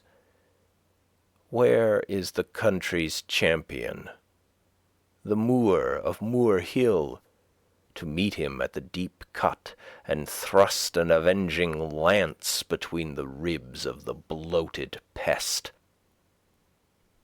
Nevertheless, of all the characters I have known, perhaps Walden wears best, and best preserves its purity. Many men have been likened to it, but few deserve that honour. Though the woodchoppers have laid bare first this shore and then that, and the Irish have built their styes by it, and the railroad has infringed on its border, and the icemen have skimmed it once, it is itself unchanged. The same water which my youthful eyes fell on, all the change is in me. It has not acquired one permanent wrinkle after all its ripples. It is perennially young, and I may stand and see a swallow dip apparently to pick an insect from its surface as of yore. It struck me again tonight, as if I had not seen it almost daily for more than 20 years. Why, here is Walden, the same woodland lake that I discovered so many years ago, where a forest was cut down last winter. Another is springing up by its shore as lustily as ever. The same thought is welling up to its surface that was then. It is the same liquid joy and happiness to itself and its Maker, aye, and it may be to me. It is the work of a brave man surely, in whom there was no guile. He rounded this water with his hand, deepened and clarified it in his thought, and in his will bequeathed it to Concord. I see by its face that it is visited by the same reflection, and I can almost say, Walden, is it you?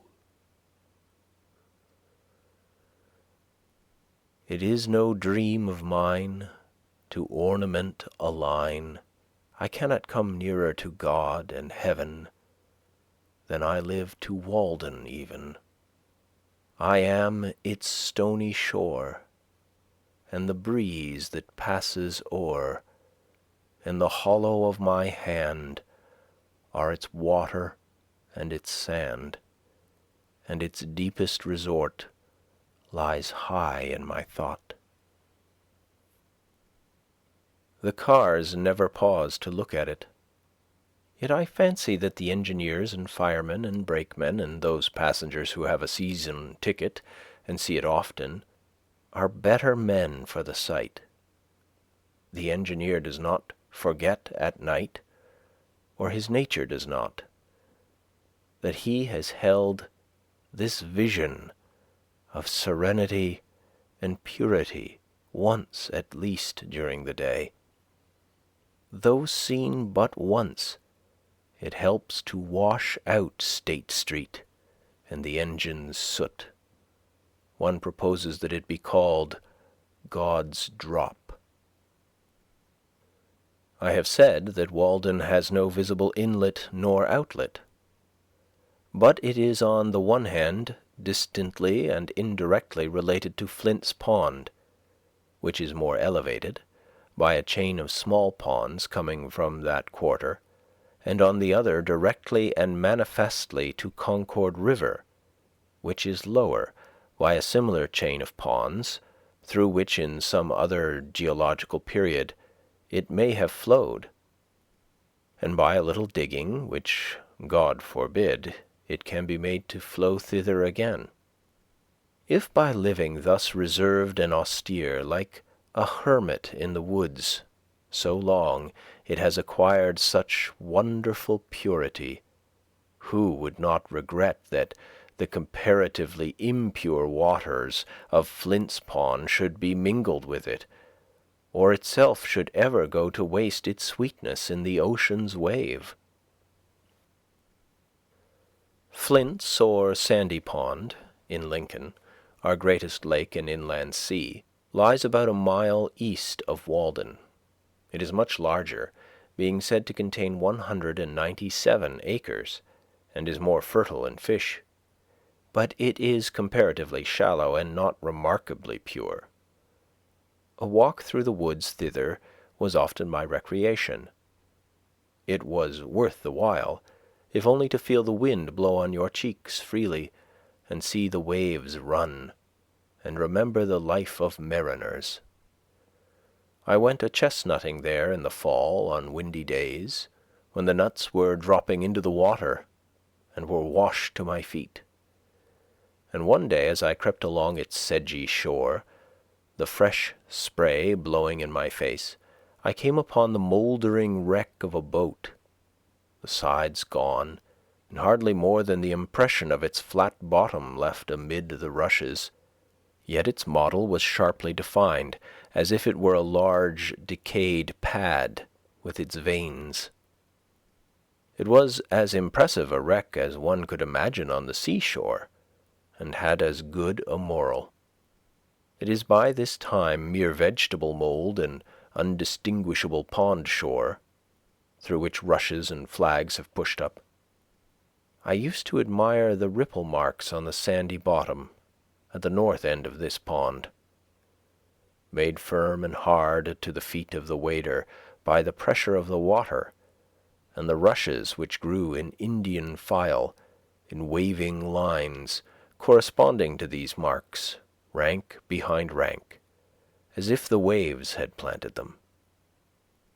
There also I have found, in considerable quantities, curious balls, composed apparently of fine grass or roots, of pipewort perhaps, from 1/2 inch to 4 inches in diameter, and perfectly spherical. They wash back and forth in shallow water on a sandy bottom, and are sometimes cast on the shore. They are either solid grass, or have a little sand in the middle. At first you would say that they were formed by the action of the waves, like a pebble. Yet the smallest are made of equally coarse materials, 1/2 inch long, and they are produced only at one season of the year. Moreover, the waves, I suspect, do not so much construct as wear down a material which has already acquired consistency. They preserve their form when dry for an indefinite period. Flint's Pond. Such is the poverty of our nomenclature. What right had the unclean and stupid farmer whose farm abutted on this sky water, whose shores he has ruthlessly laid bare, to give his name to it? Some skinflint who loved better the reflecting surface of a dollar or a bright cent, in which he could see his own brazen face, who regarded even the wild ducks which settled in it as trespassers. His fingers grown into crooked and bony talons from the long habit of grasping harpy-like.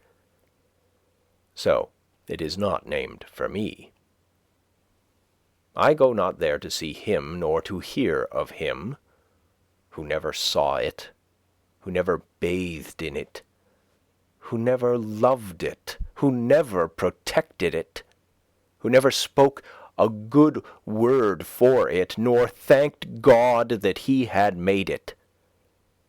Rather let it be named from the fishes that swim in it, the wild fowl or quadrupeds which frequent it, the wild flowers which grow by its shore, or some wild man or child, the thread of whose history is interwoven with its own, not for him who could show no title to it but the deed which a like-minded neighbor or legislature gave him, him who thought only of its money value, whose presence perchance cursed all the shores, who exhausted the land around it, and would fain have exhausted the waters within it, who regretted only that it was not English hay or cranberry meadow. There was nothing to redeem it, forsooth, in his eyes, and would have drained and sold it for the mud at its bottom. It did not turn his mill, and it was no privilege to him to behold it. I respect not his labours. His farm where everything has its price, who would carry the landscape, who would carry his God to market, if he could get anything for him, who goes to market for his God as it is, on whose farm nothing grows free, whose fields bear no crops, whose meadows no flowers, whose trees no fruits but dollars, who loves not the beauty of his fruits, whose fruits are not ripe for him till they are turned to dollars. Give me the poverty that enjoys true wealth. Farmers are respectable and interesting to me in proportion as they are poor farmers. A model farm where the house stands like a fungus in a muck heap. Chambers for men, horses, oxen, and swine, cleansed and uncleansed, all contiguous to one another, stocked with men. A great grease spot, redolent of manures and buttermilk, under a high state of cultivation, being manured with the hearts and brains of men, as if you were to raise your potatoes in the churchyard. Such is a model farm. No, if the fairest features of the landscape are to be named after men, let them be the noblest and worthiest men alone. Let our lakes receive as true names at least as the Icarian Sea, where still the shore a brave attempt resounds. Goose Pond, of small extent, is on my way to Flint's. Fair Haven, an expensive Concord river, said to contain some 70 acres, is a mile southwest, and White Pond, of about 40 acres, is a mile and a half beyond Fair Haven. This is my lake country. These, with Concord River, are my water privileges, and night and day, year in, year out, they grind such grist as I carry to them. Since the woodcutters and the railroad, I myself have profaned Walden, perhaps the most attractive, if not the most beautiful, of all our lakes. The gem of the woods is White Pond. Poor name for its commonness, whether derived from the remarkable purity of its waters or the colour of its sands. In these, as in other respects, however, it is a lesser twin of Walden. They are so much alike that you would say they must be connected underground. It has the same stony shore, and its waters are of the same hue. As at Walden, in sultry dog-day weather, looking down through the woods on some of its bays, which are not so deep, but that the reflection from the bottom tinges them, its waters are of a misty bluish green or glaucous colour. many years since I used to go there to collect the sand by cartloads to make sandpaper with, and I have continued to visit it ever since.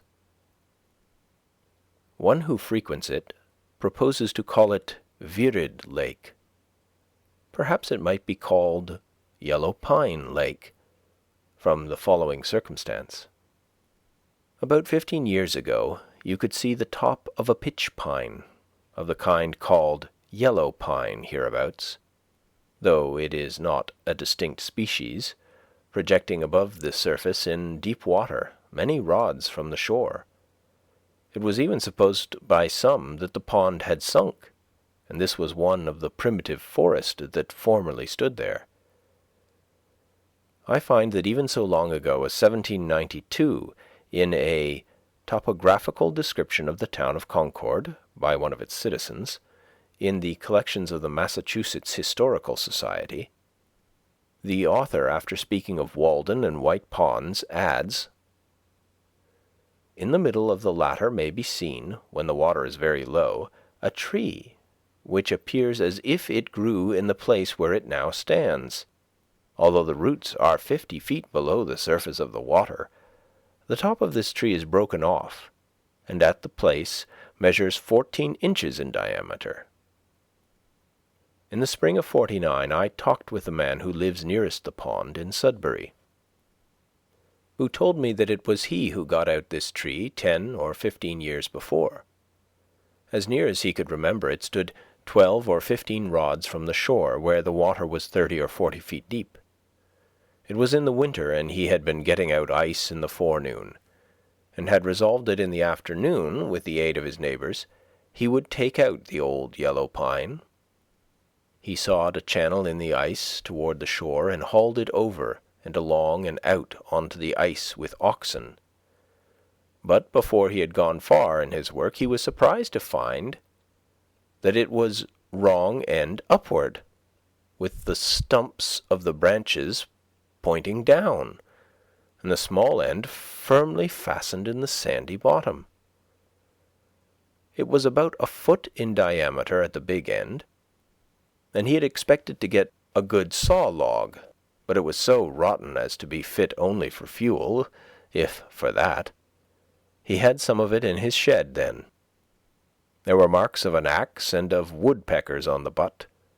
He thought that it might have been a dead tree on the shore, but was finally blown over into the pond, and after the top had been waterlogged, while the butt end was still dry and light, had drifted out and sunk, wrong end up.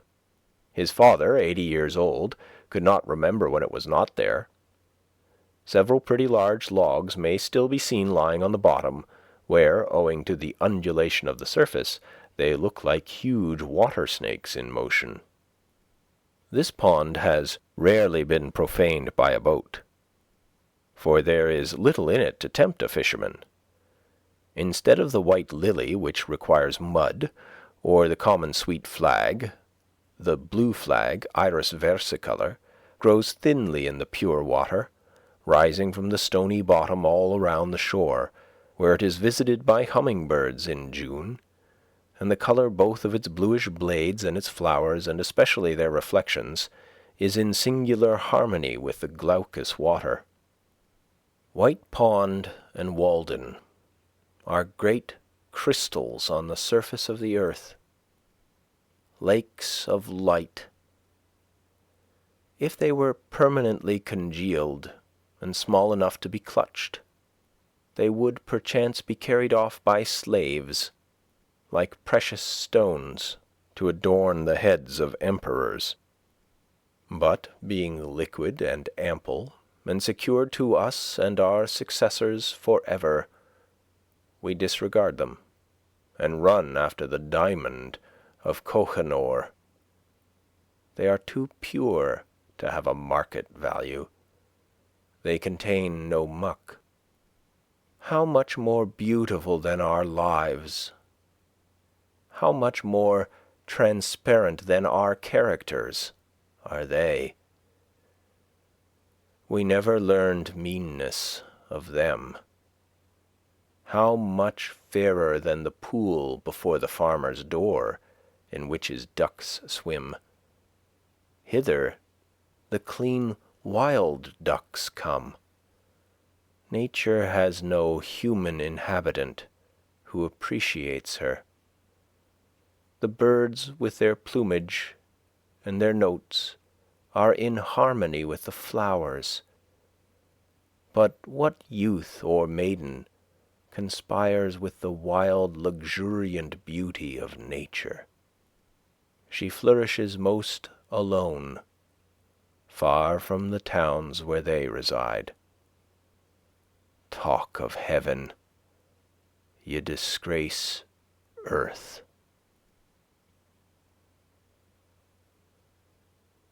End of chapter 9. Chapter 10. Baker Farm. Sometimes I rambled to pine groves, standing like temples or like fleets at sea, full rigged with wavy boughs and rippling with light, so soft and green and shady that the Druids would have forsaken their oaks to worship in them, or to the cedar wood beyond Flint's Pond, where the trees, covered with hoary blue berries, spiring higher and higher, are fit to stand before Valhalla, and the creeping juniper covers the ground with wreaths full of fruit. Or to swamps, where the usnea lichen hangs in festoons from the white spruce trees, and toadstools, round tables of the swamp gods, cover the ground, and more beautiful fungi adorn the stumps, like butterflies or shells, vegetable winkles, where the swamp pink and dogwood grow. The red alderberry glows like eyes of imps. The waxwork grooves and crushes the hardest woods in its folds, and the wild hollyberries make the beholder forget his home with their beauty, and he is dazzled and tempted by nameless other wild, forbidden fruits, too fair for mortal taste.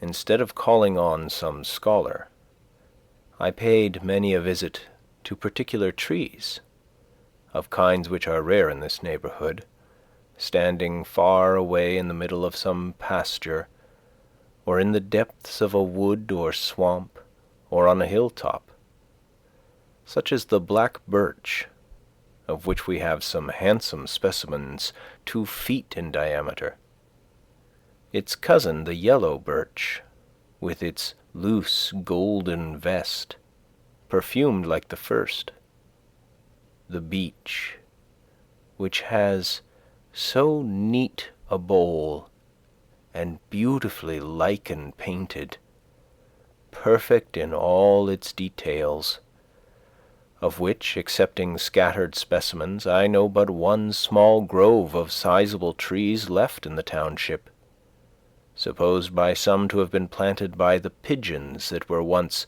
baited with beech nuts near by.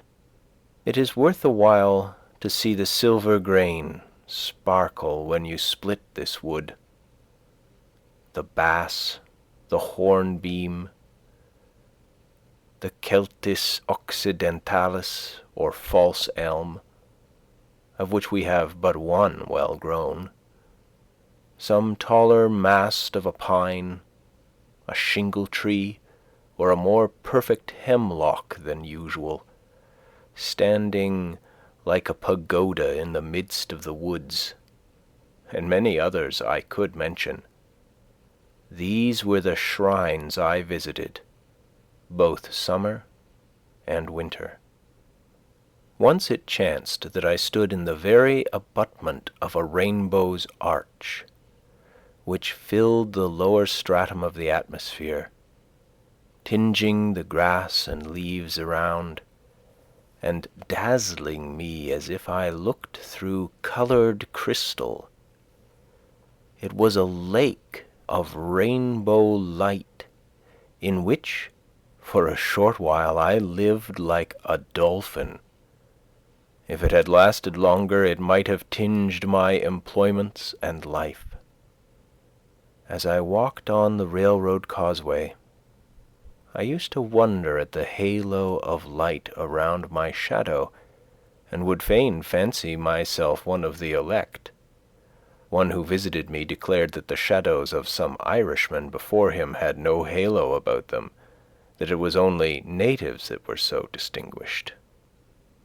Benvenuto Cellini tells us in his memoirs that after a certain terrible dream or vision which he had during his confinement in the castle of St. Angelo, a resplendent light appeared over the shadow of his head at morning and evening, whether he was in Italy or France, and it was particularly conspicuous when the grass was moist with dew. This was probably the same phenomenon to which I have referred, which is especially observed in the morning, but also at other times and even by moonlight. Though a constant one, it is not commonly noticed, and in the case of an excitable imagination like Cellini's, it would be basis enough for superstition. Beside, he tells us that he showed it to very few.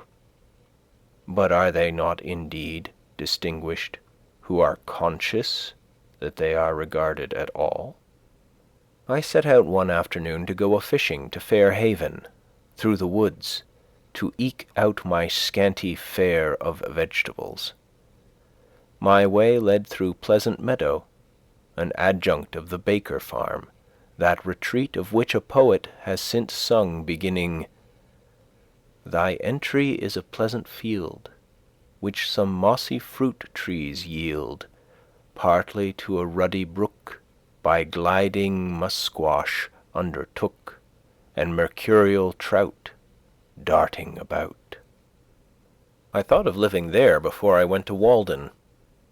I hooked the apples, leaped the brook, and scared the musquash and the trout. It was one of those afternoons which seem indefinitely long before one, in which many events may happen, a large portion of our natural life, though it was already half spent when I started. By the way there came up a shower, which compelled me to stand half an hour under a pine, piling boughs over my head and wearing my handkerchief for a shed. And when at length I had made one cast over the pickerel weed, standing up to my middle in water, I found myself suddenly in the shadow of a cloud, and the thunder began to rumble with such emphasis that I could do no more than listen to it. The gods must be proud, thought I, with such forked flashes to rout a poor unarmed fisherman. So I made haste for shelter to the nearest hut, which stood half a mile from any road, but so much the nearer to the pond, and had long been uninhabited. And here a poet builded, in the completed years, for behold a trivial cabin that to destruction steers. So the muse fables. But therein, as I found, dwelt now John Field, an Irishman, and his wife, and several children, from the broad-faced boy who assisted his father at his work, and now came running by his side from the bog to escape the rain, to the wrinkled, sibyl-like, cone-headed infant that sat upon its father's knee, as in the palaces of nobles, and looked out from its home in the midst of wet and hunger inquisitively upon the stranger, with the privilege of infancy, not knowing but it was the last of a noble line, and the hope and cynosure of the world, instead of John Field's poor starveling brat. There we sat together, under that part of the roof which leaked the least, while it showered and thundered without. I had sat there many times of old before the ship was built that floated his family to America. An honest, hard-working, but shiftless man plainly was John Field, and his wife, she too was brave to cook so many successive dinners in the recesses of that lofty stove, with round greasy face and bare breast, still thinking to improve her condition one day, with the never-absent mop in one hand, and yet no effects of it visible anywhere. The chickens, which had also taken shelter here from the rain, stalked about the room like members of the family. Too humanized, methought, to roast well. They stood and looked in my eye or pecked at my shoe significantly.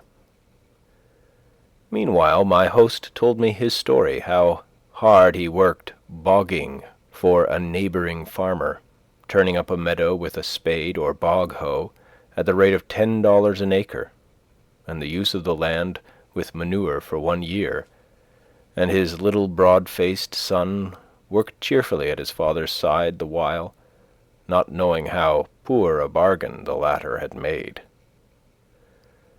I tried to help him with my experience, telling him that he was one of my nearest neighbors, and that I too, who came a-fishing here and looked like a loafer, was getting my living like himself, that I lived in a tight, light, and clean house, which hardly cost more than the annual rent of such a ruin as his commonly amounts to, and how, if he chose, he might in a month or two build himself a palace of his own. That I did not use tea, nor coffee, nor butter, nor milk, nor fresh meat, and so did not have to work to get them. Again, as I did not work hard, I did not have to eat hard, and it cost me but a trifle for my food. But as he began with tea, and coffee, and butter, and milk, and beef, he had to work hard to pay for them, and when he had worked hard, he had to eat hard again to repair the waste of his system. And so it was as broad as it was long. Indeed, it was broader than it was long, for he was discontented and wasted his life into the bargain. And yet he had rated it as a gain in coming to America, that here you could get tea and coffee and meat every day. But the only true America is that country where you are at liberty to pursue such a mode of life as may enable you to do without these, and where the state does not endeavor to compel you to sustain the slavery and war and other superfluous expenses which directly or indirectly result from the use of such things. For I purposely talked to him as if he were a philosopher, or desired to be one. I should be glad if all the meadows on the earth were left in a wild state, if that were the consequence of men's beginning to redeem themselves. A man will not need to study history to find out what is best for his own culture, but alas, the culture of an Irishman is an enterprise to be undertaken with a sort of moral bog-hoe. I told him that as he worked so hard at bogging, he required thick boots and stout clothing, which yet were soon soiled and worn out, but I wore light shoes and thin clothing, which cost not half so much, though he might think that I was dressed like a gentleman, which, however, was not the case.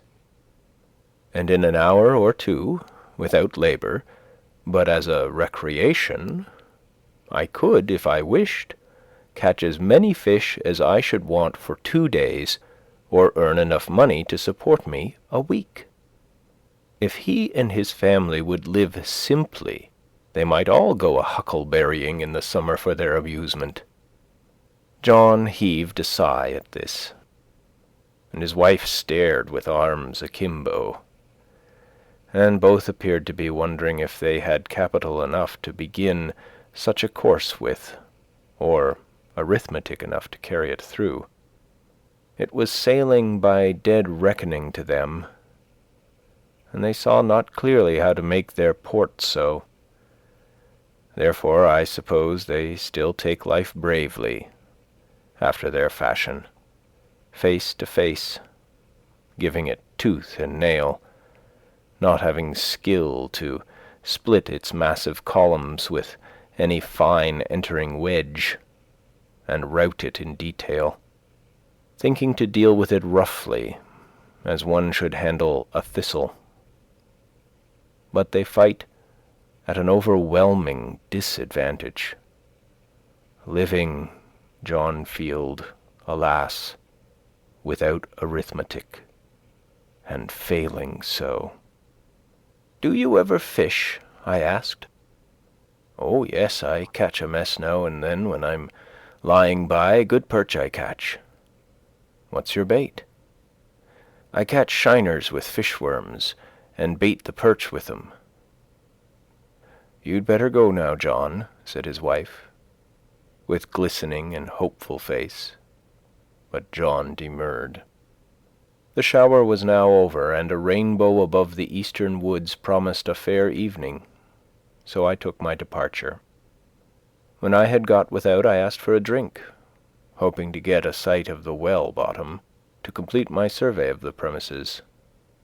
But there, alas, are shallows and quicksands, and rope broken withal, and bucket irrecoverable. Meanwhile, the right culinary vessel was selected, water was seemingly distilled, and after consultation and long delay passed out to the thirsty one. Not yet suffered to cool, not yet to settle. Such gruel sustains life here, I thought.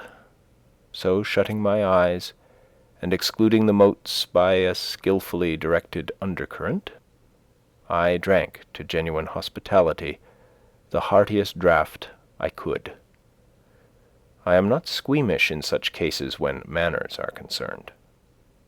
As I was leaving the Irishman's roof after the rain, bending my steps again to the pond, my haste to catch pickerel, wading in retired meadows, in sloughs and bog-holes, in forlorn and savage places, appeared for an instant trivial to me who had been sent to school and college.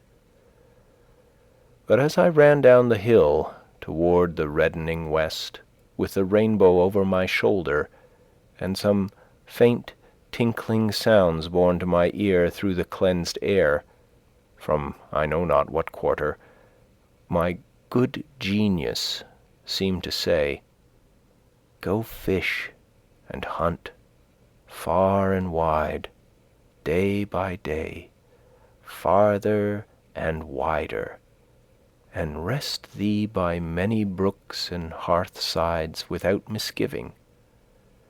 Remember thy Creator in the days of thy youth. Rise free from care before the dawn, and seek adventures. Let the noon find thee by other lakes, and the night overtake thee everywhere at home. There are no larger fields than these, no worthier games than may here be played. Grow wild according to thy nature, like these sedges and brakes, which will never become English Bay. Let the thunder rumble. What if it threaten ruin to farmers' crops? That is not its errand to thee. Take shelter under the cloud, while they flee to carts and sheds. Let not to get a living be thy trade, but thy sport. Enjoy the land, but own it not. Through want of enterprise and faith, men are where they are, buying and selling, and spending their lives like serfs. O Baker Farm, landscape where the richest element is a little sunshine innocent.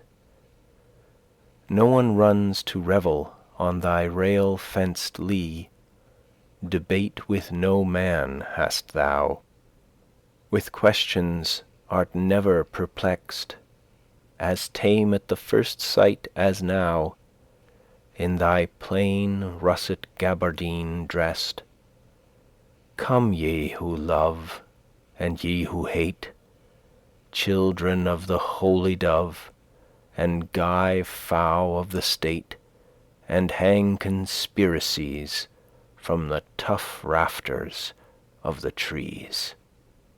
Men come tamely home at night, only from the next field or street, where their household echoes haunt, and their life pines because it breathes its own breath over again. Their shadows morning and evening reach farther than their daily steps. We should come home from far, from adventures and perils and discoveries every day, with new experience and character. Before I had reached the pond, some fresh impulse had brought out John Field, with altered mind, letting go bogging ere this sunset. But he, poor man, disturbed only a couple of fins while I was catching a fair string, and he said it was his luck. But when we changed seats in the boat, luck changed seats too. Poor John Field. I trust he does not read this, unless he will improve by it, thinking to live by some derivative old country mode in this primitive new country, to catch perch with shiners. It is good bait sometimes, I allow. With this horizon all his own, yet he a poor man, born to be poor, with his inherited Irish poverty, or poor life, his Adam's grandmother and boggy ways, not to rise in this world, he nor his posterity, till their wading, webbed, bog-trotting feet get talaria to their heels. End of chapter 10. Chapter 11. Higher Laws. As I came home through the woods with my string of fish trailing my pole, it being now quite dark, I caught a glimpse of a woodchuck stealing across my path, and felt a strange thrill of savage delight, and was strongly tempted to seize and devour him raw. Not that I was hungry then, except for that wildness which he represented. Once or twice, however, while I lived at the pond, I found myself ranging the woods like a half-starved hound, with a strange abandonment, seeking some kind of venison which I might devour, and no morsel could have been too savage for me. The wildest scenes had become unaccountably familiar. I found in myself, and still find, an instinct toward a higher, or as it is named, spiritual life, as do most men, and another toward a primitive, rank, and savage one, and I reverence them both. I love the wild not less than the good. The wildness and adventure that are in fishing still recommend it to me. I like sometimes to take rank hold on life and spend my day more as the animals do. Perhaps I have owed to this employment and to hunting, when quite young, my close acquaintance with nature. They early introduce us to and detain us in scenery with which otherwise, at that age, we should have little acquaintance. Fishermen, hunters, wood-choppers, and others, spending their lives in the fields and woods, in a peculiar sense a part of nature themselves, are often in a more favourable mood for observing her. in the intervals of their pursuits than the philosophers or poets even, who approach her with expectation. She is not afraid to exhibit herself to them. The traveler on the prairie is naturally a hunter, on the headwaters of the Missouri and Columbia a trapper, and at the Falls of St. Mary a fisherman. He who is only a traveler learns things at second hand and by the halves, and is poor authority. We are most interested when science reports that those men already know practically or instinctively, for that alone is a true humanity or account of human experience. They mistake who assert that the Yankee has few amusements, because he has not so many public holidays, and men and boys do not play so many games as they do in England. For here the more primitive but solitary amusements of hunting, fishing, and the like have not yet given place to the former. Almost every New England boy among my contemporaries shouldered a fowling piece between the ages of 10 and 14, and his hunting and fishing grounds were not limited, like the preserves of an English nobleman, but were more boundless even than those of a savage. No wonder, then, that he did not oftener stay to play on the common. But already a change is taking place, owing not to an increased humanity, but to an increased scarcity of game. For perhaps the hunter is the greatest friend of the animals hunted, not excepting the Humane Society.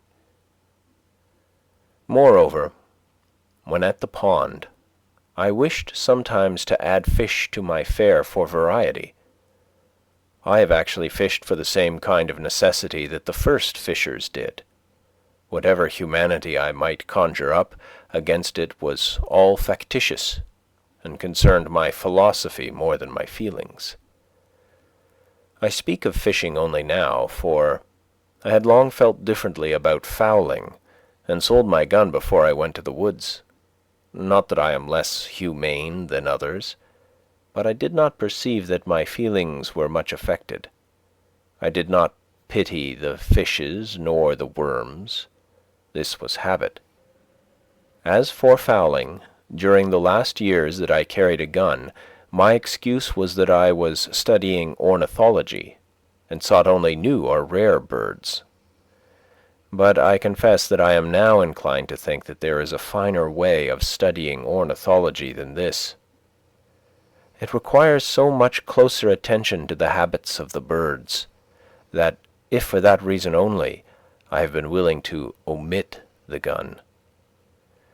Yet notwithstanding the objection on the score of humanity, I am compelled to doubt if equally valuable sports are ever substituted for these, and when some of my friends have asked me anxiously about their boys, whether they should let them hunt, I have answered, yes, remembering that it was one of the best parts of my education.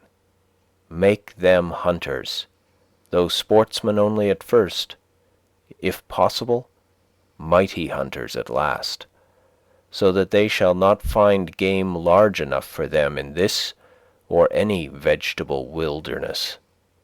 Hunters as well as fishers of men.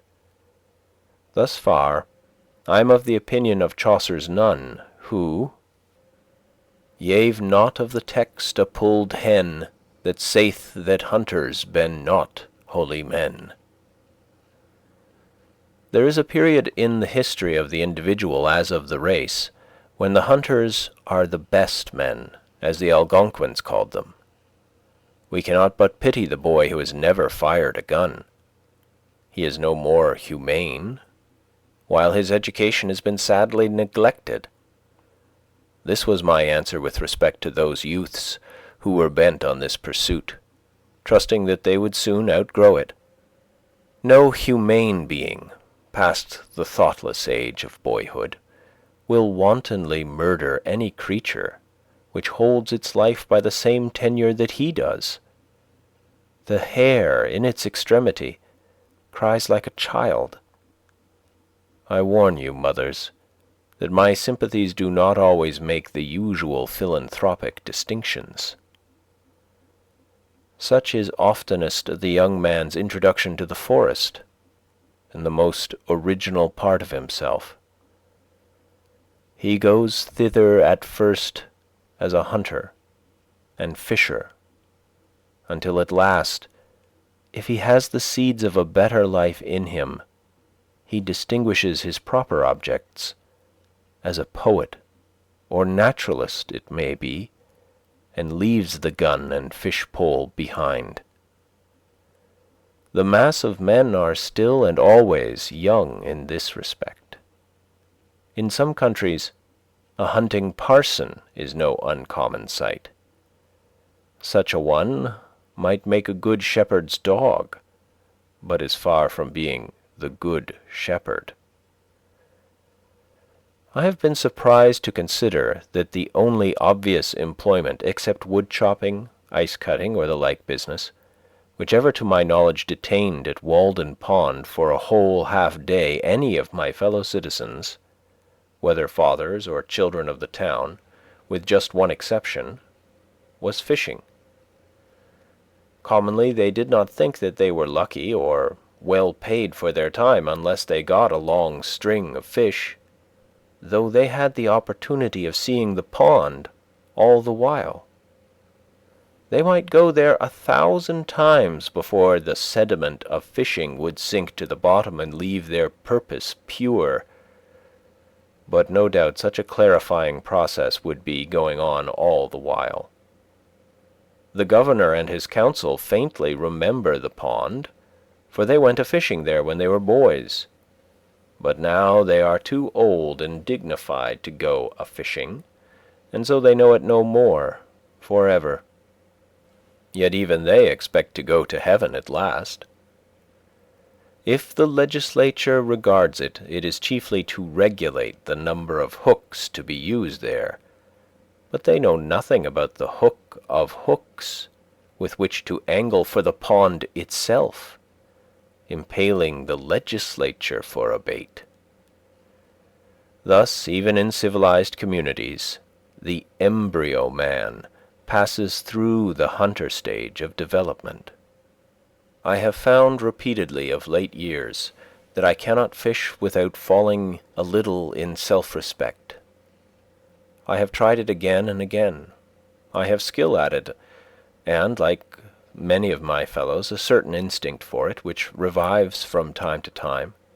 But always when I have done, I feel that it would have been better if I had not fished. I think that I do not mistake. It is a faint intimation, yet so are the first streaks of morning. There is unquestionably this instinct in me which belongs to the lower orders of creation, yet with every year I am less a fisherman, though without more humanity or even wisdom. At present I am no fisherman at all. But I see that if I were to live in a wilderness, I should again be tempted to become a fisher and hunter in earnest. Beside, there is something essentially unclean about this diet and all flesh, and I begin to see where housework commences and whence the endeavour which costs so much to wear a tidy and respectable appearance each day, to keep the house sweet and free from all ill odours and sights. Having been my own butcher and scullion and cook, as well as the gentleman for whom the dishes were served up, I can speak from an unusually complete experience. The practical objection to animal food in my case was its uncleanness. And besides, when I had caught and cleaned and cooked and eaten my fish, they seemed not to have fed me essentially. It was insignificant and unnecessary, and cost more than it came to. A little bread or a few potatoes would have done as well, with less trouble and filth. Like many of my contemporaries, I had rarely for many years used animal food, or tea, or coffee, etc. not so much because of any ill effects which I had traced to them, as because they were not agreeable to my imagination. The repugnance to animal food is not the effect of experience, but is an instinct. It appeared more beautiful to live low and fare hard in many respects, and though I never did so, I went far enough to please my imagination. I believe that every man who has ever been earnest to preserve his higher or poetic faculties in the best condition has been particularly inclined to abstain from animal food and from much food of any kind. It is a significant fact, stated by entomologists, I find it in Kirby and Spence, that some insects in their perfect state, though furnished with organs of feeding, make no use of them, and they lay it down as a general rule that almost all insects in this state eat much less than that of larvae. The voracious caterpillar, when transformed into a butterfly, and the gluttonous maggot, when become a fly, content themselves with a drop or two of honey, or some other sweet liquid. The abdomen under the wings of the butterfly still represents the larva. This is the tidbit which tempts his insectivorous fate. The gross feeder is a man in the larva state, and there are whole nations in that condition, nations without fancy or imagination, whose vast abdomens betray them. It is hard to provide and cook so simple and clean a diet as will not offend the imagination. But this, I think, is to be fed when we feed the body. They should both sit down at the same table. Yet perhaps this may be done. The fruits eaten temperately need not make us ashamed of our appetites nor interrupt the worthiest pursuits. But put an extra condiment into your dish and it will poison you. It is not worth the while to live by rich cookery. Most men would feel shame if caught preparing with their own hands precisely such a dinner, whether of animal or vegetable food, as is every day prepared for them by others. Yet till this is otherwise, we are not civilized. And if gentlemen and ladies are not true men and women. This certainly suggests what change is to be made. It may be vain to ask why the imagination will not be reconciled to flesh and fat. I am satisfied that it is not. Is it not a reproach that man is a carnivorous animal? True, he can and does live, in a great measure, by preying on other animals. But this is a miserable way, as any one who will go to snaring rabbits or slaughtering lambs may learn, and he will be regarded as a benefactor of his race who shall teach man to confine himself to a more innocent and wholesome diet. Whatever my own practice may be, I have no doubt that it is a part of the destiny of the human race in its gradual improvement to leave off eating animals, as surely as the savage tribes have left off eating each other when they came in contact with the more civilized. If one listens to the faintest but constant suggestions of his genius, which are certainly true, he sees not to what extremes or even insanity it may lead him, and yet that way, as he grows more resolute and faithful, his road lies. The faintest assured objection which one healthy man feels will at length prevail over the arguments and customs of mankind. No man ever followed his genius till it misled him. Though the result were bodily weakness, yet perhaps no one can say that the consequences were to be regretted, for these were a life in conformity to higher principles. If the day and the night are such that you greet them with joy, and life emits a fragrance like flowers and sweet-scented herbs, is more elastic, more starry, more immortal, that is your success. All nature is your congratulation, and you have cause momentarily to bless yourself. The greatest gains and values are farthest from being appreciated.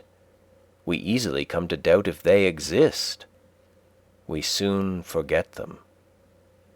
They are the highest reality. Perhaps the facts most astounding and most real are never communicated by man to man. The true harvest of my daily life is somewhat as intangible and indescribable as the tints of morning or evening. It is a little stardust caught, a segment of the rainbow which I have clutched. Yet for my part, I was never unusually squeamish. I could sometimes eat a fried rat with a good relish if it were necessary. I am glad to have drunk water so long, for the same reason that I prefer the natural sky to an opium-eater's heaven.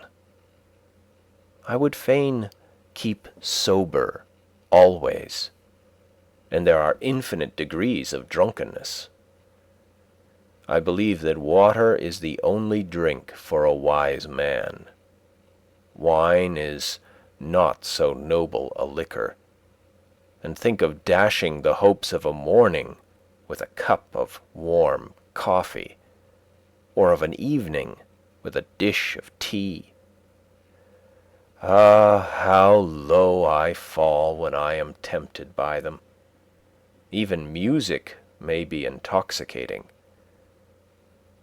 Such apparently slight causes destroyed Greece and Rome, and will destroy England and America.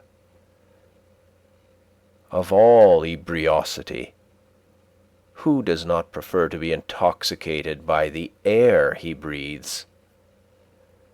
I have found it to be the most serious objection to coarse labours long continued, that they compelled me to eat and drink coarsely also.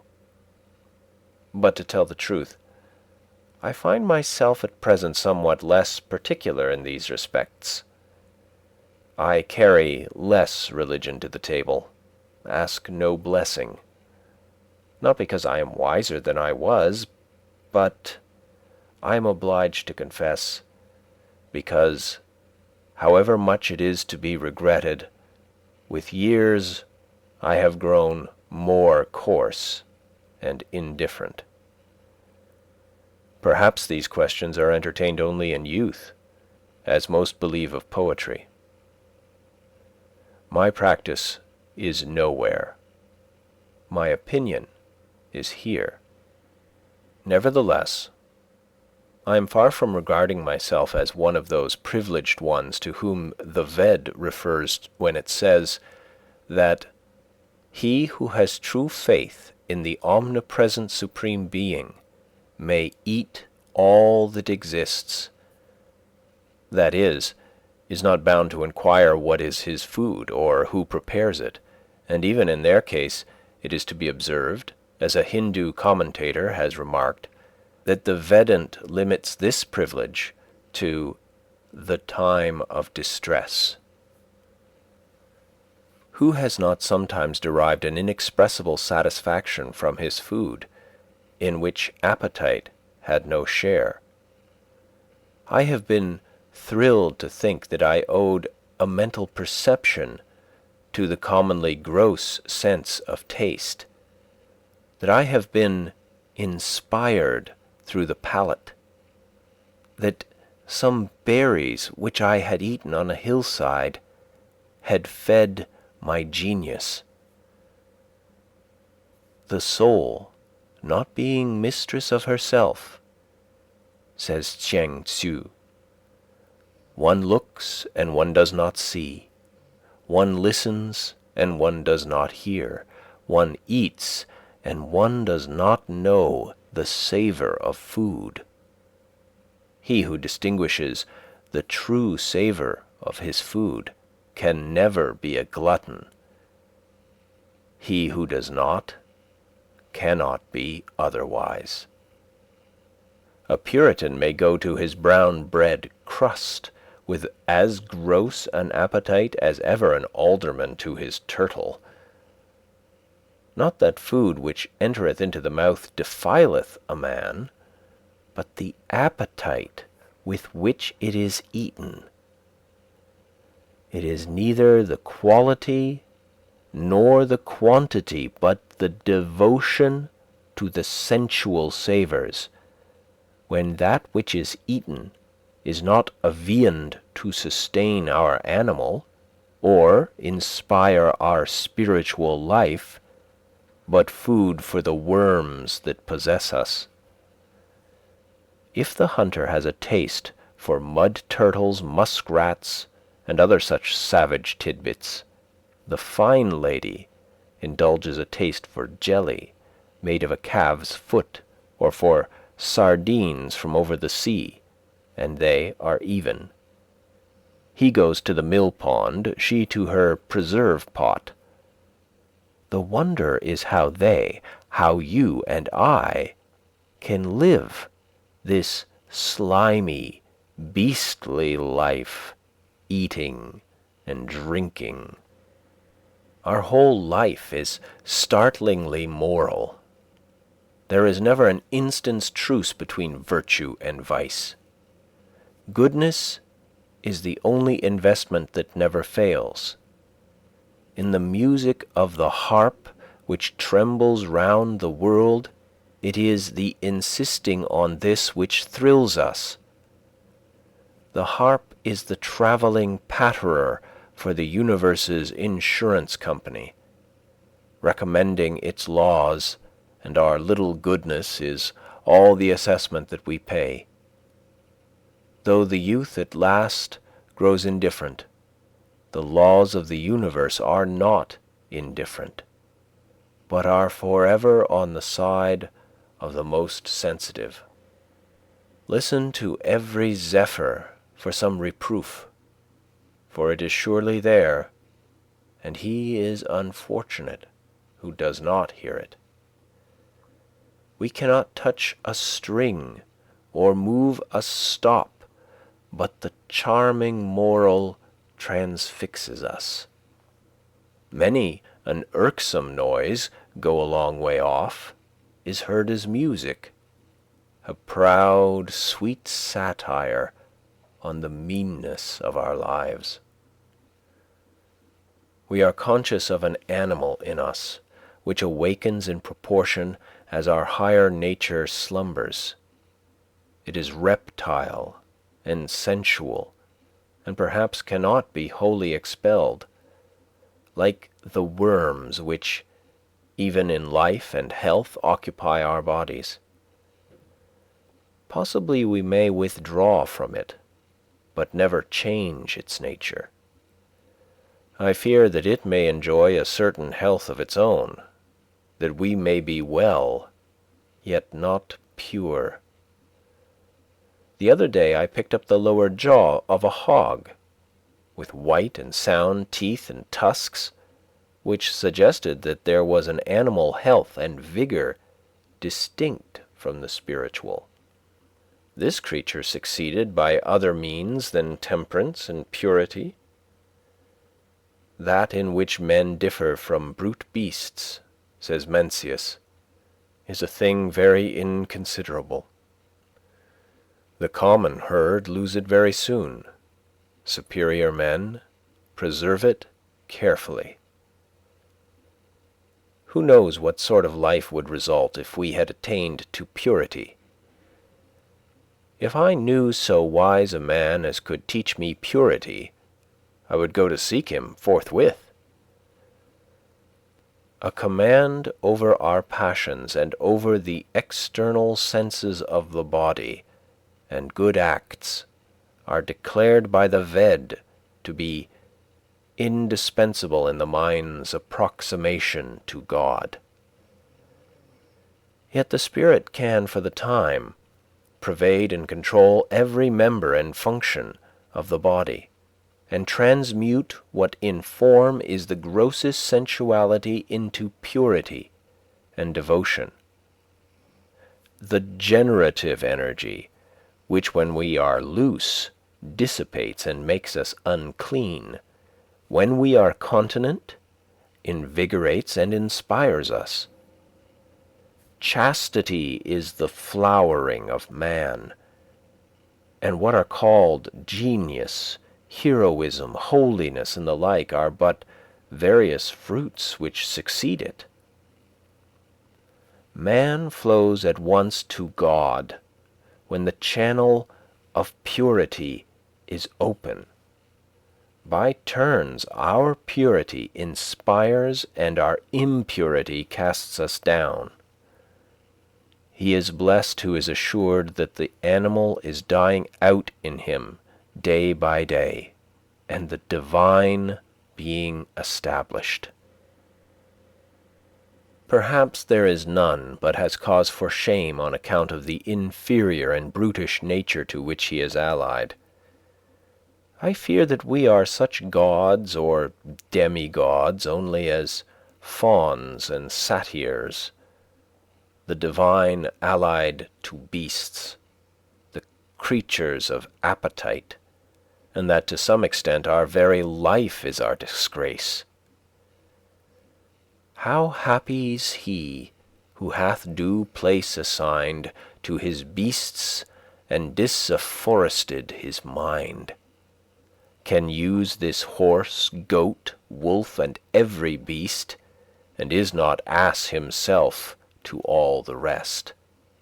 Else man not only is the herd of swine, those devils too which did incline them to the headlong rage, and made them worse. All sensuality is one, though it takes many forms. All purity is one. It is the same whether a man eat or drink or cohabit or sleep sensually. They are but one appetite, and we only need to see a person do any one of these things to know how great a sensualist he is. The impure can neither stand nor sit with purity. When the reptile is attacked at one mouth of his burrow, he shows himself at another. How shall a man know if he is chaste? He shall not know it. We have heard of this virtue, but we know not what it is. We speak conformably to the rumour which we have heard. From exertion come wisdom and purity, from sloth and ignorance and sensuality. In the student, sensuality is a sluggish habit of mind.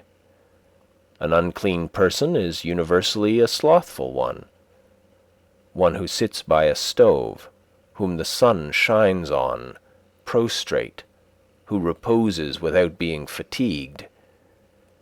If you would avoid uncleanness and all the sins, work earnestly, though it be at cleaning a stable. Nature is hard to be overcome, but she must be overcome. What avails it that you are Christian if you are not purer than the heathen, if you deny yourself no more, if you are not more religious? I know of many systems of religion esteemed heathenish, whose precepts fill the reader with shame, and provoke him to new endeavours, though it be to the performance of rites merely. I hesitate to say these things, but it is not because of the subject. I care not how obscene my words are, but because I cannot speak of them without betraying my impurity. We discourse freely without shame of one form of sensuality, and are silent about another. We are so degraded that we cannot speak simply of the necessary functions of human nature. In earlier ages, in some countries, every function was reverently spoken of and regulated by law. Nothing was too trivial for the Hindu lawgiver, however offensive it may be to modern taste. He teaches how to eat, drink, cohabit, void excrement and urine, and the like, elevating what is mean, and does not falsely excuse himself by calling these things trifles. Every man is the builder of a temple called his body to the God he worships, after a style purely his own, nor can he get off by hammering marble instead. We are all sculptors and painters, and our material is our own flesh and blood and bones.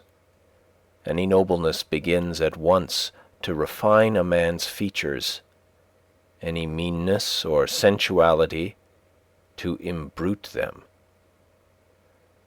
John Farmer sat at his door one September evening after a hard day's work, his mind still running on his labour more or less.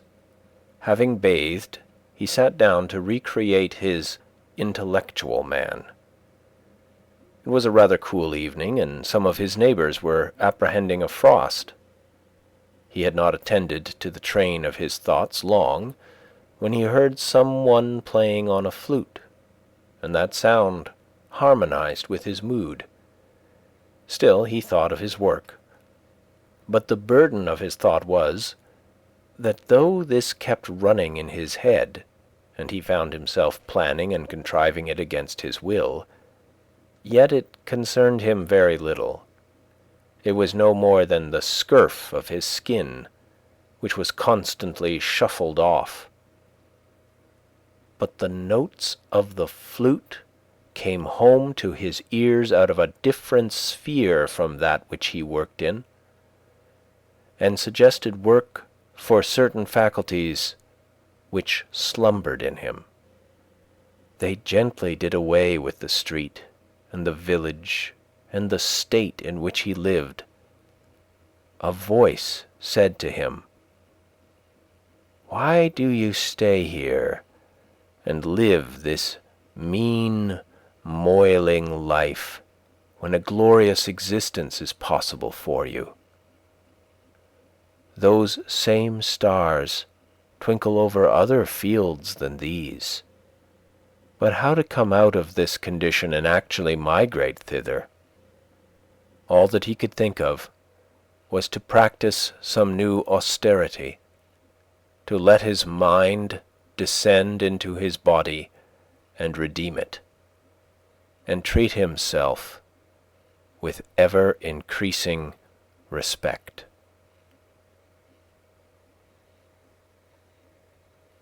End of chapter 11. Chapter 12. Brute Neighbors. Sometimes I had a companion in my fishing, who came through the village to my house from the other side of town, and the catching of the dinner was as much a social exercise as the eating of it. Hermit. I wonder what the world is doing now. I have not heard so much as a locust over the sweet fern these 3 hours. The pigeons are all asleep upon their roosts. No flutter from them. Was that a farmer's noon horn which sounded from beyond the woods just now? The hands are coming in to boiled salt beef and cider and Indian bread. Why will men worry themselves so? He that does not eat need not work. I wonder how much they have reaped. Who would live there where a body can never think for the barking of Bose? And oh, the housekeeping! To keep bright the devil's doorknobs and scour his tubs this bright day. Better not keep a house.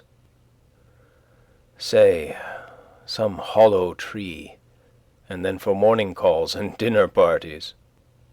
Only a woodpecker tapping.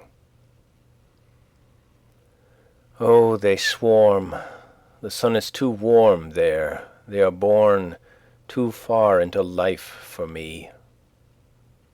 I have water from the spring and a loaf of brown bread on the shelf. Hark, I hear a rustling of the leaves. Is it some ill-fed village hound yielding to the instinct of the chase, or the lost pig which is said to be in these woods, whose tracks I saw after the rain? It comes on apace. My sumacs and sweetbriars tremble. Eh?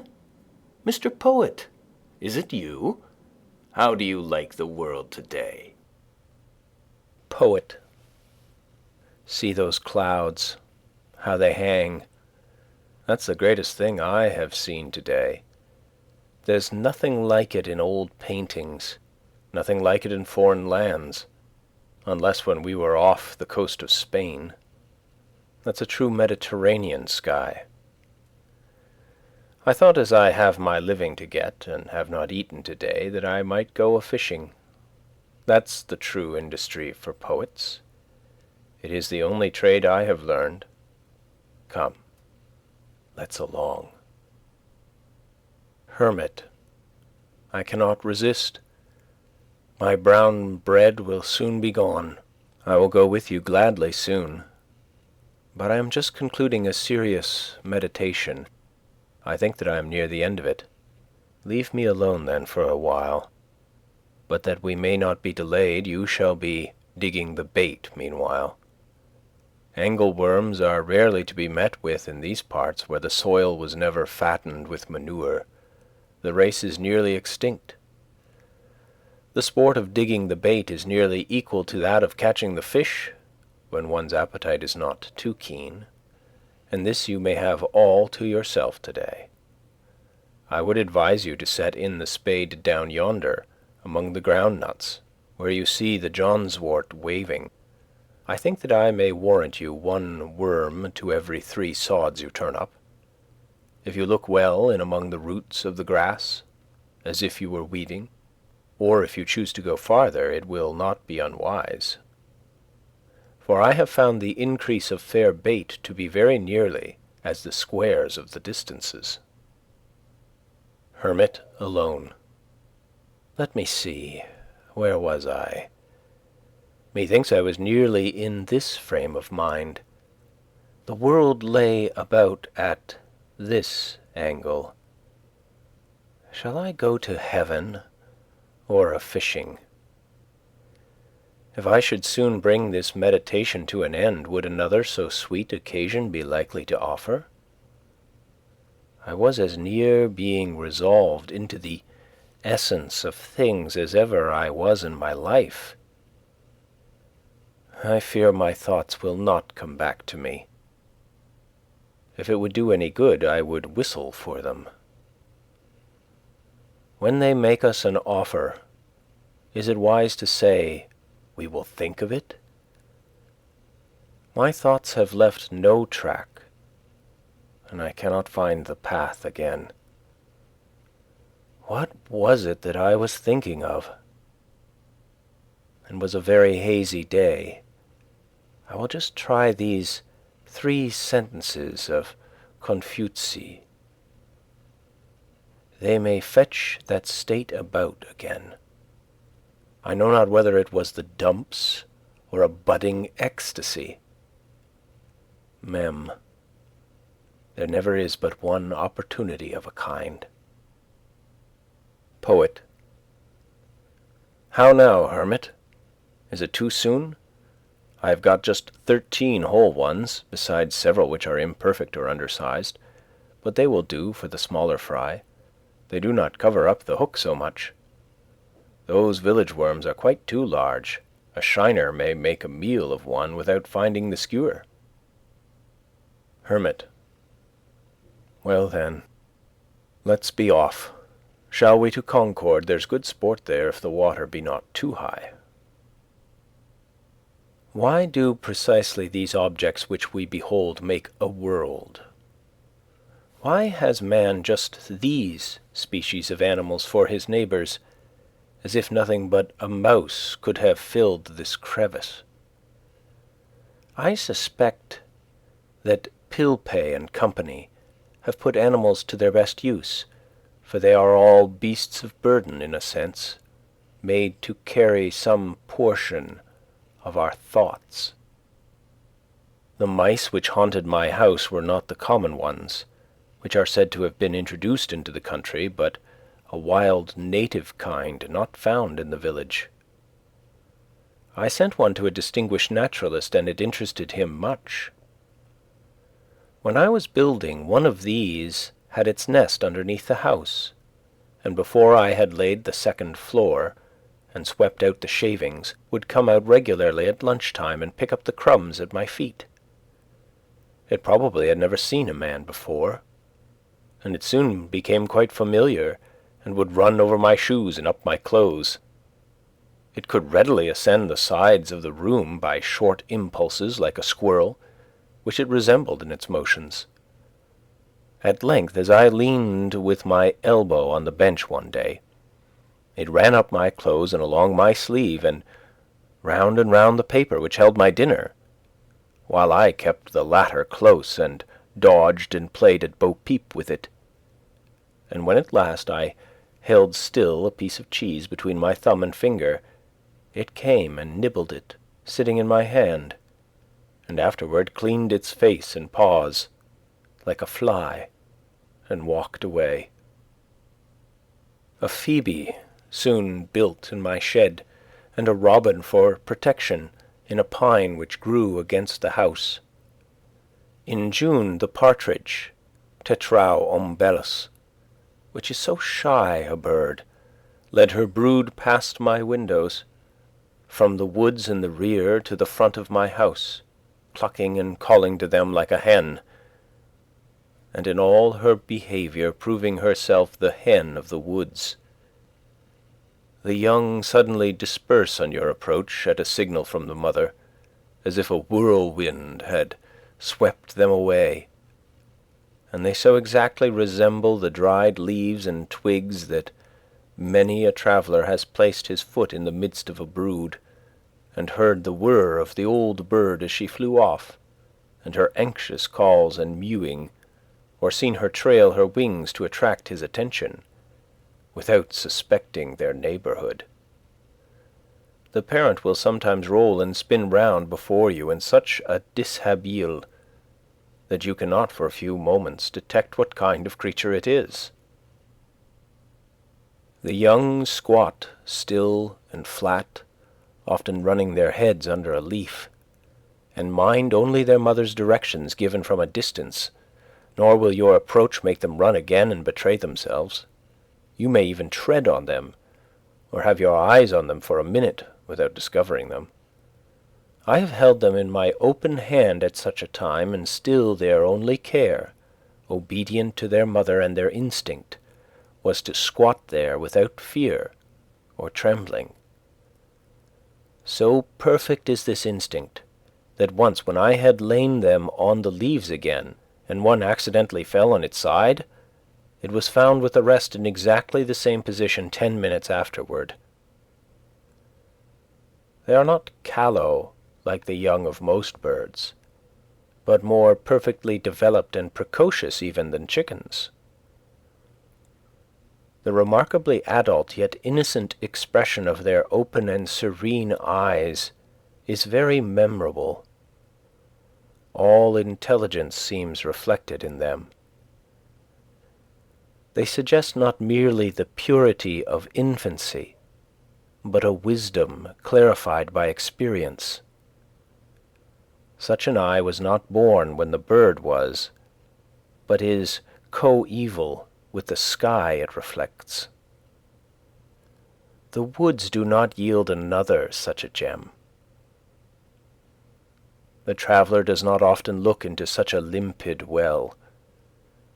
The ignorant or reckless sportsman often shoots the parent at such a time, and leaves these innocents to fall a prey to some prowling beast or bird, or gradually mingle with the decaying leaves which they so much resemble.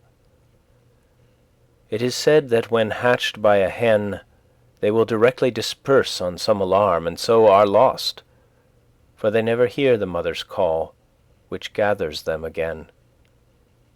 These were my hens and chickens. It is remarkable how many creatures live wild and free, though secret in the woods, and still sustain themselves in the neighborhood of towns, suspected by hunters only. How retired the otter manages to live here. He grows to be 4 feet long, as big as a small boy, perhaps without any human being getting a glimpse of him. I formerly saw the raccoon in the woods behind where my house is built, and probably still heard their whinnering at night. Commonly I rested an hour or two in the shade at noon, after planting, and ate my lunch and read a little by a spring which was the source of a swamp and of a brook, oozing from under Brister's Hill, 1/2 mile from my field. The approach to this was through a succession of descending grassy hollows, full of young pitch pines, into a larger wood about the swamp. There, in a very secluded and shaded spot, under a spreading white pine, there was yet a clean, firm sward to sit on. I had dug out the spring and made a well of clear grey water, where I could dip up a pailful without roiling it. And thither I went for this purpose almost every day in midsummer, when the pond was warmest. Thither, too, the woodcock led her brood, to probe the mud for worms, flying but a foot above them down the bank while they ran in a troop beneath. But at last, spying me, she would leave her young and circle round and round me, nearer and nearer till within 4 or 5 feet, pretending broken wings and legs to attract my attention and get off her young, who would already have taken up their march with faint, wiry peep, single file through the swamp as she directed. Or I heard the peep of the young when I could not see the parent bird. There, too, the turtle doves sat over the spring, or fluttered from bough to bough of the soft white pines over my head, or the red squirrel, coursing down the nearest bough, was particularly familiar and inquisitive. You only need sit still long enough in some attractive spot in the woods, that all its inhabitants may exhibit themselves to you by turns. I was witness to events of a less peaceful character.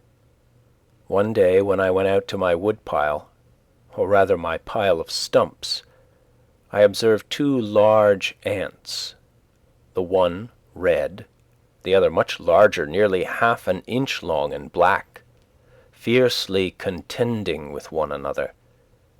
Having once got hold, they never let go, but struggled and wrestled and rolled on the chips incessantly.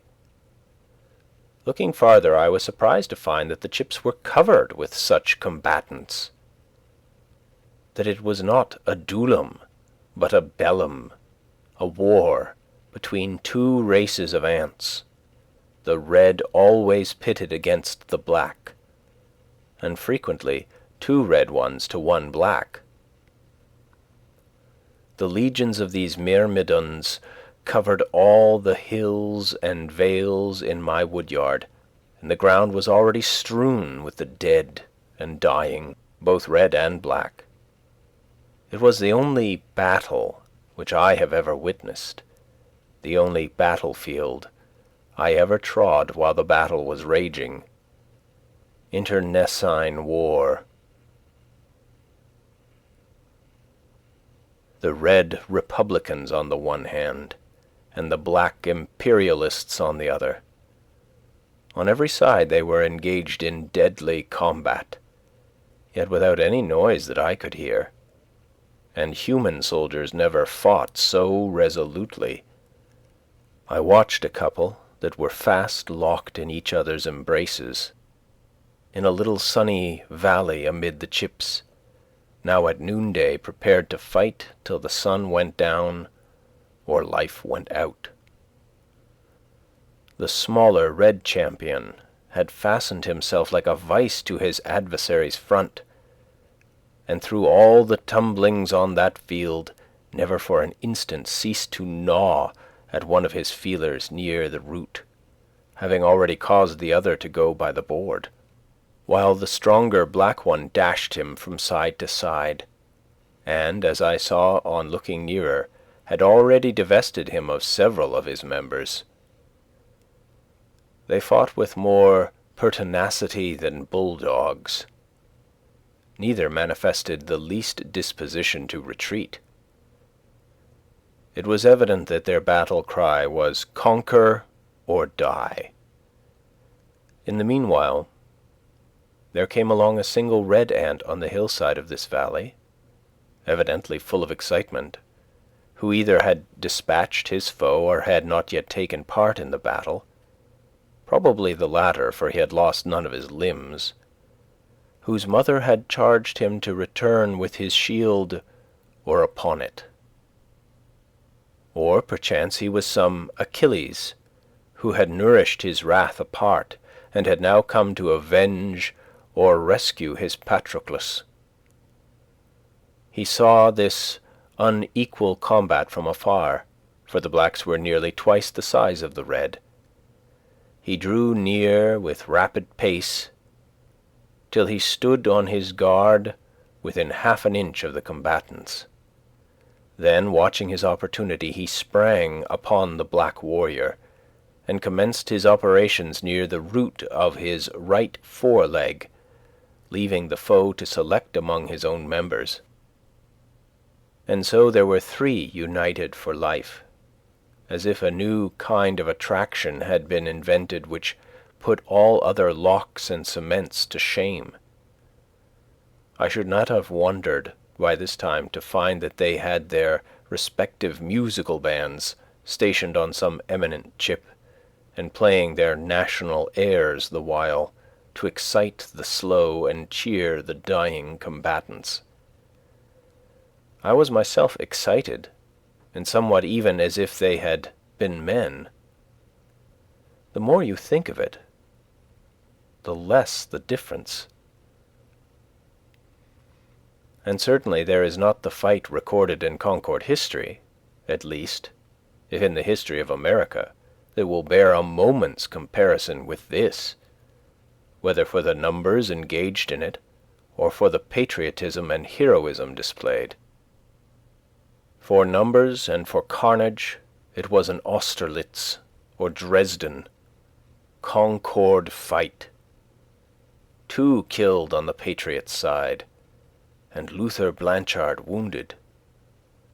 Why, here every ant was a Buttrick. Fire! For God's sake, fire! And thousands shared the fate of Davis and Hosmer. There was not one hireling there. I have no doubt that it was a principle they fought for, as much as our ancestors, and not to avoid a 3-penny tax on their tea. And the results of this battle will be as important and memorable to those whom it concerns as those of the Battle of Bunker Hill, at least. I took up the chip on which the 3 I have particularly described were struggling, carried it into my house, and placed it under a tumbler on my window-sill in order to see the issue. Holding a microscope to the first-mentioned red ant, I saw that, though he was assiduously gnawing at the near foreleg of his enemy, having severed his remaining feeler, His own breast was all torn away, exposing what vitals he had there to the jaws of the black warrior, whose breastplate was apparently too thick for him to pierce, and the dark carbuncles of the sufferer's eyes shone with ferocity such as war only could excite.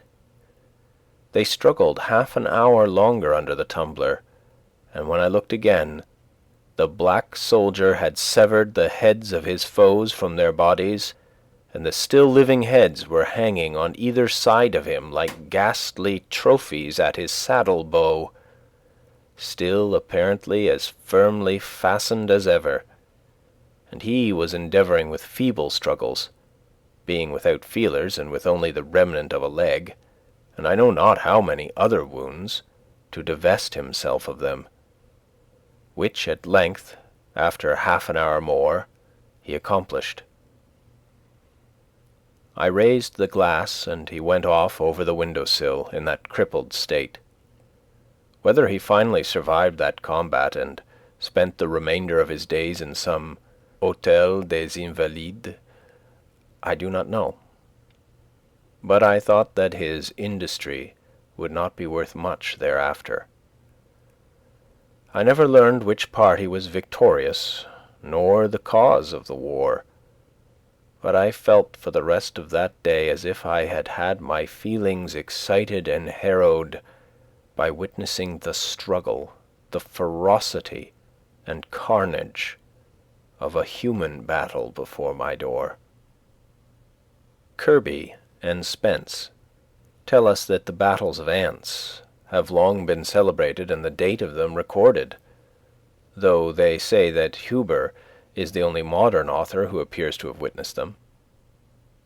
Aeneas Sylvius, say they, after giving a very circumstantial account of one contested with great obstinacy by a great and small species on the trunk of a pear tree, adds that this action was fought in the pontificate of Eugenius IV, in the presence of Nicholas Pistorianus, an eminent lawyer, who related the whole history of the battle with the greatest fidelity.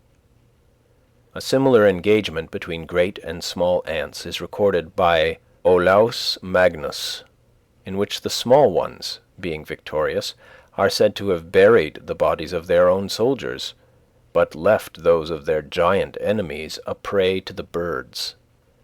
This event happened previous to the expulsion of the tyrant Christiern II from Sweden. The battle which I witnessed took place in the presidency of Polk, 5 years before the passage of Webster's Fugitive Slave Bill.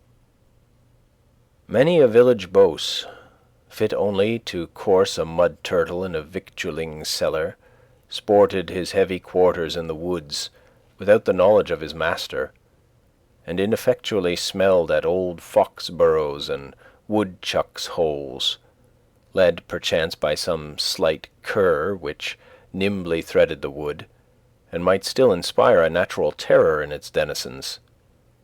Now far behind his guide, barking like a canine bull toward some small squirrel, which had treed itself for scrutiny, then cantering off, bending the bushes with his weight, imagining that he is on the track of some stray member of the gerbilla family. Once I was surprised to see a cat walking along the stony shore of the pond, for they rarely wander so far from the home. The surprise was mutual. Nevertheless, the most domestic cat, which has lain on a rug all her days, appears quite at home in the woods, and, by her sly and stealthy behaviour, proves herself more native there than the regular inhabitants. Once, when berrying, I met with a cat with young kittens in the woods, quite wild, and they all, like their mother, had their backs up and were fiercely spitting at me. A few years before I lived in the woods, there was what was called a winged cat in one of the farmhouses in Lincoln nearest the pond, Mr. Gillian Baker's.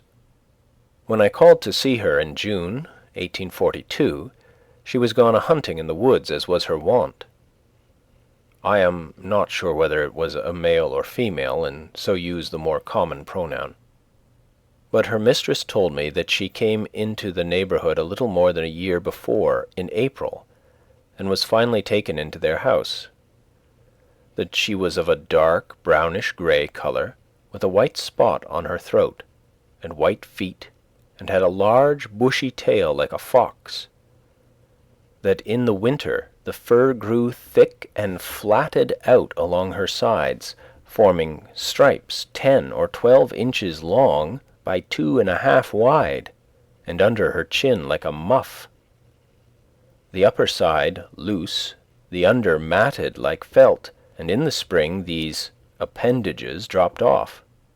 They gave me a pair of her wings, which I keep still. There is no appearance of a membrane about them.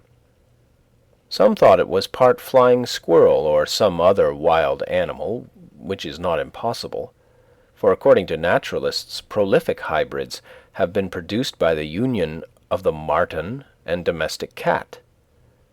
This would have been the right kind of cat for me to keep, if I had kept any, for why should not a poet's cat be winged, as well as his horse? In the fall the loon, Columbus glacialis, came, as usual, to molt and bathe in the pond, making the woods ring with his wild laughter before I had risen. At rumor of his arrival, all the mill-dam sportsmen are on the alert, in gigs and on foot, 2 by 2 and 3 by 3, with patent rifles and conical balls and spy-glasses. They come rustling through the woods like autumn leaves, at least 10 men to 1 loon. Some station themselves on this side of the pond, some on that, for the poor bird cannot be omnipresent. If he dive here, he must come up there. But now the kind October wind rises, rustling the leaves and rippling the surface of the water, so that no loon can be heard or seen, though his foes sweep the pond with spy-glasses and make the woods resound with their discharges.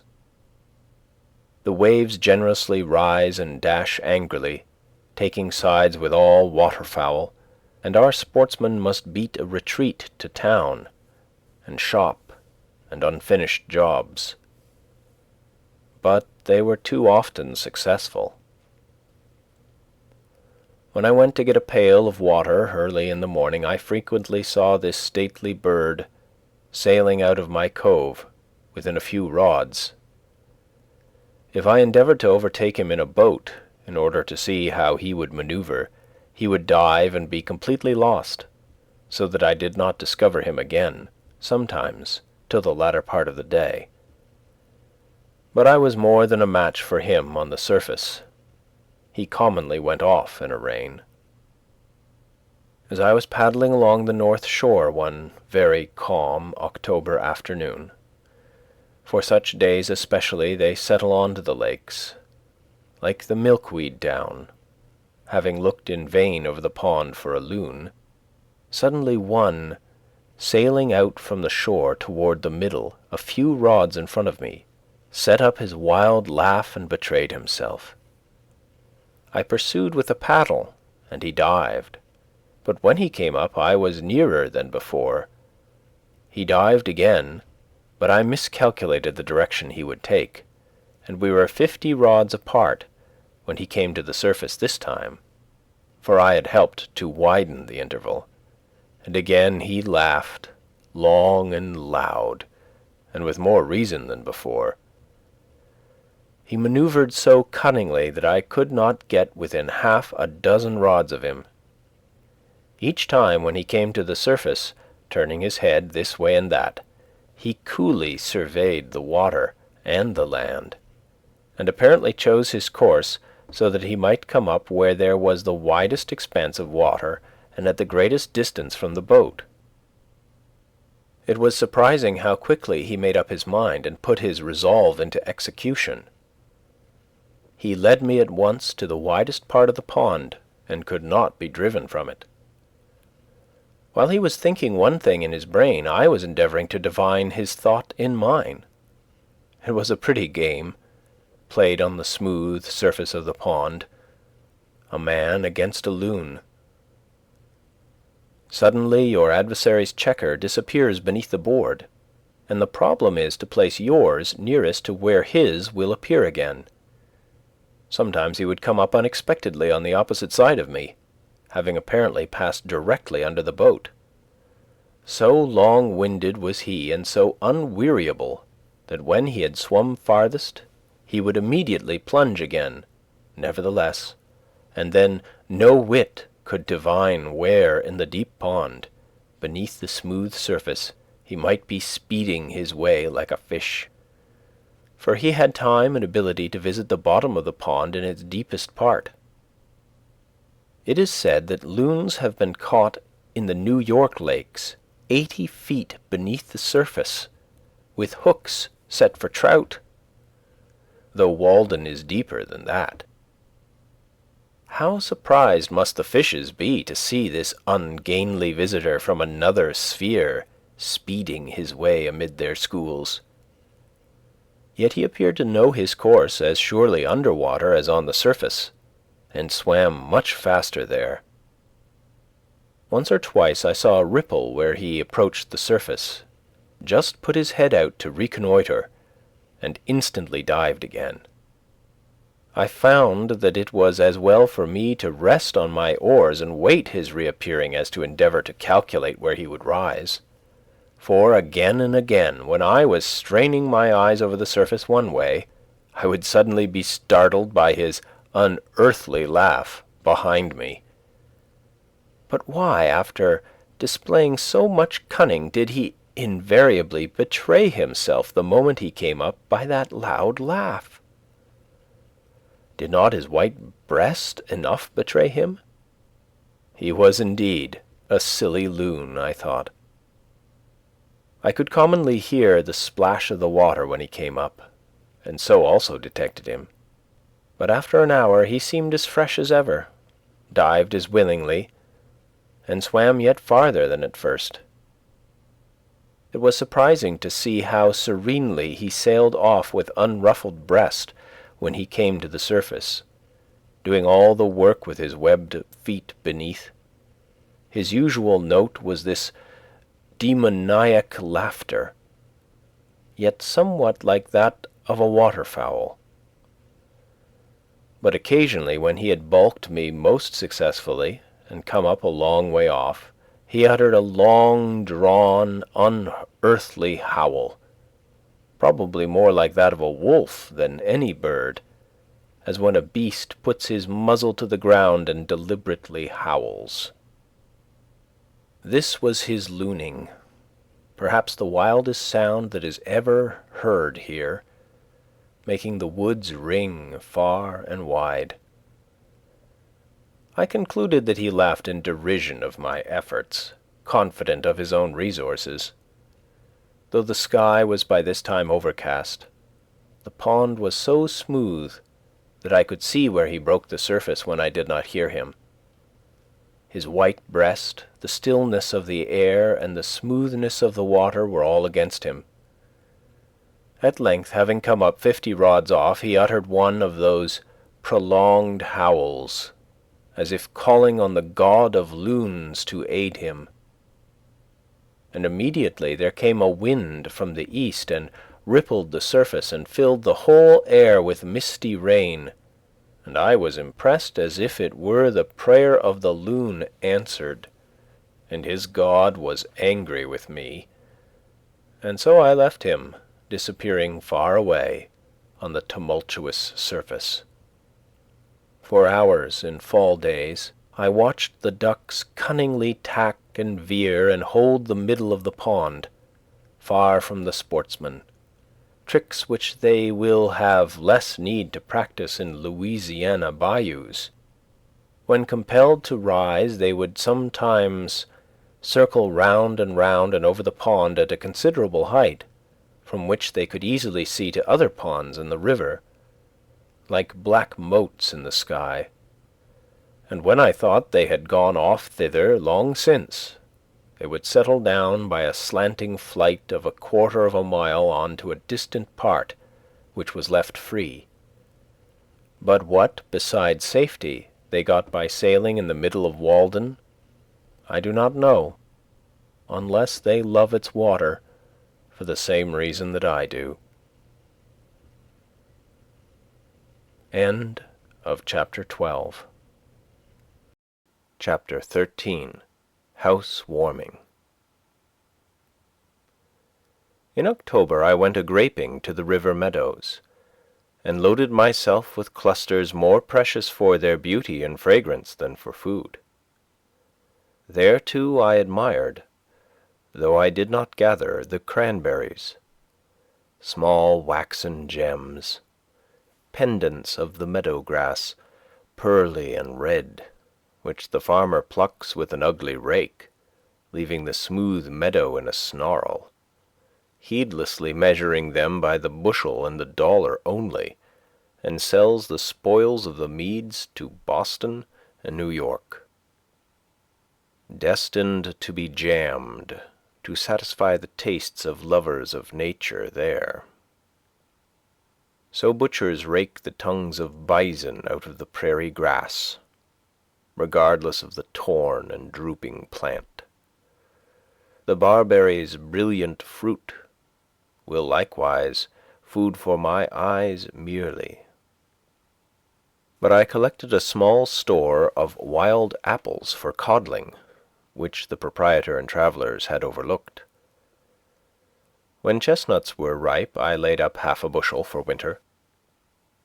It was very exciting at that season to roam the then boundless chestnut woods of Lincoln. They now sleep their long sleep under the railroad, with a bag on my shoulder and a stick to open burrs with in my hand, for I did not always wait for the frost, amid the rustling of leaves and the loud reproofs of the red squirrels and the jays, whose half-consumed nuts I sometimes stole, for the burrs which they had selected were sure to contain sound ones. Occasionally I climbed and shook the trees.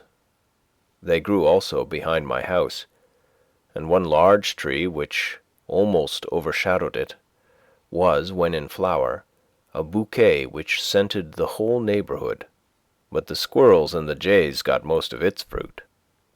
The last coming in flocks early in the morning, and picking the nuts out of the burrs before they fell. I relinquished these trees to them, and visited the more distant woods, composed wholly of chestnut. Many other substitutes might, perhaps, be found.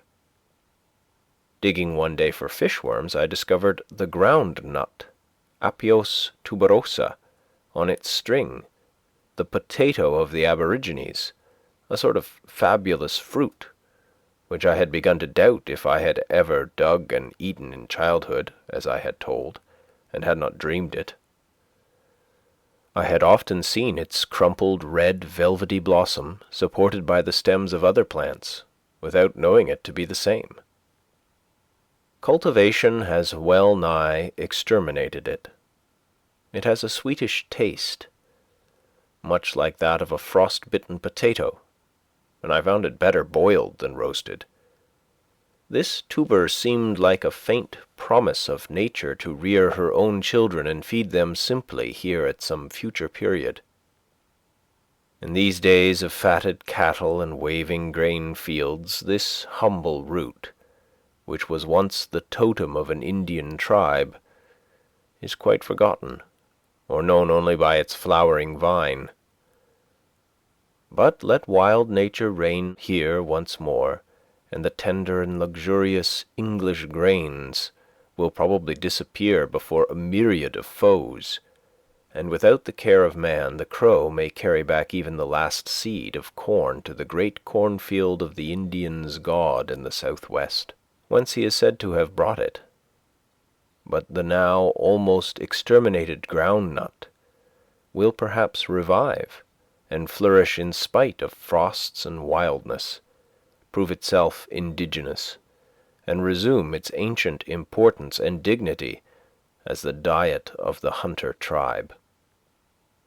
Some Indian Ceres or Minerva must have been the inventor and bestower of it, and when the reign of poetry commences here, its leaves and string of nuts may be represented on our works of art. Already by the 1st of September I had seen 2 or 3 small maples turned scarlet across the pond, beneath where the white stems of 3 aspens diverged at the point of a promontory next the water. Ah, many a tale their colour told, and gradually from week to week the character of each tree came out, and it admired itself reflected in the smooth mirror of the lake. Each morning the manager of this gallery substituted some new picture, distinguished by more brilliant or harmonious colouring, for the old upon the walls. The wasps came by thousands to my lodge in October, as to winter quarters, and settled on my windows within and on the walls overhead, sometimes deterring visitors from entering. Each morning, when they were numbed with cold, I swept some of them out, but I did not trouble myself to get rid of them. I even felt complimented by their regarding my house as a desirable shelter. They never molested me seriously, though they bedded with me, and they gradually disappeared, into what crevices I do not know, avoiding winter and unspeakable cold. Like the wasps, before I finally went into winter quarters in November, I used to resort to the northeast side of Walden, which the sun, reflected from the pitch pine woods and the stony shore, made the fireside of the pond. It is so much pleasanter and wholesomer to be warmed by the sun while you can be, than by an artificial fire. I thus warmed myself by the still glowing embers, which the summer, like a departed hunter, had left. When I came to build my chimney, I studied masonry. My bricks, being second-hand ones, required to be cleaned with a trowel, so that I learned more than usual of the qualities of bricks and trowels. The mortar on them was 50 years old, and was said to be still growing harder. But this is one of those sayings which men love to repeat whether they are true or not. Such sayings themselves grow harder and adhere more firmly with age, and it would take many blows with a trowel to clean an old wiseacre of them. Many of the villages of Mesopotamia are built of second-hand bricks of a very good quality, obtained from the ruins of Babylon, and the cement on them is older and probably harder still. However that may be, I was struck by the peculiar toughness of the steel, which bore so many violent blows without being worn out. As my bricks had been in a chimney before, though I did not read the name of Nebuchadnezzar on them, I picked out as many fireplace bricks as I could find, to save work and waste, and I filled the spaces between the bricks about the fireplace with stones from the pond shore, and also made my mortar with the white sand from the same place. I lingered most about the fireplace, as the most vital part of the house. Indeed, I worked so deliberately that though I commenced at the ground in the morning, a course of bricks raised a few inches above the floor served for my pillow at night. Yet I did not get a stiff neck for it that I remember. My stiff neck is of older date. I took a poet to board for a fortnight about those times, which caused me to be put to it for room. He brought his own knife, though I had 2, and we used to scour them by thrusting them into the earth. He shared with me the labours of cooking. I was pleased to see my work rising so square and solid by degrees, and reflected that, if it proceeded slowly, it was calculated to endure a long time. The chimney is to some extent an independent structure, standing on the ground and rising through the house to the heavens. Even after the house is burned, it still stands sometimes, and its importance and independence are apparent. This was toward the end of summer. It was now November. The north wind had already begun to cool the pond, though it took many weeks of steady blowing to accomplish it. It is so deep. When I began to have a fire at evening, before I plastered my house, the chimney carried smoke particularly well, because of the numerous chinks between the boards. Yet I passed some cheerful evenings in that cool and airy apartment, surrounded by the rough brown boards full of knots, and rafters with the bark on high overhead. My house never pleased my eye so much after it was plastered, though I was obliged to confess that it was more comfortable. Should not every apartment in which man dwells be lofty enough to create some obscurity overhead, where flickering shadows may play at evening about the rafters? These forms are more agreeable to the fancy and imagination than fresco paintings or other the most expensive furniture. I now first began to inhabit my house, I may say, when I began to use it for warmth as well as shelter. I had got a couple of old fire dogs to keep the wood from the hearth, and it did me good to see the soot form on the back of the chimney which I had built, and I poked the fire with more right and more satisfaction than usual. My dwelling was small, and I could hardly entertain an echo in it, but it seemed larger for being a single apartment and remote from neighbours. All the attractions of a house were concentrated in one room. It was kitchen, chamber, parlour, and keeping room, and whatever satisfaction parent or child, master or servant derive from living in a house, I enjoyed it all. Cato says, the master of a family, patrem familias, must have in his rustic villa celem olierium, venerium, dolia multa, uti lubiat caritatem expectere, e re, e virtuti, e gloriae erit. That is, an oil and wine cellar, many casks, so that it may be pleasant to expect hard times. It will be for his advantage and virtue and glory.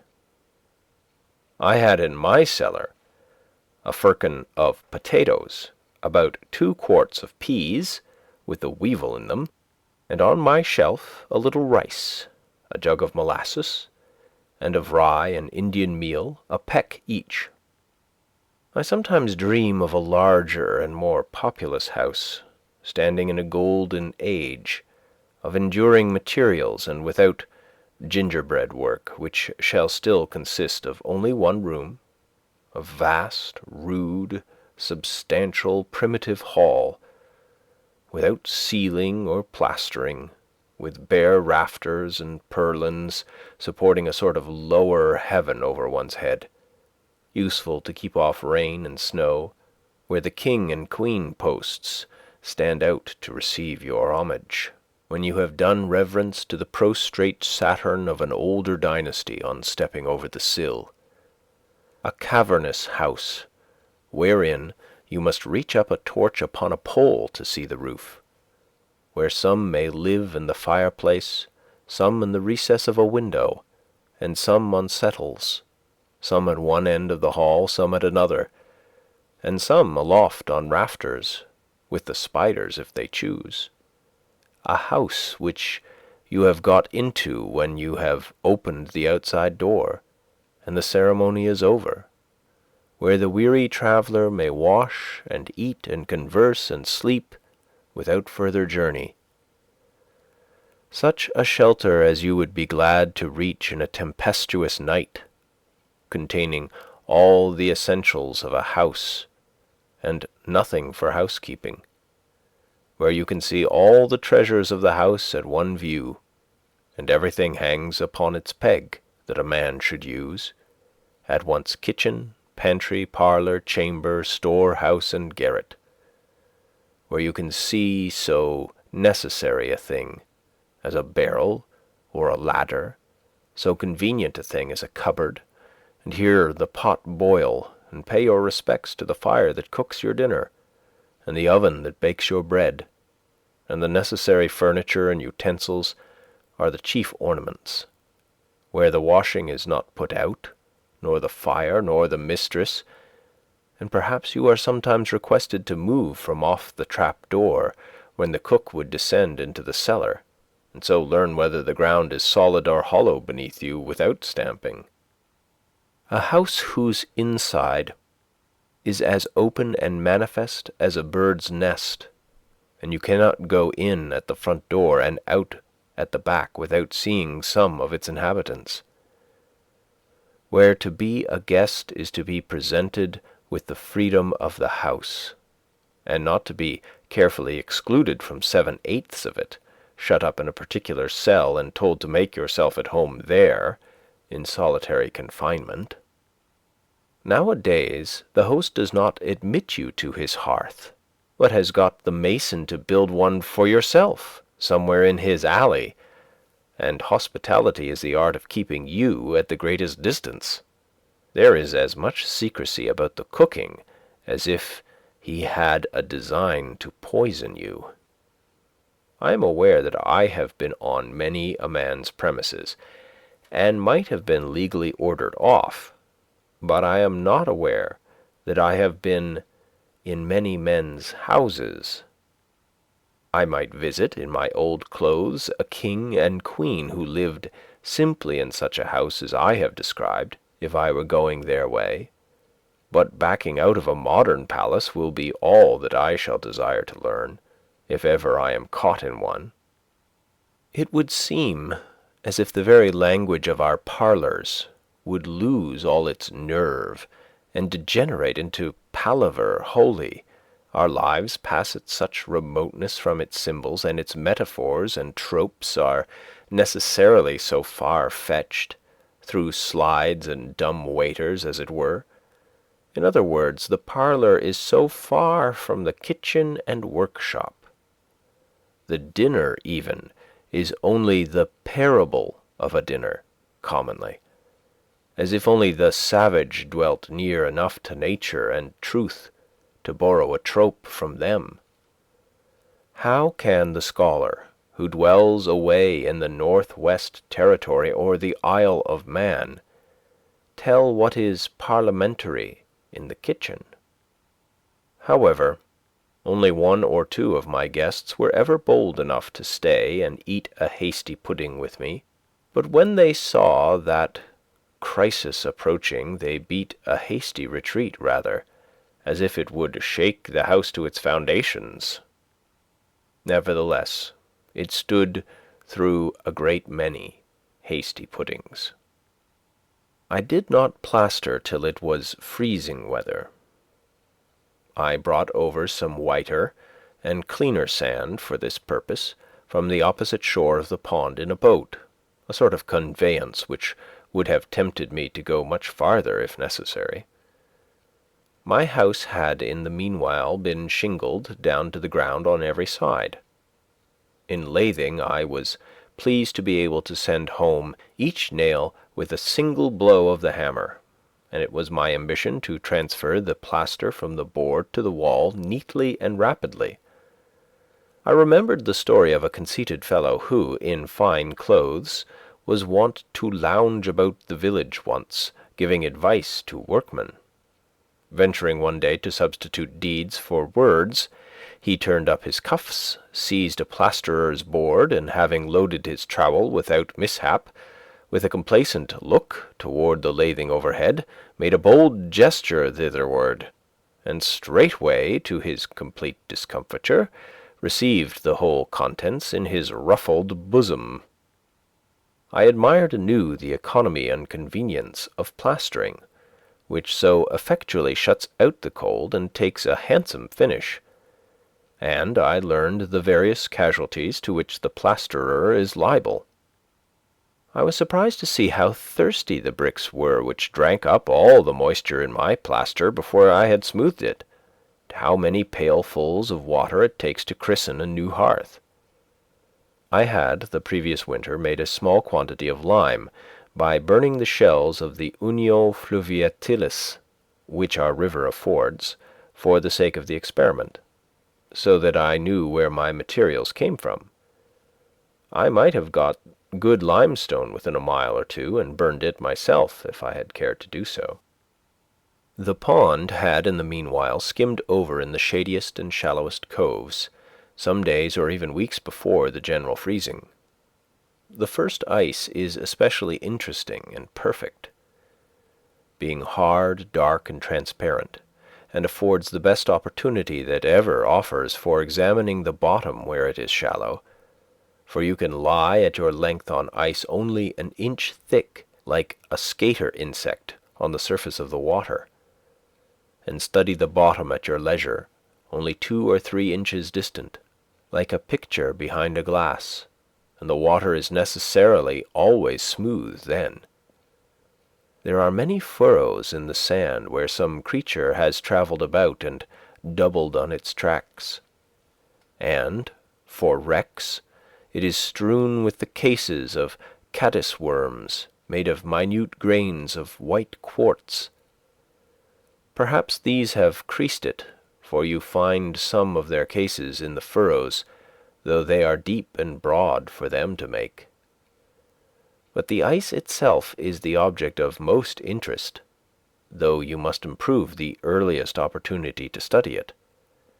If you examine it closely, the morning after it freezes, you find that the greater part of the bubbles, which at first appeared to be within it, are against its under surface, and that more are continually rising from the bottom, while the ice is as yet comparatively solid and dark. That is, you see the water through it. These bubbles are from an 80th to an 1/8 of an inch in diameter, very clear and beautiful, and you see your face reflected in them through the ice. There may be 30 or 40 of them to a square inch. There are also already within the ice narrow, oblong, perpendicular bubbles about 1/2 an inch long, sharp cones with the apex upward, or oftener, if the ice is quite fresh, minute spherical bubbles, one directly above another, like a string of beads. But these within the ice are not so numerous nor obvious as those beneath. I sometimes used to cast on stones to try the strength of the ice, and those which broke through carried in air with them, which formed very large and conspicuous white bubbles beneath. One day, when I came to the same place 48 hours afterward, I found that those large bubbles were still perfect, though an inch more of ice had formed, as I could see distinctly by the seam in the edge of a cake. But as the last 2 days had been very warm, like an Indian summer, the ice was now transparent, showing the dark green color of the water and the bottom, but opaque and whitish or gray, and though twice as thick, was hardly stronger than before.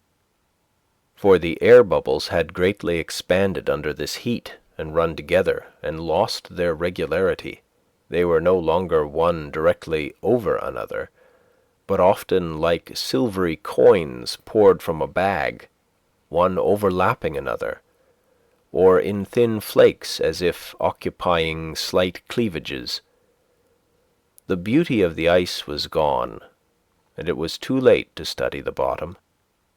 Being curious to know what position my great bubbles occupied with regard to the new ice, I broke out a cake containing a middling-sized one and turned it bottom upward. The new ice had formed around and under the bubble, so that it was included between the two ices.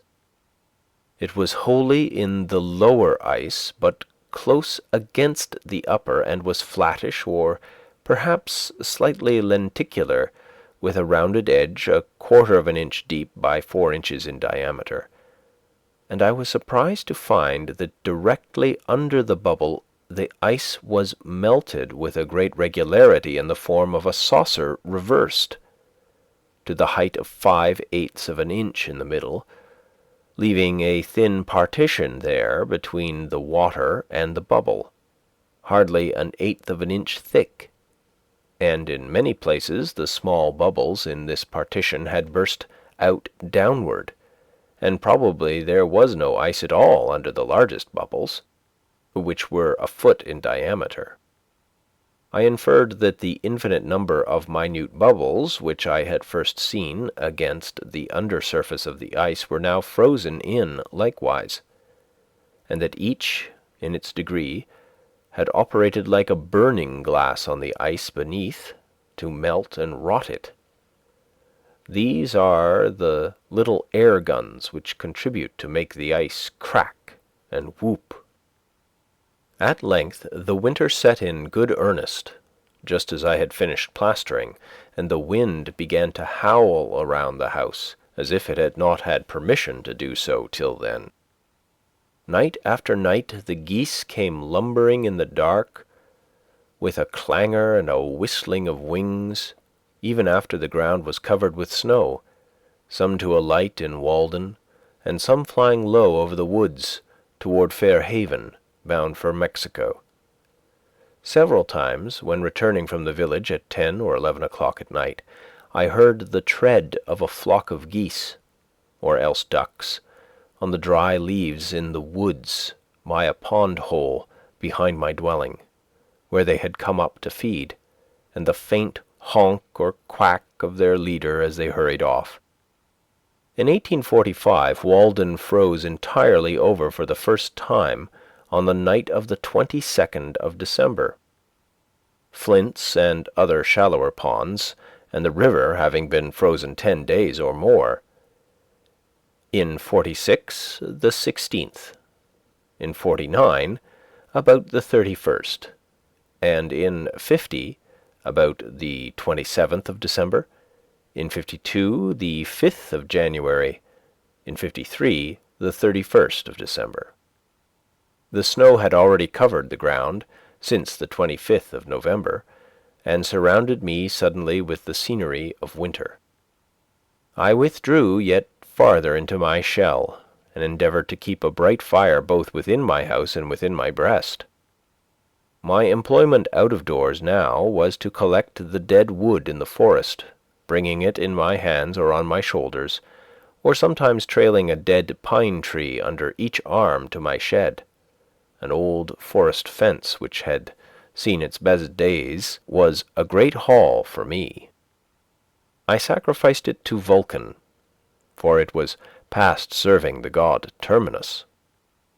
How much more interesting an event is that man's supper who has just been forth in the snow to hunt, nay, you might say steal, the fuel to cook it with. His bread and meat are sweet. There are enough faggots and waste wood of all kinds in the forest of most of our towns to support many fires, but which at present warm none, and some think hinder the growth of the young wood. There was also the driftwood of the pond. In the course of the summer I had discovered a raft of pitch pine logs with the bark on, pinned together by the Irish when the railroad was built. This I hauled up partly on the shore. After soaking 2 years, and then lying high 6 months, it was perfectly sound, though waterlogged past drying. I amused myself one winter day with sliding this piecemeal across the pond, nearly half a mile, skating behind with one end of a log 15 feet long on my shoulder and the other on the ice. Or I tied several logs together with a birch withe, and then with a longer birch or alder which had a book at the end, dragged them across. Though completely waterlogged and almost as heavy as lead, they not only burned long, but made a very hot fire. Nay, I thought that they burned better for the soaking, as if the pitch, being confined by the water, burned longer, as in a lamp. Gilpin, in his account of the forest borderers of England, says that the encroachments of trespassers and the houses and fences thus raised on the borders of the forest were considered as great nuisances by the old forest law, and were severely punished under the name of pure prestures, as tending ad terrorem ferrarum, ad nocumentum forestae, etc., to the frightening of the game and the detriment of the forest. But I was interested in the preservation of the venison and the vert more than the hunters or woodchoppers, and as much as though I had been the Lord Warden myself. And if any part was burned, though I burned it myself by accident, I grieved with a grief that lasted longer and was more inconsolable than that of the proprietors. Nay, I grieved when it was cut down by the proprietors themselves. I would that our farmers, when they cut down a forest, felt some of that awe which the old Romans did when they came to thin, or let in the light to, a consecrated grove. Lusum conlucere, that is, would believe that it is sacred to some god. The Roman made an expiatory offering, and prayed, whatever god or goddess thou art to whom this grove is sacred, be propitious to me, my family and children, etc. It is remarkable what a value is still put upon wood, even in this age and in this new country, a value more permanent and universal than that of gold. After all our discoveries and inventions, no man will go buy a pile of wood. It is as precious to us as it was to our Saxon and Norman ancestors. If they made their bows of it, we make our gun stocks of it. Michaud, more than 30 years ago, says that the price of wood for fuel in New York and Philadelphia nearly equals and sometimes exceeds that of the best wood in Paris, though this immense capital annually requires more than 300,000 cords and is surrounded to the distance of 300 miles by cultivated plains. In this town, the price of wood rises almost steadily, and the only question is how much higher it is to be this year than it was the last. Mechanics and tradesmen who come in person to the forest on no other errand are sure to attend the wood auction, and even pay a high price for the privilege of gleaning after the woodchopper. It is now many years that men have resorted to the forest for fuel and the material of the arts. The New Englander and the New Hollander, the Parisian and the Celt, the farmer and Robin Hood, Goody Blake and Harry Gill. In most parts of the world the prince and the peasant, the scholar and the savage equally require still a few sticks from the forest to warm them and cook their food. Neither could I do without them. Every man looks at his woodpile with a kind of affection. I love to have mine before my window, and the more chips the better, to remind me of my pleasing work. I had an old axe which nobody claimed, with which by spells in winter days and on the sunny side of the house I played about the stumps which I had got out of my bean field. As my driver prophesied when I was ploughing, they warmed me twice, once while I was splitting them, and again when they were on the fire, so that no fuel could give out more heat. As for the axe, I was advised to get the village blacksmith to jump it. But I jumped him, and putting a hickory helve from the woods into it, made it do. If it was dull, it was at least hung true. A few pieces of fat pine were a great treasure. It is interesting to remember how much of this food for fire is still concealed in the bowels of the earth. In previous years I had often gone prospecting over some bare hillside, where a pitch pine wood had formerly stood, and got out the fat pine roots. They are almost indestructible. Stumps 30 or 40 years old, at least, will still be sound at the core, though the sapwood has all become vegetable mold, as appears by the scales of the thick bark forming a ring level with the earth 4 or 5 inches distant from the heart. With axe and shovel you explore this mine, and follow the marrowy store, yellow as beef tallow, or as if you had struck on a vein of gold, deep into the earth. But commonly I kindled my fire with the dry leaves of the forest, which I had stored up in my shed before the snow came. Green hickory finely split makes the woodchopper's kindlings when he has a camp in the woods. Once in a while I got a little of this.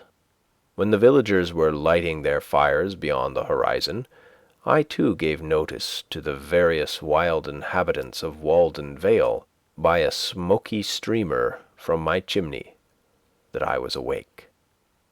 Light-winged smoke, Icarian bird, melting thy pinions in thy upward flight, lark without a song, and messenger of dawn, circling above the hamlets as thy nest, or else departing dream, and shadowy form of midnight vision gathering up thy skirts, by night star veiling and by day darkening the light and blotting out the sun.